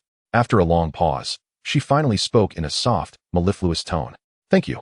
Gu Xingyi was utterly taken aback by her unexpected gratitude and could only nod in response. Practice well. Nainai and I will cheer for you. All right. Xia Xiao's voice had become faint, but when she looked up again, a smile graced her face. I won't let your song go unnoticed. Gu Xingyi nodded, lifting little Nainai's hand and shaking it in front of the camera. Nainai and I are heading out. After the video call ended, Xia Xiao picked up her phone and knocked on Tao Leilei's door. Leilei, get ready. We're going to the company. Sister Xiao, are we going to the company? Tao Leilei emerged from her room, puzzled as to why Xia Xiao had suddenly decided to go to the office. Xia Xiao raised her phone with a smile. We're going to practice singing. We have a song now. Really? Is it from Gu Xingyi? I knew he wouldn't stand by idly. Tao Leilei's excitement was palpable as she grasped Xia Xiao's hand, shaking it vigorously, completely oblivious to her slip of the tongue. Xia Xiao's face flushed slightly as she cast a glance at Tao Leilei, realizing that this girl had inadvertently exposed her secret. Following this, Yunjia also received a call from Xia Xiao, who was still out liaising with lyricists and composers. Upon hearing that Xia Xiao had a song, her tone was filled with excitement. After facing numerous setbacks in recent days, she was naturally elated not to have to rely on others anymore. The three of them drove to Nainai Entertainment, ascending to the 11th floor, where there were dedicated recording studios. Xia Xiao planned to spend the next few days here until she was completely satisfied with her rendition of the song. Only when she truly sang Qi Feng did she realize how exceptional this song was, especially for Tao Leilei and Yunjia. Upon hearing Xia Xiao's pure vocals, their eyes widened in astonishment, utterly unprepared for the stunning brilliance of the song. In an instant, their anticipation for this star song conference soared. After several practice runs, Xia Xiao gradually found her rhythm, singing with increasing composure. If Gu Xingyi were present, he would surely be astounded, as her performance was nearly indistinguishable from the original version he had heard. Time flew by during practice, and before they knew it, afternoon had arrived. Xia Xiao had rewritten the lyrics Gu Xingyi had recorded onto the sheet music, while Tao Leilei contacted the company's recording team to arrange for the background music to be recorded and copyright registered. The company's team was highly professional. For original songs like these, Xia Xiao hardly needed to concern herself, as they would handle everything efficiently. Moreover, the sheet Gu Xingyi provided was comprehensive, detailing even the instruments to be used. Xia Xiao was astonished upon seeing it and reached out to Gu Xingyi, for such meticulousness was a hallmark of a seasoned songwriter. Once Tao Leilei returned, Xia Xiao finally emerged from the recording studio, planning to have dinner before continuing her practice. With only one day remaining before the Star Song conference, she felt an immense urgency. She could not afford any mistakes with Gu Xingyi's song. As the three exited the recording studio, the door to the opposite room swung open, revealing a cute girl with a doll-like face stepping out. She paused upon seeing Xia Xiao, but still offered a friendly nod. Xia Xiao returned the smile, always embracing goodwill with even greater kindness. However, the man standing behind her, sporting gold-rimmed glasses, looked down his nose at Xia Xiao, offering her not a shred of warmth. Unfamiliar with him, Xia Xiao chose not to greet him and turned to leave with Tao Leilei and Yunjia. After Xia Xiao departed, the man snorted coldly. What a lack of awareness. Not even acknowledging the leadership. How did the company end up selecting her? Uncle, it's only her first day at the company. How could she possibly know you?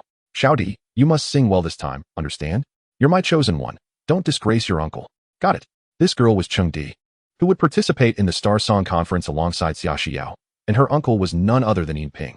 After Chengdi spoke, she glanced toward the now-closed elevator. Deep in thought, naturally, she had learned from Yinping how Xia Xiao had been selected, and she was curious to see what kind of song Xia Xiao would present. After all, it was written by Xing Yao, so it should be exceptional, right? She was a fan of Xing Yao.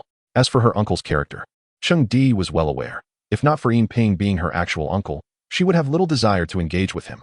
In the ensuing days, Xia Xiao dedicated herself to exhaustive practice, leaving early and returning late, her efforts evoking concern from Tao Lele, who began preparing even more nourishing meals. Yun Jia was also busy, reviving Xia Xiao's Weibo account to post a comeback announcement. Hello everyone, I am Xia Xiao. On August 7th, at the Star Song Conference, I will set sail again. Nainai Entertainment's singer Xia Xiao is on the way. I hope you will support me in the future. And please interact with me in the comments. Thank you. The announcement was brief. Xia Xiao had only a few thousand remaining fans, most of whom were inactive. So the post fell flat, making scarcely a ripple. Only a handful of old fans and a few minor marketing accounts took notice of the announcement. Despite Xia Xiao's 2-year hiatus, the buzz surrounding the Star Song Conference was sufficient to rekindle interest, prompting these small marketing accounts to begin disseminating information. Through their efforts, many began to vaguely recall this once popular starlet. However, most dismissed it, considering it old news, and wondered who still cared. Chapter 51, Intruding Upon Your Smile. On August 7th, at the Magic City Sports Center, the Star Song Conference officially commenced. However, this year's director, Rin Xiao, was quite troubled, as a song by Xing Yao had dominated the trending topics, causing their event's viewership to pale in comparison to previous years. Yet, the annual Star Song Conference could not be postponed for the sake of one individual. He had no choice but to proceed with this year's event. Regrettably, he had been unable to contact Xing Yao. If only she could serve as a mentor at the conference, the audience numbers would surely skyrocket. Rin Xiao had sent multiple direct messages to Xing Yao's account, but alas, they had all gone unanswered. Fortunately, during this time, Xing Yao had not released any new works, and the influence of her last piece had diminished significantly. Apart from his videos, the highest traffic online was now the Star Song Conference. Meanwhile, Xingyi was blissfully unaware of all this, as he was in line with little Nainai, making his way into the sports center. Indeed, after finishing lunch, he had secretly arrived in the Magic City without Xia Xiao's knowledge. If he was to support her, it certainly had to be in person. Little Nainai was thrilled in Xingyi's arms. She had flown on a big airplane today. Plus, she had heard her father say she would soon see her mother. She missed her mother terribly. The atmosphere at the venue was electric. Xingyi scanned the surroundings, noticing that nearly everyone was waving light sticks and holding up support signs for their favorite artists, cheers ringing out incessantly. Xingyi is indeed an anomaly. Stealthily cradling a small Na in his arms as he navigates through the venue in search of his seat, resembling a thief in the night. Fortune smiles upon him, for his seating arrangement is rather favorable, positioned towards the front. The grand event of the Star Song Gala is set to commence at 8 o'clock in the evening, conveniently allowing those returning from work to engage with the live broadcast and cast their votes from the comfort of their homes. At this moment, the live streaming room for the gala has already opened, with advertisements from various sponsors and profiles of the contestants being showcased while the competition has yet to begin. The barrage of comments from viewers is flowing in, expressing their opinions in real time. Glancing briefly at the comments, Xingyi notes the conspicuous absence of support for Xia Xiao, while 4 frontrunners for the championship are identified: Cheng Di, Lu Qian, Xiao Feibai, and Miao Anyun. Among them, he recognizes only Lu Qian, the audacious woman who dared to extend her claws towards Na. The other 3 contestants remain unfamiliar to him, hence he pays them little heed. As the competition approaches, the atmosphere backstage is rife with tension. Xia Xiao, what are you doing here? Lu Qian's face turns ashen, utterly incredulous at the sight of Xia Xiao in the backstage area. If you can be here, why can't our sister Xiao be? Taleli interjects with a roll of her eyes, her disdainful demeanor only serving to intensify Lu Qian's fury. Lu Qian's expression fluctuates. She is caught off guard by Xia Xiao's unexpected presence, especially with Taleli and Yun Jia standing resolutely beside her. This scene evokes memories of the past, reminiscent of the Xia Xiao who had once overshadowed her. It feels as though the previous version of Xia Xiao has returned. Particularly today, Xia Xiao's attire exacerbates Lu Qian's unease, making her feel like a mere jester in comparison. The sentiment of trepidation before the battle encapsulates Lu Qian's current state of mind. Dressed in a sky-blue dress adorned with delicate green 5-leaf clovers, Xia Xiao's hair is styled into an endearing bun, her lightly made-up face radiating youthful charm. A mere glance in Lu Qian's direction instills a sense of pressure within her. Observing this, Yun Jia quickly intervenes, pulling Lu Qian aside and whispering reassurances as she surveys the other contestants' reactions. Xiao Qian, this is backstage. Don't make a fool of yourself. It's just Xia Xiao. She has nothing now, so there is no need for you to diminish your own worth. Lu Qian, upon hearing Yun Jia's words, feels her composure returning. Indeed, the current Xia Xiao is no longer the rising star she once was. What could she possibly contest against me? Besides, I have the music god Wu Fan songs backing me. With this thought, Lu Qian regains her poise, casting a dismissive glance at Xia Xiao. What good is singing? What does beauty matter? What can a married woman contribute in terms of good songs? Unbeknownst to the program team, the backstage drama unfolds while on stage. The host steps forward with a microphone, delivering a few introductory remarks before inviting the four esteemed judges to take their seats. Amidst thunderous applause, spotlight beams illuminate the stage as renowned mentors from the music industry make their entrance, greeting the audience before settling into their seats. With the mentors now seated, the competition officially commences.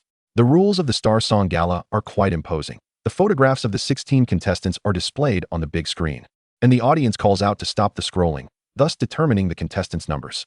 The matches proceed in pairs, such as contestant 1 versus contestant 2, ensuring that the possibility of premeditated cheating is nullified, as no one knows when the audience will shout to halt.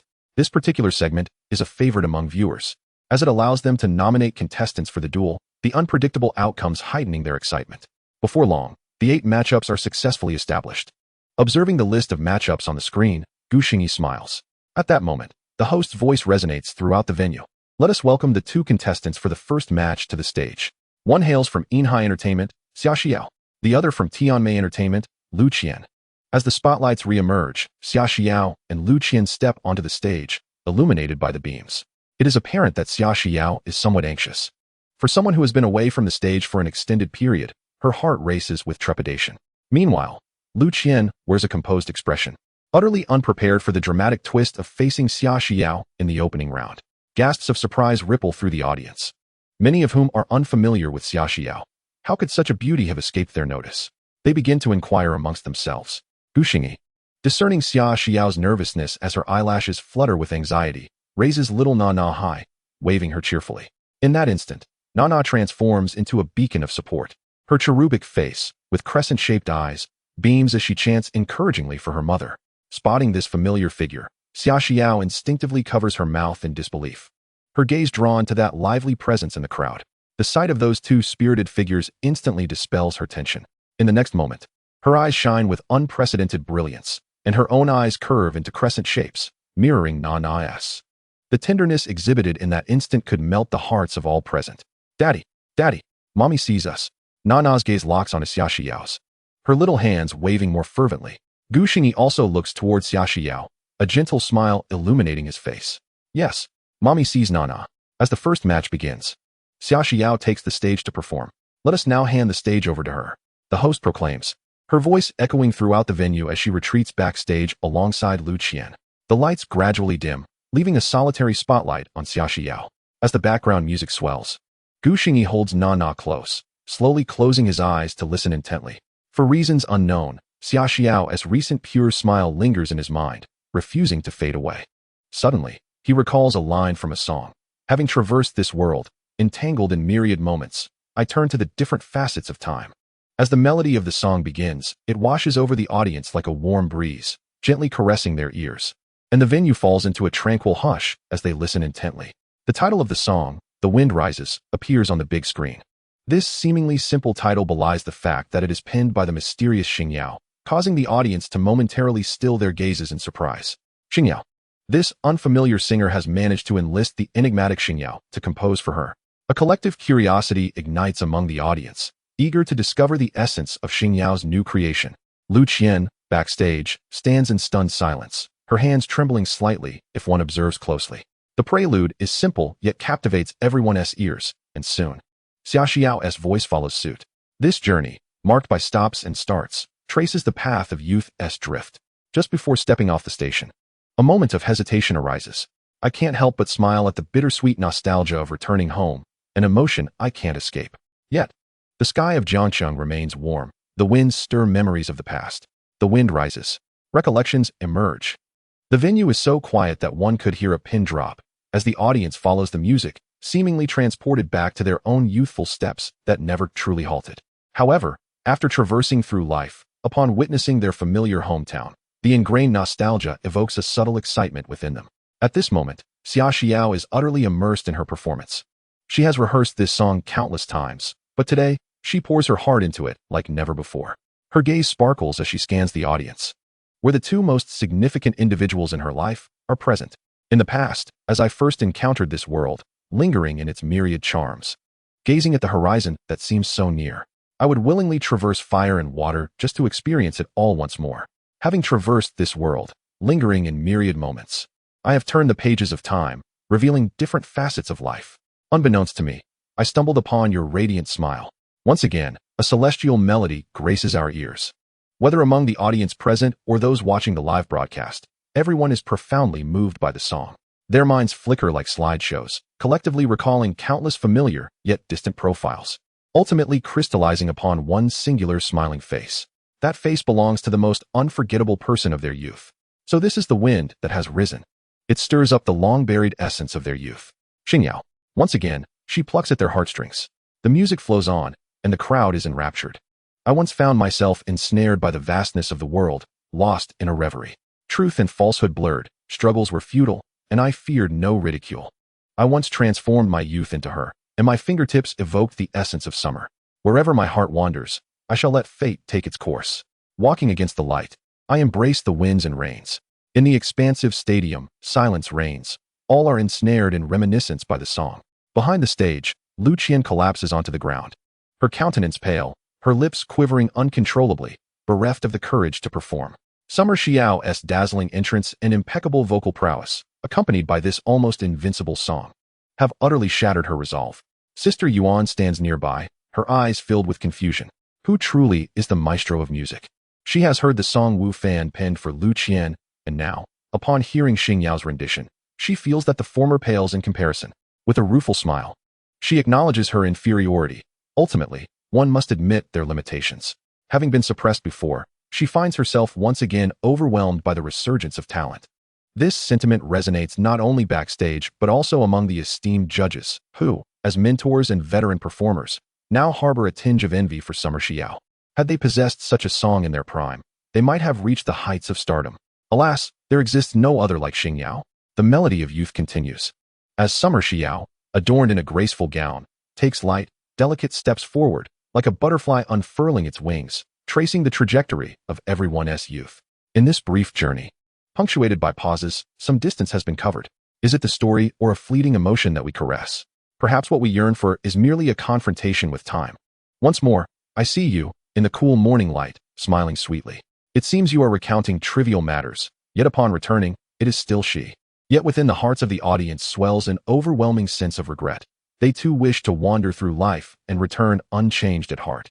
Yet regret remains regret. They seem to glimpse that smiling face in the cool morning light, slowly fading into obscurity.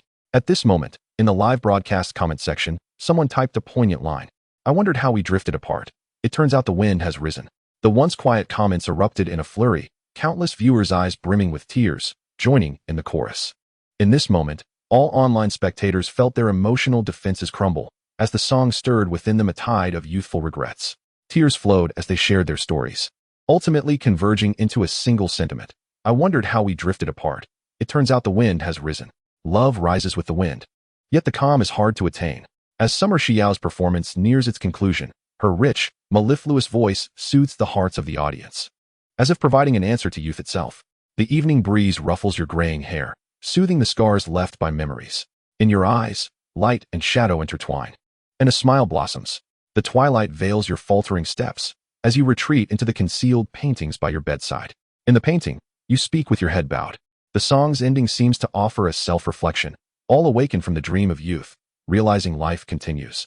And those memories are merely a reflection of emotions stirred by the present. Though memories may be tinged with regret, how can a youth devoid of regrets truly be called youth? Youth ought to be vibrant and unrestrained. While reminiscences may harbor regrets, they evoke an endless longing. It exploded. At an unknown moment, the viewing figures backstage surged to unprecedented heights, far surpassing previous ratings. Director Ren Chao wiped away tears from the corners of his eyes, deeply moved by the song. For who among us has not experienced youth? Yet he now finds himself torn between joy and the urge to shout. This roller coaster of emotions quickens his heartbeat, prompting an involuntary wry smile. This is Xingyi, a person who brings tears yet also laughter. What kind of divine being possesses such allure? Initially, when Summer Xiao arrived, Ren Chao regarded her with disdain, viewing her as someone with nothing to offer. Had it not been for Nainai Entertainment's insistence, he would have wished to remove her from the program. Little did he anticipate such a swift turn of events. Now, he would gladly elevate Summer Xiao to stardom. A talented singer, a remarkable individual, she possesses everything. Rin Xiao feels no embarrassment over his shift in attitude. After all, it's about profit. The music on stage continues to resonate, allowing Rin Xiao to set aside his wandering thoughts and listen intently. I still marvel at the vastness of the world, lost in the sweet nothings of childhood. No longer distinguishing truth from falsehood, I struggle not, nor do I fear ridicule. I ultimately return my youth to her, along with the essence of summer. Wherever my heart is stirred, I shall let it drift away. In the name of love, do you still wish for it? Upon hearing this, everyone couldn't help but smile knowingly. As the wind subsides, memories fade with it. The melody of youth descends. Yet summer remains. Even the most turbulent youth shall eventually find its curtain call. Chapter 53, Reunion. As the music fades, the lights illuminate once more. Summer Xiao gradually regains her composure from the echoes of the song, nervously gazing at the audience below. The silence from the crowd leaves her feeling disoriented. Gu Xingyi slowly opens his eyes, chuckling at the sight of Summer Xiao's anxious demeanor. She sang beautifully, rivaling the original artist he had heard. Little Nainai curiously observes the surrounding adults, puzzled as to why their eyes are glistening with tears. Surely, her mother sang splendidly. At her tender age, she remains oblivious to the fact that they are reminiscing about the past. Yet none of this deters Nainai. She extends her small hands, striving to applaud her mother. In the next moment, as if triggered by a chain reaction, thunderous applause erupts throughout the venue, tears in many eyes as they wholeheartedly support Summer Xiao on stage. In the livestream's comment section, the barrage of comments rolls in like a tidal wave. Indeed, anything produced by Xingyi is bound to be of exceptional quality. No disappointment here. Absolutely fantastic. I cried. This isn't merely a breeze. It's a whirlwind, unearthing memories buried deep within my heart for years. One cannot deny that Summer Xiao has perfectly conveyed the emotions embedded within this song. From this day forth, I am her devoted fan. Woo-woo. The song is beautiful. She is beautiful. I have completely fallen for her. Brothers, I've just stepped into society. Now I want to act impulsively. For her sake. I don't want my youth to be marred by regrets. To those above, I support you. Keep it up. I consider myself fortunate. My wife is my childhood sweetheart. Though my youth bears no regrets, I am still touched by this song. Summer Xiao? Xingyi? Surely there is no story between them? To those above, don't you dare disrupt my heart. Whoa.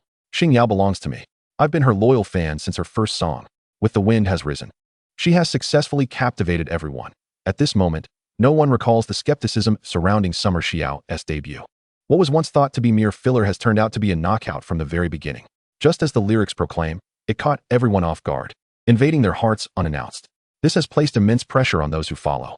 How can we compete when you've opened with such a bombshell?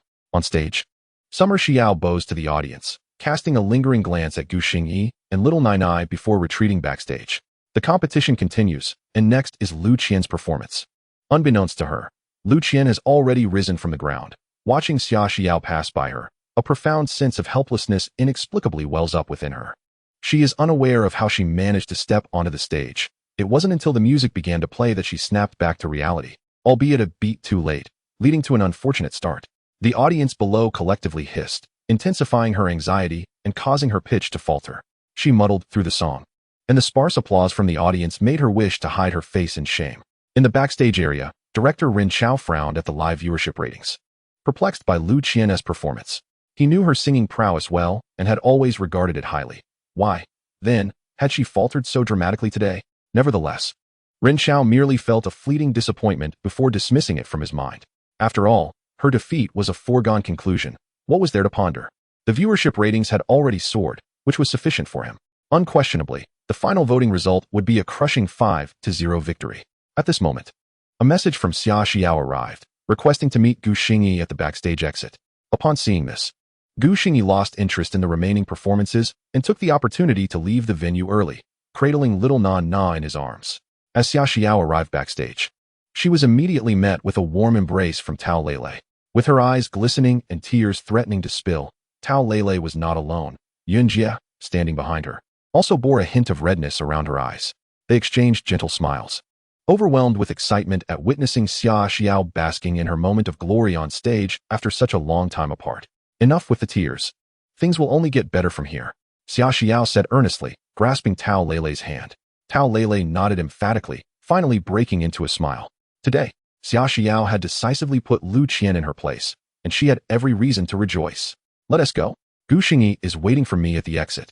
Xia Xiao did not wish to delay any further. Her eagerness to see them was palpable, longing to hold Nainai close and shower her with affection.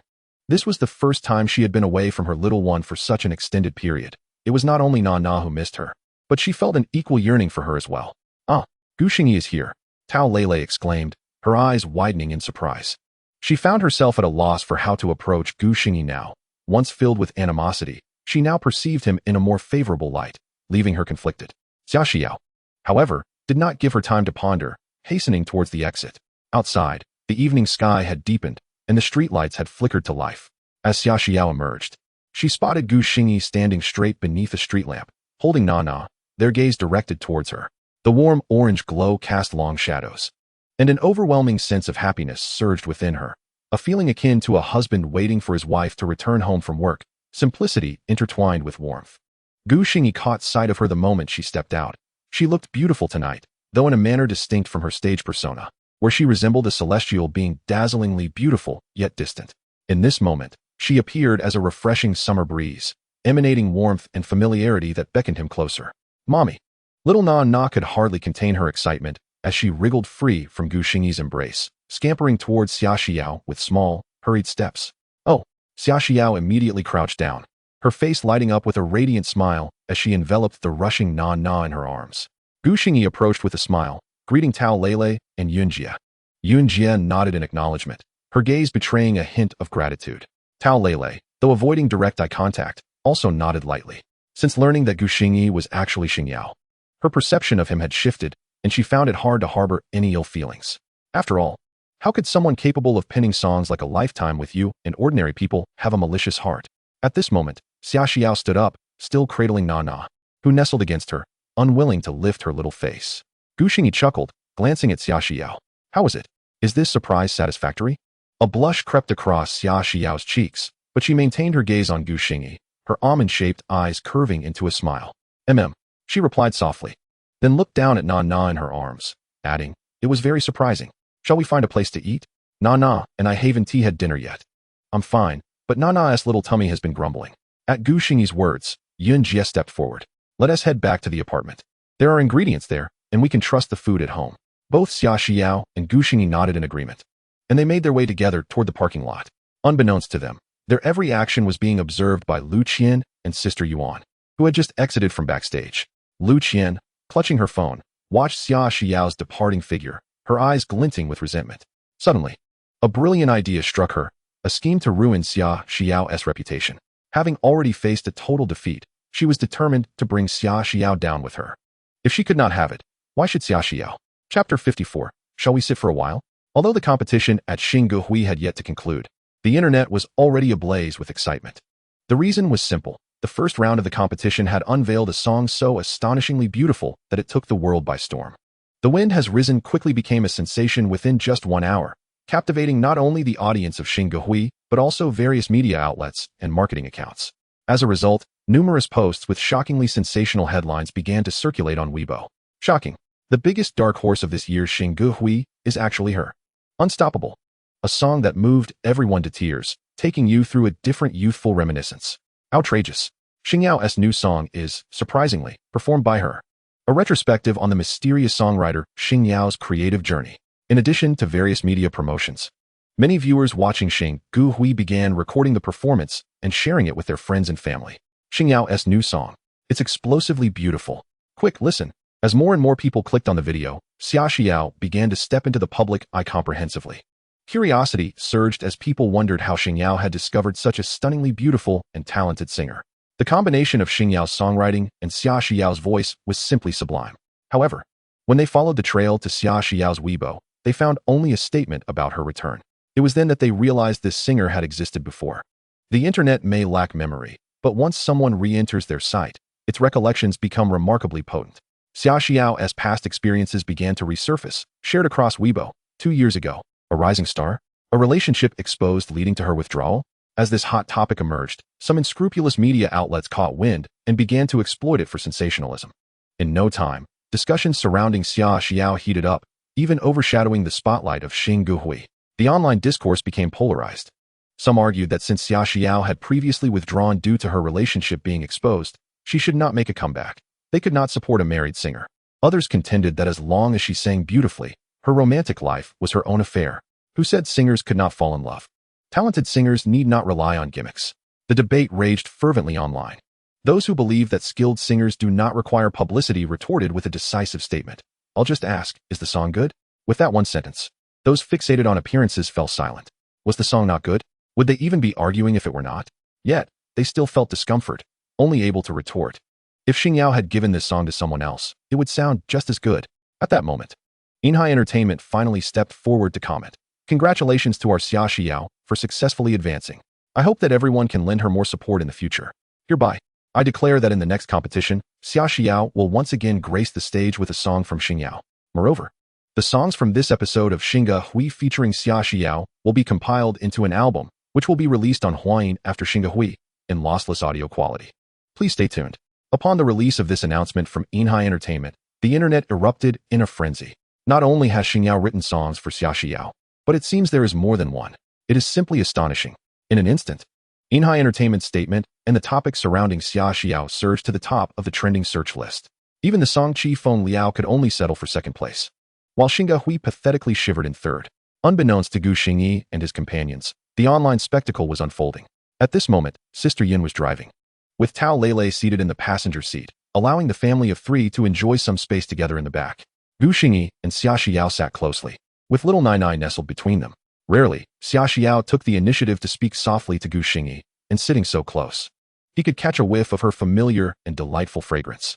Unconsciously, Gu Xingyi inhaled, causing a faint blush to creep across Xiao's fair cheeks.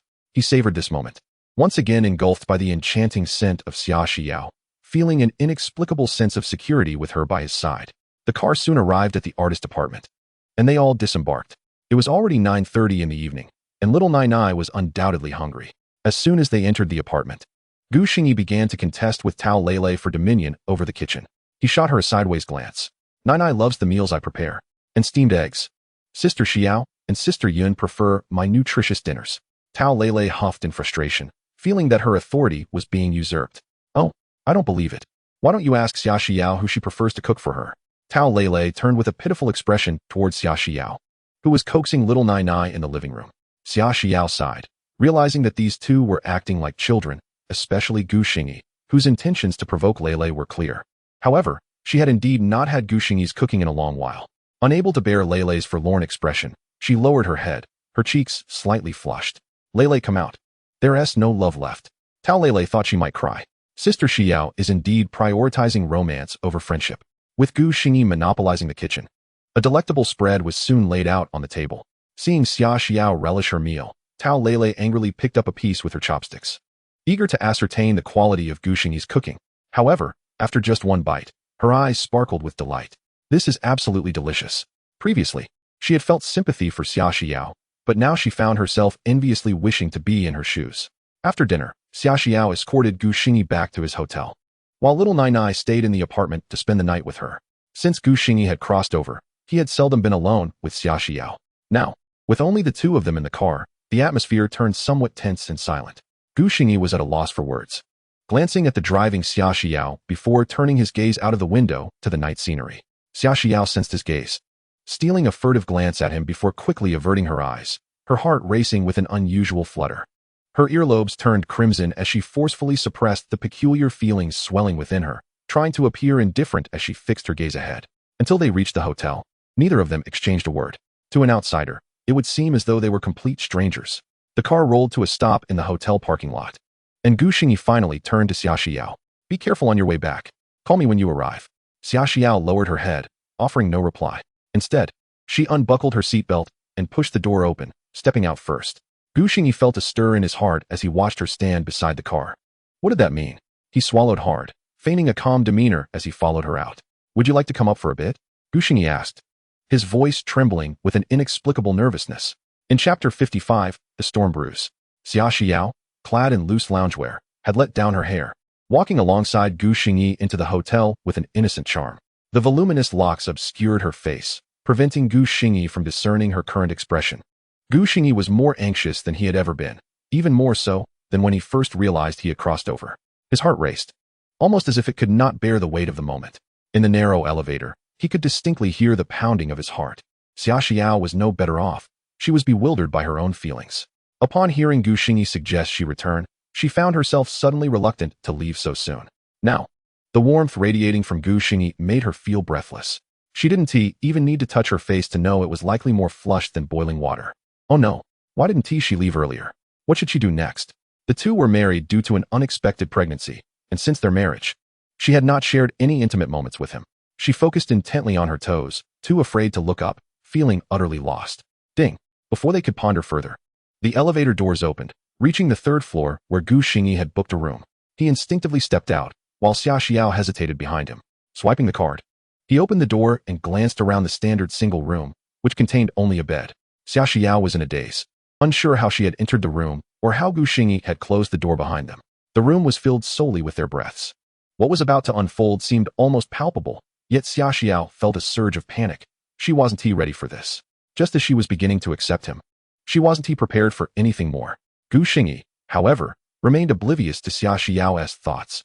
Even in his naivete, he understood that a woman coming to a man's hotel room implied something significant. Though he had never been in a relationship, he was not devoid of emotional intelligence.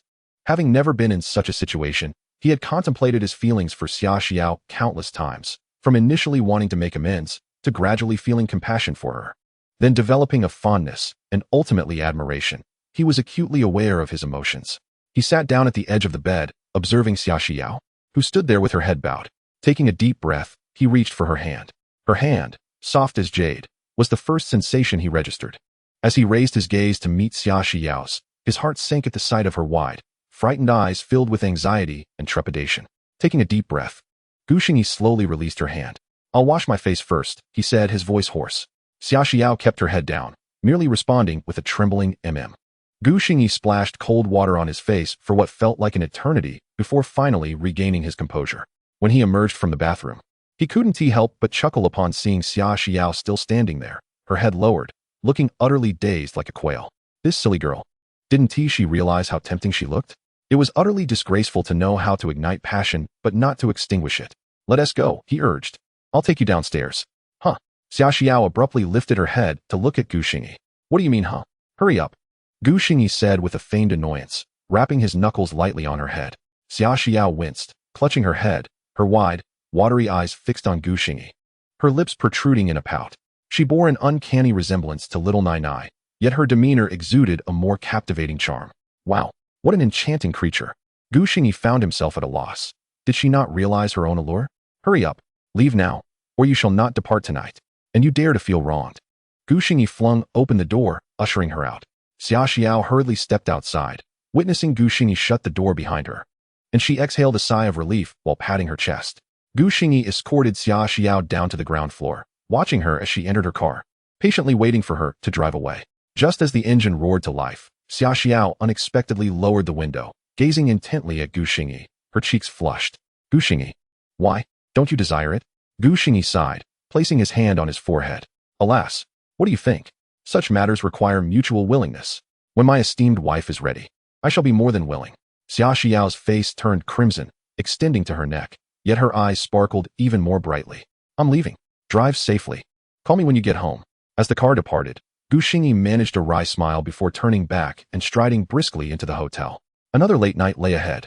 He needed to return, take a shower, and get some sleep to avoid exhaustion. Upon returning to his room, just after finishing his shower, Gu Xingyi received a call from Xia Xiao, informing him that she had reached her apartment. They exchanged goodnights, oblivious to the brewing storm online, where a post about Xia Xiao was gradually climbing the trending charts. By the next day, this post had reached the 10th spot on the trending list. Xia Xiao's extramarital affair? The mysterious singer Xingyi. The post vehemently claimed that Xia Xiao and Gu Xingyi were already married with a daughter, but their relationship had been strained. It insinuated that Xia Xiao, in her bid for a comeback, was leveraging her allure to seduce Xingyi, who then penned songs for her. This post was detailed and widely shared by numerous marketing accounts, garnering a plethora of comments, thus successfully trending early in the morning.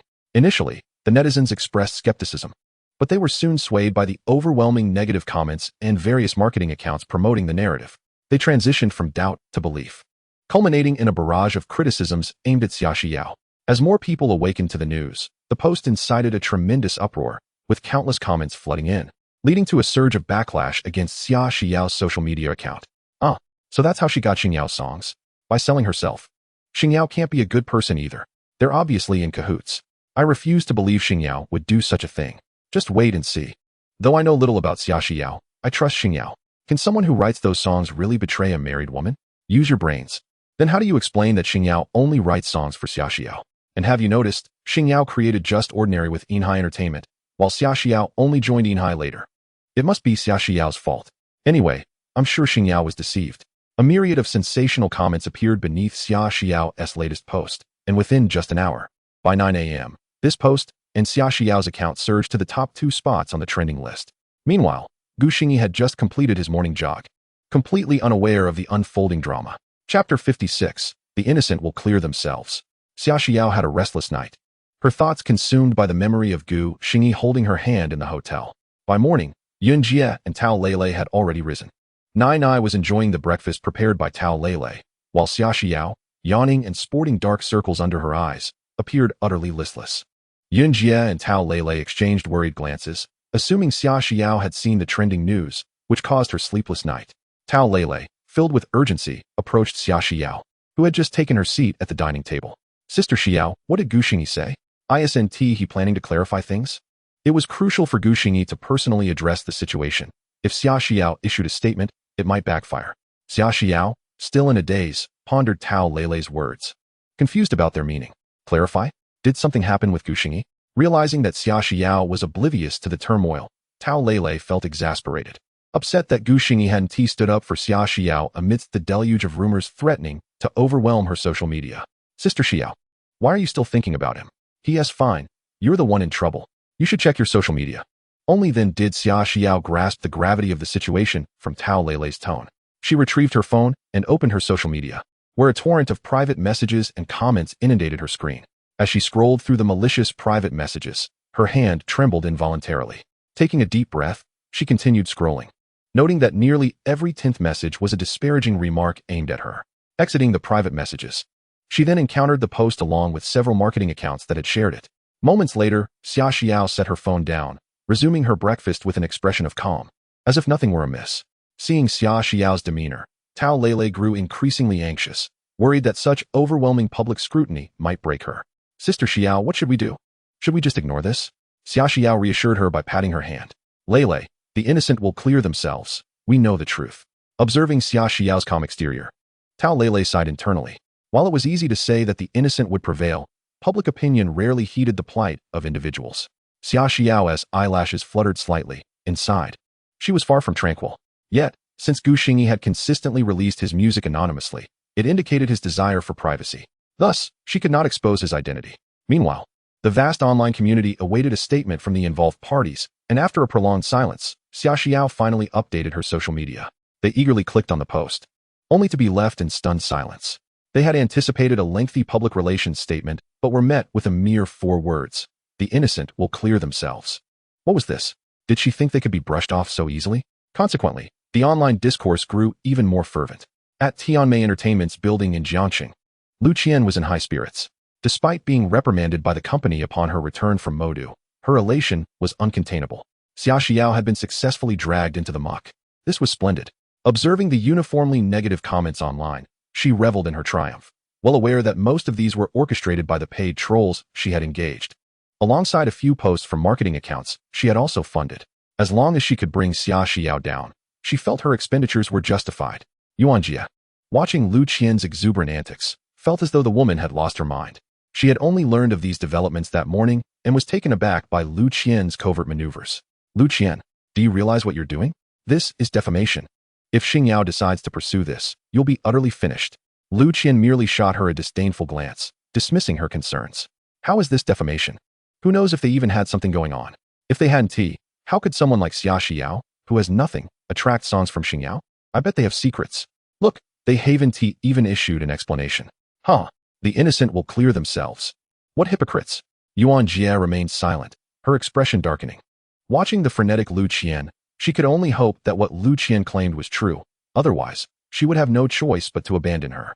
Better to lose a friend than a chance. The next one might be even better. Meanwhile, Xingyi was leisurely bathing in the hotel, oblivious to the incessant ringing of his phone outside, sounding like a death knell. He hastily finished up, wrapped himself in a towel, and rushed out. Upon seeing the caller ID, he was taken aback. Why was she calling him? Hello? Minister Yang, how is it that you have the time to call me? Of all people today? Gu Xingyi remarked, bemused. Of all people, how dare you call yourself idle? Yang Chunlin retorted, her tone laced with irritation. Do you not realize that since your emergence, you've practically monopolized the trending searches? Gu Xingyi scratched his head, pondering her words. It seemed rather true. Ever since he released A Lifetime with You, the trending topics had been relentlessly tied to him. Alas, who could blame me for being so irresistibly charming?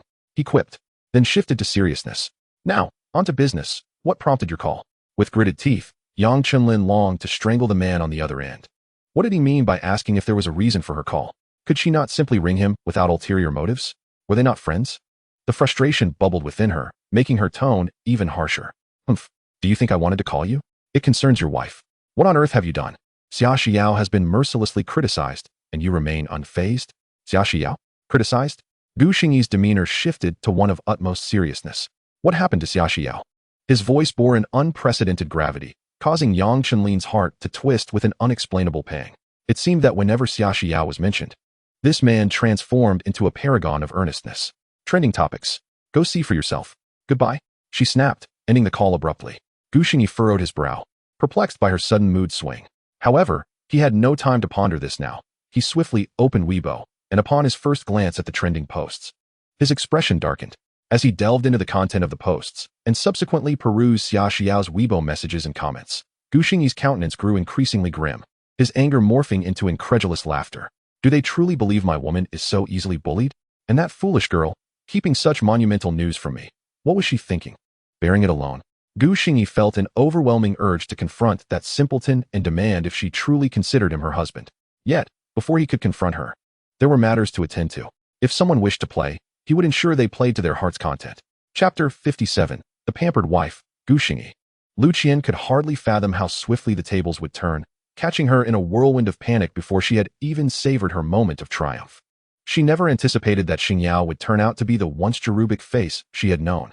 At 10 o'clock in the morning, while the public was still reveling in the scandal surrounding Xia Xiao, a short video featuring Xingyao began trending on Douyin. As another principal player in the drama, an enigmatic mogul with an impressive following, he had just released a video that garnered countless views. There was no need for Douyin's promotional push. Fans spontaneously elevated this video to prominence. Xingyao revealed himself. This was a monumental revelation. Everyone was taken aback by the mysterious figure's audacity to step forward at such a crucial moment. He could have chosen silence, as the main target of the public's ire was not him. Yet, as people clicked on the video, they quickly realized it was far from a mere self-affirmation. It was a combination of love and a declaration of war. In the video, Gu Xingyi donned a tasteful casual outfit. Even with his serious demeanor, he radiated undeniable charisma. No one could have anticipated that the elusive Xingyao would be so striking. However, the subsequent words delivered a staggering blow to the viewers. Hello everyone. I'm Xingyao. I just woke up and saw some rather unpleasant comments online. Many are questioning why I write songs for Xia Xiao, and some even spread rumors about her infidelity. I just want to shout, what's wrong with me writing songs for my wife? What's wrong? My wife doesn't wish to entertain you. I certainly want to indulge you. The notion of the innocent need not fear is non-existent. Initially intending to engage as an ordinary person, he found that his sincerity only led to alienation. Apologies. I'm done pretending. I'm laying it all out. My name is Gu Xingyi, and you can easily find me online. Xia Xiao and I retreated from the public eye upon falling in love, and we eventually married. As for why I chose the name Xingyao, it is because our daughter is named Gu Xingyao. Now you know the truth. Are you happy? Furthermore, he addressed the individual who posted the defamatory comments and the marketing accounts behind them, asserting, I have gathered substantial evidence. None of you will escape. And to those keyboard warriors and the teams behind you, rest assured, you shall all be receiving lawyers' notices. He concluded, that'll be all for today.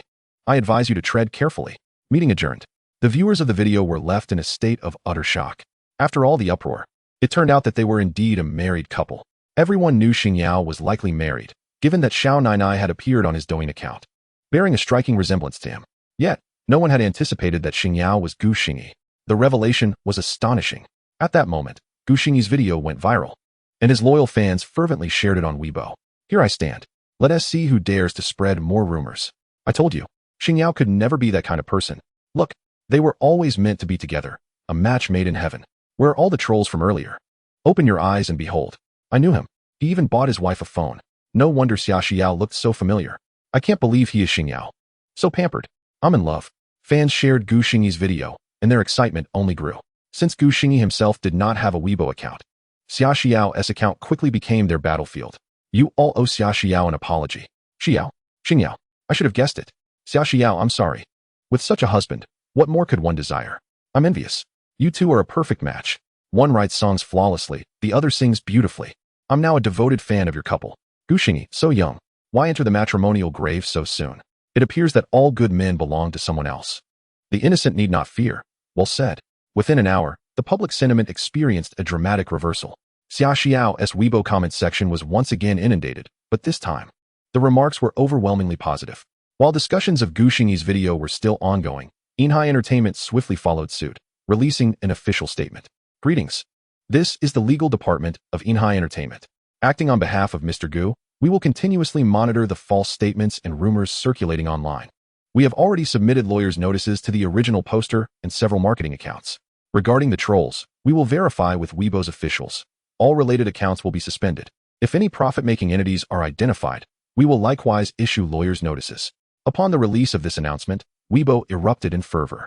Observant netizens soon discovered that several posts previously trending had been entirely removed, with even the account holders having deactivated their accounts. Shortly thereafter, Weibo's officials stepped forward. Good morning, fellow users. After our verification, we have suspended 500 accounts that disseminated false statements. We caution certain individuals. The internet is not a lawless realm. Spreading rumors will lead to lifelong regret. With the Weibo officials' announcement, Gu Xingyi's video post soared to the top of the trending list, while Xia Xiao's latest Weibo post quickly ascended to the second position. In no time, the phrases pampered wife and the innocent need not fear emerged as the latest buzzwords. The onlookers now relished the phrase, my wife doesn't wish to entertain you. I, Gu Xingyi, the pampered wife devotee, shall not indulge you. The notion of the innocent need not fear is non-existent. In an apartment for artists in the city, Xia Xiao was still cuddling Xiao Nainai while watching cartoons, when Taola rushed in, her face aglow with excitement, her spirit exuberant. Sister Xiao, you must see. Gu Xingyi has posted a video. Xia Xiao lifted her gaze, perplexity etched on her features as she looked at Tao Lele. Observing this expression, Tao Lele, exhibiting a mixture of exasperation and disappointment, thrust her phone towards Xia Xiao. Sister Xiao, with such gentleness, how will you cope in the future? You ought to take a leaf out of Gu Xingyi's book. Just look at him. He confronts everything head-on. It's exhilarating. Confront head-on? Xia Xiao accepted the phone and opened the video. Gu Xingyi's voice resonated through the earpiece, and Xiao Nainai, intrigued, edged closer, her wide eyes fixated on the screen. It's Daddy's voice. Daddy is in the phone again. Xia Xiao watched the entire video, her mouth slightly agape, clearly astonished. Tao Lele continued her commentary. Sister Xiao, do you know what people are saying about Gu Xingyi these days? He's a devoted husband monster. Huh, it's too amusing.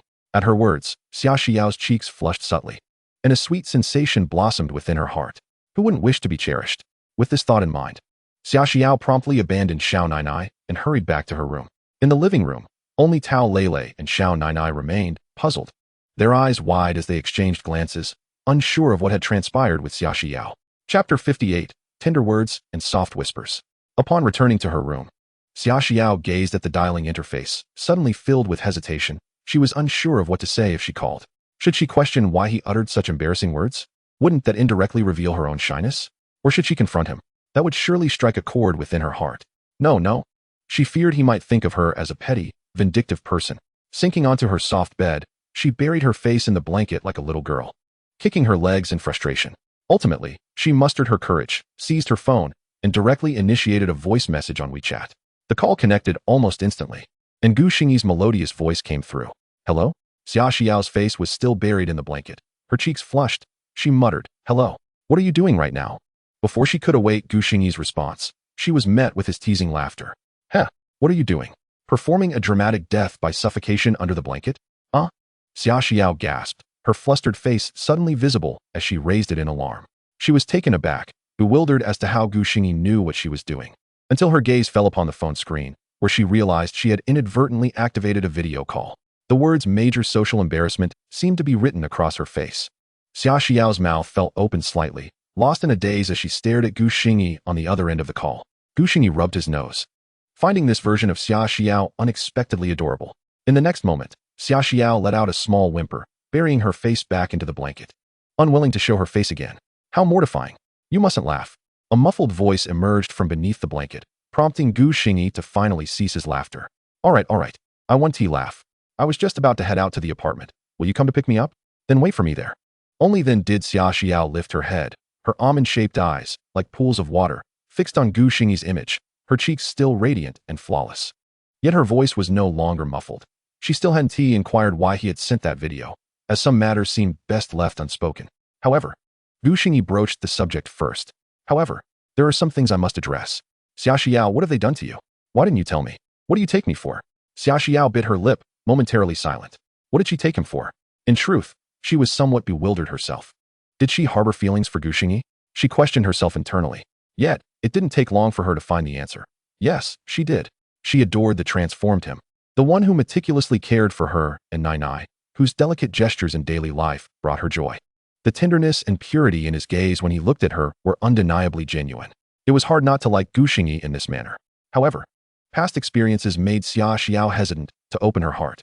After waiting for what felt like an eternity, Xingyi, not receiving a response from Xia Xiao, fell silent as well. After a long pause, his voice resurfaced, this time tinged with a palpable sense of disappointment. It's all right if you don't want to say anything. I'm downstairs. Come down and meet me. Once the video call ended, Xia Xiao snapped back to reality. Reflecting on Xingyi's tone, and her heart suddenly felt a pang of pain. Had she disappointed him? Hastily, she scrambled off the bed, a sudden yearning to see him brewing within her. With this thought, her pace quickened as she dashed toward the door. Tao Lele, still puzzled about why Xia Xiao was alone in her room in the middle of the day, was taken aback when she saw Xia Xiao stumble out, rushing through the front door. Frowning, Tao Lele muttered, Sister Xiao, did she just cry? Indeed, Xia Xiao had shed tears, though she hadn't intended to. The tears welled in her eyes uncontrollably. She suddenly feared that her silence would hurt Xingyi, that he might leave them. Memories of their shared moments flashed through her mind, intensifying her anxiety. He had been making such an effort to draw closer to her. Why should she hesitate? Upon reaching the hotel's entrance, Xia Xiao spotted the tall figure standing in the sunlight, and she finally exhaled in relief. Then, as if to bolster her own resolve, she raised her fist and encouraged herself. As the car came to a stop beside Xingyi, he entered, his demeanor seemingly unchanged, quietly gazing out the window. Xia Xiao didn't start the engine, but turned to observe Xingyi's profile intently. After taking several deep breaths, she finally spoke. Xingyi, I'm sorry. Only then did Xingyi turn to her, noticing her reddened eyes. In truth, he had felt a pang of hurt when she hadn't provided a clear answer. Yet, seeing her in this state elicited a bittersweet smile. It seemed he had never truly possessed her affection. No need to apologize. Xia Xiao, I'm not the Xingyi you think I am, so you needn't feel guilty. But you are Xingyi, aren't you? Xia Xiao continued to gaze into his eyes, her gaze unwavering and sincere. Xingyi suddenly recalled their conversation at the amusement park, where Xia Xiao had asked him, Who are you? To which he had answered, I am Xingyi. Now, Xia Xiao was returning that question to him. I am Xingyi. Then you are the Xingyi I believe in. Upon hearing Xia Xiao's resolute response, Xingyi was momentarily stunned. He clenched his trembling fists tightly. But I'm a bit scared. I fear that one day, you may not need me anymore. Xingyi. Xia Xiao interjected abruptly, her heart aching at his vulnerability. She reached out, firmly grasping his trembling hand and gently leaning against him. You are Nainai's father and my husband. No matter what happens, we will never leave you. And let me tell you, Nainai and I don't desire much. We will only appreciate your talents. But that isn't what matters most. What truly matters is that you are by our side, treating us well. That is all we need. In her embrace, with her tender words, there was nothing that could offer Xingyi more solace. He held Xia Xiao close, a smile breaking across his face. He had received the answer he sought. And that was enough. From that moment on, apart from Xia Xiao and Xiao Nainai, nothing would shake his resolve. The two savored a moment of intimacy. But soon Xia Xiao shyly extricated herself from Xingyi's embrace, her face flushed with heat, having reached her limit. Xingyi didn't press her further, a goofy smile lingering on his face, which only added to Xia Xiao's embarrassment. She cast a flirtatious glance at the grinning Xingyi and chuckled softly. This silly man. Is he truly so easily pleased? The car gradually pulled away from the hotel, making its way toward the apartment. In the fleeting exchange between the two, their mental states had undergone a complete transformation. Chapter 59. A fish dies and the net breaks. How could this be possible? It was unthinkable. How could Xingyao be that callow face? Xingyi. Bang. In the Tianmei Entertainment Artist Department, Lu Qian, in a fit of madness, swept the cosmetics from the table. sending them crashing to the ground with a cacophony of shattering sounds. Yet, seemingly unsatisfied, she stomped on the remnants in a fit of rage. And among the casualties of her wrath was a lawyer's letter sent from the legal department of Nainai Entertainment. She had been exposed. The individual who had initially posted the incriminating information had quickly turned on her, revealing her as the mastermind behind it all. Now, Tianmei Entertainment had ordered her to take a leave of absence, and she knew that her career was effectively over. In just a few days, she would find herself in the defendant's seat. Not far off, Sister Yuan watched the scene with a glimmer of schadenfreude. Being a seasoned veteran, she could tell that things were bound to be more complicated than they appeared. Indeed, the developments were even more outrageous than she had anticipated. Gu Xingyi? Xingyao?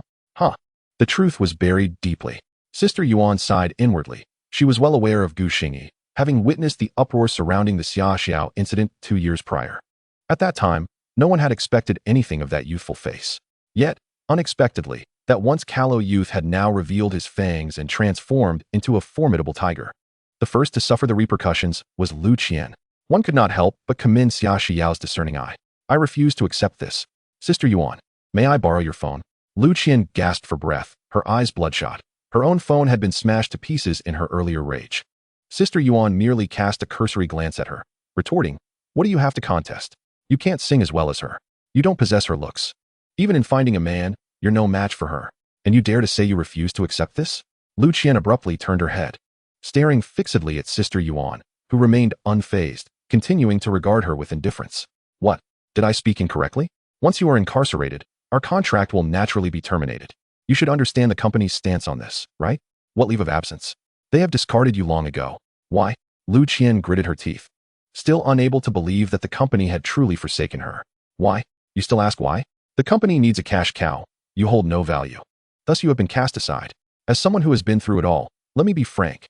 You possess some beauty, so when you get out, find an honest man to marry. Spare us the turbulence." "Huh. Should I thank you for this, my dear Sister Yuan?" Lu Qian laughed bitterly, and at that moment, their facade of camaraderie was finally shattered. "If that is the case, may I borrow your phone just once? Consider it a fitting end to our relationship." Sister Yuan scrutinized Lu Qian, who now wore a sinister smile, and her brow furrowed once more. "What are you plotting?" Lu Qian continued to smile, though the grin was unsettling enough to give Sister Yuan goosebumps. "What am I plotting? A fish dies, and the net breaks. How dare Xia Xiao oppress me at every turn? After enduring so much, I thought I had finally rid myself of her. Yet now, she resurfaces like a haunting specter. She is an orphan. Why should she excel in every aspect over me? Even in matters of romance, she must overshadow me.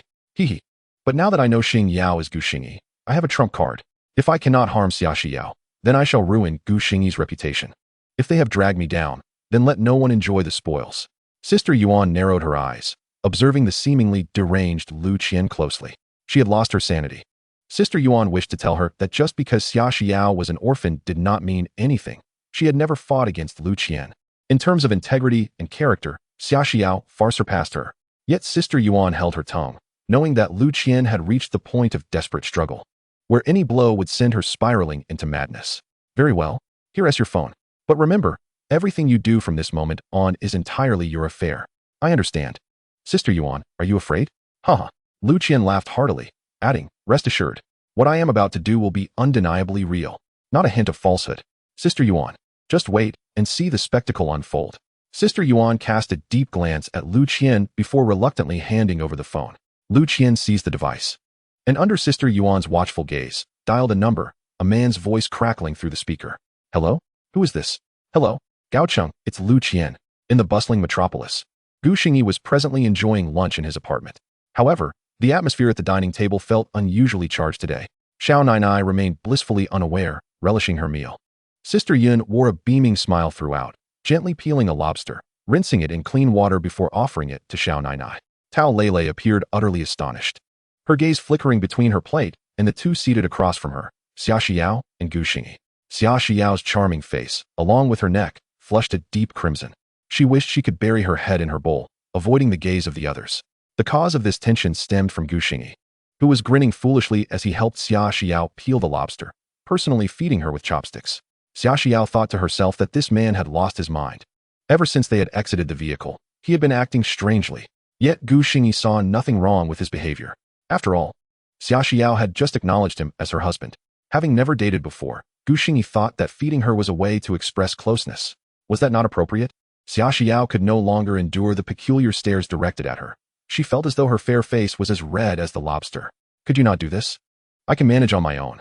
She lifted her gaze, her eyes laden with shyness as they met Gu Xingyi's, stunning him momentarily. So this was the delight of being gazed at by a girl with such bashful eyes. Gu Xingyi felt as though he had reached a profound realization. Previously, he had thought that love was something to be avoided. Now he could not help but exclaim, how delightful. All right, then, you may do it yourself. Gu Xingyi ceased his feeding and turned to start offering food to Xiao Nainai instead. Xia Xiao cast a helpless glance at Gu Xingyi. It seemed this man was incapable of enjoying a proper meal today. He had never been like this before. However, fortunately, after their meal, Gu Xingyi finally returned to normalcy. He plopped onto the sofa, contemplating what song he should write for the next competition.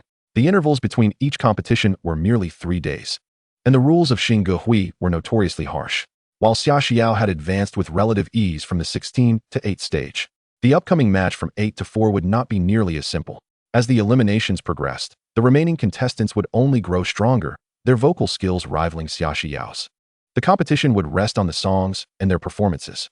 Crafting an original song within 3 days was no easy feat for anyone. Even Gu Xingyi began to feel anxious, grappling with which song to select to ensure victory. Meanwhile, Xia Xiao remained industriously at his side.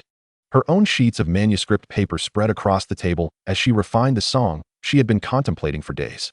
It always seemed to lack a certain melody. Yet now, she felt as though she were grasping the elusive thread of inspiration. Xia Xiao furrowed her brow tightly, continuously humming the tune in her mind. Chapter 60, Past Storms. This fragment of melody clawed at her heart like an incessant feline, retreating playfully each time Xia Xiao attempted to seize it. By nightfall, even after Gu Xingyi had departed, she had yet to fully complete the song. So close, just a hair's breadth away. Frustrated, Xia Xiao raked her formerly smooth hair into a tangled mess. Finally, when the night grew quiet and Xiao Nainai had long since fallen asleep, Xia Xiao resignedly set aside her unfinished composition and lay down on her bed. Inspiration, at times, cannot be forcibly sought. A mere fraction of a difference can lead to a vast divergence in understanding. One can only await that moment of enlightenment, which, when attained, brings an unparalleled sense of clarity akin to a sudden epiphany. After all, not everyone possesses the innate advantages that Gu Xingyi does, who effortlessly enters the fray with an undeniable edge. The following morning, as Xia Xiao roused from her slumber, still unwashed and disheveled, she stumbled upon yet another trending topic concerning Gu Xingyi on the internet. The buzz surrounding Gu Xingyi and herself had remained incessant in recent days. Initially, Xia Xiao paid little heed, but upon glimpsing the title of the post, her gaze sharpened with alarm. In that instant, her heart raced with trepidation. The online community seemed to have grown accustomed to this phenomenon. Ever since the account Xingyao emerged into public consciousness, discussions about him had become a daily occurrence. Today was no exception. When the eager audience encountered yet another post bearing Gu Xingyi's name, their curiosity led them to click without a second thought. Such occurrences had become routine. A day without seeing Xingyao's name left them feeling unwell. However, this instance was markedly different. As the spectators opened the post, they were collectively rendered speechless. They rubbed their eyes, seemingly incredulous at what they beheld. Xingyao? An abuser? How absurd. Just yesterday, they had been enamored with the devoted husband persona of Gu Xingyi, and now, they were being told he was an abuser? Such fabrications should at least be supported by credible reasoning. Who would believe this? After the initial shock, the audience erupted into laughter, eagerly clicking on the accompanying video to uncover the details of this ludicrous claim. The video featured 2 men, their expressions grave. Some recognized them as former members of the boy band alongside Gu Xingyi, one named Gao Cheng, the other Su Bin. Upon this revelation, the viewers exchanged knowing smiles. Were these 2 merely seeking attention? Could they not bear to see others thrive? Then, Gao Cheng spoke up. Greetings. I am Gao Cheng from the illustrious boy band. Some of you may know me. Indeed, I am a former friend of the now famous lyricist Xingyao, also known as Gu Xingyi. I refer to him as former because I became ashamed to associate with such a person. I suspect you may find it hard to believe my words. Given his current fame, why would I harbor such disdain for him? Just listen to my account. He continued, ever since his marriage, he has persistently contacted members of our group, expressing his desire to make a comeback. Initially, we considered his request, as we were once friends, but upon learning certain facts, we decisively rejected him. Specifically, Gu Xingyi is an abuser. I possess audio evidence to corroborate my claims. Ironically, when he called about his comeback, I happened to record the conversation, unaware it would later serve as crucial evidence to expose his duplicity. I cannot fathom how he has managed to manipulate Xia Xiao into silence, but I assure you, everything I have stated is the truth. I, Gao Cheng, dare to stand before him and confront him. As the audience processed this revelation, a momentary silence enveloped them. Although they held faith in Gu Xingyi and Xia Xiao's integrity, Gao Cheng's confident assertions, bolstered by his real name and evidence, momentarily swayed their convictions. At this juncture, Su Bin also interjected, brandishing his phone before the camera. Hello, I am Su Bin. I can attest to the veracity of Gao Cheng's statements. In fact, I hold Gao Cheng's phone, and together, let us listen to the recording. With that, Su Bin unlocked the device, revealing an audio recording on the screen. With a smile, he initiated the playback. The audience leaned in, eager to absorb the contents. Hello, Gao Gu. This is Gu Xingyi. Are you free tonight for drinks? Came the unmistakable voice of Gu Xingyi. The viewers became increasingly agitated as they continued to listen. Gao Cheng's calm voice followed. Hey, Xiao Gu, let us skip the pleasantries. Speak directly. All right, I thought you might have time. I was wondering if I could return to the company. Xiao Gu, I must say, you've married a prominent star. Why dwell on the past? Huh, Gao Gu. Women are like clothing. I've realized that my career is paramount. And you wish to make a comeback? Can Xia Xiao allow that? Didn't Tiu just have a child? Gao Gu. To be frank, in this household, I call the shots. She wouldn't dare refuse. A good beating will suffice. After all, women must not be coddled. At this juncture, the audience could no longer contain their outrage. How could he call himself a man? Presenting a charming facade to the world while abusing his own wife? Disgusting. Not only did the female viewers find this intolerable, but even the male audience felt a surge of righteous indignation. Such a person could not be deemed a man. As the recording concluded, Gao Cheng, his face etched with fury, continued, You all heard that, right? This is the so-called devoted husband, Gu Xingyi. I refuse to believe that someone can change so drastically in a short time. So I urge you to open your eyes and not be deceived by this two-faced individual. Let me make it clear. I, Gao Cheng, stand in opposition to such an abuser. The video abruptly ended, yet the outrage of the audience could not be contained. A deluge of comments flooded in beneath the post. How blind I must have been to admire such a person. Ugh, listening to that recording made me nauseous. It's unfathomable what a vile existence he leads behind the scenes. Ladies, let us storm Xingyao's domain. We demand answers. My admiration has turned to revulsion. Only a coward would lay hands on their own kin. Where is your courage? I share the outrage, but I timidly wonder, could this not be Xia Xiao? It is him. I could recognize his voice with my eyes closed. Ugh, I must cleanse my ears. They feel sullied. What of Xia Xiao? Why doesn't she come forth to denounce such a scoundrel? Should we allow such filth to remain unchallenged? The online uproar intensified, as this behavior had crossed a line. As the saying goes, the adoration once held for him had transformed into vehement hatred upon discovering this truth. No one could have anticipated that the idol they cherished was, in fact, such a loathsome being. Gu Xingyi's domain was overwhelmed, with countless individuals demanding he step forward and address the situation. Amidst the public outcry, Gu Xingyi sat quietly, absorbing the vitriol directed at him through the trending post. He listened intently to the recording, and after a moment, the familiar wave of revulsion surged within him, compelling him to flee to the restroom, where he succumbed to nausea. In that moment, he felt transported back to the stifling atmosphere of his past. Chapter 61, Redemption. As for his past, Gu Xingyi could only feel a deep sense of discomfort. He could alter nothing. Yet, he could not refute the reality of those events. The harm inflicted upon Xia Xiao would only resonate more profoundly. For Xia Xiao, this was a moment of vindication. Gu Xingyi found himself lost in thought, for the first time since his journey began, feeling utterly powerless. The phone beside him rang incessantly. Yet he neither answered nor glanced at the screen. He was oblivious to the caller's identity or how to respond. For the first time, Gu Xingyi chose to evade reality, cocooning himself in the blankets as if ignoring it all would alleviate his distress. His anguish stemmed not from the public scorn, but from the resurfacing memories of Xia Xiao and Nainai's suffering.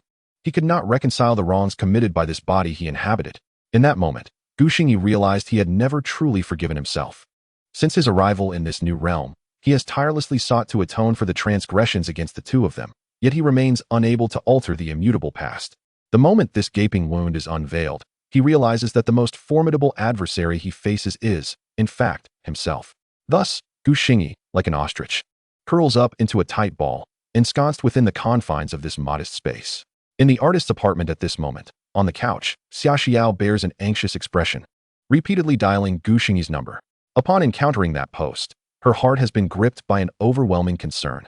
She is acutely aware that no one knows Gu Xingyi better than she does. She has witnessed his transformation, observed his gradual quest for redemption, and she understands it all. With this sudden turn of events, Xia Xiao feels a strange detachment. The past is irrevocable, and she holds unwavering confidence in that belief. However, she knows Gu Xingyi. He is unlikely to forgive himself at this juncture. Beside her, Yun Jie and Tao Lele were expressions of deep sympathy. The moment they laid eyes on the post, fury surged within them. Tao Lele even contemplated storming into the hotel to confront Gu Xingyi, demanding to know whether the accusations held any truth. Did he truly harm Sister Xiao? Yet, witnessing Xia Xiao's worried demeanor left them at a loss. Even if the allegations were indeed true, Xia Xiao's concern for him remained palpable, her heartache overflowing, and their own hearts ached in response. The phone remains unanswered, and Gu Xingyi appears to have evaporated from the face of the earth. Xia Xiao's heart tightens painfully. In her arms, little Nainai gazes up at her mother's distressed visage, reaching out with her tiny hands to clasp Xia Xiao's. Mommy, are you calling Daddy? Looking at her perceptive daughter, Xia Xiao grips her phone tightly and nods. Then why aren't you going to find Daddy? Little Nainai inquires with innocent confusion. Xia Xiao wishes she could seek him out, but fears that encountering Gu Xingyi in his current state would only deepen his sorrow. However, upon seeing the look in little Nainai's eyes, Xia Xiao can no longer remain seated. She rises in a flurry and rushes out. I must find him. Sister Xiao. Lele. Let her go? Tao Lele, in a state of urgency, attempts to restrain her, having never seen Xia Xiao so frantic before, but Yun Jie shakes her head, preventing the intervention. Both were expressions of concern as they gaze towards the door, where Xia Xiao's figure has already vanished. In no time, Xia Xiao arrives at the hotel. After disembarking, she hurries, and by the time she reaches Gu Xingyi's room, she is breathless. Pausing to catch her breath, she bites her lip and gently knocks on the door. No response comes from within. Without hesitation, she continues to knock, resolute in her determination to draw him out today. Inside, Gu Xingyi is cocooned in the blankets, hearing the persistent knocking. He feels no inclination to move. He perceives himself as little more than a shell of a man. Yet the knocking persists, relentless and unyielding. Ultimately, he rises, dragging his heavy form to open the door. What greets him is the sight of Xia Xiao's tear-streaked face. Just yesterday, he had relished the joy of being with her, but now, scarcely a day later, he feels unworthy to even meet her gaze. Gu Xingyi averts his eyes, rooted in place, uncertain of how to proceed. Surely, she has seen that post. Is she revisiting the past? Step aside. I'm coming in. Xia Xiao bites her lip and pushes Gu Xingyi's arm aside, striding into the room ahead of him. Gu Xingyi stands silent, closing the door behind him like a condemned prisoner following his executioner. What are you thinking? Gu Xingyi's voice emerges hoarsely, laden with trepidation. Now that the entire world is aware, what will she choose to do? Divorce him? If she were to do so, everyone would rally to her side, and she would no longer need to endure hardship. Gu Xingyi. The moment Xia Xiao glimpses the look in his eyes, she comprehends his thoughts. Frustration surges within her. She yanks him onto the bed, biting down hard on his arm. Xia Xiao truly exerts herself. It hurts. Gu Xingyi winces, a sudden clarity washing over him, and instinctively, he attempts to retract his arm, only to halt himself. Allow her this release. Perhaps it will bring her some solace. When Xia Xiao finally realizes what she has done, she releases her grip and gazes up at Gu Xingyi, who remains gentle despite the pain. Her tears can no longer be contained. Are you so foolish? She exclaims, then pulls up his sleeve. A row of deep, blood-tinged bite marks adorns his arm. All right, now we're even, Xia Xiao says through her tears, collapsing into Gu Xingyi's embrace. I've also committed domestic violence. We're even now? You mustn't be sad anymore. Feeling the warmth of her body against him, Gu Xingyi is momentarily stunned. After a while, he tentatively reaches out to stroke Xia Xiao's head in disbelief, realizing that it is indeed real. His emotions soar from despair to elation. He grins, affirming, it's true, we're even. Since his arrival in this world, he has tread carefully, burdened by a sense of guilt. Though he could argue that the past was not his doing, who could truly understand that distinction? It was him and not him. And thus, Gu Xingyi has been unable to forgive himself. Regardless of the sacrifices he has made for Xia Xiao and Nainai, he has always felt it insufficient. A belief that has shaped his every action. He has lost himself in self-loathing. Yet now, someone stands before him, declaring that they are even. How wonderful. Tears cascade down Gu Xingyi's face, for he is not merely redeeming them. He has been striving to redeem himself as well. The two of them cling to one another, sobbing like fools. From now on, this cannot happen again. Nainai and I will worry about you. Slowly, Xia Xiao's sobs begin to subside, her muffled voice resonating in Gu Xingyi's embrace. He nods, his voice still slightly hoarse. It won't happen again. Actually, apart from you too. No one can shake my resolve. Humph. Just as I expected. Xia Xiao lifts her head, her flushed cheeks and watery eyes lending her an enchanting appearance. Suddenly, a thought strikes her, and an uncontainable excitement dances in her eyes. Wait, I think I've remembered that melody. What melody? Xingyi, captivated by Xia Xiao's delicate demeanor, can't help but ruffle her hair and inquire, relishing the authenticity of the moment. Xia Xiao briefly struggles and shoots him an exasperated glance. You're rubbing my head like it's a dog ass. She continues. It's the song I've been working on all along. I've always been missing a spark of inspiration, but now, it's come to me. Freeing herself from Gu Xingyi's embrace, she eagerly seeks to refine her song while the inspiration flows. As her warm body departs, Gu Xingyi feels a pang of regret. He hadn't had his fill of holding her yet. He scratches his head and stands, retrieving a sheet of music paper from his backpack to present to her. I intended to write a song tonight, but since you've got one now, why don't you write it? Gu Xingyi sets up the paper and pen, standing by the bed, eager to see what melody has occupied Xia Xiao's thoughts for so long. With a blush, Xia Xiao vigorously nods. After a moment's contemplation, she sits cross-legged on the bed, accepting the paper and pen. Ever since arriving in this bustling metropolis, the majority of the melody has lingered in her mind. And although she has been composing, she has struggled to seize that elusive spark. But now, with clarity, the entire composition flows forth seamlessly. As she writes the score and hums a little tune, Xia Xiao works quickly, and in mere moments, a complete piece emerges on the paper. Raising her gaze, she locks eyes with Gu Xingyi under the soft glow of the light, her expression brimming with joy. I've finally created it. I'm not just a pretty face after all.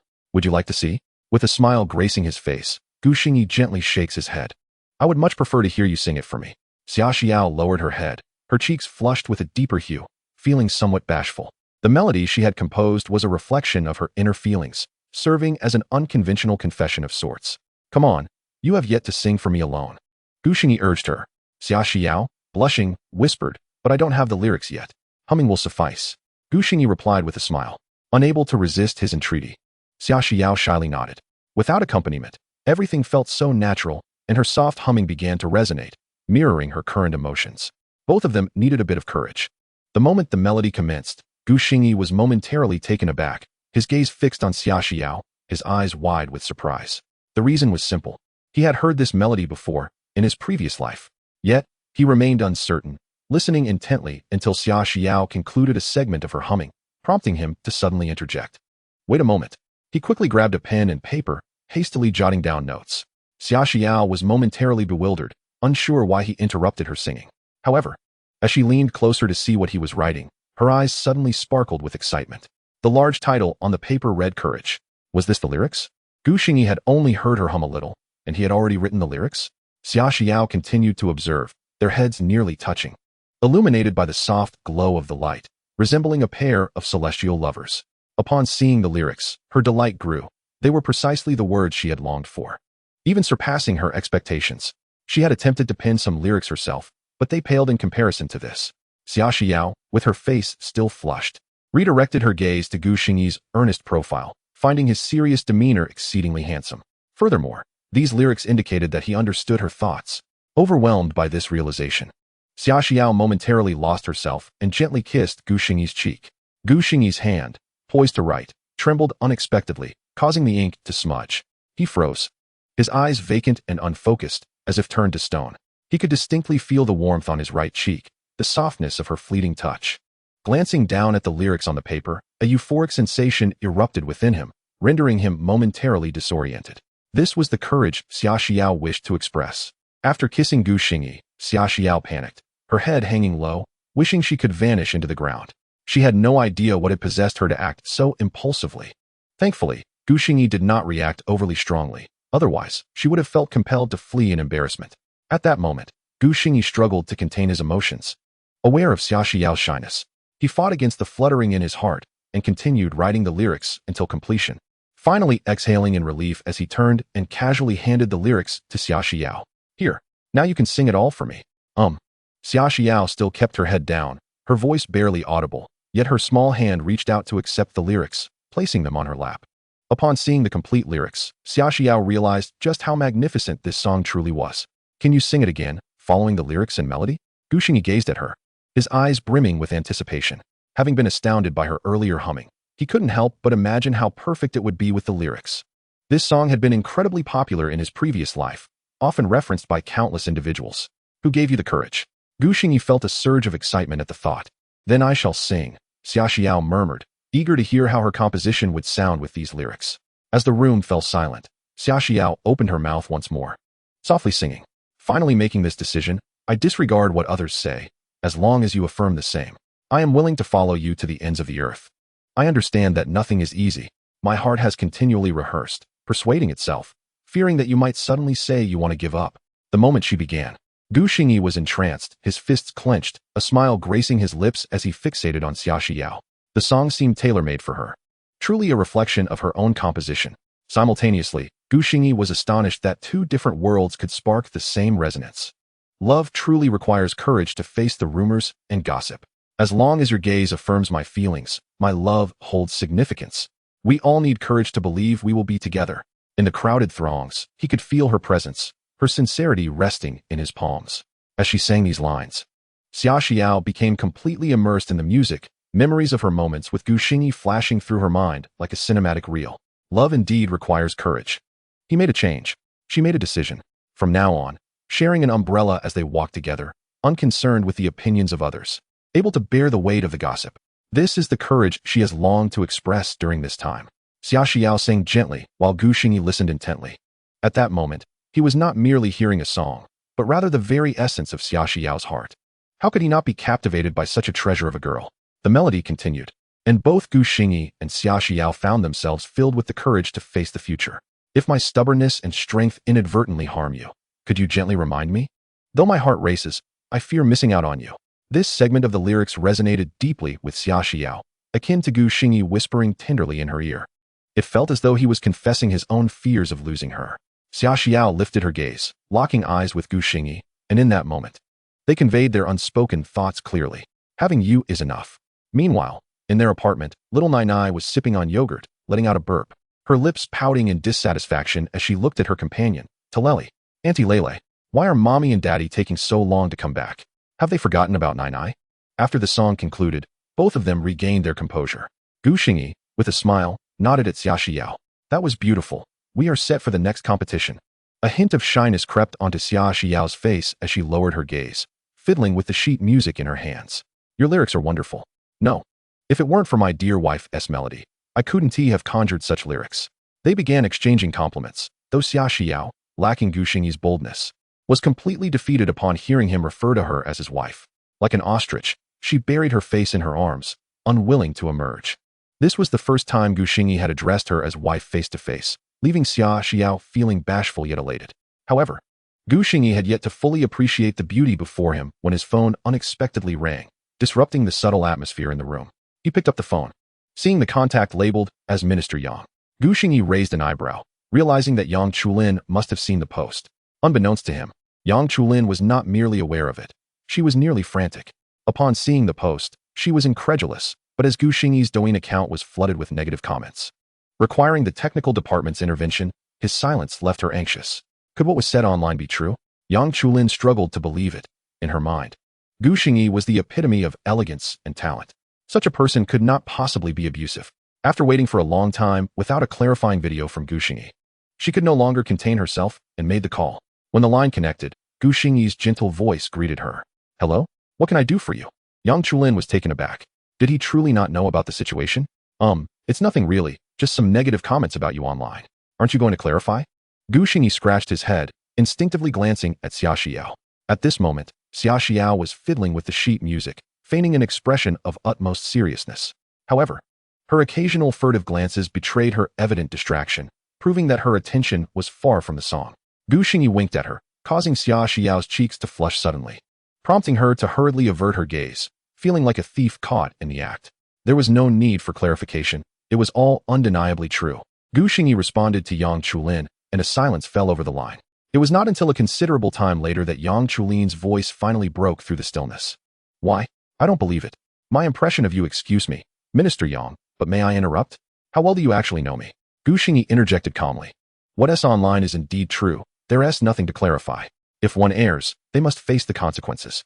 As for the online remarks, let them speak as they will. As long as those I care for understand me, That is sufficient.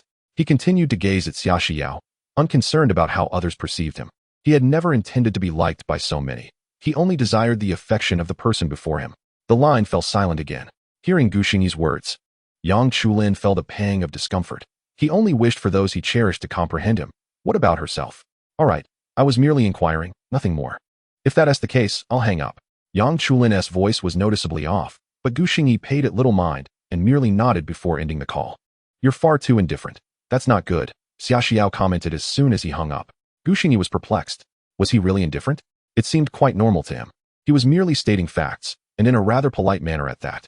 That mature woman should have an interest in you, Xia Xiao remarked again. Although this time her eyes dimmed slightly. Yang Chulin, interested in me? Surely not. Gu Xingyi scratched his head, feeling a wave of confusion. He considered her merely a friend. Cough, cough.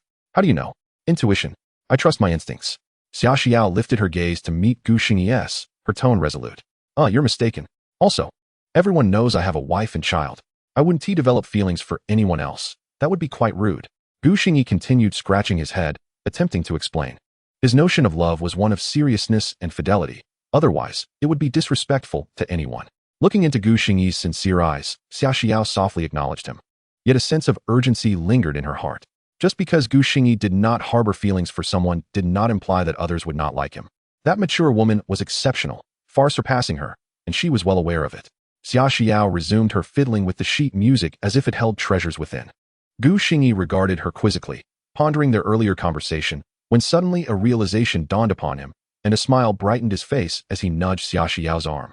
Are you jealous? Xia Xiao's composure shattered, her face turning a deep shade of red. No, absolutely not. Her voice was loud, yet her reaction was even more pronounced. Case closed. You are indeed jealous. Gu Xingyi grinned, continuing to observe her. The sight of a jealous Xia Xiao was rather charming. The more she tried to conceal her feelings, the more flustered she became, acutely aware of Gu Xingyi's laughter directed at her. This sensation filled her with both embarrassment and irritation. Ultimately, she could no longer withstand the intensity of Gu Xingyi's gaze, and, in a fit of exasperation, tossed the sheet music onto the bed. Yes, I am jealous. Who wouldn't be, with such a stunning beauty, interested in you? Gu Xingyi's smile blossomed further. As he suddenly leaned closer, his voice laced with temptation. What if I stamp a seal for you? Would that make you less jealous? His face drew near enough for Xia Xiao to feel his breath brushing against her face, setting her heart racing like a drum, beating faster and faster as if it might leap from her throat. Slowly, she closed her eyes, her lips slightly pursed. In truth, Gu Xingyi was equally nervous. Seeing Xia Xiao shut her eyes brought him a surge of joy. He secretly pinched his palm, closed his eyes, and inched forward. Just at that critical moment, Gu Xingyi's phone rang unexpectedly, startling both of them. Xia Xiao, in a panic, flung herself onto the bed, covering her face with the blanket, too embarrassed to show herself. Gu Xingyi's eyelids twitched as he answered the call with a hint of annoyance. Hello, who is this? If you don't have anything significant to discuss today, don't blame me if I make it a big deal.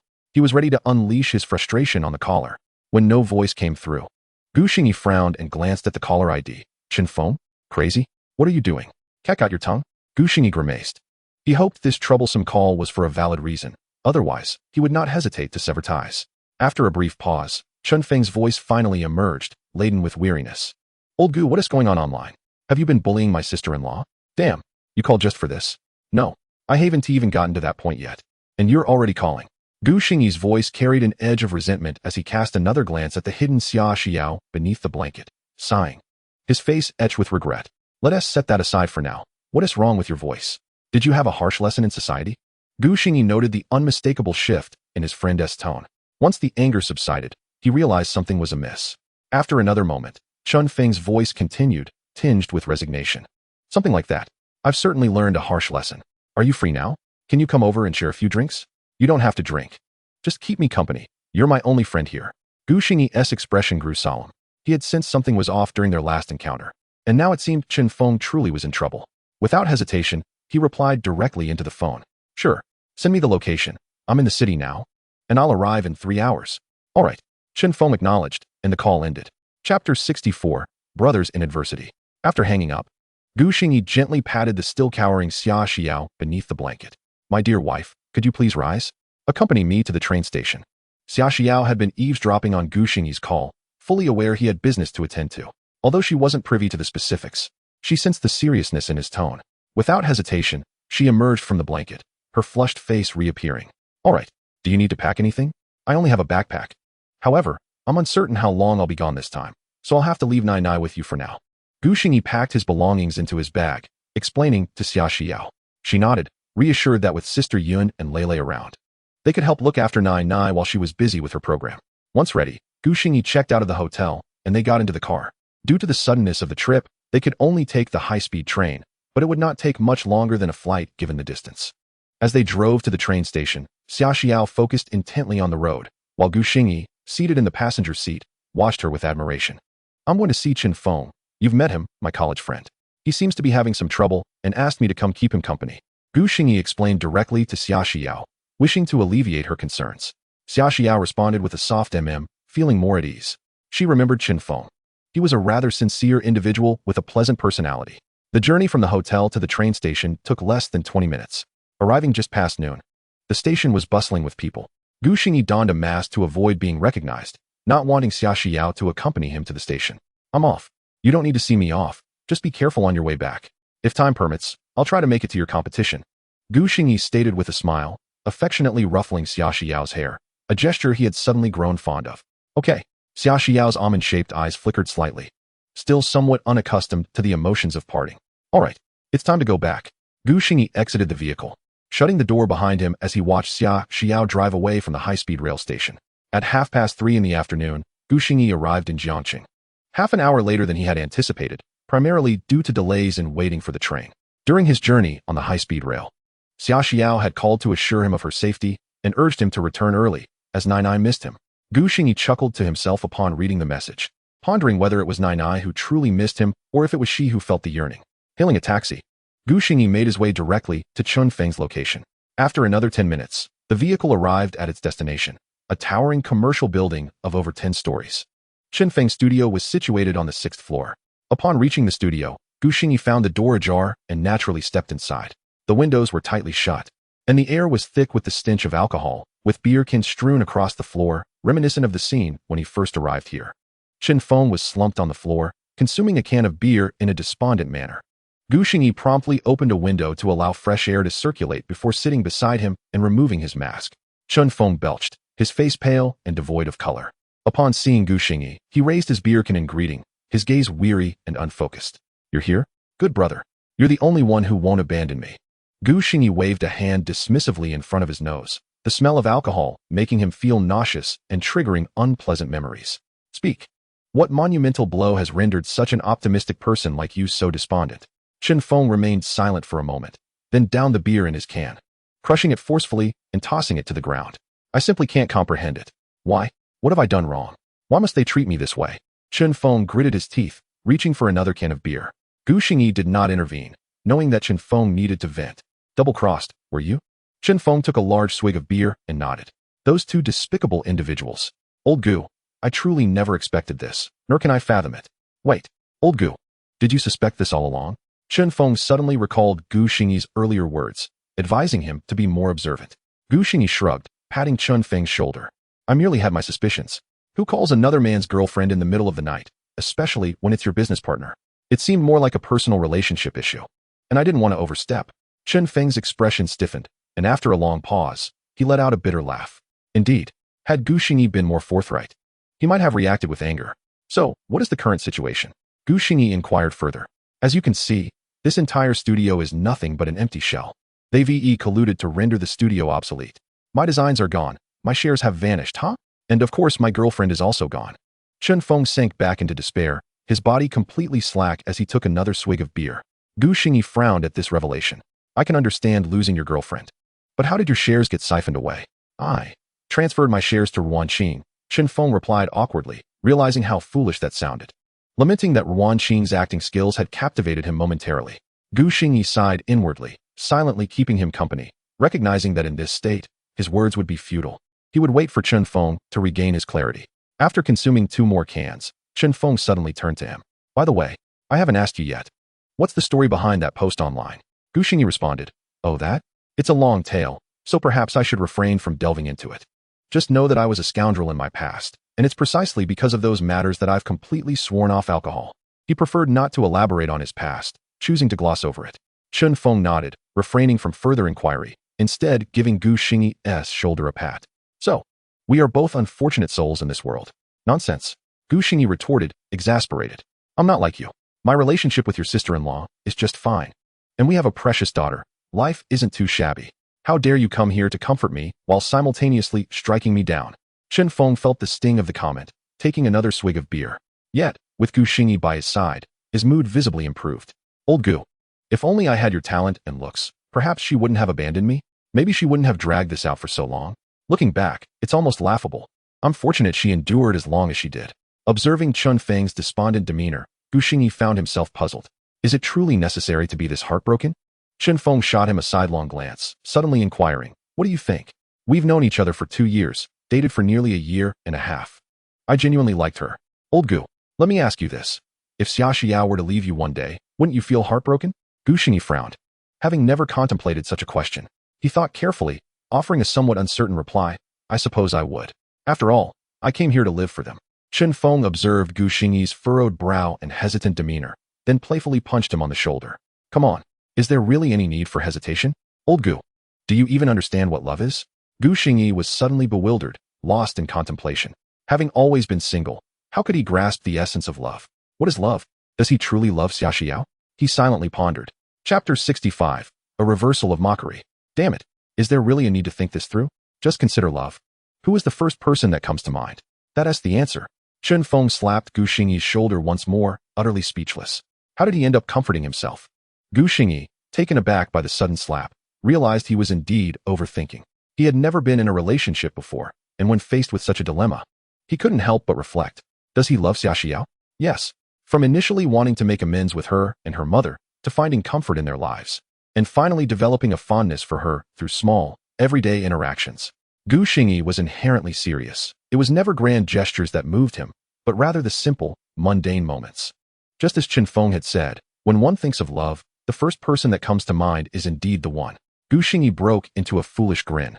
While Chen Feng felt a pang in his heart, it seemed he had unintentionally consumed a mouthful of dog food, and at that moment of his own misery. Truly, the best of brothers know just how to provoke one's emotions. Chen Feng felt his own despondency dissipate significantly, wanting nothing more than to leap up and pummel Gu Xingyi for being so insufferable. However, I suspect Wan Qing is unaware of your family background, right? Gu Xingyi swiftly changed the subject, though this topic only deepened Chen Feng's gloom as he shook his head. No, I always thought she was a good girl who wouldn't care about such things, huh? I just never expected this. Gu Xingyi involuntarily twitched at the corners of his mouth. What good girl behaves in such a manner? Oh, isn't that the domestic violence perpetrator from online? Chen Feng, Wan Qing's departure from you was undoubtedly justified. How could you associate with such a friend? Just as Gu Xingyi was about to speak again, a voice suddenly echoed from the entrance of the studio. Chen Feng's expression darkened instantly, and Gu Xingyi turned to see a fair-skinned, handsome man approaching. However, the man's overly delicate features made Gu Xingyi feel that previous remarks about him being a pretty boy were mere slander. This was the epitome of a true pretty boy. The woman in question was none other than Wan Qing, who had previously crossed paths with Gu Xingyi. She remained adorned in her anime-inspired attire, but this time, her makeup was bolder, and her allure had intensified. Huh, what business do you have with my friendships? Wang Jun. Wan Qing, how dare you show your faces here? Are you hoping to pilfer from this hollow studio? Chen Feng exclaimed angrily. It was then that Gu Xingyi realized that this pretty boy was Wang Jun. Chen Feng, do not speak to us in such a manner. We are here for your benefit. Before Wang Jun could respond, Wan Qing interjected, feigning a caring demeanor. For my benefit? How absurd. Are you suggesting that your idea of benefaction is to put a green hat on me? Chen Feng, Wang Jun and I have always had mutual affections for one another. Even before you entered the picture, we simply hadn't realized it until now. We are not here to quarrel with you. Observing your self-destructive behavior is painful. So why not join our studio? With your talent, you will undoubtedly thrive. Wang Jun chimed in. Exactly. At least we understand each other. You've pursued your anime dream for so long. It shouldn't be squandered. If you can't be a couple with Qingqing, you can still be friends. Hearing this, Gu Xingyi couldn't help but chuckle. If that were the case, who was truly wearing the green hat? It was then that he grasped the meaning of colluding together in a nest of snakes and rats, as well as the phrase a whore who demands a shrine. For these two exemplified those terms in the most vivid manner. Chen Feng, even more enraged by their words, pointed an accusatory finger at Wang Jun. What kind of friend are you? Besides that pretty face, what do you have to offer? The designs are mine. The money is mine. Even that woman beside you was once mine. What on earth are you thinking? You want me to join you? To be friends with you? I, Chen Feng, have no penchant for such degrading behavior. Wang Jun furrowed his brow, clearly stung by Chen Feng's words, but after a moment, he managed to respond with a smile. Calm down. All of this belongs to me now. His smile was insufferably smug. Chen Feng sprang to his feet, ready to lash out, but Gu Xingyi intervened. All right. Let us avoid physical confrontation if possible. Wang Jun and Ruan Qing, I presume you recognize me? Gu Xingyi asked, his tone unusually gentle. Wang Jun sneered. Even if he was not part of the entertainment industry, he was well aware of Gu Xingyi's infamous reputation, a frequent subject of trending searches. Though his notoriety was hardly commendable. What is it to you? A domestic abuser? Chen Feng was about to erupt again, but Gu Xingyi stopped him once more, nodding with a persistent smile, which only added to Chen Feng's sense of frustration. Gu Xingyi positioned himself in front of Chen Feng and continued. Surely you know I am a lyricist and composer? Wang Jun and Ruan Qing both scoffed simultaneously, dismissing the relevance of Gu Xingyi's artistic identity to their anime realm. Chen Feng also believed Gu Xingyi was speaking nonsense. Who cares if you're a lyricist? Wang Jun regarded Gu Xingyi with a mocking gaze. So what if you know? What does it even matter? Oh, you might not be aware that I have a passing familiarity with anime, much like I do with lyrics and composition, just a slight understanding. At this, Wang Jun felt a wave of unease wash over him. He scrutinized the confidently smiling man before him, his expression hardening. Yet, he quickly reverted to laughter, shaking his head and dismissing the ominous thoughts. Unless Gu Xingyi were some kind of prodigy, there was no way he posed any threat. Are you threatening me? A mere superficial understanding is insufficient. Gu Xingyi abruptly ceased his laughter, regarding Wang Jun with a look of pity. A superficial understanding suffices. My slight knowledge coupled with a madman's expertise makes it utterly trivial to toy with you two novices. Wang Jun suddenly lost interest in conversing with Gu Xingyi, whose words, while seemingly soft, bore hidden barbs, in stark contrast to Chen Feng's brutish demeanor. Thus, he opted to redirect his attention back to Chen Feng. Chen Feng, have you given it some thought? Will you join us, or do you choose to trust him? Ruan Qing urged, her eyes betraying a feigned reluctance. Indeed, Chen Feng, this truly is an opportunity to realize your anime dream. Join us, and tomorrow will be brighter. At this moment, Chen Feng regained his composure. He stepped forward, positioning himself beside Gu Xingyi, and scoffed, ignoring Wang Jun as he faced Ruan Qing. Ruan Qing, we were together for a year and a half, and I have never wronged you. My conduct has always been above reproach. For you to say such things now is unacceptable. Let me tell you, I have no desire to associate with dogs. Chen Feng then directed his gaze toward Wang Jun. And you, listen well. Gu Xingyi is my brother. I trust him. Who are you to even compare yourselves to him? With Chen Feng's words, Wang Jun and Ruan Qing's expressions darkened. Their gazes fixed on Gu Xingyi and Chen Feng before they turned and departed. Yet, Gu Xingyi and Chen Feng's voices echoed behind them. Ah, leaving so soon? I still have something to say. There's an old saying you ought to hear. 30 years in the East River, 30 years in the West River. Do not underestimate a youth in poverty. Scram. I'm not poor. I'm a rich second generation. Wang Jun and Ruan Qing, who hadn't gotten far, felt their faces flush crimson, especially when Gu Xingyi added, Did you hear that? A rich second generation. Chapter 66. Beneath one man Wang Jun and Ruan Qing departed, leaving in a most disheveled state. Once their figures vanished, Chen Feng could no longer maintain his composure. He collapsed onto the ground, his expression a portrait of anguish. Tears streaming down his cheeks uncontrollably. Gu Xingyi understood that Chen Feng had been holding it together, especially considering he had just parted ways with a girlfriend of a year and a half. The earlier confrontation had pushed him to his limit. Old Gu, I truly liked her. Chen Feng cried, his voice choked with emotion. Gu Xingyi felt at a loss for how to console him. Comforting others was a challenge for him, and he only knew how to support through action. Observing Chen Feng in such distress, Gu Xingyi could only pat his shoulder and offer him a can of beer. Cry it out, drink to your heart's content tonight, and tomorrow, start anew. Let them see that without you, they are nothing. Chen Feng took the beer, gulping it down. His face showed no signs of reddening, but his pallor deepened. Old Gu, starting a new isn't that simple. The domestic animation I spent nearly 2 years creating is gone, stolen. In the short term, how can I conceive of anything worthwhile? The domestic animation market is already weak. With them taking that anime, even 2 pigs could become famous. Gu Xingyi nodded, recognizing Chen Feng's remarkable talent in animation, evident from the shameless manner in which the two had attempted to retain him. However, Gu Xingyi's earlier claims of having a superficial understanding of anime were not mere boasts. Yet, seeing Chen Feng clearly intoxicated and preoccupied with sorrow, he decided to postpone further discussion until the next day. After Chen Feng finished speaking, he fell into a silence, lost in his sorrow, consuming beer after beer. Gu Xingyi quietly kept him company, watching as Chen Feng's hands trembled while holding the drink. By the time Chen Feng was thoroughly inebriated, the night had fallen, with lights illuminating the surroundings. Gu Xingyi, unsure of where Chen Feng resided, could only drag him toward the nearest hotel. Chen Feng remained relatively compliant, though he incessantly murmured about being deceived in love, drawing strange looks from the hotel receptionist, which was a source of great annoyance for Gu Xingyi. After securing a double room, Gu Xingyi unceremoniously tossed Chen Feng onto the bed, covering him with a blanket, and wiped the sweat from his forehead. "You've gained weight. And that's the downside, it's all solid." Gu Xingyi then took a shower, emerging refreshed. As he re-entered the room, he found Chen Feng still mumbling. Gu Xingyi shot him an exasperated glance, choosing to ignore him as he returned to his own bed and took out his phone. A WeChat message appeared on the screen, sent by Xia Xiao in the afternoon, which he had overlooked until now. "How are things progressing?" Gu Xingyi smiled knowingly. "It's nothing significant. It's nearly done." At this hour, Xia Xiao should have already drifted into slumber, Gu Xingyi mused. In the next moment, the sound of a WeChat notification chimed. Instant reply? Was she keeping a vigilant eye on her phone, or had she been awaiting his message?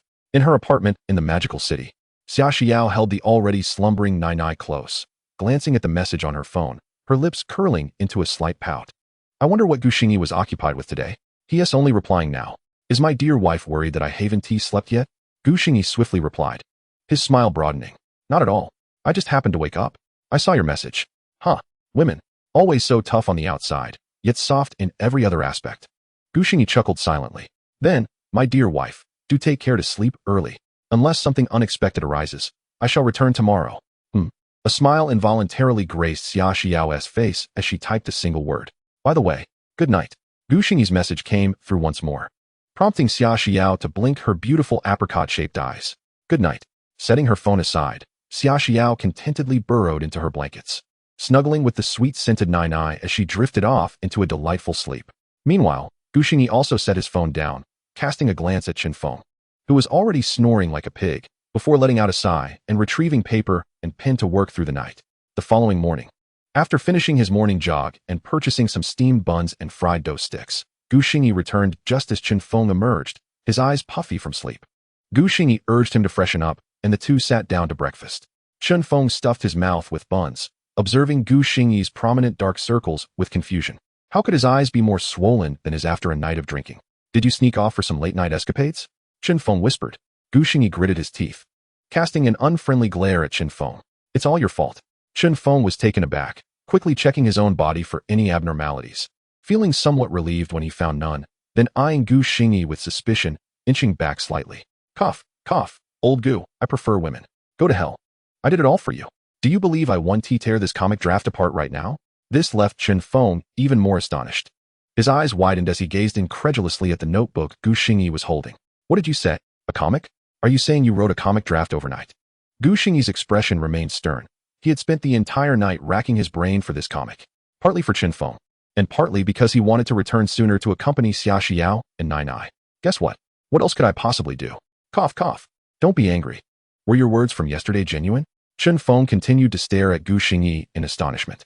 He had thought Gu Xingyi was merely venting about Wang Jun and Wan Qing, but he never expected that Gu Xingyi would actually produce a comic draft overnight. "Of course, my friend never speaks falsehoods. This is merely a rough outline, with character sketches. Once I return, I will elaborate on it in detail for you." In truth, Gu Xingyi had intended to write it all out directly last night, but he was unsure of how to specifically handle a comic. Thus, he could only prepare a rough outline and character sketches, planning to research online about comic scripts once he returned and provide Chen Feng with a complete comic script. As Gu Xingyi spoke, he tossed the notebook into Chen Feng's lap. Chen Feng stared at Gu Xingyi's dark circles, feeling deeply moved. This was his brother, although he didn't voice it. Gu Xingyi's actions spoke volumes. Chen Feng opened his mouth, but no words came out. He then lowered his gaze, engrossed in reading the notebook. The first page bore a prominently written title, "Under One Person." Chen Feng froze. The national comic he had designed was titled above all beings. And now Gu Xingyi presented him with Under One Person. Was this mere coincidence? He quickly turned to the second page, which narrated a world of extraordinary individuals, with Zhang Chulan making his entrance, having carefully concealed his identity until one day when Sister Bao appeared. From that moment, he was pursued by the undead and attacked by monsters, embroiled in unprecedented troubles. Just as Gu Xingyi had mentioned, this was merely a rough outline and character sketches. However, the more Chen Feng read, the more astonished he became. This was far superior to what he had designed, even in its summarized form. The riveting plot and profound characters captivated him. At that moment, he truly wished he could crack open Gu Xingyi's head to see how this genius thought. Chen Feng's hands trembled as he held the notebook. This was truly a treasure. Chapter 67. Encountering a kindred spirit in this life. Chen Feng suddenly lifted his head, gazing at Gu Xingyi, his voice quivering slightly. Old Gu, did you really write this? For me? What else could it be? Gu Xingyi calmly nodded. In this world. This was indeed his creation. Under one person. A national comic that had once ignited a frenzy in the original world, created by Mier. An existence that had once dominated the anime realm. He believed that in this world, it could still shine with its unique brilliance. Old Gu, do you understand the value of this? You just gave it to me? A smile spread across Gu Xingyi's face. Some matters between brothers need not be elaborated upon. Just as Chen Feng was clearly aware that he was the online star Yao, yet he never mentioned it, not caring about his fame. Only concerned about the negative comments about him online. What's wrong? Crazy man, do you not appreciate it? If you're going to give it to me, I might as well tear it up. Gu Xingyi shot a glance at Chen Feng, feigning a playful attempt to reclaim the notebook. No, what's given to me is mine. Chen Feng quickly clutched the notebook to his chest, like a hen protecting her chick. Gu Xingyi laughed heartily, patting Chen Feng on the shoulder. All right, one must always look ahead in life. There's an old saying. The loss of a horse may be a blessing in disguise. Crazy man, what are your plans next? Chen Feng looked at the smiling Gu Xingyi, and he too suddenly smiled. Although he didn't understand why Gu Xingyi had changed so dramatically, speaking in a polished manner, writing songs, and creating comics, he didn't concern himself with those details. What mattered to him was the bond they shared, the affection that compelled Gu Xingyi to come running no matter the distance. All right, old Gu, I won't let your comic go to waste. I plan to recruit more people and reopen this studio, ensuring that the name under one person resonates throughout the anime industry. Upon hearing Chen Feng's words, Gu Xingyi's eyes gleamed with appreciation. He didn't care how Chen Feng would develop this comic. What mattered was that he saw Chen Feng regaining his confidence, and that was enough. Then be sure to choose wisely this time. Haha, Gu Xingyi teased, while Chen Feng awkwardly scratched his head. I won tea. How could I stumble in the same place twice? Trust me, the people I find this time will be nothing short of professional. I want to say more. Once I return, I'll finalize the comic design and send it to you, young man. Let us get to it. The two exchanged smiles, both bursting into laughter. Afterward, Gu Xingyi didn't linger in Jiancheng, and Chen Feng resumed his busy schedule, preparing to shamelessly seek investment from home and gather more people. At 1 o'clock in the afternoon, Gu Xingyi returned to the magical city punctually. Tomorrow, Xia Xiao would participate in the quarterfinals, and she had been diligently practicing her new song for the past few days. When Gu Xingyi arrived at the apartment, only Sister Yun and little Nainai were home. Little Nainai, having not seen her father for 2 days, rushed into Gu Xingyi's embrace the moment she saw him. Gu Xingyi scooped her up and nodded in greeting to Sister Yun. Sister Yun, how is your mother doing? Sister Yun gazed at Gu Xingyi with a complex expression, nodding in agreement. The last surgery had been completed successfully, and she was now in the process of recovery, well cared for by the nanny. In her heart, Sister Yun felt a deep gratitude towards Gu Xingyi, especially since Xia Xiao had also treated her with kindness, promising to allocate 10% of all future activities and song revenues to her, as did Tao Lele. Thus, Sister Yun's emotions towards Gu Xingyi were somewhat intricate. He had aided her, and now he treated Xia Xiao with utmost care, yet he had previously bullied her. Gu Xingyi, however, was not preoccupied with such thoughts. Upon hearing Sister Yun's words, he nodded affirmatively. That's wonderful. I hope Sister Yun can take good care of Xia Xiao from now on. It is my duty. Sister Yun waved her hand dismissively. Even without this matter, she would still look after Xia Xiao. Nevertheless, she could understand Gu Xingyi's perspective, as he was Xia Xiao's husband, and such a request was only natural. After a moment's contemplation, Sister Yun continued, Xiao is currently practicing singing at the company. Would you not like to see her? She would undoubtedly be thrilled to learn of your return. Sister Yun had already noticed that since Gu Xingyi had left yesterday, Xia Xiao had been frequently glancing at her phone. Upon hearing this, Gu Xingyi's eyes lit up. A visit? I would love that. It would be a perfect opportunity to hear my wife's celestial voice. He readily agreed, and the trio hastened toward Nainai Entertainment. Meanwhile, online, netizens had yet to receive any updates regarding Gu Xingyi, not even from the victim, Xia Xiao. Speculation ran rampant. Many wondered if Xia Xiao was in discussions with Gu Xingyi about divorce. Given the current exposure of the incident, public opinion was heavily in Xia Xiao's favor. Regardless of whether she was under duress, she could leverage this situation to extricate herself from Gu Xingyi. Some overly zealous netizens even established a denunciation group to criticize Xingyi and rally support for Xia Xiao, with daily updates on the unfolding events. The latest news from the group indicated that someone had spotted Xia Xiao at Nainai Entertainment, accompanied only by a small assistant. Xingyi's Douyin was still inundated with harsh criticisms, but at that moment, Xia Xiao's Weibo account suddenly posted a pinned message. The first netizen to notice this was particularly astute. He was a member of the denunciation group and rushed to share the news without even reading the post first. Brothers, major news. Xia Xiao updated her Weibo. There must be some conclusion. This revelation sent shockwaves through the group, igniting excitement as everyone began to call their friends. Some even flooded Xingyi's Douyin with comments, while hidden entertainment media within the group sensed yet another potential hot topic. They swiftly released various news articles, eager to cover the much-anticipated response from one of the involved parties. As countless individuals flocked to Xia Xiao's Weibo account, they were met with two eloquent lines that left them utterly dumbfounded. In this life, encountering a good person is indeed a profound blessing. A gentleman corrects his mistakes, and all admire him. My heart aligns as well. What is this? The netizens recognized every character, yet when woven together, they were utterly perplexed. After denouncing her for so long, the victim responded with such sentiments? In an instant, the netizens felt a pang of betrayal. As if they had been stabbed in the back, they could hardly believe this was indeed Xia Xiao's message. They comprehended the meaning behind those lines, which only amplified their frustration. The comment section beneath this Weibo post was soon inundated with reactions, as nearly everyone questioned whether Xingyi had somehow exerted control over Xia Xiao's account. However, they had no means of obtaining answers and could only flood the comment section with their disbelief.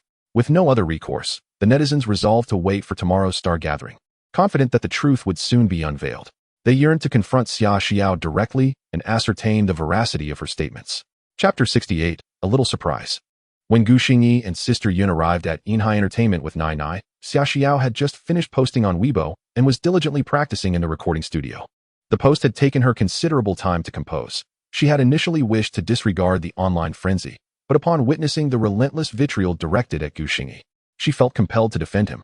After posting, she had blushed for quite some time, as the bold statement represented her utmost courage. However, after sharing her thoughts, her spirits noticeably lifted, and even her singing became more natural.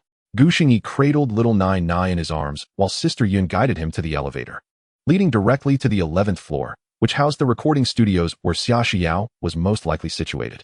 They had refrained from calling ahead to surprise her. Upon reaching the 11th floor, Xingyi and the others had yet to spot Xia Xiao when they unexpectedly encountered Cheng Di exiting a recording studio. Upon seeing Xingyi and little Nainai, her eyes brightened significantly. This was Cheng Di's first encounter with Xingyi in person, and her initial impression was that he appeared quite amiable, not at all as malicious as the online rumors suggested. She was one of Xia Xiao's earliest fans, having been captivated by her mysterious allure while listening to A Lifetime with You when Xia Xiao held her guitar, her face obscured. Furthermore, she had always longed for the kind of love depicted in that song. How many have admired your youthful visage? Who is willing to endure the relentless passage of time? Cheng Di had always believed that anyone capable of composing and singing such a song must possess a romantic spirit, and since then, she had quietly followed Xia Xiao's journey. Despite her skepticism regarding the online allegations, she had kept a watchful eye on the situation and was among the first to see Xia Xiao's Weibo post. She felt a pang of envy, wishing for the sweet love that seemed to blossom between them, one who showcased his talents for his wife, venturing alone into the bustling metropolis, and the other, having encountered a true love, bravely speaking out for it. She yearned for such a delightful romance. Xingyi also took notice of the suddenly halted, sweet-faced girl. He recognized her as Cheng Di, one of the favorites to win the Star Song Award. He greeted her with a friendly smile and a nod before continuing on with little Nainai in his arms. You must be looking for Xia Xiao, right? She's in the second recording studio on the left up ahead. Cheng Di suddenly spoke up. Xingyi turned back curiously to gaze at her. This girl he had never met before wore a delicate yellow dress, exuding an air of vitality. Thank you, Xingyi replied, intending to turn back and proceed when Cheng Di's voice interrupted him once more. Xingyao, could I get your autograph? I'm your fan. Cheng Di's voice quivered slightly, revealing the bashfulness typical of a young girl meeting her idol. Xingyi was taken aback, given his current online reputation, which could only be described as abysmal. He never expected this well-known girl would openly declare herself as his fan. His impression of Cheng Di improved slightly. He smiled, gently placing little Nainai down, and took her hand as he approached Cheng Di. All right, I never imagined I would still have fans, especially one who is a prominent singer. Upon hearing Xingyi's words, Chengdi's face flushed with delight, and she adorably stuck out her tongue before producing a notebook and handing it to him. Hello, Xingyao, I'm Chengdi. Please sign this for me. I absolutely adore several of your songs. Of course, Chengdi, and thank you for your support. Xingyi took the notebook and noticed that it contained the titles of several songs he had penned himself. He awkwardly rubbed his nose before signing his name, Xingyao, and returned the notebook to Chengdi, surprised to discover that she was such an enthusiastic fan. Just call me Xiaodi. Chengdi gleefully retrieved her notebook, her heart brimming with joy as she glanced at the signature adorning its cover. Xiaodi, what are you up to? A sudden male voice resonated from the elevator, causing Xingyi to glance past Chengdi and observe a refined man with gold-rimmed glasses approaching, his brow furrowed in disapproval. Not much. Chengdi swiftly tucked away her notebook, adopting a demure demeanor as she addressed the gentleman. Uncle, what brings you here? The newcomer was none other than Yin Ping. As he approached the group, he naturally caught sight of Xingyi, his expression growing somewhat frosty as he grasped Chengdi's arm and guided her towards the elevator. While walking, he admonished her, your mother asked me to bring you something. And remember, don't just cozy up to anyone you encounter. Do you understand? Got it. Chengdi nodded in agreement with her uncle, casting a sly glance at Xingyi and sticking out her tongue. Xingyi, utterly bewildered, could not fathom how he had offended this man. However, he dismissed it as a mere triviality and shook his head, turning towards the recording studio where Xia Xiao was situated. Upon knocking on the door, it was Tao Lele who answered. She appeared somewhat taken aback upon seeing Xingyi. Just as she was about to call for Xia Xiao, who was practicing her singing inside, Xingyi quietly shushed her. Tao Lele immediately understood and fell silent. Xingyi led Xiao Nainai inside stealthily, while Yun Jie closed the door behind them, standing with Tao Lele to observe from the entrance. This was not Xingyi's first experience listening to Xia Xiao sing, yet no matter how many times he witnessed her perform, he found her unwavering dedication to her music utterly captivating. Xia Xiao was completely engrossed in her song, oblivious to the presence of Xingyi and Xiao Nainai outside. A smile crept upon Xingyi's lips. The song, accompanied by a beautiful melody, sounded even more enchanting when sung by Xia Xiao. Xiao Nainai nestled beside Xingyi, her large eyes fixated on her mother, admiring the confidence radiating from her. The Xia Xiao who sang was a different person from the one he knew. The innate charm she exuded was utterly mesmerizing. As soon as Xia Xiao completed her song and instinctively turned to check outside, she was met with the sight of Xingyi and Xiao Nainai, her eyes widening in surprise, even displaying a hint of adorableness. A gentle smile adorned Xingyi's face, while Xiao Nainai's eyes curved into crescents, her radiant smile illuminating the entire room. Witnessing this heartwarming scene, Xia Xiao's face blossomed into a radiant smile as she approached, softly saying, "You're back." Beads of perspiration dotted her nose, accentuating her playful and lively demeanor, an embodiment of youthful exuberance. Xingyi nodded, his eyes sparkling with barely concealed affection. "Indeed, my dear wife, is it a surprise?" Xia Xiao's cheeks flushed with color as she noticed Tao Lele and Yun Jie stifling their laughter behind her. How could he be like this? There are others present, she thought, lowering her head, avoiding his gaze. Instead, she scooped up Xiao Nainai. Though the blush on her ears and the smile on her face betrayed her true feelings, she was genuinely delighted by Xingyi's unexpected appearance. Chapter 69, Destined Encounters. The following day, the highly anticipated second round of the Xingyi competition arrived as scheduled. The fervor generated by the first round, largely attributed to Xia Xiao's performance of The Wind Rises, had reached unprecedented heights, and in light of Xingyi's incident, numerous platforms began collaborating with Xingyi to livestream the competition. Indeed, from early morning, countless netizens congregated in various platform livestream rooms, eagerly awaiting the event. While outside the Magic City Sports Arena, a throng of people had already gathered, many of whom were fervent supporters of Xia Xiao. Additionally, mainstream entertainment media sought to capture first-hand news, arriving at the venue well in advance. This spectacle was a testament to the impact one individual could have on the event's prominence.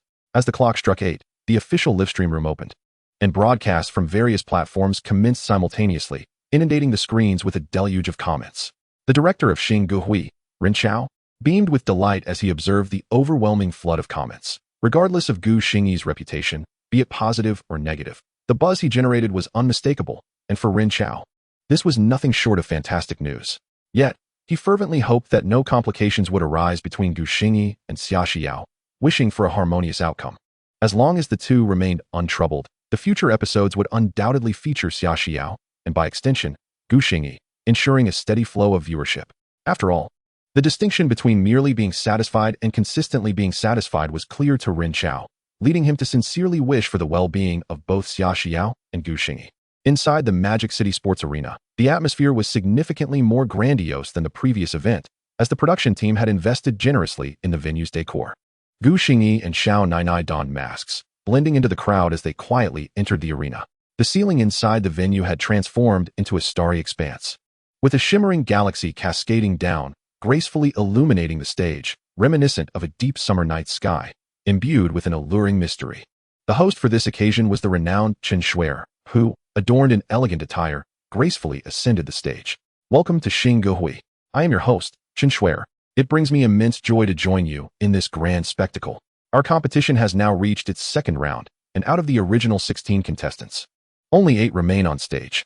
Today, 4 more singers will be eliminated. This is the harsh reality of competition, yet it is also its allure.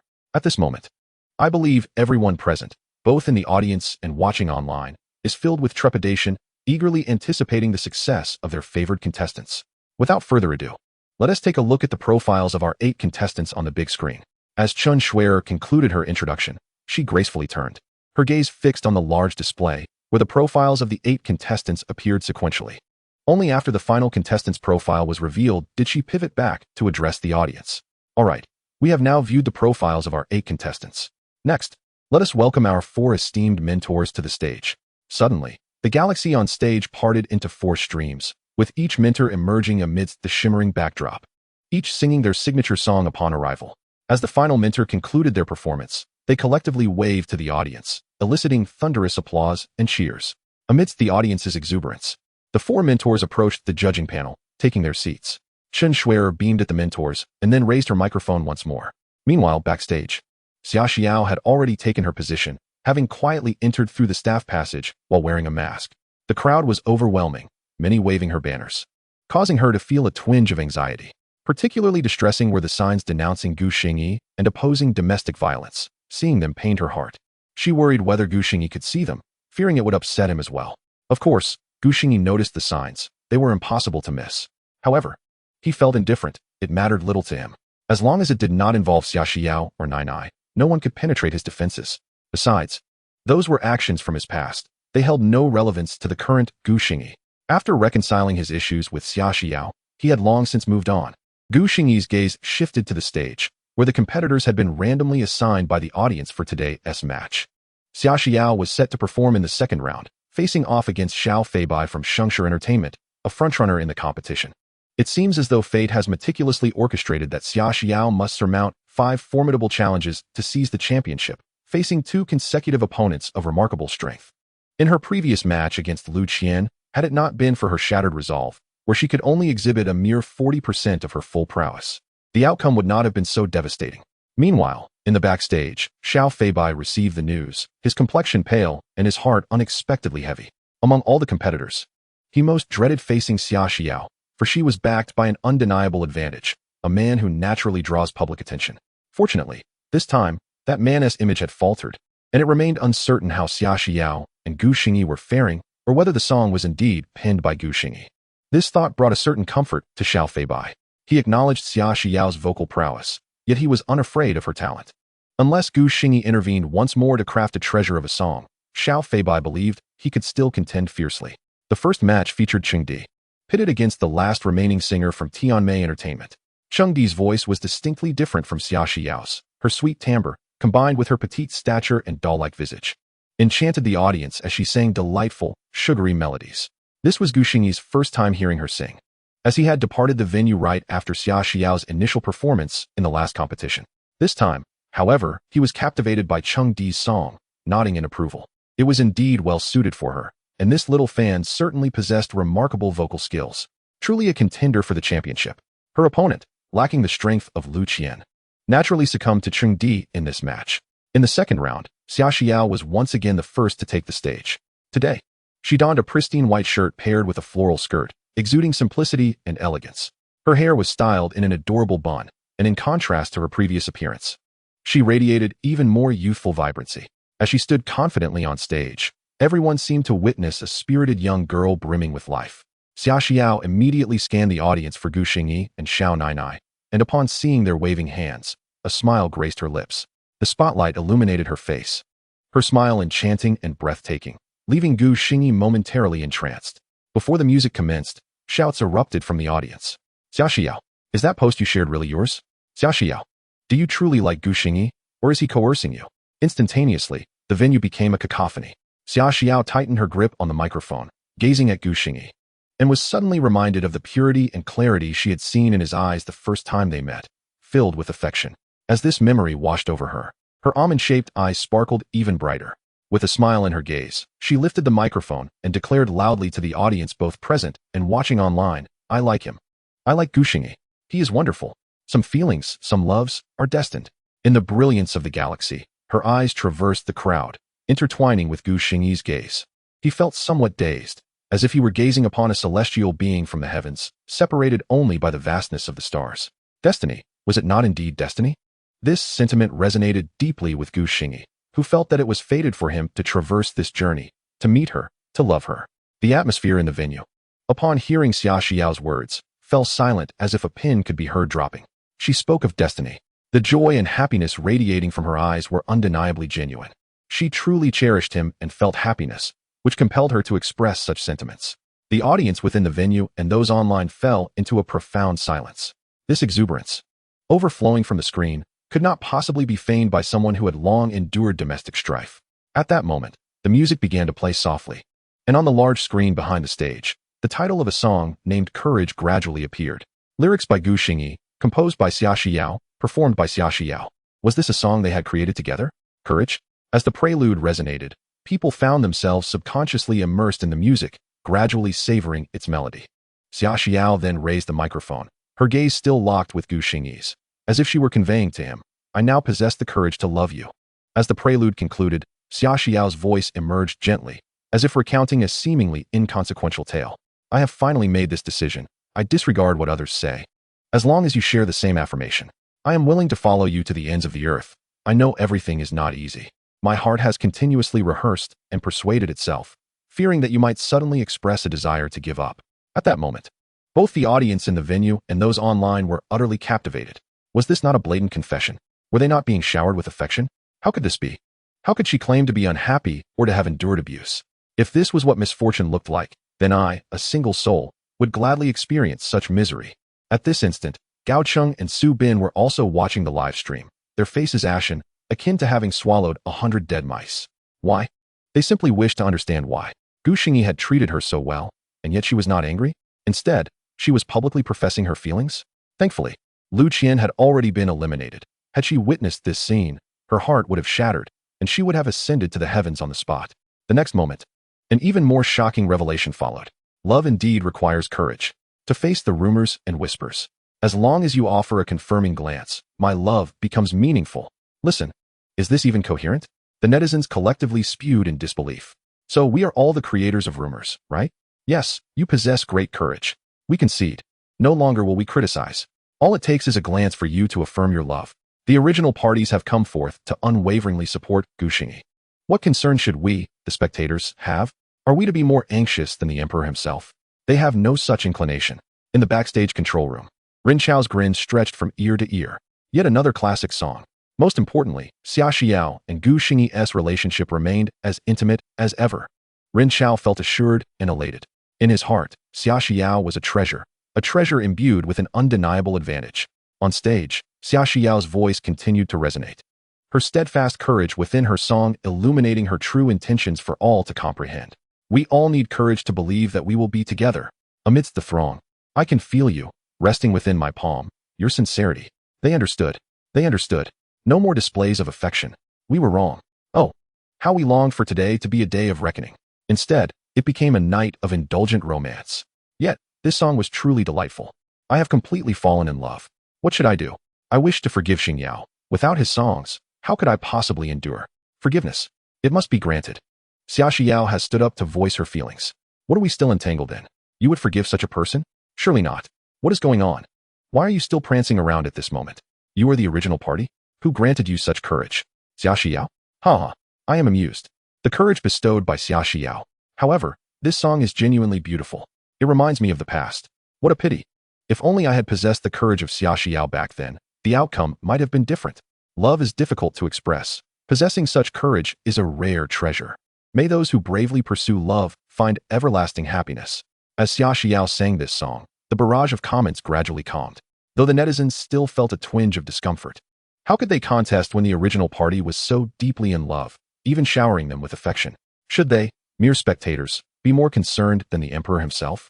They certainly did not possess such inclinations.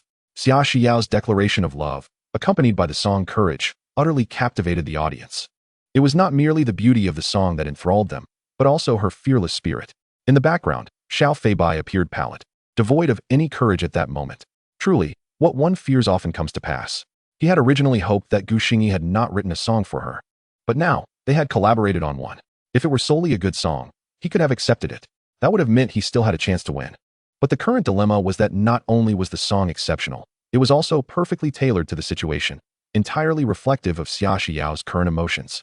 A song, a declaration, transformed the competition venue into a veritable night of romantic indulgence. How could he possibly triumph? Xiao Feibai chuckled bitterly, shaking his head. The song he had prepared paled in comparison to Courage, and the atmosphere was far less vibrant. His emotional engagement could not rival Xia Xiao's focus. He could only hope his vocal skills would measure up to hers. Even before the competition concluded, Xiao Feibai had already discerned the outcome. At that moment, Xia Xiao had finished her performance, bowing gracefully to the audience and mentors before slowly retreating from the stage. It was only after the music faded that the audience realized the song had concluded. They had been so immersed in the emotions evoked by the performance that they were momentarily stunned. Once Xia Xiao's figure vanished from the stage, the crowd erupted into enthusiastic applause. They admired Xia Xiao, a woman brave enough to pursue love, and deemed her worthy of their unwavering support. As it was Xiao Feibai's turn to perform, he swiftly gathered his emotions. Come what may, he had to give his all. This was not merely about competition. It was a testament to a singer's professional integrity. True to form, Xiao Feibai, a frontrunner for the championship, quickly found his rhythm as the music began. His voice was splendid, clear and bright, as he sang an upbeat song, which in turn elevated the atmosphere. The audience waved their glow sticks in rhythm to the lively melody. The mentors on stage expressed their approval. Although his song did not rival Courage, his performance following Xia Xiao's was commendable. He was certainly performing far better than Lu Qian, another strong contender, had in the previous round. Xiao Feibai's fans felt a tinge of regret. They understood their idol had given his all. Recognizing that there was only one Xiao in the world, few could create such high-quality music in such a brief span. Among the audience, Gu Xingyi listened intently to his performance. Although they were rivals, music knows no boundaries, and one must treat good music with the respect it deserves. Chapter 71. Gu Xingyi's self-redemption is born from the courage given by Xia Xiao. As expected, although this time he did not achieve a landslide victory like in the first round, directly sealing off his opponent, Xia Xiao still triumphed effortlessly with 41 votes. One of Xiao Feibai's votes came from a mentor who appreciated his voice and earnest attitude, casting a friendly vote. Xiao Feibai accepted this graciously. He had anticipated this result and could only acknowledge that he was outmatched, resolving to work even harder in the future. The second round of the Xing Hui competition concluded at 11 o'clock that evening. Xia Xiao, Chengdi Miaoanyan, and Wang Chun from a small entertainment company successfully advanced to the top 4. Among these, Xia Xiao and Wang Chun were dark horses, while the other two were previous favorites to win. This heightened the audience's enthusiasm for Xing Hui. After all, competitions featuring dark horses are far more engaging, leading to unexpected twists in the race for the championship. Online, the calls for Xia Xiao to win were growing louder. Having proven her individual talent with 2 consecutive songs, she also showcased her extraordinary compositional abilities. The notion that they were not a couple was increasingly dismissed by netizens. Initially, many believed Xia Xiao was unworthy of Gu Xingyi's affection, but gradually, they began to realize the situation was far more complex. Especially after this round of Xing Hui, netizens suddenly felt that they had completely misjudged the situation. It was not Xia Xiao who was unworthy of Gu Xingyi, but rather he who was unworthy of her. Such a treasure of a goddess deserves to be cherished by anyone. Consequently, following the conclusion of Xing Hui, a post regarding this topic surged to the top of the trending list. Gu Xingyi's self-redemption stems from the courage bestowed upon him by Xia Xiao. The essence of the original text is simple. The forgiveness of Gu Xingyi by the public is entirely due to his wonderful wife. Be content with that. At this moment, Nainai Entertainment, not wanting to be left out, capitalized on this trending topic by posting on Weibo and tagging Xia Xiao. Congratulations to our Xia Xiao and Chengdi for advancing to the top 4. Additionally, we would like to clarify that Gu Xingyi is not as despicable as rumored. He and Xia Xiao are mutually committed. Xia Xiao signing with our company is a direct result of Gu Xingyi's efforts in coming to Modu for her. Upon reading this, netizens realized that they were indeed a mutual support system, both striving for one another. Love is love. Such a relationship is too beautiful. They expressed their admiration. The idea of a love built on mutual effort is inherently delightful, making the celestial couple even more endearing to the audience. Previously, the group leaders for Xia Xiao's support and Gu Xingyi's condemnation quietly changed their group names to the Xia Xiao and Gu Xingyi CP group after the competition. The members began to chat excitedly. They should be together for a lifetime. I ship them so hard. Don't worry. I don't see Xiao as someone who doesn't know what's good for her. If they dare to break up, I'll be the first to ruin Xiao's doing. Ahem. Actually, I am a fan of Gu Xingyi. Haha, I would love to have a daughter like her.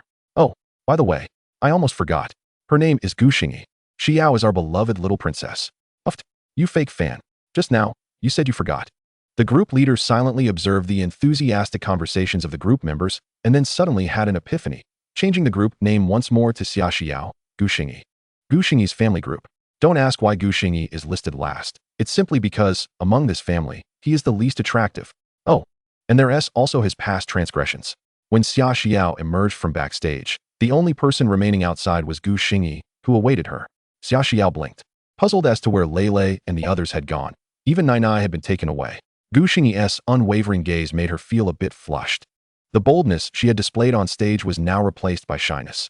She lowered her head, her previously pursed lips now slightly upturned, and her reddening cheeks betrayed her bashfulness.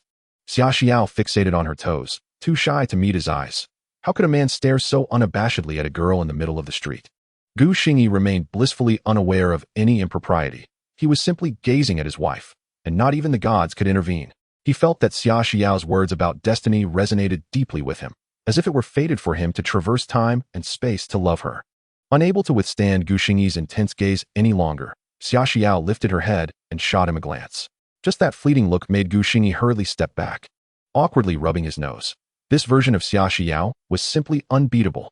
The charm in that glance was utterly disarming. Seeing Gu Xingyi's reaction, Xia Xiao couldn't help but chuckle, rolling her eyes at him and asking, "Where's Nainai?" Lei and Sister Yun took her back. Gu Xingyi replied with an awkward smile. He was unsure why, but he suddenly wished to spend time alone with Xia Xiao. Being with her brought him a profound sense of tranquility. Xia Xiao softly acknowledged him. Her cheeks still flushed, clearly aware of Gu Xingyi's intentions. This innocent demeanor made her irresistibly alluring, and Gu Xingyi was thoroughly captivated. Gu Xingyi took a deep breath, managing to quell the restlessness within his heart. He stepped forward, gently taking Xia Xiao's soft hand, and together they strolled ahead. The two walked quietly beneath the streetlights, their shadows elongated by the warm glow, drawing their hearts inexplicably closer in that moment. Suddenly, the serene atmosphere was shattered by a rumbling sound. Xia Xiao's petite mouth, which had been slightly upturned, fell open in disbelief as she glanced at her stomach, which had betrayed her with a loud growl, making her wish to disappear into the ground. How utterly embarrassing. Her head lowered, her cheeks flushed a deep crimson. Gu Xingyi erupted into hearty laughter, his mirth echoing through the night sky, resounding and bright. Only when Xia Xiao squeezed his hand with increasing force did he stifle his laughter, his eyes sparkling as he gazed at her. This was the most authentic version of Xia Xiao. Ahem, I'm hungry. Shall we indulge in some late-night snacks?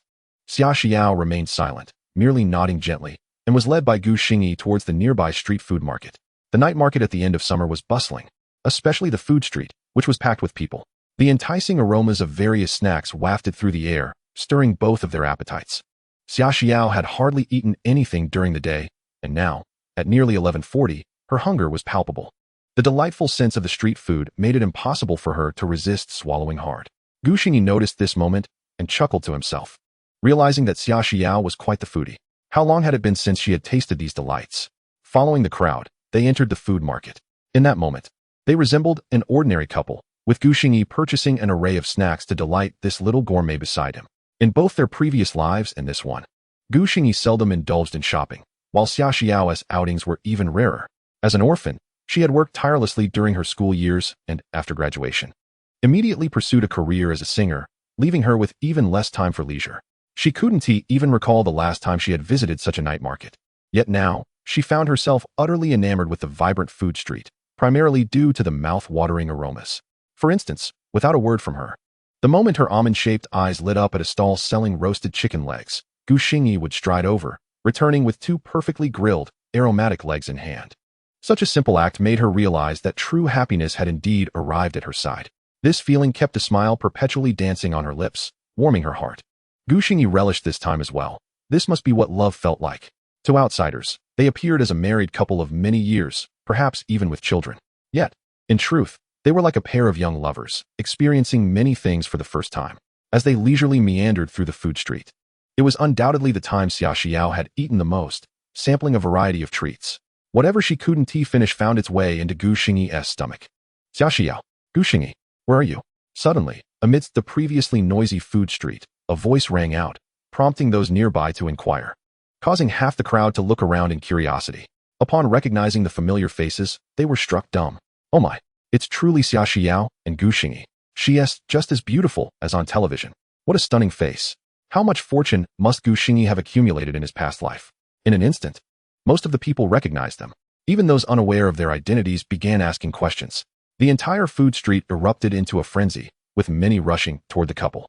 It was their first encounter with living stars in such a chaotic setting, unmasked and utterly unguarded. Did they not understand their current level of fame? Gu Xingyi and Xia Xiao found themselves momentarily overwhelmed, having forgotten this aspect entirely. After all, they had been relatively unknown before. Who would have anticipated such a scene? It took them a moment to realize that with their names trending, it was no wonder they were recognized. Once they were identified, chaos ensued in the food street. Whether familiar with them or merely curious onlookers, everyone surged toward their direction. Damn it! Gu Xingyi exclaimed, pulling the still-dazed Xia Xiao, who was holding snacks in her hands. As they made a hasty retreat. Thankfully, the intricate pathways of the food street were crowded, allowing Gu Xingyi to navigate skillfully, soon evading the throng behind them. They had managed to escape to the outskirts of the market, where, like thieves, they donned masks. Gu Xingyi even purchased a cap to shield Xia Xiao's face. Once they had settled down, Gu Xingyi wiped the sweat from his brow, gazing at the still-dazed Xia Xiao with exasperation. Being a celebrity certainly had its complications. It was terrifying. Xia Xiao blinked beneath her cap, touching her mask and then lifting her snack. This is impossible to eat, she said, her voice tinged with a hint of grievance. Gu Xingyi sighed, feeling as though she was becoming increasingly oblivious, still preoccupied with her food. Shall I wrap it up for you?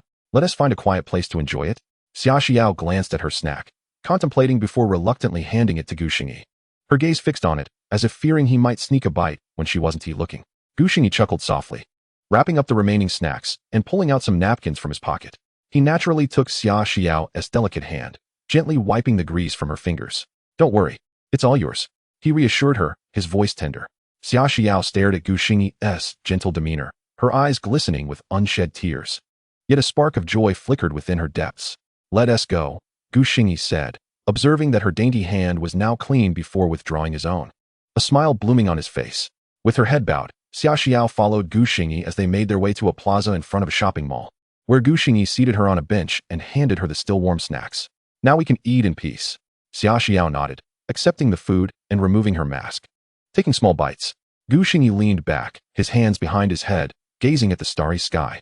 The night sky was breathtaking, with the moon casting a bright glow over the earth, illuminating the surroundings even at this late hour. Before long, Xia Xiao had polished off her snacks, and Gu Xingyi handed her a napkin. Wipe your mouth. Xia Xiao pressed her lips together, taking the napkin, feeling as if Gu Xingyi was caring for her like a cherished child. After wiping her mouth, she looked up and caught sight of a grand cinema sign above the mall, her eyes suddenly sparkling. Shall we go watch a movie, please? Gu Xingyi scratched his head, pondering if it was too late to go back. However, upon seeing the gleam of anticipation in Xia Xiao's eyes, his heart softened. He stood up and pointed toward the cinema. Let us go. Xia Xiao's face broke into a radiant smile. She had longed to visit a cinema for a movie, yet had never found the opportunity.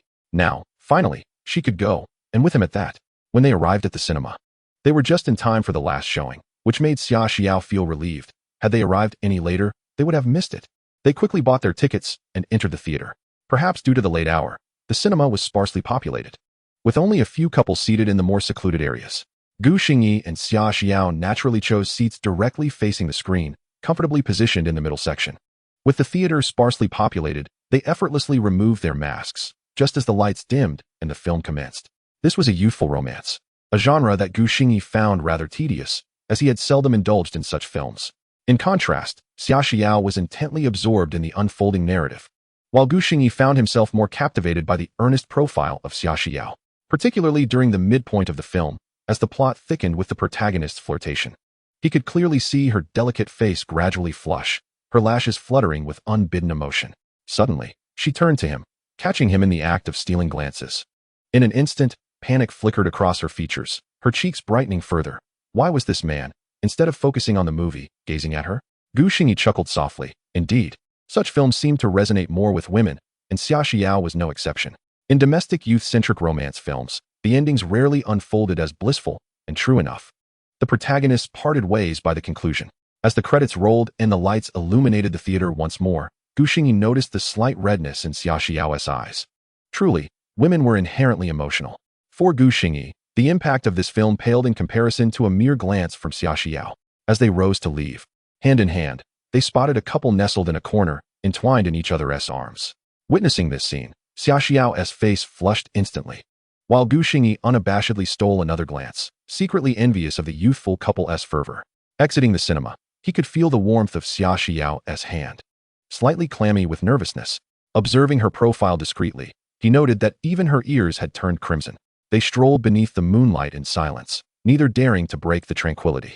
Gu Xingyi was lost in admiration of Xia Xiao's bashful demeanor, while she grappled with her own shyness. Eventually, Gu Xingyi squeezed her delicate hand and broke the silence. No need to be so tense. I one tea bite. Upon hearing this, Xia Xiao's anxiety heightened. What did he mean by one tea bite? She lifted her face, her lashes fluttering, her eyes wide with a hint of panic. Clearly, she was overwhelmed by her own nervousness. Gu Xingyi, witnessing her flustered state, felt an impulsive urge to tease her. Without a second thought, he halted abruptly and pulled Xia Xiao towards him. Startled, she stumbled slightly, her hands instinctively resting on his chest, looking up at him in confusion. In the next moment, Gu Xingyi leaned in closer, and Xia Xiao could feel his warm breath brushing against her flushed cheeks. Her eyes widened in astonishment, her heart momentarily halting. Gu Xingyi noted her fair, rosy complexion instantly redden, the bewilderment in her gaze, and the way her lips parted slightly as she swallowed nervously. She was utterly adorable. It was too tempting. Initially intending to tease her, Gu Xingyi found his resolve crumbling, succumbing to his desires, and gently pressed his lips against her cheek.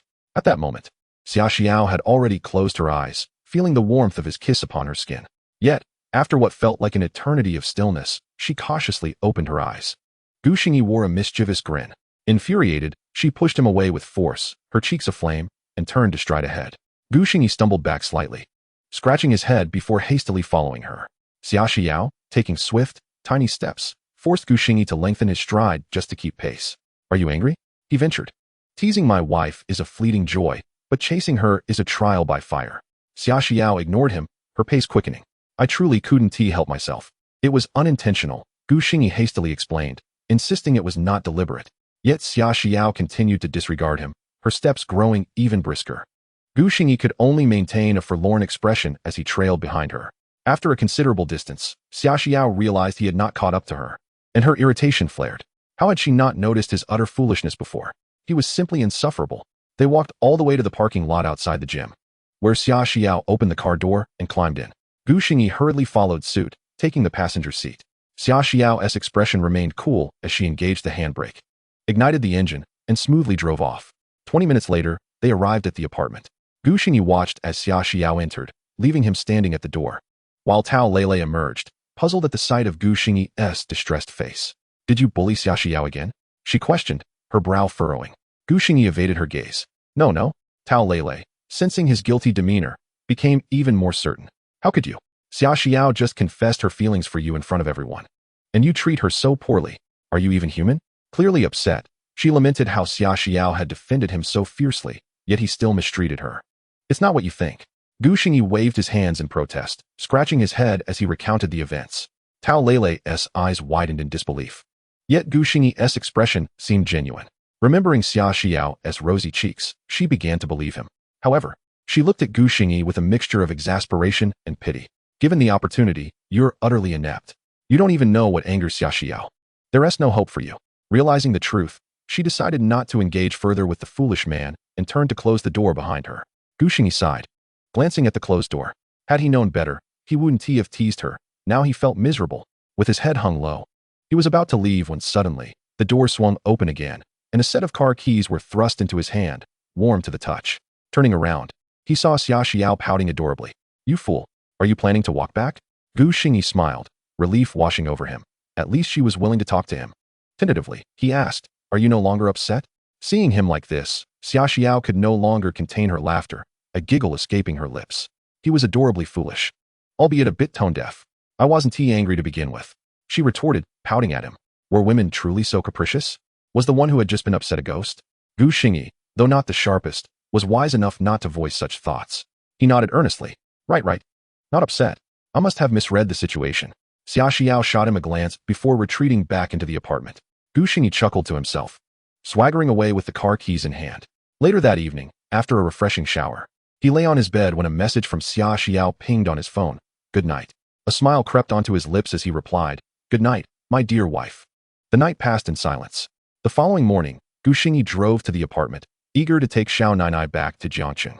As their return flight was scheduled for that day, he was looking forward to resuming his life as a caretaker. After a hearty breakfast, they arrived at the airport, where Xia Xiao shared a tender moment with Xiao Nainai before reluctantly handing the little one over to Gu Xingyi when the time came. Her eyes filled with reluctance. Gu Xingyi felt a sense of reluctance as well, but he gently took Xia Xiao's small hand and softly said, "Let us head back. Remember to call often. And no matter what happens, make sure to tell me. Do not keep anything to yourself, understood?" Xia Xiao nodded, and Gu Xingyi squeezed her little hand before reluctantly letting go. "Let us go?" Gu Xingyi exclaimed, cradling Nainai in his arms as he turned to walk down the corridor. "Wait." Suddenly, a fragrant breeze swept through, just as Gu Xingyi turned around. He and little Nainai received a sweet kiss from Xia Xiao, who then took 2 steps back and pursed her lips. "Head back." Gu Xingyi chuckled, gazing at Xia Xiao's charming face, and waved his hand. From that moment on, the world was vast, yet none of it was devoid of her. She was everywhere. Together, they would traverse the rivers and mountains, and the rest of their lives would be filled with her presence. Chapter 74, The Kindergarten Enrollment Turmoil. The plane arrived in Jiangcheng at 11:10 a.m.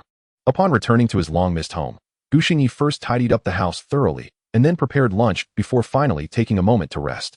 After satisfying their appetites, the father and daughter naturally sprawled on the sofa as they usually did. It could only be said that like father, like daughter. Gu Xingyi was astonished to discover that little Naina had learned to recline in the same pose as him, perfectly mimicking his laid-back stance.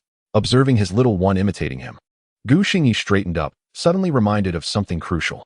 Little Naina was now 3 years old, and it was time for her to attend kindergarten. With the kindergarten year starting in September, there was only a month left, and Gu Xingyi needed to find a school for enrollment promptly. With this thought, Gu Xingyi turned to little Naina, who was also sitting upright on the sofa. "Naina, do you know about kindergarten?" Naina blinked her big eyes, contemplating carefully before nodding in response. "I know. Kindergarten is a place with lots and lots of little friends. I've seen it on TV." A smile spread across Gu Xingyi's face as he ruffled the little one's hair. "Naina is so clever.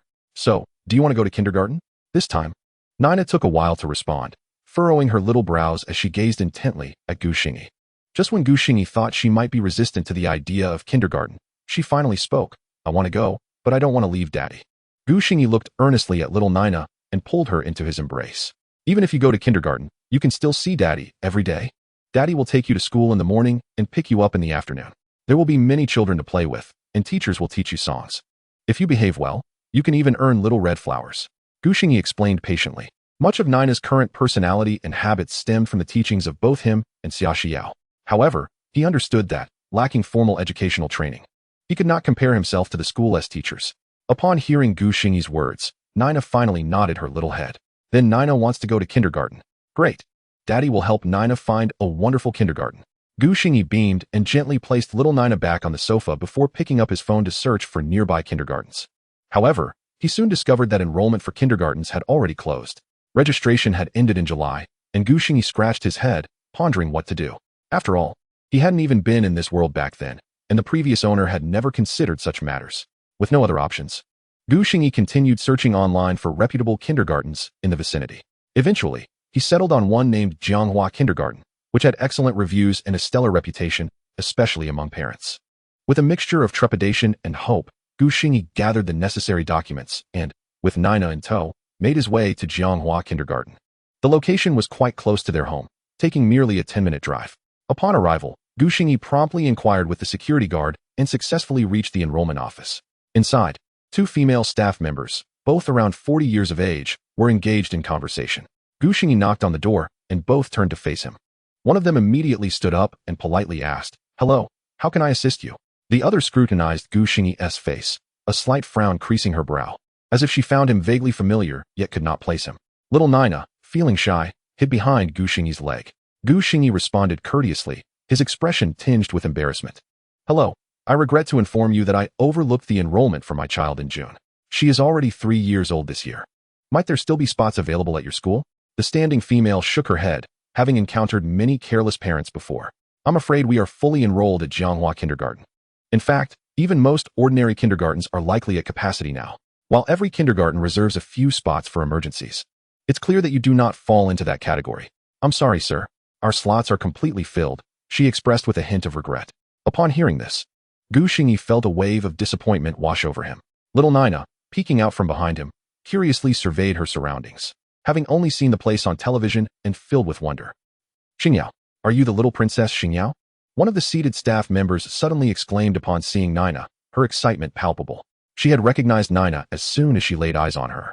She had a son, and both she and her son were fans of Nainai, proudly identifying themselves as Nainai's mother's fans. The standing staff member was momentarily taken aback, murmuring, "Xingyi?" Then, she turned her gaze towards little Nainai, her eyes sparkling with recognition. As mothers, they might not be familiar with Xingyi, but they certainly knew all about Xingyao. "It's really the little princess Xingyao. My dear. Wow, just like online, so adorable." Xingyi was taken aback by their sudden reaction, scratching his head in realization that both women were fans of Nainai. He was somewhat aware of the fervent admiration Nainai's fans displayed online, often referring to her as the little princess Xingyao. As Nainai noticed the gleam in their eyes and heard them call her name, she initially glanced timidly at Xingyi. Receiving an encouraging look from him, she finally stepped out from behind him. "Hello, aunties." This was something Xingyi had taught her, to greet people when meeting them. "Hello, let me touch your hair. Wow, I can't believe I'm meeting the real little princess Xingyao. How lucky." Both women crouched down, one gently running her fingers through Nainai's hair, while the other pinched her little cheeks, causing Nainai to scrunch her pretty brows in response. At that moment, one of them suddenly looked up. "Hello, Mr. Gu, could you please wait here for a moment? I'll call our principal to inquire. I believe she would be delighted to accept Gu Xingyao into our school. Such good fortune." Xingyi quickly nodded, feeling a wave of gratitude and astonishment at Nainai's remarkable charm, which seemed to elicit an even more enthusiastic response than that of typical celebrities' fans. Subsequently, one of the staff members hurriedly stepped aside to call the principal, while the other continued to dote on Nainai, utterly enchanted. Meanwhile, Xingyi found himself feeling like an outsider in the situation. Chapter 75, Ping's Scheme.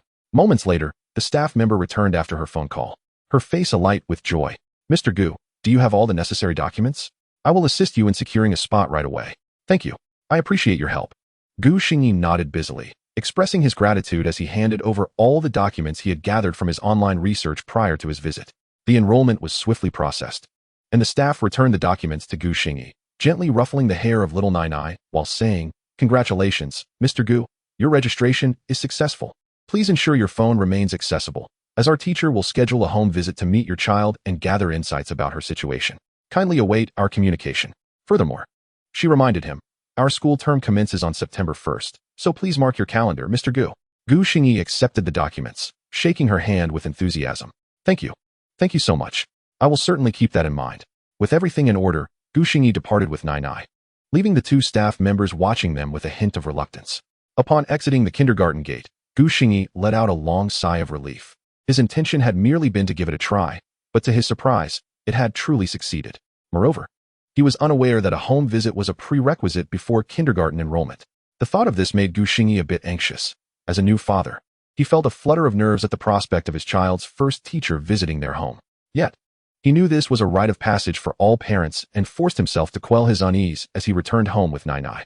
Xingyi found himself occupied with numerous tasks, preparing supplies for Nainai's kindergarten, selecting a song for Xia Xiao's upcoming competition, and completing the anime script that Chinfeng required.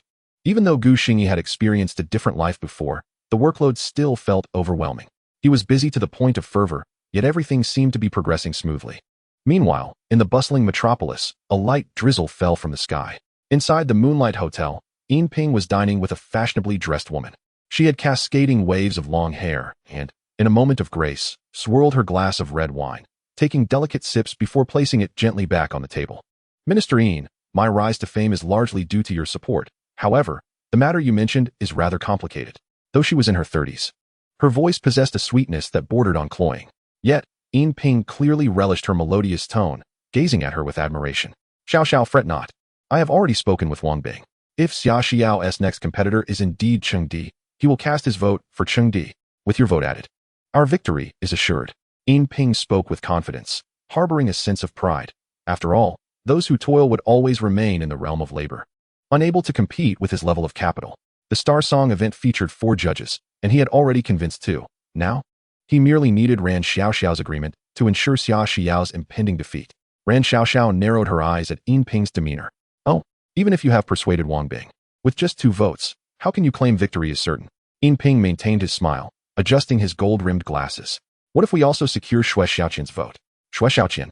That incorruptible individual? Impossible. Ran Xiaoxiao frowned. She might entertain doubts about others, but not Xue Xiaoqian. Yin Ping offered a mysterious smile, pouring another glass of wine for Ran Xiaoxiao, chuckling lightly. Nothing is impossible. Focus on whether you will assist me. That's all that matters. After contemplating, seeing Yin Ping's resolute expression, Ran Xiaoxiao lifted her glass and took a gentle sip before responding. Cheers. Yin Ping beamed with delight. Cheers. After their meal, he reluctantly saw Ran Xiaoxiao off, watching her drive away. She was now a rising star and could no longer be manipulated as before, leaving him with a tinge of melancholy. Yet, he quickly masked his disappointment with a renewed smile. With 3 of the 4 Star Song judges on his side, how could Xia Xiao prevail against Chengdi? Did they truly believe the entertainment industry was so pristine? How naive. Moreover, he had enlisted Wu Fan, the music maestro, to compose for Chengdi, ensuring that the audience would be captivated. As for Wu Fan's previous defeat against Gu Xingyi, Yin Ping dismissed it entirely. Wu Fan had assured him that this time the composition would be exceptional, attributing the last loss solely to Lu Qian's ineptitude, which had little to do with Wu Fan's talent. With all matters settled, Yin Ping triumphantly entered his vehicle, heading towards Nainai Entertainment. Unbeknownst to him, Gu Xingyi was simultaneously engrossed in researching comic writing techniques online, diligently crafting the plot of Under One Person in a thick notebook. Despite his profound recollections of the anime, the writing process proved arduous. The most challenging aspects were the scene transitions and character dialogues, requiring him to labor intensively over each detail. For someone without a writing background, this was exceptionally challenging. Even a supporting character took considerable time to articulate in words. However, he was progressing much faster than the average person, who would typically take years to develop a concept. The difference between creating something from scratch and standing on the shoulders of giants was monumental. As this was not an immediate task, he knew that after writing, he would need to enlist an illustrator for adaptation into animation. Given his current pace, he believed he would complete the first season of Under One Person within a month at the latest. As for Xia Xiao's song, he had already conceived an idea, a piece inspired by a conversation during their video call earlier that day, specifically crafted for long-distance relationships. Gu Xingyi understood that as the competition progressed, the challenges would only intensify, and without a powerful strategy, they risked a dismal defeat. The primary concern remained Xia Xiao's limited foundation. Unlike other established artists with a burgeoning fan base, she was still building hers, and this was her disadvantage. To counterbalance this, she needed to consistently produce exceptional works. After a long day, Gu Xingyi finally lulled little Nainai to sleep before returning to the living room to sit at the table. He spread out the sheet music, but did not immediately write. Instead, he quietly tapped the rhythm, softly humming through the melody. This song was not only about the compelling lyrics, but also hinged on an extraordinary tune and its prelude. After humming through it, he finally picked up his pen and meticulously transcribed the complete composition, annotating all the instruments utilized. Once finished, Gu Xingyi reviewed the sheet music, a smile spreading across his face as he marveled at the prelude. It was simply magnificent. Chapter 76, The Arrival of the Third Phase. 3 days swiftly passed. During this time, aside from composing that song for Xia Xiao, Gu Xingyi immersed himself in the creation of Under One Person, feeling as though he must have owed Qin Feng a favor in a past life, given how much more exhausting writing anime was compared to penning songs for Xia Xiao. Fortunately, Gu Xingyi grew increasingly adept, no longer needing to consciously focus on formatting. The process flowed smoothly. At 8 in the evening, Gu Xingyi and little Nainai settled onto the sofa, casting their phones to the screen to watch the live broadcast. Tonight marked the 3rd episode of Star Song, a round of 4-2, and he eagerly anticipated the stunning rendition of the song by Xia Xiao. In the Shanghai Sports Arena, Xia Xiao stood on stage during the drawing phase. However, before the draw commenced, the production team introduced an interactive segment for the contestants. The host, dressed elegantly, was still Chen Shuier, who seemed to have mastered the art of engaging the audience, initiating an interaction with Xia Xiao right from the start. The contestant Xia Xiao. May I inquire if this time's song is still penned and composed by Gu Xingyi? With a gentle smile adorning her face, Xia Xiao nodded softly in affirmation. Indeed. Chen Shuier responded with a slight smile, a look of expectation evident in her demeanor, and proceeded to ask, could you share the title of this song? Also, in this drawing, whom do you most wish to draw? How ruthless! Gu Xingyi exclaimed upon hearing this, deeming the question rather mischievous. Regardless of Xia Xiao's answer, it seemed that the other party would inevitably feel slighted. At this moment, even the comments in the live stream began to express their critique. Wow, is the host trying to stir the pot? What is there to fear? With strength, one need not fear provocation. I believe every song by Gu Xingyi is a classic. Absolutely. I've listened to several of his songs. The melodies and lyrics are simply exquisite. Xia Xiao seems unfazed no matter who she encounters. Alas, the song is indeed a masterpiece, but when will it be released? I've endured the poor audio quality, listening to it repeatedly. It's quite a struggle. Didn't they say that the song would be available after the competition? It's the first album. I will definitely buy it in droves. No more talk. No more talk. It's all the same. Let us see how Xia Xiao responds. Meanwhile, Xia Xiao maintained her smile and, after a moment's contemplation, replied directly. I won't disclose the song title. You'll see it shortly. As for whom I wish to draw, I haven't given it much thought. I believe they all possess formidable talent. And regardless of who I draw, I will give my utmost effort. From the television, Gu Xingyi smiled upon hearing Xia Xiao's reply, recognizing her response as both tactful and subtle, ensuring no one was offended while affirming her commitment. Though Chen Shuier did not elicit any significant revelations, a hint of disappointment crossed her face, which she quickly masked as she continued to pose a series of minor questions, all of which Xia Xiao answered gracefully. Subsequently, Chen Shuier interacted with a few other contestants before officially commencing the drawing. In the background, Ren Xiao observed the live streaming traffic data with great delight. Typically, such competitions see a gradual decline in viewership over time, primarily due to a lack of innovation, with each episode often resembling the last, relying solely on the singer's performances to maintain interest, which inevitably leads to audience attrition over time. However, Star Song Gathering had now reached its third episode, and the data showed a remarkable increase in viewership with each installment, an achievement attributed to the fervor generated by Gu Xingyi and Xia Xiao, with each episode featuring a hit song that could captivate even the most discerning listeners. At this point, the drawing had concluded, and Xia Xiao's opponent for today's match was revealed to be Chengdi. Chengdi gazed at Xia Xiao's exquisite profile, feeling both nervous and exhilarated. She was uncertain what song Gu Xingyi had composed for Xia Xiao this time, but she could surmise that a song crafted by her idol would undoubtedly surpass her own. Nonetheless, she was determined to give her all. Competing alongside Xia Xiao was already a joy, and even in defeat, she would find contentment. After all, losing to a song by Gu Xingyi was no loss at all. Moreover, she would have the pleasure of hearing yet another beautiful composition. Next, the four mentors, Gao Yu, Ran Xiaoxiao, Shui Xiaoqian, and Wang Bing, sang each other's hit songs, igniting the atmosphere as they took the stage one by one under the watchful eyes of the audience. Each a seasoned artist with legions of devoted fans. In this episode, the match between Xia Xiao and Chengdi would be the second battle. The first featured Miao Anjuan facing off against Wang Chen.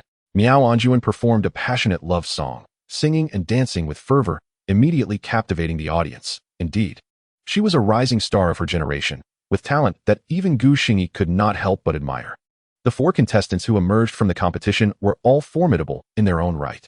Though Miao Anjuan delivered an outstanding performance, Gu Xingyi remained convinced that Xia Xiao was the eternal goddess. Following her, Wang Chun took the stage with a rock ballad, his raspy yet unique voice resonating with raw emotion, compelling the audience to sway along with the rhythm. After the first round concluded, Gao Yu and Wang Bing cast their votes for Wang Chun, while Ran Xiaoxiao and Shui Xiaoqian favored Miao Anjuan. Both songs were remarkable, and the performances impeccable. Yet the mentors' preferences diverged, resulting in a tie. The final vote was left to the audience, who ultimately favored Miao Anjuan, attributing her victory to a larger fan base. As rock music typically appeals to a narrower audience, for the average viewer, a love ballad is far more accessible. Miao Anjuan and Wang Chun gracefully exited the stage, and host Chen Shuier promptly took the microphone. Next, we present our final group of contestants for today, featuring the most popular competitor of this season's Star Song Gathering. Let us first welcome contestant Xia Xiao. Chen Shuier enthusiastically announced, as Xia Xiao slowly made her way from backstage. Today, she donned a simple outfit reminiscent of an office worker just finishing her day, white t-shirt paired with blue jeans, her makeup understated. However, this simplicity rendered her even more relatable, giving the audience the impression that she had stepped into the realm of everyday life, embodying authenticity in her demeanor. In this round, Xia Xiao would be the first to take the stage to perform. The host gracefully stepped aside as the stage dimmed, with a single spotlight illuminating Xia Xiao. As the music began, the title of the song gradually appeared on the large screen. Sea of Flowers, written and composed by Xingyi, performed by Xia Xiao. The audience, barely catching the title, was instantly drawn in by the enchanting prelude. In front of the television, Xingyi wore a look of rapture. This prelude was undeniably magnificent. It was known that old Zhou's songs always had an unbeatable introduction, capable of transporting listeners into a musical realm the moment it began. Chapter 77, Sea of Flowers. On stage, the production team employed rare special effects, and a stunning sea of flowers unfolded, with Xia Xiao gracefully walking through this floral paradise. Witnessing this scene, the audience closed their eyes, surrendering to the music, feeling as though they were enveloped in a sunlit sea of blossoms, their spirits lifted. In their hearts, they marveled at Xingyi's brilliance. The prelude alone was enough to ensnare their souls. They needn't to even think about the forthcoming lyrics. The prelude had already eclipsed the previous two performances. Xia Xiao blinked her eyelashes, her grip on the microphone tightening with a hint of nervousness. This song was more challenging than any she had encountered before. She had practiced diligently, believing it surpassed all her previous works. She couldn't fathom how Xingyi's mind conceived such a creation. Determined to honor the song's essence, Xia Xiao steadied her heart and began to sing. All blooms have ceased, love grows distant yet clear. The skies may be gloomy, yet love remains dear. Back then, I did not comprehend this was called love. Her voice, soft and gentle, drew the audience deeper into a musical realm as the lyrics resonated, filling their hearts with a bittersweet blend of melancholy and joy. The sorrow was in the melody, while the joy lay in the memories, an exquisite contradiction. You, who once stood at that windowsill, have not visited in quite some time. The colorful moments bleed into blankness, the tears you shed blur the lines. At this juncture, the audience felt a sudden tremor within their hearts. As the sea of flowers in their minds turned momentarily blank, and a gentle rain began to fall from the heavens. All were bathed in this delicate drizzle, awaiting the culmination of the song. On stage, Xia Xiao's gaze suddenly turned resolute as she grasped the microphone, her eyes seemingly piercing through time and space to glimpse Xingyi's silhouette. Her voice soared forth, echoing with emotion. Do not leave me, for distance cannot sever. Longing transforms into a sea, unable to enter through the window. Forgive the haste of my words. Love has become an obstacle. The kite in my hand flies too swiftly to return. As Xia Xiao sang each note, she gracefully advanced a step forward, her voice seemingly transcending time and space, penetrating the hearts of the audience, and, more significantly, reaching the core of Xingyi's being. Xingyi gazed at Xia Xiao as she made her way to the front of the stage, his eyes filled with tenderness. At that moment, the mentors collectively held their breath, hesitant even to exhale loudly. Particularly, Ran Xiaoxiao felt a pang of doubt, pondering whether she had made a mistake. If she failed to cast her vote for this song, she would surely face harsh criticism. This divine melody was, in her opinion, the finest song she had encountered thus far, without exception. As Xia Xiao continued to sing, her hand extended slowly, waving gracefully. The audience, having been captivated, opened their eyes wide and began to wave along, utterly mesmerized by the enchanting Xia Xiao on stage. In the backstage area, Rin Chao clutched his heart, fearing it might leap from his chest. Was this truly a competition? It felt more akin to a solo concert, an extraordinary showcase. Do not leave. Memories cannot be severed. The affection you owe me, I await its return. The sky remains splendid, embracing the sea. The love song has been vanquished. Love no longer exists. With a perfect conclusion, Xia Xiao imbued this song with a soul that resonated in the world.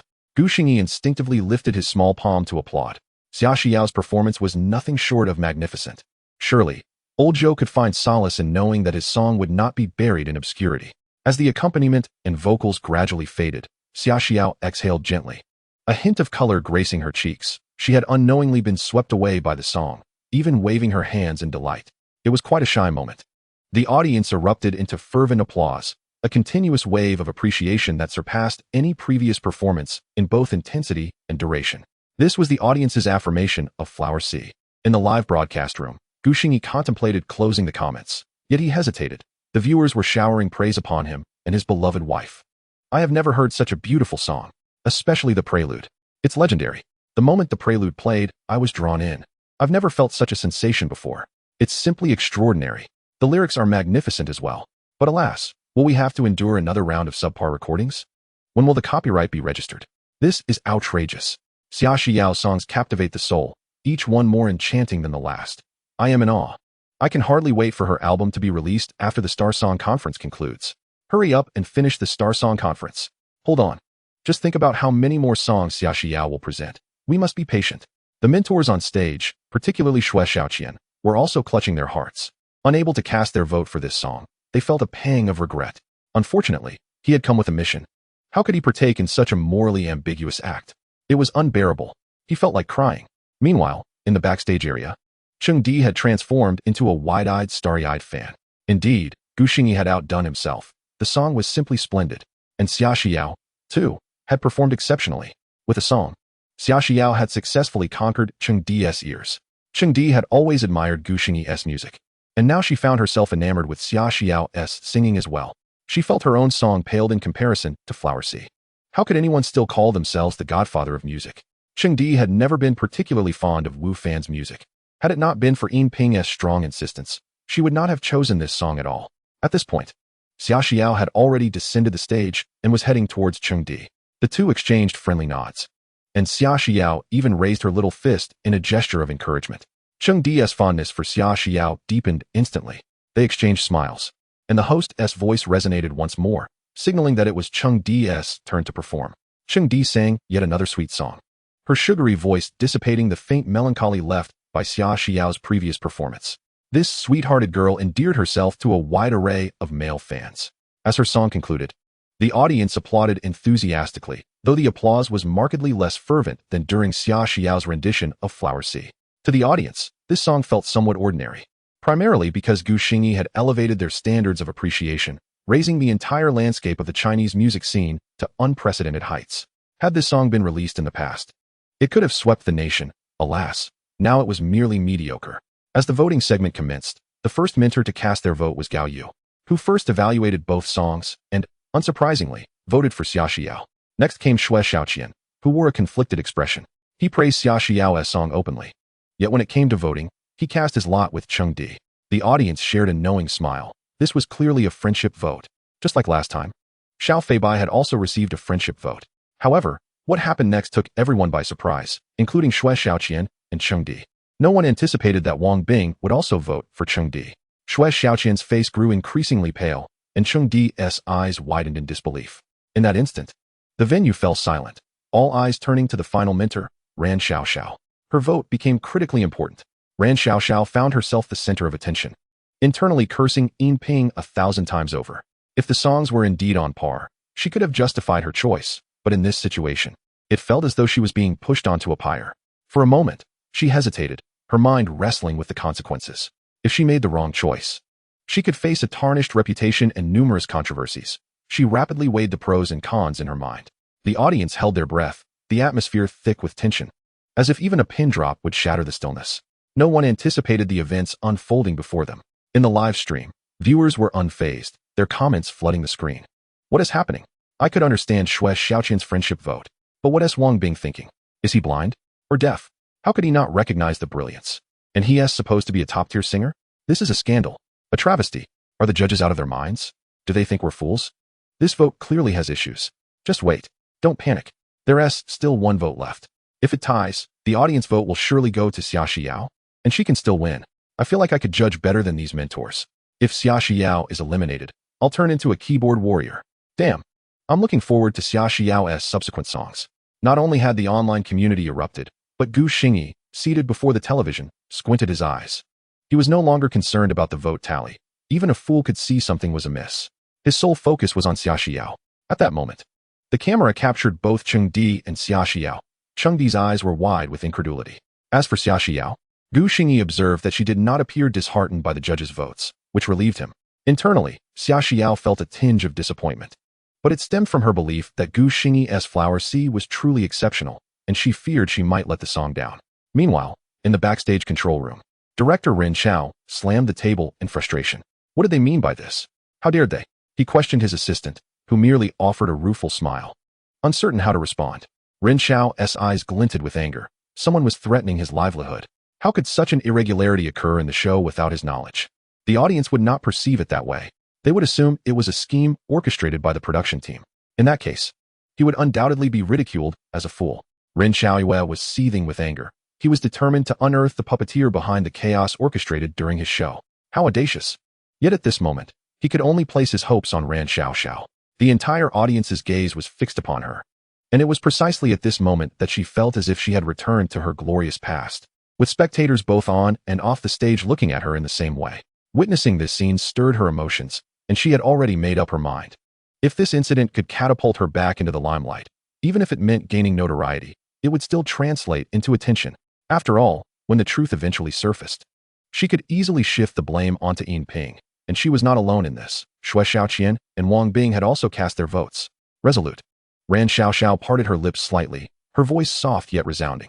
I apologize, Xiaoxiao, but I prefer Cheng Di's song. Therefore, my vote goes to Cheng Di. In the director's booth, Director Ren Xiao felt as if the world had turned dark upon hearing Ran Xiaoxiao's declaration. He inadvertently dropped his cup, spilling water across the floor. His assistant quivered in fear, and an eerie silence fell over the entire booth. Host Chen Shuer was also momentarily taken aback. She was at a loss for how to proceed. With the votes cast, did the upcoming audience voting even hold significance? Moreover, the audience present was clearly growing restless. And the online backlash intensified, flooding the live stream with vitriol. I laughed. Truly invincible. Isn't it obvious that there is foul play? Garbage production team. Trash show. Useless mentors. All of it is rubbish. Foul play. If this isn't foul play, I'll eat 10 pounds. Don't deceive us from upstairs. Even a fool can see this is rigged. Haha. What a waste of my time following this.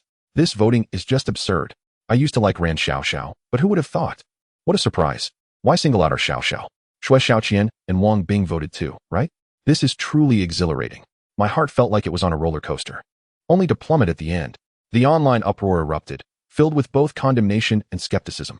The atmosphere in the venue was equally tumultuous, with many chanting for refunds and denouncing the rigging. On stage, Chen Shuer sighed. The situation was as it was, and she had no choice but to announce the results. She picked up the microphone, donning a professional smile that was tinged with reluctance. With the four mentors having cast their votes, it was now Cheng Di's turn. Wait. Chen Shuer's words were abruptly interrupted as everyone turned to Xue Xiaoqian and Cheng Di, who had spoken. Xue Xiaoqian's expression darkened while Cheng Di appeared anxious. The director astutely shifted the camera to focus on them. Cheng Di noticed Xue Xiaoqian was about to speak and nodded, indicating for the mentor to go first. Xue Xiaoqian took the microphone, his demeanor grave. I apologize, host, for the interruption. There is an issue with the voting. I must apologize to Xia Xiao and to the audience. I received information from Yin Ping, the operations director of Yinhai Entertainment, who informed me that Cheng Di and Xia Xiao are both under Yinhai Entertainment. If the discrepancy was too great, I was advised to cast a friendly vote for Cheng Di, so as not to let her lose too disgracefully. But now, this has resulted in Cheng Di advancing. I feel it is my responsibility. Today, due to my actions, Xia Xiao has been eliminated. I relinquish my duty as a mentor for Star Song Assembly. Xue Xiaoqian's words resonated powerfully throughout the venue. The audience erupted in excitement. They had never anticipated that the issue lay not with the production team, but with Yinhai Entertainment itself.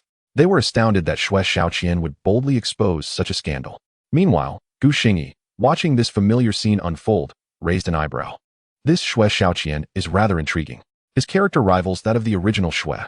On the other hand, Yin Ping, witnessing the events, forcefully pushed away the heavily made-up woman beside him, his hands trembling and his face stricken with horror.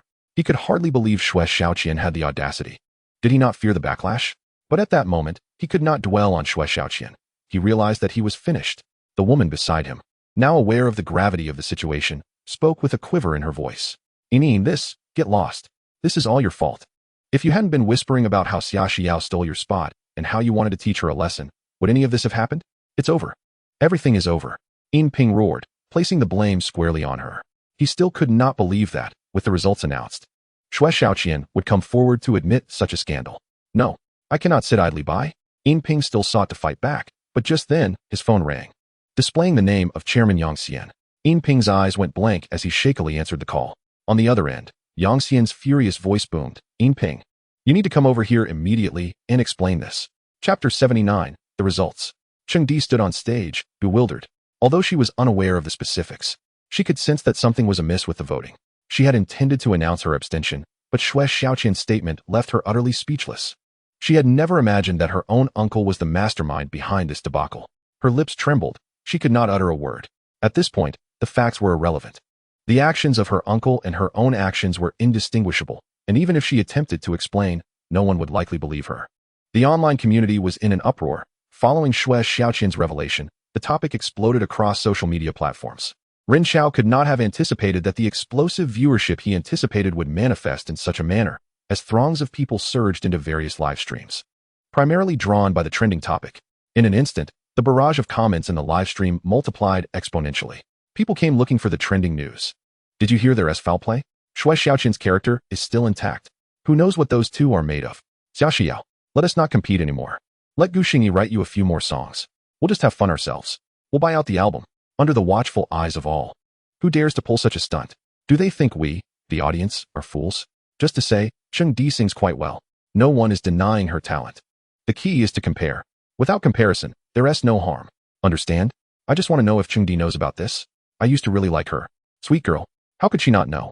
This foul play was orchestrated to ensure her victory. If she is unaware, I'll eat 10 pounds live. Another one trying to deceive us. Didn't Xingyi just say to wait a minute? The viewers engaged in heated discussions, and the venue was equally noisy, as they quietly debated the merits of Xiaoxiao's performance and the song's quality, all the while shocked by the situation that had unfolded. The only one remaining composed was Gao Yu, who watched with interest the ashen faces of Wang Bing and Ran Xiaoxiao, sneering. These two truly were lacking in judgment. Engaging in such foolishness for the sake of Yinping, what were they thinking? Little did he know that Wang Bing was seething with anger towards Yinping and Ran Xiaoxiao. He had accepted benefits from Yinping to cast a vote for Xingyi, and during the voting process, he had hesitated. However, he could not bear to forego those advantages, and with Ran Xiaoxiao still in play, he thought that even if he voted for Xingyi, as long as Ran Xiaoxiao voted for Xiaoxiao, the result would still favor Xiaoxiao, and everything would be well. After all, in such a scenario, he did not believe Ran Xiaoxiao would vote for Xingyi again. Yet, no one could have anticipated that Ran Xiaoxiao, suddenly driven by greed, would indeed cast her vote for Xingyi once more. Ran Xiaoxiao was now completely flustered. She had initially intended to leverage the situation to garner some attention and discussion, planning to later play the victim and shift the blame onto Yinping.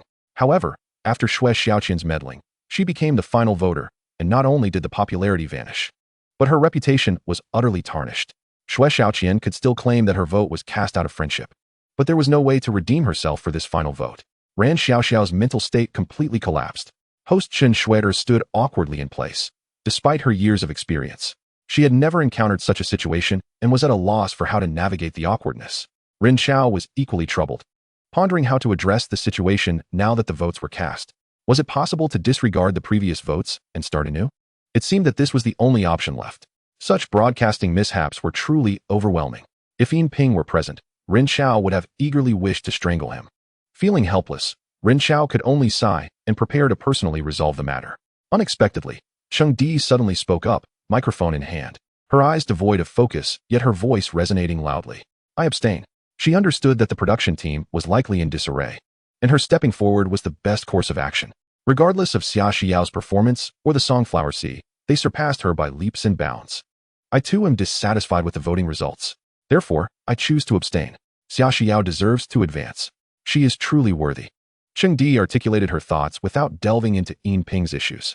The audience began to murmur amongst themselves, and netizens online engaged in heated discussions. They were uncertain whether Xingyi's words stemmed from sincerity or pressure, resulting in a flurry of chaotic commentary online. Various trending topics continued, and within those brief minutes, earlier events had surged into the top 10 on trending lists, now followed closely by Xingyi's statement. The trending topics were dominated by this year's Star Song Conference. At that moment, Xiaoxiao made her move. She had remained composed since the voting began, but now she pressed her lips together and approached Xingyi, taking her hand gently. You did well. Her voice was soft, audible only to Xingyi. Yet her gesture conveyed to everyone that Xiaoxiao shared a close bond with Xingyi, leading to speculation that Xingyi was perhaps unaware of the circumstances. Otherwise, why would Xiaoxiao display such an attitude?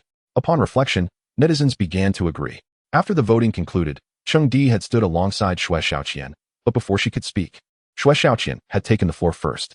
Surely, she intended to abstain at that moment? The online clamor subsided with Xiaoxiao's gesture, holding Xiaoxiao's soft hand. Xingyi turned her head to meet Xiaoxiao's earnest gaze, and in that instant, she felt a rush of emotion, not out of self-reproach, but rather joy for being fond of someone so deserving. Xingyi resolved to return home and have her mother give her uncle a thorough reprimand, confining him to the house. Having such a troublesome uncle was indeed a burden. At that juncture, Ren Xiao ascended the stage. Feeling grateful to Xingyi for her voluntary abstention, which alleviated many of his concerns, he took the microphone from the host. Greetings, everyone.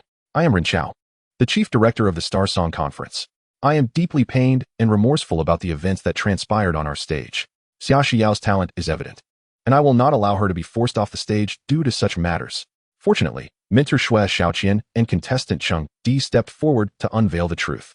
I hereby announce the disqualification of Wang Bing and Ran Xiaoxiao, as well as the termination of their contracts. They shall no longer be employed. Additionally, we will restart the voting for this round. At the Star Song Conference, we absolutely do not tolerate any form of injustice. Upon concluding his statement, Ren Xiao bowed deeply to the audience before departing the stage. The host took over, and the voting process resumed, though this time, Wang Bing and Ran Xiaoxiao sat on the mentor panel, feeling utterly uncomfortable. Chapter 80, Home Visit. The results of the revote were evident.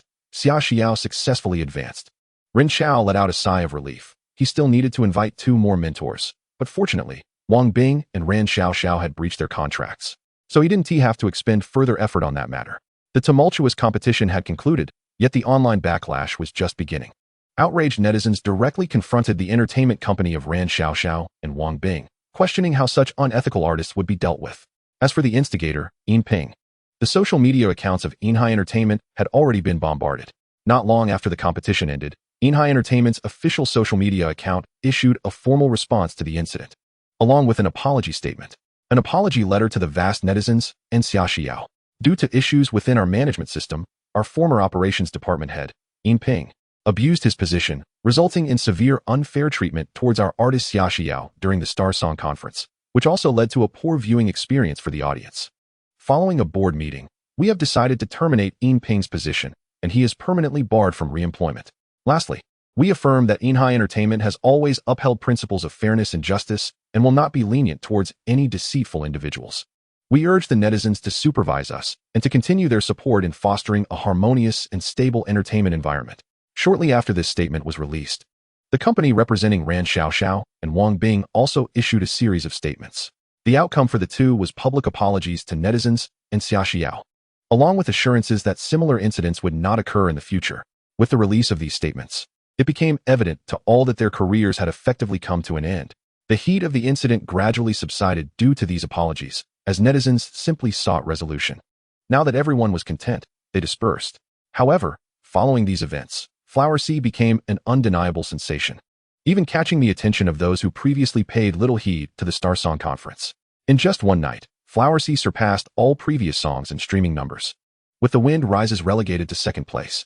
Online, Xingyi's songs surged ahead, dramatically outpacing others in views, despite the fact that these tracks had yet to be officially released on streaming platforms and were still of poor audio quality.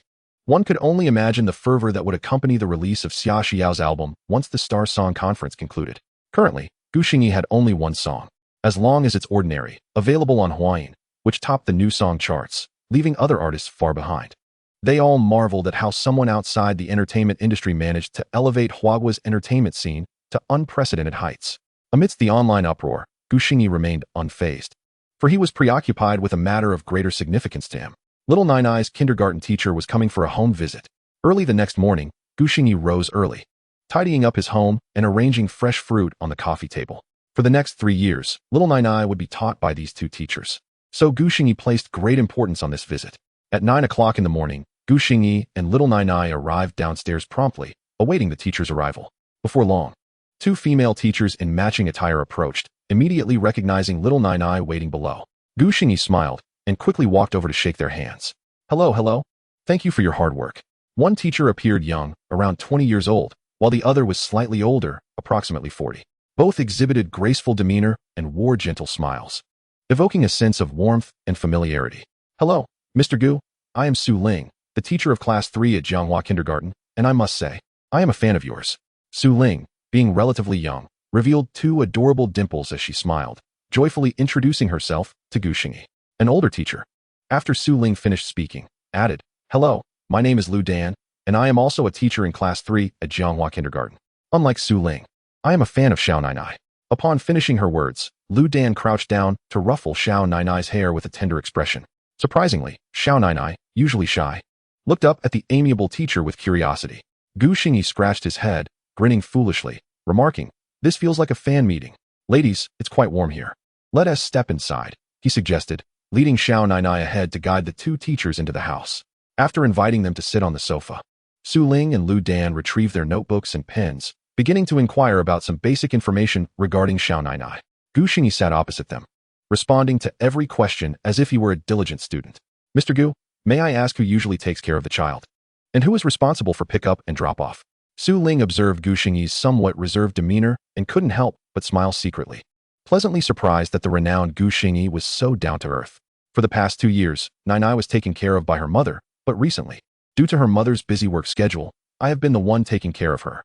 I will also be responsible for pickup and drop-off when school starts.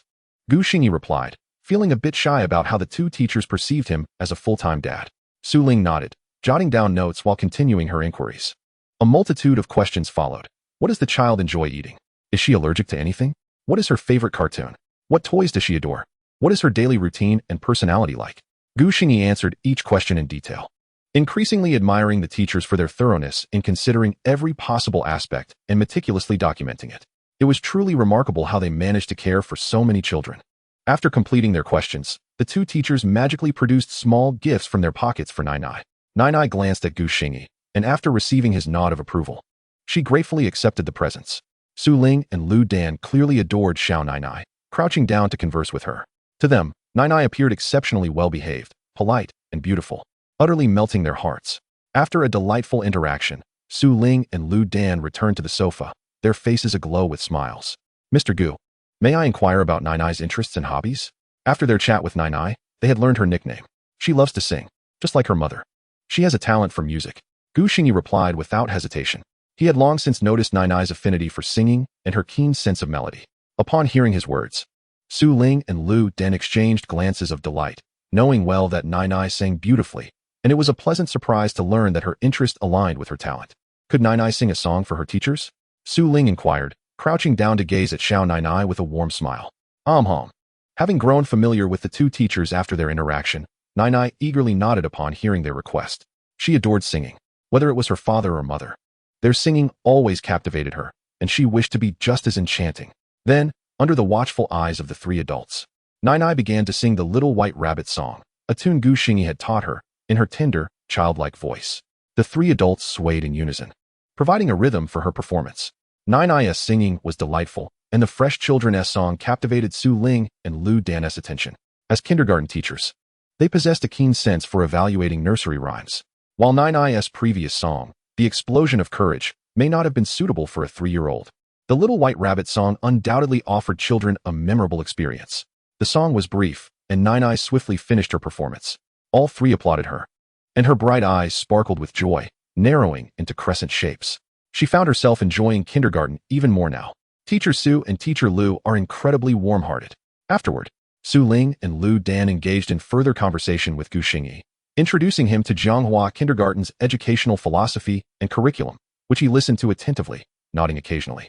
Following their discussion, Lu Dan produced a home visit record form for Gu Xingyi to fill out and submit. This home visit was nearing its conclusion. Yet Su Ling and Lu Dan showed no intention of leaving. Instead, they exchanged bashful glances with Gu Xingyi, perplexed by their sudden demeanor. Gu Xingyi scratched his head in confusion. Lu Dan was the first to break the silence. "Mr. Gu, you see, school starts on September 1st, and we are preparing for a welcoming ceremony. All parents and new students are required to attend. The principal has requested that each class's teachers prepare 2 nursery rhymes to teach the children songs and dances on site. In previous years, we have repeated the same 2 nursery rhymes, which were not particularly appealing and somewhat challenging for the children, resulting in many unable to learn them, leaving us embarrassed. This year, upon learning that your child will be joining our class, Su Ling and I would like to prepare 2 more innovative songs and dances. We were wondering if Mr. Gu could perhaps compose 2 nursery rhymes for us. Of course, this is merely a personal request. If it poses any difficulty, we completely understand." Lu Dan spoke in one breath, her expression betraying her embarrassment, clearly approaching the matter with a tentative hope. Meanwhile, Su Ling blinked, her gaze toward Gu Xingyi filled with anticipation. "Is that so?" "Of course, Ms. Lu, there's no need to be formal with me. After all, It's all for the children. Gu Xingyi readily agreed, assuming it was a trivial task. To him, this was incredibly easy. Upon hearing his enthusiastic acceptance, Su Ling and Lu Dan both sighed in relief, their faces lighting up with joy. It was worth noting that their request had been made without prior authorization, and the kindergarten would not have permitted them to ask parents for such favors. They had genuinely struggled to find better nursery rhymes, hence the inquiry directed toward Gu Xingyi, especially considering his prior success with the explosion of courage. Thank you so much, Mr. Gu. They both expressed simultaneously. When you have the songs composed, please send them to us via WeChat, and we can discuss how to choreograph the dances. They had previously exchanged WeChat contacts, facilitating Gu Xingyi's ability to stay updated on Xiao Nainai's experiences at kindergarten. However, they were unprepared for Gu Xingyi's unexpected response. No need for such formality. Just wait a moment, and I'll compose 2 nursery rhymes right now for you to see if they suit your needs. With that, Gu Xingyi swiftly returned to his bedroom, retrieved some manuscript paper, and began to create right before their eyes. The melodies of nursery rhymes are generally simple, and Gu Xingyi could easily craft 2 on the spot with his eyes closed. Su Ling and Lu Dan were utterly astonished. What did he mean by just 2 nursery rhymes? Was he looking down on nursery rhymes? Moreover, they knew Gu Xingyi was talented in songwriting, but they had not anticipated it to be to this extent. Composing on the spot? Was this man truly a carbon-based life form from Blue Star? Could he possibly be a mysterious visitor from another planet? Little did Su Ling and Lu Dan realize that their thoughts were inching closer to the truth. Had it not been for the fear of being too outrageous, Gu Xingyi could effortlessly dominate the entire realm of music composition and lyrics, particularly against that so-called godfather of music, Wu Fan. If Gu Xingyi truly wished to compete with him, he could easily pin him down and deliver a resounding thrashing. In a mere 10 minutes, Gu Xingyi paused his pen, and amidst the astonished gazes of Su Ling and Lu Dan, he presented them with the sheet music and lyrics. Is it good? Su Ling stammered in disbelief. Gu Xingyi nodded nonchalantly. Of course it's good. Take a look at the lyrics, and if anything is unclear, feel free to ask. Exchanging glances, Su Ling and Lu Dan turned their attention to the lyrics and sheet music in their hands. While they found the music somewhat perplexing, they could easily grasp the simplicity of the lyrics. Su Ling lifted her head, holding the paper sheepishly, and said, I don't quite understand. Could you sing it for us? Lu Dan echoed her sentiment, eager to hear how these seemingly simple songs would sound when sung. This time, it was Gu Xingyi who felt a bit bashful. While he could manage to teach little Nainai children's songs, singing in front of 2 beautiful teachers left him somewhat tongue-tied. Nevertheless, he knew he had to sing. Rubbing his nose, he took the paper from Su Ling's hand. All right, I'll sing. Please bear with me if it's not up to par. The song sung by a child might lose its essence when I perform it. Su Ling waved her hands dismissively. A proud fan of Gu Xingyi, she knew well how well he could sing. It's all right. Mr. Gu, we often sing children's songs too. Gu Xingyi nodded, placing the paper down, clearing his throat, and joyfully began to sing the song in Su Ling's hand, titled 2 Tigers. Chapter 82. 2 Children's Songs, 2. The cheerful melody flowed from Gu Xingyi's lips, illuminating the expressions on Su Ling and Lu Dan's faces. They perked up their ears, listening intently. 2 tigers, 2 tigers. Running fast, running fast. One without ears, one without a tail. How strange, how strange. The straightforward lyrics and catchy melody captured little Nainai's attention, who, after just one listen, began to sway her head and sing along with Gu Xingyi. Su Ling and Lu Dan felt as though they had stumbled upon a treasure. The clarity of the melody and the repetitive lyrics were perfectly suited for children to learn, and they were certain the kids would easily master this song. Moreover, as soon as they heard it, the concept of a dance to accompany the song began to form in their minds. As the duet between Gu Xingyi and little Nainai concluded, the father and daughter exchanged a celebratory high five, prompting Su Ling and Lu Dan to clap enthusiastically. Gu Xingyi scratched his head. Singing such childlike songs as a grown man, especially in front of 2 teachers, felt somewhat out of place. Thankfully, little Nainai was there to harmonize, or it would have been rather awkward. After finishing the song, Gu Xingyi handed the sheet music back to Su Ling, who accepted it with a radiant smile that was impossible to conceal. This is wonderful. Mr. Gu, this song is absolutely fantastic. It's perfectly suitable for children of this age to learn and sing. Lu Dan nodded in agreement. This kind of simple song is ideal for kids. We just need to choreograph easy-to-learn dance moves, and with some gestures, the children will surely embrace it with ease. I'm glad to be of help. Gu Xingyi grinned, already envisioning a scene at the welcome party filled with adorable children singing 2 tigers. Su Ling carefully tucked away the sheet music, and then Lu Dan handed her paper back to Gu Xingyi, anticipation evident in her eyes. Gu Xingyi was taken aback. Not again. Lu Dan's intentions were clear. They had sung 2 tigers, so why not sing this song again? All right. Faced with the teachers who would be spending the next 3 years with little Nainai, Gu Xingyi conceded. Having already sung one song, he felt much more at ease with the second. He even began to incorporate some movements. This song was another simple children's tune that had once gone viral on Douyin.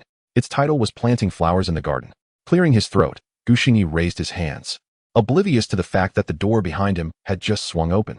3 familiar figures stood at the entrance, momentarily stunned by the sight of Gu Xingyi performing. In the little garden, dig, dig, dig, plant the tiny seeds, and bloom tiny flowers. As Gu Xingyi sang, he gestured with his hands, first outlining the shape of a garden, then mimicking planting seeds, and finally bringing his hands together in front of his face to illustrate blooming flowers. The 6 people in the house allowed him to immerse himself in the performance, and behind him, someone even pulled out a phone to start recording. In the big garden, dig, dig, dig, plant the big seeds, and bloom big flowers. Gu Xingyi exaggerated his gestures, shamelessly charming the audience. After finishing that segment, he gestured for an even larger garden.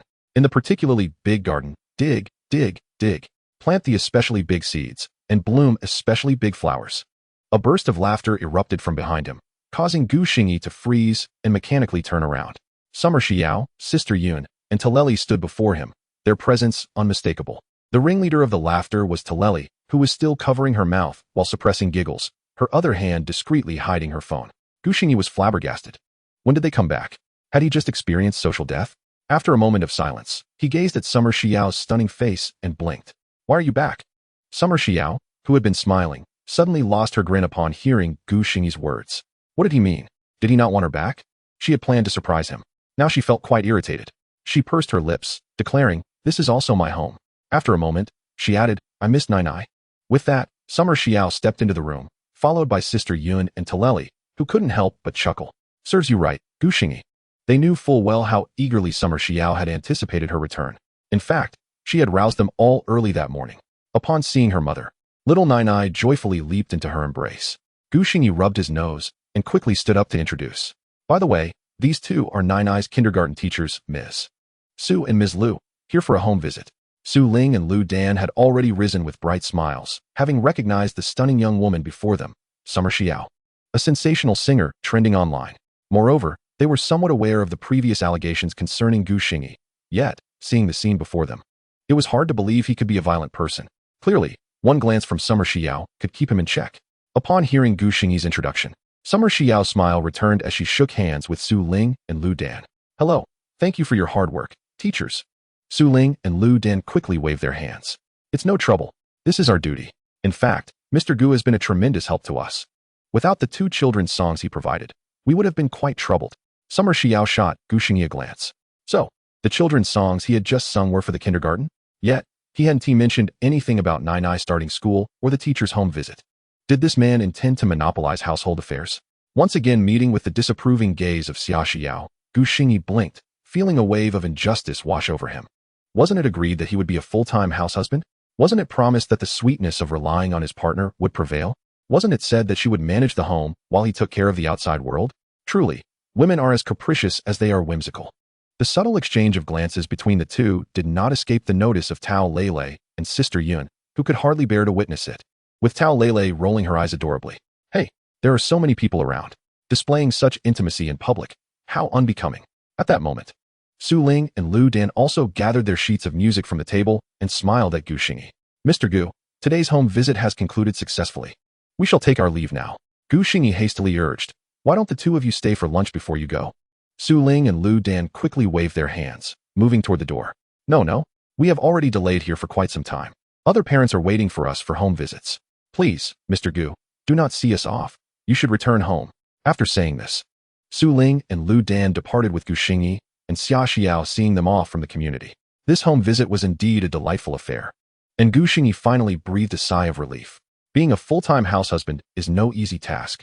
Chapter 83, A Heartwarming Moment.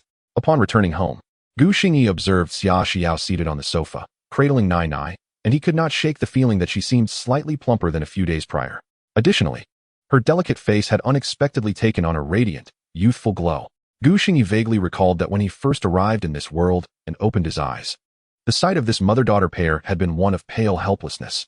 This jarring sense of temporal dislocation left him momentarily dazed. Xia Xiao caught a glimpse of Gu Xingyi, standing there like a fool, transfixed by her and little Nainai. What a silly man. Xia Xiao shot him an exasperated glance, signaling that Tao Lei and Sister Yun were still present. Struck by her captivating gaze, Gu Xingyi snapped back to reality, touched his nose, and inquired, "Isn't the Xingyi finals in a couple of days? Why did you return at this time?" Before Xia Xiao could respond, Tao Lei chimed in excitedly, "Gu Xingyi, it's evident that you don't care about our sister Xiao. The finals are a week away. Sister Xiao just had a chance to rest and rushed back immediately." "Lei, that's not true. I just missed Nainai."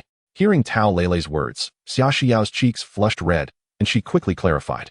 Tao Lei blinked, casting a knowing look at Xia Xiao, implying that she hadn't suggested anything of the sort. That was rather self-incriminating. At this, Xia Xiao's face reddened even further. A week? Gu Xingyi scratched his head, realizing he hadn't kept track of time. After the voting ended, he received a call from the kindergarten, leaving him little mind for the subsequent events. Xia Xiao softly acknowledged, as if responding to his question. Gu Xingyi nodded, wisely refraining from asking how long she would be staying, fearing it might come off as impolite and provoke her ire. "Gu Xingyi, we're taking Xiao back to you. We're off now. It took us a while to return, so Lei and I will visit Mom at the hospital." At that moment, Sister Yun approached Gu Xingyi and stated, "All right, Sister Yun, let me and Xiao see you off." "No need. Xiao has just returned. She should spend more time at home. We can make our way there ourselves." As Sister Yun spoke, she pulled Lei toward the door. Xia Xiao stood up, still holding Nainai, to see Sister Yun and the others off downstairs, while Gu Xingyi remained behind, tasked with preparing lunch. On their way, Tao Lei gleefully pulled out her phone to watch the video she had just recorded, with Sister Yun and Xia Xiao leaning in curiously. Upon seeing Gu Xingyi in that earlier amusing state, they couldn't help but burst into laughter. Even Xia Xiao, who rarely witnessed Gu Xingyi's playful side, found herself captivated. Suddenly, Sister Yun remarked, "Xiao, can this video be uploaded? Since your return, your Weibo has only been updated twice. Now that we have such delightful material, posting it will give your fans a glimpse into your daily life at home and could profoundly alter their perception of Gu Xingyi." Following the previous incident, Gu Xingyi's online image had improved somewhat, yet the public still viewed him as a mysterious figure, renowned for his songwriting abilities, but burdened by a checkered past. Netizens remained oblivious to what kind of person Gu Xingyi truly was in daily life. While Xia Xiao's fans mostly commented on her Weibo about new songs, inquiries about album releases, and whether she and Gu Xingyi were doing well together. Xia Xiao's Weibo account was managed by Sister Yun, who was particularly attuned to such matters. Upon hearing Sister Yun's suggestion, Xia Xiao pondered for a moment before shaking her head. "I should first ask for his opinion. If he doesn't want it, then we won't post it."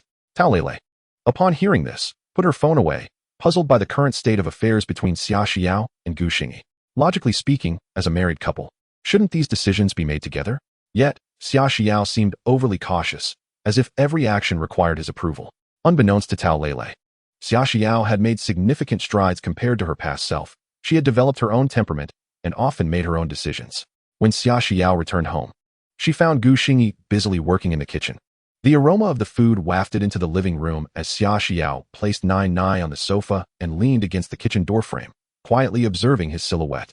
His shoulders appeared more robust than before, and he no longer looked as emaciated. He exuded a youthful vitality.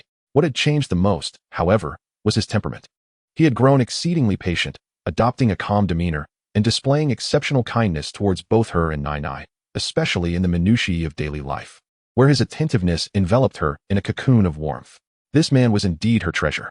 As Gu Xingyi turned around, he caught sight of Xia Xiao gazing at him with an almost dreamy expression, her almond-shaped eyes shimmering with affection that seemed capable of melting him. He scratched his head, suddenly feeling bashful, yet he maintained his gaze. What's wrong? Seeing Gu Xingyi in such a foolish state made Xia Xiao smile, her laughter as radiant as blooming peach blossoms, leaving Gu Xingyi even more dazed. "It's nothing." Sister Yin asked if we could post that video of you singing that children's song earlier on Weibo. Gu Xingyi's eyes widened in shock. His hand trembled slightly as he held the spoon. "What? She recorded it." Xia Xiao suppressed a smile and nodded. Lei recorded it. Sister Yin suggested posting it on Weibo to help reinforce your image. Gu Xingyi wore a confused expression. "Is that enhancing my image or ruining it?" Realizing his reluctance, Xia Xiao added, "It hasn't been uploaded yet. I thought I should ask for your opinion first. If you don't want it, it won't be posted." Seeing the determined look on Xia Xiao's face, Gu Xingyi suddenly asked, "Do you want to upload it?" Taken aback, Xia Xiao gazed at the serious expression on his face, her smile blossoming even wider, and she nodded. "Yes, I want to. But your desire matters not. We must consult with Teacher Su and the others first." Haha. Gu Xingyi laughed heartily as if he had successfully pulled off a prank, having already shared the two songs with teacher Su. Now it was only right to seek her opinion. Finding herself outwitted by Gu Xingyi, Xia Xiao was momentarily stunned, and a hint of flustered annoyance flickered in her almond eyes, raising her voice slightly. Gu Xingyi. Instantly, laughter and playful banter filled the small kitchen. As little Nana played with her toys on the sofa, her curious gaze wandered toward the kitchen. Something peculiar seemed to be unfolding. It appeared that her mother was scolding her father. Then, she heard a shout from the kitchen. "Ah, stop fooling around. The dishes are burning." Chapter 84. Digging, digging, digging. The kitchen erupted into chaos once more, and after a considerable amount of commotion, the meal finally made its way to the table. However, the food bore a hint of burnt flavor. Perhaps due to their buoyant spirits, both little Nana and Xia Xiao still relished their meal. This prompted Gu Xingyi to reflect that sometimes, the essence of joy lies not in the exquisite taste of the food, but in the happiness shared among family. After the meal, the family reclined on the sofa, and it was then that Gu Xingyi retrieved his phone to send a message via WeChat to Su Ling, inquiring about the children's song. Shortly thereafter, a notification chimed. "Mr. Gu, that song was originally composed by you. We only use it during the kindergarten welcome ceremony, and it won't be utilized elsewhere. You don't need to ask us about its purposes." It was apparent that Su Ling was in high spirits as well. Gu Xingyi smiled. Dealing with such delightful individuals was truly worry-free, devoid of any deceit or treachery. Upon receiving Su Ling's reply, he shared the news with Xia Xiao. Although the situation was somewhat embarrassing for him, he thought he could simply ignore it and look away. However, events did not unfold as Gu Xingyi had wished. After receiving a message from Xia Xiao, Sister Yun, along with Tao Lele, enhanced and edited the video, subsequently uploading it to Xia Xiao's Weibo. At that moment, countless netizens were fervently discussing the upcoming finals of the Xingyi Hui, blissfully unaware that they were about to encounter a sensational scoop. Xiaohong was a housewife. Her husband a diligent corporate employee working the 9-to-5 grind, leaving her ample leisure time.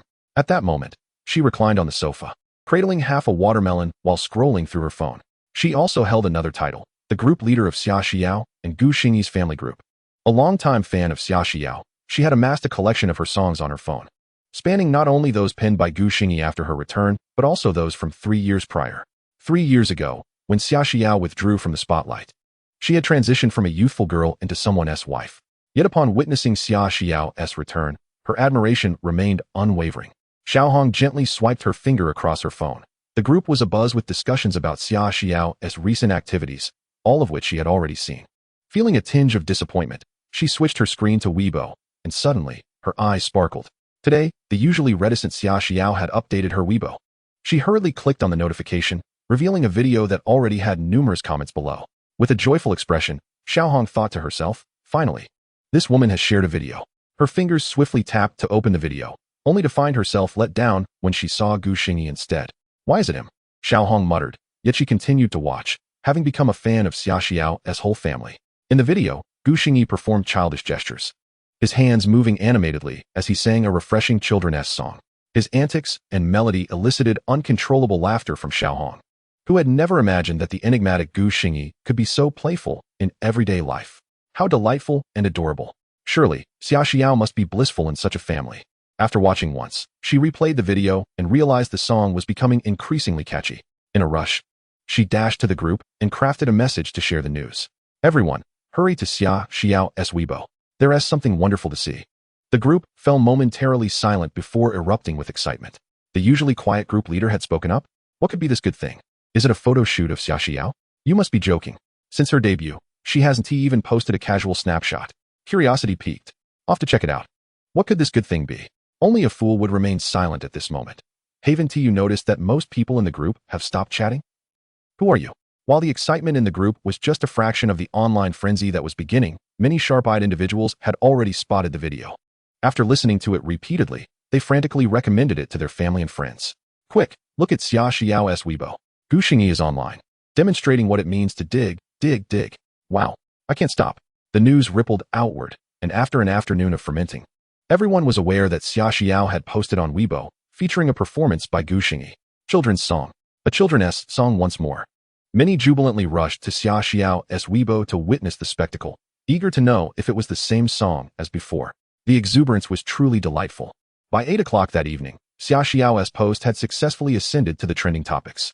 It is well known that the comments section from enthusiastic netizens is often the most entertaining. Below this post, the comments were even more riveting than the video itself. First listen, what is this? Second listen, digging in a little garden, digging. Haha, I'm dying of laughter. You're telling me this is Xingyi. His image is shattered. Oh dear, I can't take it anymore. I want to plant flowers too. Planting such large seeds to grow such big flowers. Climbing in a small company, climbing, earning a meager salary, yet afraid to spend. Help, my daughter is already singing along. Now I can't get digging out of my head. Ahem, I'm different. My baby, over 500 months old, is enthralled. Indeed, the joys of having children are lost on us single folks. As long as they aren't little terrors. Who dares to say Xingyi is a violent man? I'm ready to argue. Which violent man is this charming? Digging? I can't contain my laughter. You all take your time digging. This seemingly simple children's song unexpectedly became a source of joy for netizens. By 9 o'clock that evening, the song had officially topped the trending charts. Poor Xingyi remained oblivious to all of this, relishing the joyous moments spent with his family. Meanwhile, at the same moment that Xia Xiao's post reached the pinnacle of popularity, in a luxurious residence in Magic City, Ping was pitiably sipping wine while observing the explosive Weibo post. He had not only lost his job, but had also been reprimanded by Xingyi. Not just Xingyi, but even his sister and Xingyi's mother had berated him mercilessly. Ping believed he was in the right. Wasn't he the entertainment industry always like this? Why was it wrong this time? And wasn't he at all for Xingyi's benefit? The more he pondered, the more frustrated he became, leading him to drown his sorrows in alcohol. Just then, he noticed Xia Xiao's Weibo trending. Damn, it's all Wu Fan's fault. The more he looked, the angrier he became, and he smashed the wine bottle to the ground, convinced that if Wu Fan had written a good song, none of this would have happened. Indeed, if Wu Fan could produce a song to rival Flower C, the votes cast by the mentors wouldn't have been called into question, and none of this chaos would have ensued. Ping attributed all the blame to Wu Fan, promptly picking up the phone to call him. The call connected quickly, and before Wu Fan could utter a word, he was met with an onslaught of furious accusations from Ping. Trash. It's all your fault. You dare call yourself the godfather of music? You assured me that this song would be flawless? I see you're just a decorative pillow. Pretty but useless. Bah. Chapter 85, a challenge? Wu Fan had just settled down to sleep when he received Ping's call. Before he could respond, he found himself bewilderedly on the receiving end of Ping's tirade, only realizing what was happening once the outburst subsided. The music maestro, a figure of great prestige, found himself insulted by someone utterly ignorant, a person of no worth.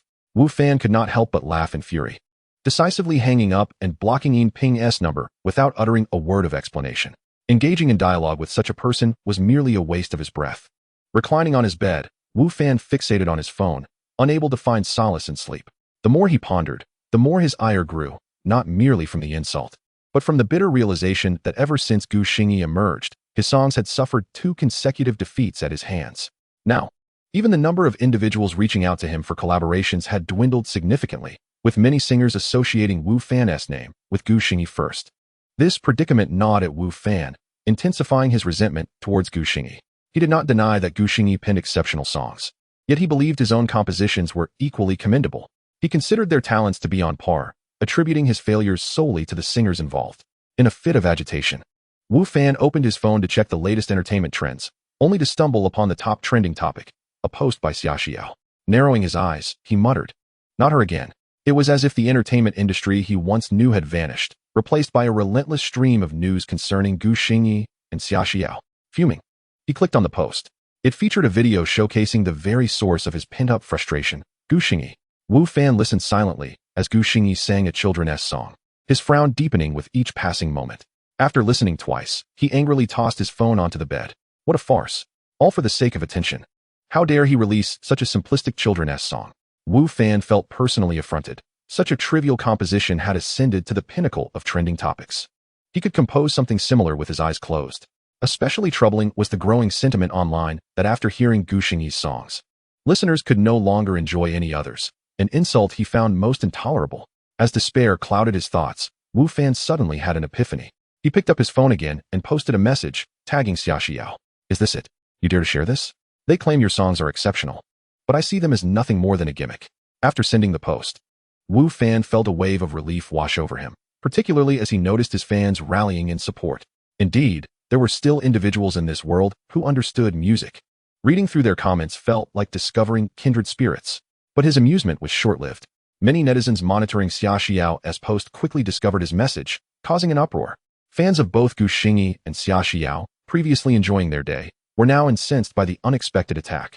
Thus, regardless of the various online communities or the fans from both sides, they flocked to Wu Fan's post to engage in a heated debate. Why is he stirring trouble from the comfort of his home? Xia Xiao merely shared her daily life, and here he is, taking shots at her? Does he still think of himself as the music maestro? Some remarked that while Wu Fan's songs were indeed commendable, his style differed significantly from Gu Xingyi's mainstream appeal. Labeling his work as alternative? I simply cannot appreciate it. There's no need to undermine others to elevate oneself. Wu Fan's horror-themed compositions do possess a unique charm, albeit a tad unsettling. Who's undermining whom? He's the one seeking confrontation. Others chimed in. Clearly frustrated after 2 consecutive losses, he's lashing out. My brother Wu Fan's songs are superior to Gu Xingyi's. How many hits does Gu Xingyi have compared to him? He must know. Amidst the fervor of the online debate, Wu Fan's post gradually climbed the trending charts, unbeknownst to him, garnering significant attention. As he monitored the real-time updates, seeing his post trending and receiving ample support rekindled his once-dimmed confidence. As for the detractors, he intended to let his talent speak for itself. His audacity in posting such a message stemmed from the knowledge that the upcoming finals of the Star Song contest would feature keywords like tragedy and horror, genres in which he excelled. With a smile, Wu Fan mused. He was not without foresight. If he was prepared to incite a challenge, he was equally prepared for the consequences. Subsequently, Wu Fan seized the moment, posting again to capitalize on the momentum. I am aware that my words will invite skepticism, but I, Wu Fan, remain unfazed. A good song is a good song, not something that can be validated by mere gimmicks. If you question my abilities, I shall respond with my prowess. To Gu Xingyi, I ask, will you accept my challenge for the finals of the Star Song contest? Should I lose, I will willingly relinquish the title of music maestro and apologize to Xia Xiao. If I win, all I require is for Gu Xingyi to acknowledge that he pales in comparison to me, Wu Fan. After sending the post, Wu Fan chuckled, casting aside his concerns and reclining contentedly on his bed. He understood that this was tantamount to declaring a challenge, and he could confidently predict that this post would undoubtedly ascend to the trending charts. Indeed, as Wu Fan anticipated, his second post ignited a considerable uproar upon its release. A seasoned lyricist formally challenged a rising star, an unprecedented event in the entertainment industry. Numerous media outlets were quick to react, crafting various headlines focusing on the urgency of the situation. Is a new king ascending? Or will the old king continue to write his legend? The provocative title rapidly gained traction, soaring to the top of trending topics, as fans from both sides and curious onlookers eagerly awaited the first round of the Star Song contest finals. Meanwhile, in the illustrious entertainment apartment in Modu, Miao Anyun's assistant, Yu Ran, burst into her bedroom, phone in hand, exclaiming with fervor. Miao Anyun, rubbing her temples, sat up, slightly annoyed by her assistant's exuberance, especially after a grueling day of vocal practice. Yu Ran, what is the matter? Why the urgency? Yu Ran, captivated by her boss's enchanting appearance, swallowed hard. In her mind, only Xia Xiao could rival Miao Anyun in beauty within the industry. Yet their styles were worlds apart. Xia Xiao exuded a gentle grace, while her own boss radiated fiery passion. Both left her utterly enchanted. Noticing Yu Ran's lovesick gaze, Miao Anyun felt an increasing headache. Her assistant was wonderful in every respect, but always seemed to harbor ulterior motives. Ran.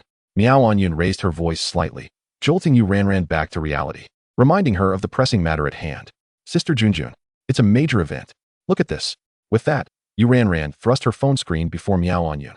Reluctantly taking the device, Miao Anyun scanned the information, her brow furrowing as she pointed to the screen. Did I agree to use his song for the finals? I don't recall such an arrangement.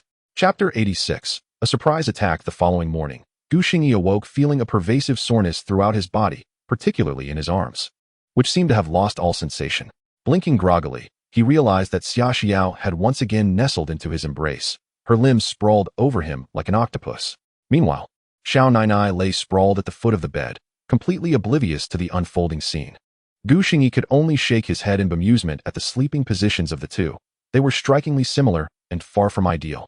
Originally, Gu Xingyi was sleeping soundly, immersed in a delightful dream, when suddenly the scene shifted in the middle of the night, akin to being haunted.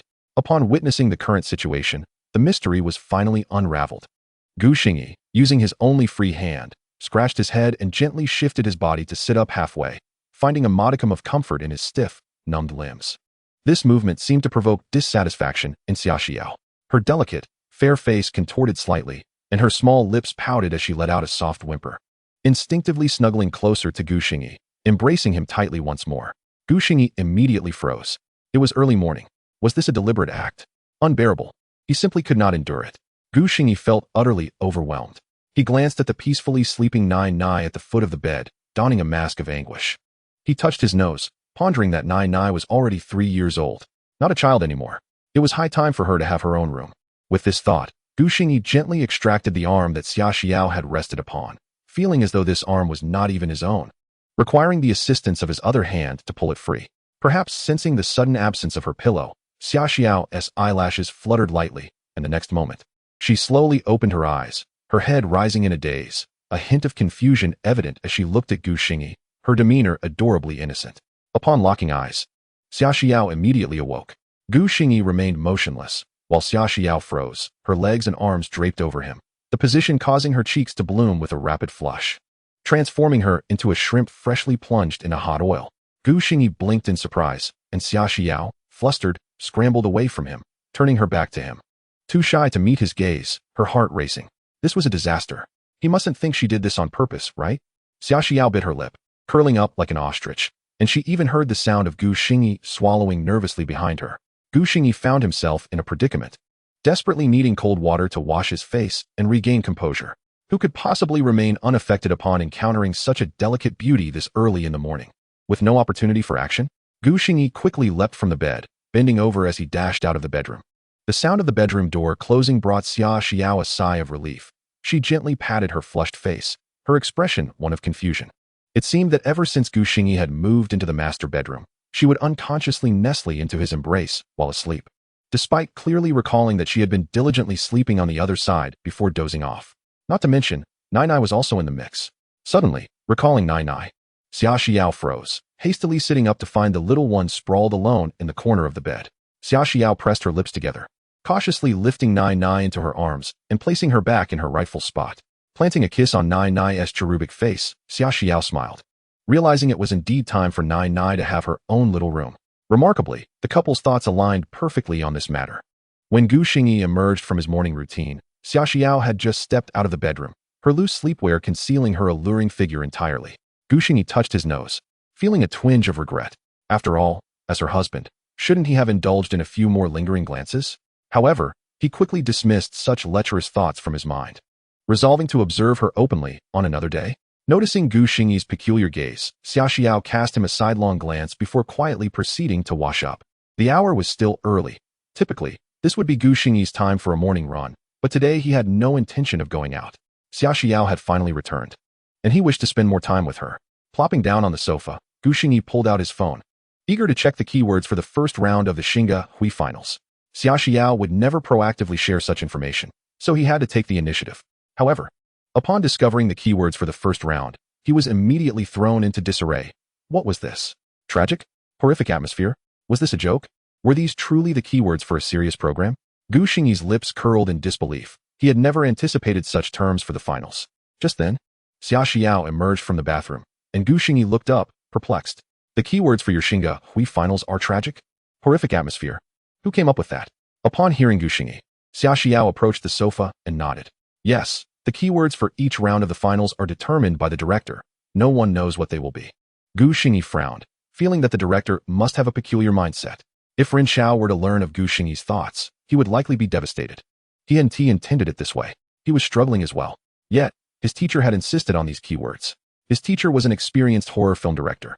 The hardest command to disobey was that of a mentor, particularly in the eyes of the older generation, where a teacher was akin to a father. Ren Xiao did not wish to disappoint his mentor. Moreover, while such songs might not be mainstream, they could still serve as a test of a lyricist's and composer's skills. Of course, Gu Xingyi was unaware of these nuances. Now that the keywords were set, he could only rack his brain for ideas. The truth was, he had seldom listened to songs of this nature. This was the first time Xiaoxiao witnessed Gu Xingyi frowning while creating, realizing that he too could face difficulties. The previous songs had seemed effortless for him. This side of Gu Xingyi made him feel more genuine to her. And Xiaoxiao raised her hand to gently smooth out his furrowed brow. No need to rush. No matter what, we will strive together. As long as there are no regrets, that's what matters. The The soft touch of her fingers gliding across his brow sent a warmth through Gu Xingyi's heart. He lifted his gaze to find Xia Xiao looking at him with a serious and tender expression, fresh-faced after her wash. Xia Xiao appeared more beautiful than ever in Gu Xingyi's eyes. Being gazed at so intently made Xia Xiao feel her cheeks heat up. She couldn't fathom why he would look at her that way after just a single comment. His gaze seemed to devour her whole. How peculiar of Gu Xingyi. However, in the next moment, she found it far from strange. For in her sight, Gu Xingyi's face suddenly drew near, until the soft touch of his lips pressed against hers. Xia Xiao's eyes widened in disbelief, blinking twice as if questioning reality. Was she being ambushed? Gu Xingyi now fully understood that before his delicate wife, any notion of cooling off with cold water was utterly futile. After a considerable time, their lips parted, and Xia Xiao leaned back against the sofa, her body feeling somewhat weak. She was still processing the fact that Gu Xingyi had audaciously kissed her, and for such a long duration. Only when she noticed Gu Xingyi still gazing at her with lingering desire did she hurriedly cover her face with her hands, wishing to escape the scene immediately. Gu Xingyi was elated, having tasted such delightful sweetness for the first time. Especially now, seeing Xia Xiao in her bashful state only heightened his joy. He couldn't resist inching closer to her until their bodies were almost touching. Ahem, we are husband and wife. Kissing is an important expression of our marital affection. Gu Xingyi attempted to ease Xia Xiao's shyness, at least encouraging her to lower her hands from her face. To his surprise, Xia Xiao reacted even more dramatically, retreating 2 steps back, unwilling to let go of her hands. With his attempts yielding no results, Gu Xingyi could only gaze longingly at Xia Xiao, feeling a hint of disappointment. He hadn't had his fill yet. Had it not been for his inexperience the first time, he would not have let her off so easily. Gu Xingyi shamelessly inched closer once more. Hey, I was just looking at my phone. I absolutely want to do anything else. Gu Xingyi picked up his phone, waving it in front of Xia Xiao, feigning interest in the screen. Xia Xiao discreetly peered at him through her fingers, only to be met with his enigmatic, half-smiling visage, which made her feel even more flustered. In a sudden burst of embarrassment, she pushed Gu Xingyi away with force, rising to her feet and fleeing to the bedroom as if escaping a storm. Gu Xingyi, observing her frantic retreat and the slamming of the bedroom door, couldn't help but chuckle. Only then did he genuinely turn his attention to his phone, contemplating the matter of the song that required careful thought. With nothing else demanding his attention, he decided to peruse Xia Xiao's Weibo. He vividly recalled her mentioning that she intended to secretly upload a video of Tao Lele onto her Weibo. Upon accessing her Weibo, Gu Xingyi was taken aback to see his own familiar name trending on the hot search list. Ah, what a sigh, Gu Xingyi mused, realizing that the uproar must surely stem from that video, placing his reputation at grave risk. He casually clicked on a trending topic, and soon his brows knitted together in confusion. It appeared the situation was far more intricate than he had anticipated. Originally, Xia Xiao's seemingly innocuous Weibo post had indeed garnered attention, but now it was trending for an entirely different reason, a challenge that included him. A challenge? How did this involve him? Gu Xingyi continued to scroll through the trending topics, gradually piecing together the events that had transpired. The uproar originated from that nursery rhyme featured in his video, which had drawn criticism, escalating into this current predicament. Yet, who was this Wu Fan? And what grievance did he harbor against him? Gu Xingyi was perplexed. He had never even crossed paths with Wu Fan, so why was he being targeted? What baffled him further was that not only did Wu Fan take aim at him, but he also tagged Xia Xiao, an affront that Gu Xingyi, a devoted husband, could hardly tolerate. Although Gu Xingyi possessed a Weibo account, he had long forgotten about it, as he primarily used Douyin. This was his first foray into Weibo, where his fans were typically active on Xia Xiao's posts. Opening his Weibo homepage, Gu Xingyi deleted all the nonsensical dance videos he had previously posted until the page was entirely blank, before composing a new post. With a click, he sent it off, effortlessly tagging Wu Fan. You wish to battle? Then let us battle. The music godfather? Huh. A few simple words. Yet they dripped with sarcasm and left no room for leniency. After completing this task, Gu Xingyi stretched languidly, casting the matter from his mind. It was still early, and many netizens were still lost in slumber, blissfully unaware of the unfolding drama. Even Wu Fan, having stayed up late the previous night, remained oblivious to Gu Xingyi's retort. By 9 in the morning, as Gu Xingyi's family gathered for breakfast, most people were just beginning to rouse from their slumber. It was the weekend, and they habitually lounged in bed, fiddling with their phones while glancing at the previous night's trending topics. Suddenly, they stumbled upon Gu Xingyi's response on Weibo. Their drowsy eyes sparkled with excitement, another juicy tidbit to savor. Eagerly, the netizens clicked on the post, and upon reading his succinct response, they found themselves wide awake. Well, this Gu Xingyi has some fire in him, they exclaimed, expressing their admiration. Soon, The netizens flocked to comment, particularly fans of both Gu Xingyi and Xia Xiao, who rallied around him, emboldened by his dismissive tone. By 11 o'clock, Wu Fan, just awakening, scrolled through his phone and saw the post that had surged to the top of the trending list. Observing Gu Xingyi's audacious words, Wu Fan smirked. The type of song for this competition fell squarely within his wheelhouse, and he was confident he could trample Gu Xingyi underfoot.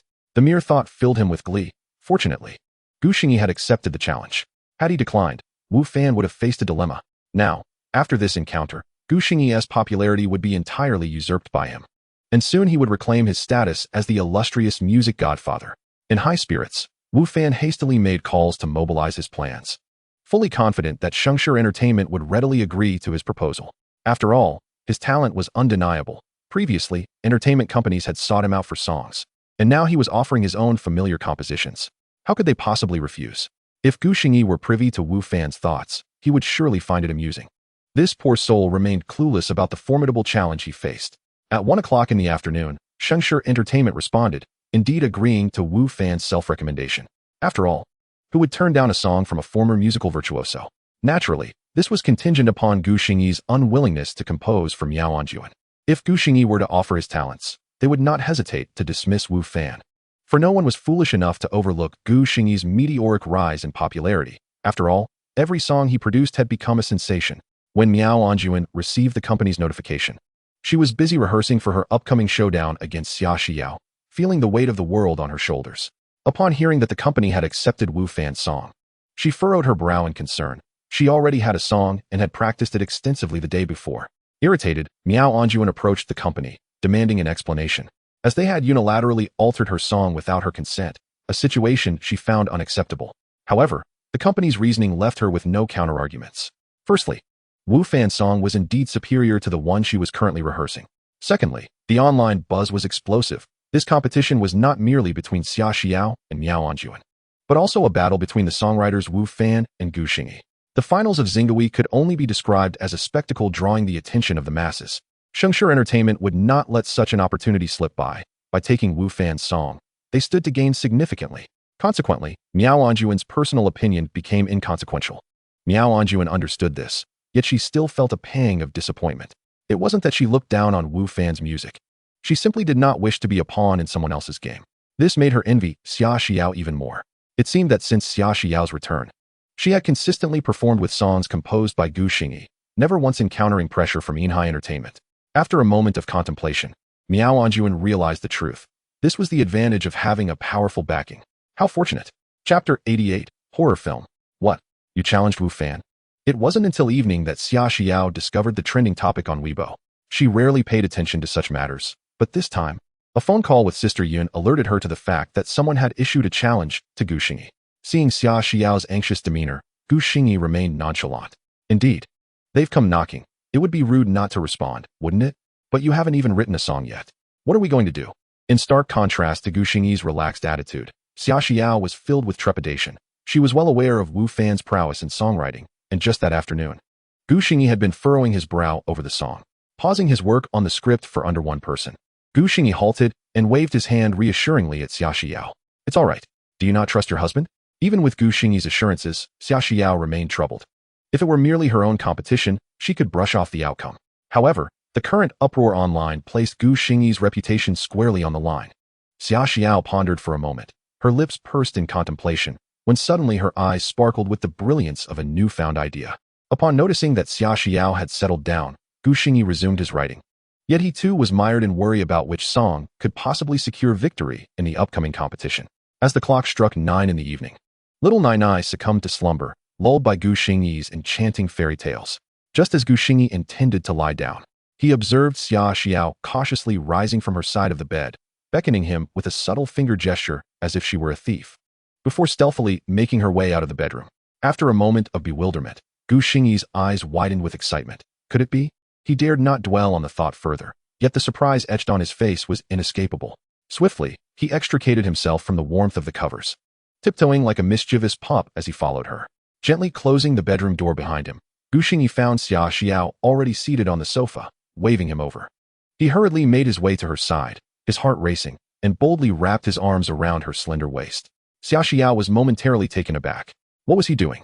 A flush crept up her cheeks as she playfully swatted at Gu Xingyi's mischievous hand. What are you doing? Gu Xingyi was equally perplexed. Didn't Tu beckon me out? What else could I do? Xia Xiao shot him an exasperated glance, but chose to ignore the hand encircling her waist.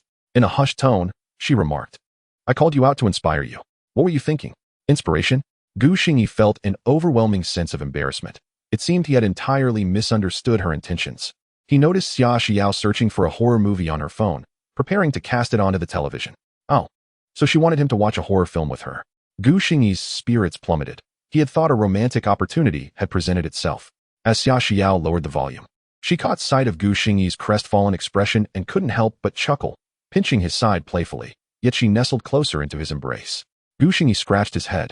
Perhaps this arrangement wasn't so bad after all. Thus, they settled in together, watching the horror film. This particular movie was indeed terrifying, a testament to Xia Xiao's discerning taste. Gu Xingyi, with his robust heart, felt little fear, but Xia Xiao, halfway through, curled into a tight ball, clutching him as if he were her lifeline, especially at the moment when the ghostly figure in a red dress made her sudden appearance, accompanied by a chilling melody. Xia Xiao buried her face in Gu Xingyi's chest, utterly terrified. There, Gu Xingyi soothed, patting her back. It's all just an illusion. If you're too scared to watch, we can simply look away. However, Xia Xiao wriggled closer, shaking her head, her voice quivering. No, I want to watch. It's just this part that is frightening. It will be fine soon. Gu Xingyi smiled, opting not to press her further, instead focusing on the screen, where inspiration began to stir within him. On the television, the ghostly figure in red, weeping blood, wore a sorrowful smile. As her image cropped up, she was suddenly draped with a red veil, beneath which a pool of blood began to seep. At this moment, Xia Xiao dared to steal a glance before her body went limp, collapsing into Gu Xingyi's embrace, trembling with fear. Gu Xingyi, have you found your inspiration yet?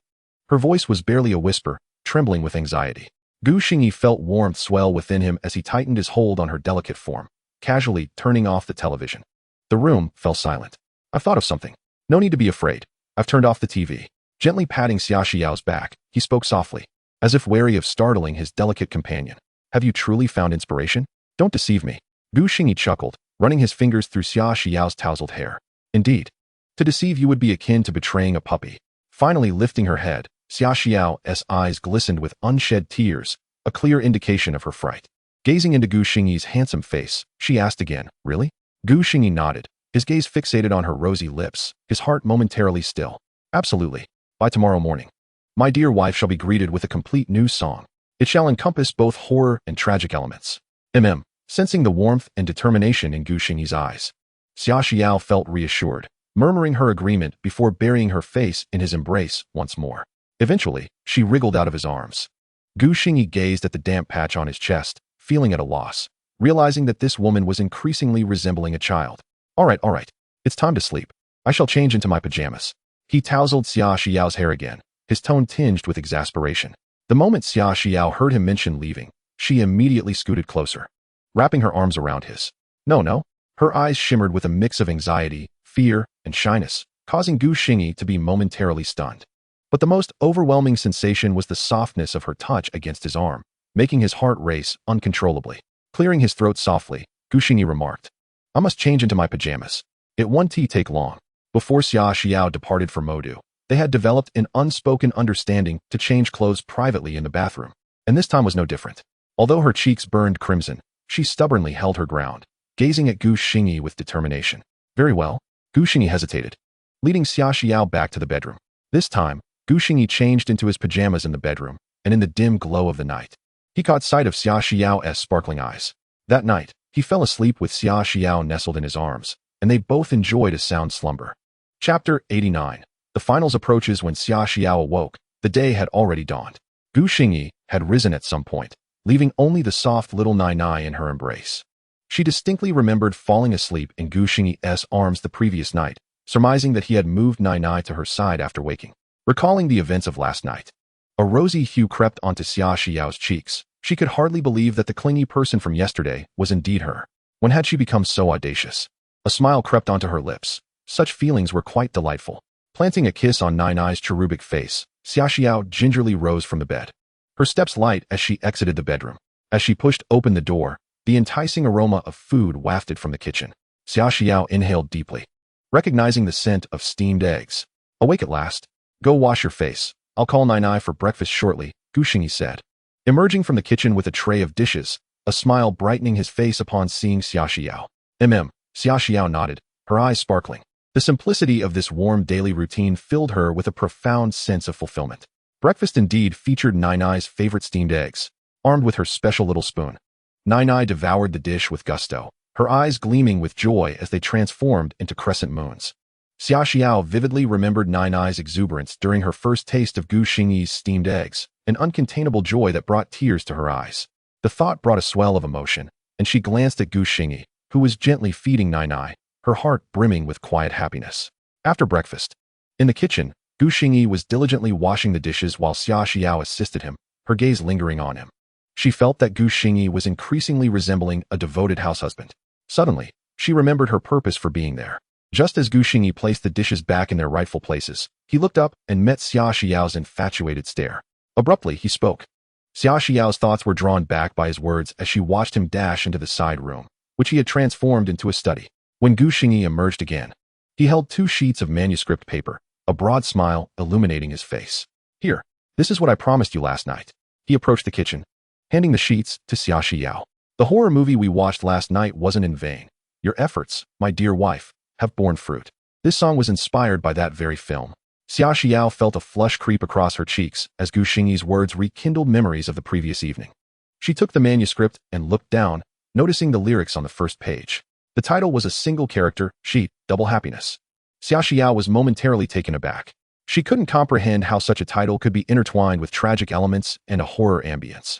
Continuing to read, she encountered lines that sent shivers down her spine. On the 18th day of the first month, an auspicious day, sorghum is lifted. Dressed in red, a foot of sorrow. Hastily tailored. Just a glance at those opening lines sent goosebumps racing across her skin. The 18th day of the first month? An auspicious day? Every Chinese person knew that it was a day of mourning, a day for funerals. Yet the lyrics proclaimed it as a day of good fortune. Xia Xiao gulped nervously, suddenly recalling the ghost in red she had seen the night before.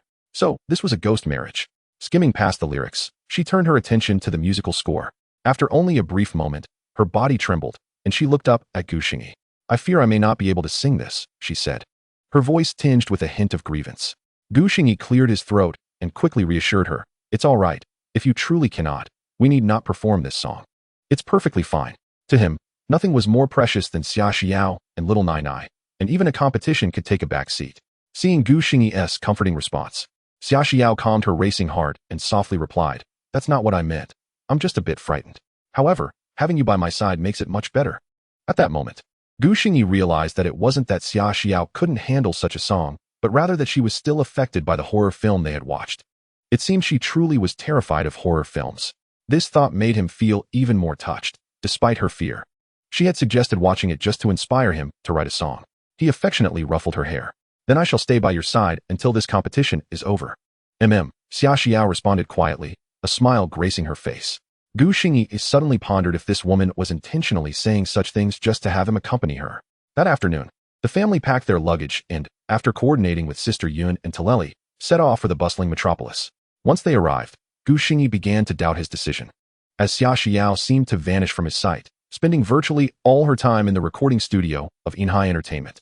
Her dedication stemmed from the thought of Gu Xingyi competing with others. She was determined to perfect this song, to make it better. She did not want Gu Xingyi to lose.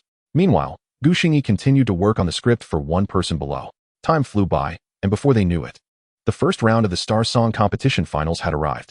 This final was far more heated than previous ones, not only featuring 2 renowned veteran mentors, but also the musical maestro Wu Fan challenging Gu Xingyi. It was a veritable spectacle. If not for the buzz generated by these prominent figures, the competition's keywords alone might have made the finals seem lackluster. Ren Chao felt immense relief, grateful that he had merely followed his mentor's advice, which unexpectedly led to this delightful surprise, placing Wu Fan and Gu Xingyi face to face.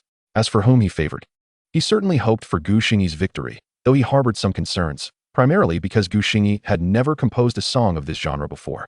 At 8 o'clock in the evening, the gates of the sports arena opened. Long lines of eager fans formed, each face alight with anticipation as they streamed into the venue. Among the throngs was Gu Xingyi, his head bowed and mask on, too timid to look up, for he noticed many audience members brandishing fan signs emblazoned with his name. Little Nainai did not accompany him this time. She remained in the apartment under Sister Yun's care. By 9:30 that evening, all the spectators had taken their seats, and the competition officially commenced. A throne fit for the champion slowly ascended on stage, alongside a crystal-clear microphone. The host, Chen Shuer, gracefully walked the red carpet, microphone in hand, her smile radiating warmth as she addressed the audience below. Welcome everyone to the stage of the Star Song Competition Finals. I am your host, Chen Shuer. After a series of grueling eliminations, we have finally reached the first round of the finals. She boomed. Let us first congratulate our contestants, Xia Xiao and Miao Anjuan. These two have persevered through layers of selection to step onto this stage that belongs to the champion. As she spoke, images of Xia Xiao and Miao Anjuan appeared on the large screen behind her, showcasing their previous performances. After a momentary pause to allow the audience to absorb the screen, Chen Shuer continued.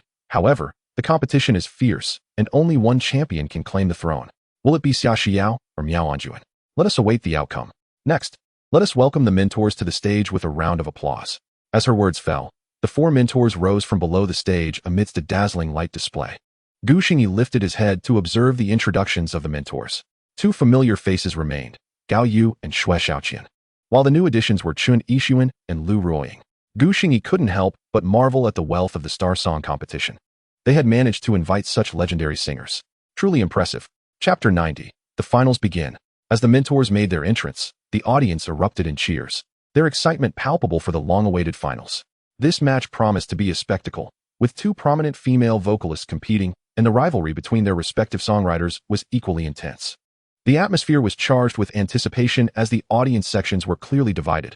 On the right, fans rallied behind Xia Xiao with banners, while on the left, Miao Anjuan's supporters waved their light sticks, chanting fervently. Gu Xingyi turned to see a banner with his name scrawled on it, albeit in a minuscule font that was nearly indecipherable. The absurdity of it all amused him. Unbeknownst to him, the banner had not originally featured his name. It was crafted by Xia Xiao's #1 fan, Xiao Hong, who had reluctantly added Gu Xingyi's name upon the insistence of a university fan named Xiao Ming. In addition to the audience present at the venue, the various live streaming rooms were also teeming with viewers. The official Star Song Gathering live streaming room even experienced moments of lag, prompting Ren Xiao to hastily instruct the technical team to add numerous dedicated bandwidth channels to stabilize the situation. Wiping the perspiration from his brow, Ren Xiao recalled that the last time such a scenario occurred in the live streaming realm was during the inaugural broadcast of the previous entertainment industry titan. Contrasting sharply with the fervent atmosphere of the live stream and the venue, the backstage area was enveloped in an eerie silence, with even the staff's movements unconsciously becoming more subdued. The source of this peculiar ambience was none other than Xia Xiao, seated before the vanity, being adorned by her makeup artist. Opposite her at the vanity, Miao Anjuan, clad in an elegant black evening gown, gazed at Xia Xiao with a complex expression. She could not comprehend why, despite today's theme being centered around tragic elements and a horror ambience, Xia Xiao had chosen to don a resplendent crimson bridal gown. It wasn't just Miao Anjuan who was perplexed. Everyone present was bewildered by how such a festive attire could possibly relate to today's keywords. Xia Xiao sat quietly before the mirror, her heart as calm as still water, as she endeavored to attain the state Gu Xingyi had instructed her to embody, serious and expressionless, yet tinged with a hint of sorrow while performing this song. Furthermore, Gu Xingyi had advised her to refrain from blinking while singing. Xia Xiao recalled that although this was a daunting task, she was determined to execute it flawlessly, as it was his request. On the stage, the host had already summoned the two contestants to the forefront, and the staff quietly informed them. Xia Xiao composed herself, rising to her feet as she and Miao Anjuan gracefully made their way towards the stage. At that moment, all the stage lights dimmed, leaving only two spotlights illuminating the pair. As they made their entrance, an immediate wave of synchronized gasps erupted from the audience, their eyes wide with disbelief as they beheld Xia Xiao. Some even rubbed their eyes in astonishment. What had drawn such reactions was Xia Xiao's extravagant attire. Adorned with a phoenix crown and a vibrant red wedding gown, she appeared strikingly beautiful under the spotlight. Yet, this was in stark contrast to the theme of the day. Miao Anjuan, dressed in a somber black gown, exuded an air of solemnity, aligning more closely with today's keywords. The audience was baffled as to why Xia Xiao had chosen such an outfit. Within the live stream, after a fleeting moment of silence, the barrage of comments erupted. No way. Am I seeing things? What is Xia Xiao up to? This makes no sense. Has she and Gu Xingyi given up? Is she about to perform a wedding march? Huh. Wu Fan was right. Gu Xingyi is merely a showman. Look at this. It's all laid bare. The competition hasn't even started, and they're already making a scene. Who knows? There might be a twist. A twist? If there is, I'll eat 10 pounds. Another one trying to con us out of food and drink. But Xia Xiao looks stunning in that wedding dress. Xingyi, you scoundrel. You've tainted my heart. On stage, host Qin Shuier posed her customary questions to the duo, but no matter how she inquired, Xia Xiao's only response was a single word: secret. This left Qin Shuier feeling quite helpless. She too was eager to uncover what secrets Xia Xiao and Gu Xingyi were concealing. In the audience, Wu Fan had arrived early, and upon seeing Xia Xiao's attire, he nearly burst into laughter. Is this a joke? Even if one were to give up, this is too much. With a sardonic smile in his eyes, he had meticulously crafted a song imbued with a hauntingly tragic melody specifically for this competition. The pre-performance interview segment had concluded, and it was Miao Anjuan who took the stage first. Qin Shuier and Xia Xiao nodded to the audience, and then slowly retreated from the stage. The lights dimmed once more, and the next moment, music began to play, with a spotlight suddenly illuminating Miao Anjuan. Her expression bore a hint of sorrow as she gently raised one hand, as if yearning for something. At that moment, a melodious piano tune commenced. Accompanied by the low murmur of a violin, and with Miao Anjuan's expression, the audience was instantaneously drawn into the music. They felt as though they were experiencing the pain firsthand. On the big screen, the details of the song were revealed. Cancer. The next moment, Miao Anjuan's voice softly began to sing, unveiling a song that depicted the tragic life of a cancer patient. The anguish upon discovering one's illness was vividly encapsulated in the lyrics, and Miao Anjuan's performance deepened the audience's emotional resonance. As the song progressed to its midsection, the music abruptly shifted, becoming somber and terrifying. The lyrics at this juncture poignantly illustrated the mental collapse of the patient, conjuring horrific images in their mind. Gu Xingyi, seated in the audience, listened quietly. It must be said, Wu Fan indeed possessed remarkable talent, and the title of Godfather of Music was well-deserved. As Miao Anjuan effectively conveyed the hidden meaning of the song, both the lyrics and her expression were exquisite. Then, the music transformed once more, and Gu Xingyi's expression shifted to one of perplexity. Is this a bit too avant-garde? Can the average person even comprehend this? On stage, the lyrics suddenly vanished.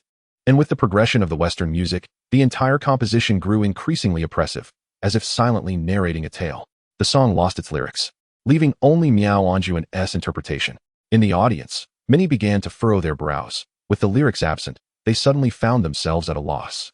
The livestream, which had been solemn, erupted into a flurry of comments with the onset of the oppressive music. What? They were singing so well. How did it turn into this? Poor Miao Anjuan. A bunch of simpletons. They can't even grasp this. This is the very soul of the song. It expresses the pain, terror, and oppression of cancer. Wu Fan is brilliant. Goosebumps. Yet, it serves its purpose. It could easily be the theme of a horror film. This is the allure of Western music. How can one understand without culture? Oh, yes. You're absolutely right. I'm just a simple dog, unworthy. In the audience, Wu Fan had already closed his eyes. Immersed in the music, he adored this segment, feeling it was nothing short of a stroke of genius. This was true artistry,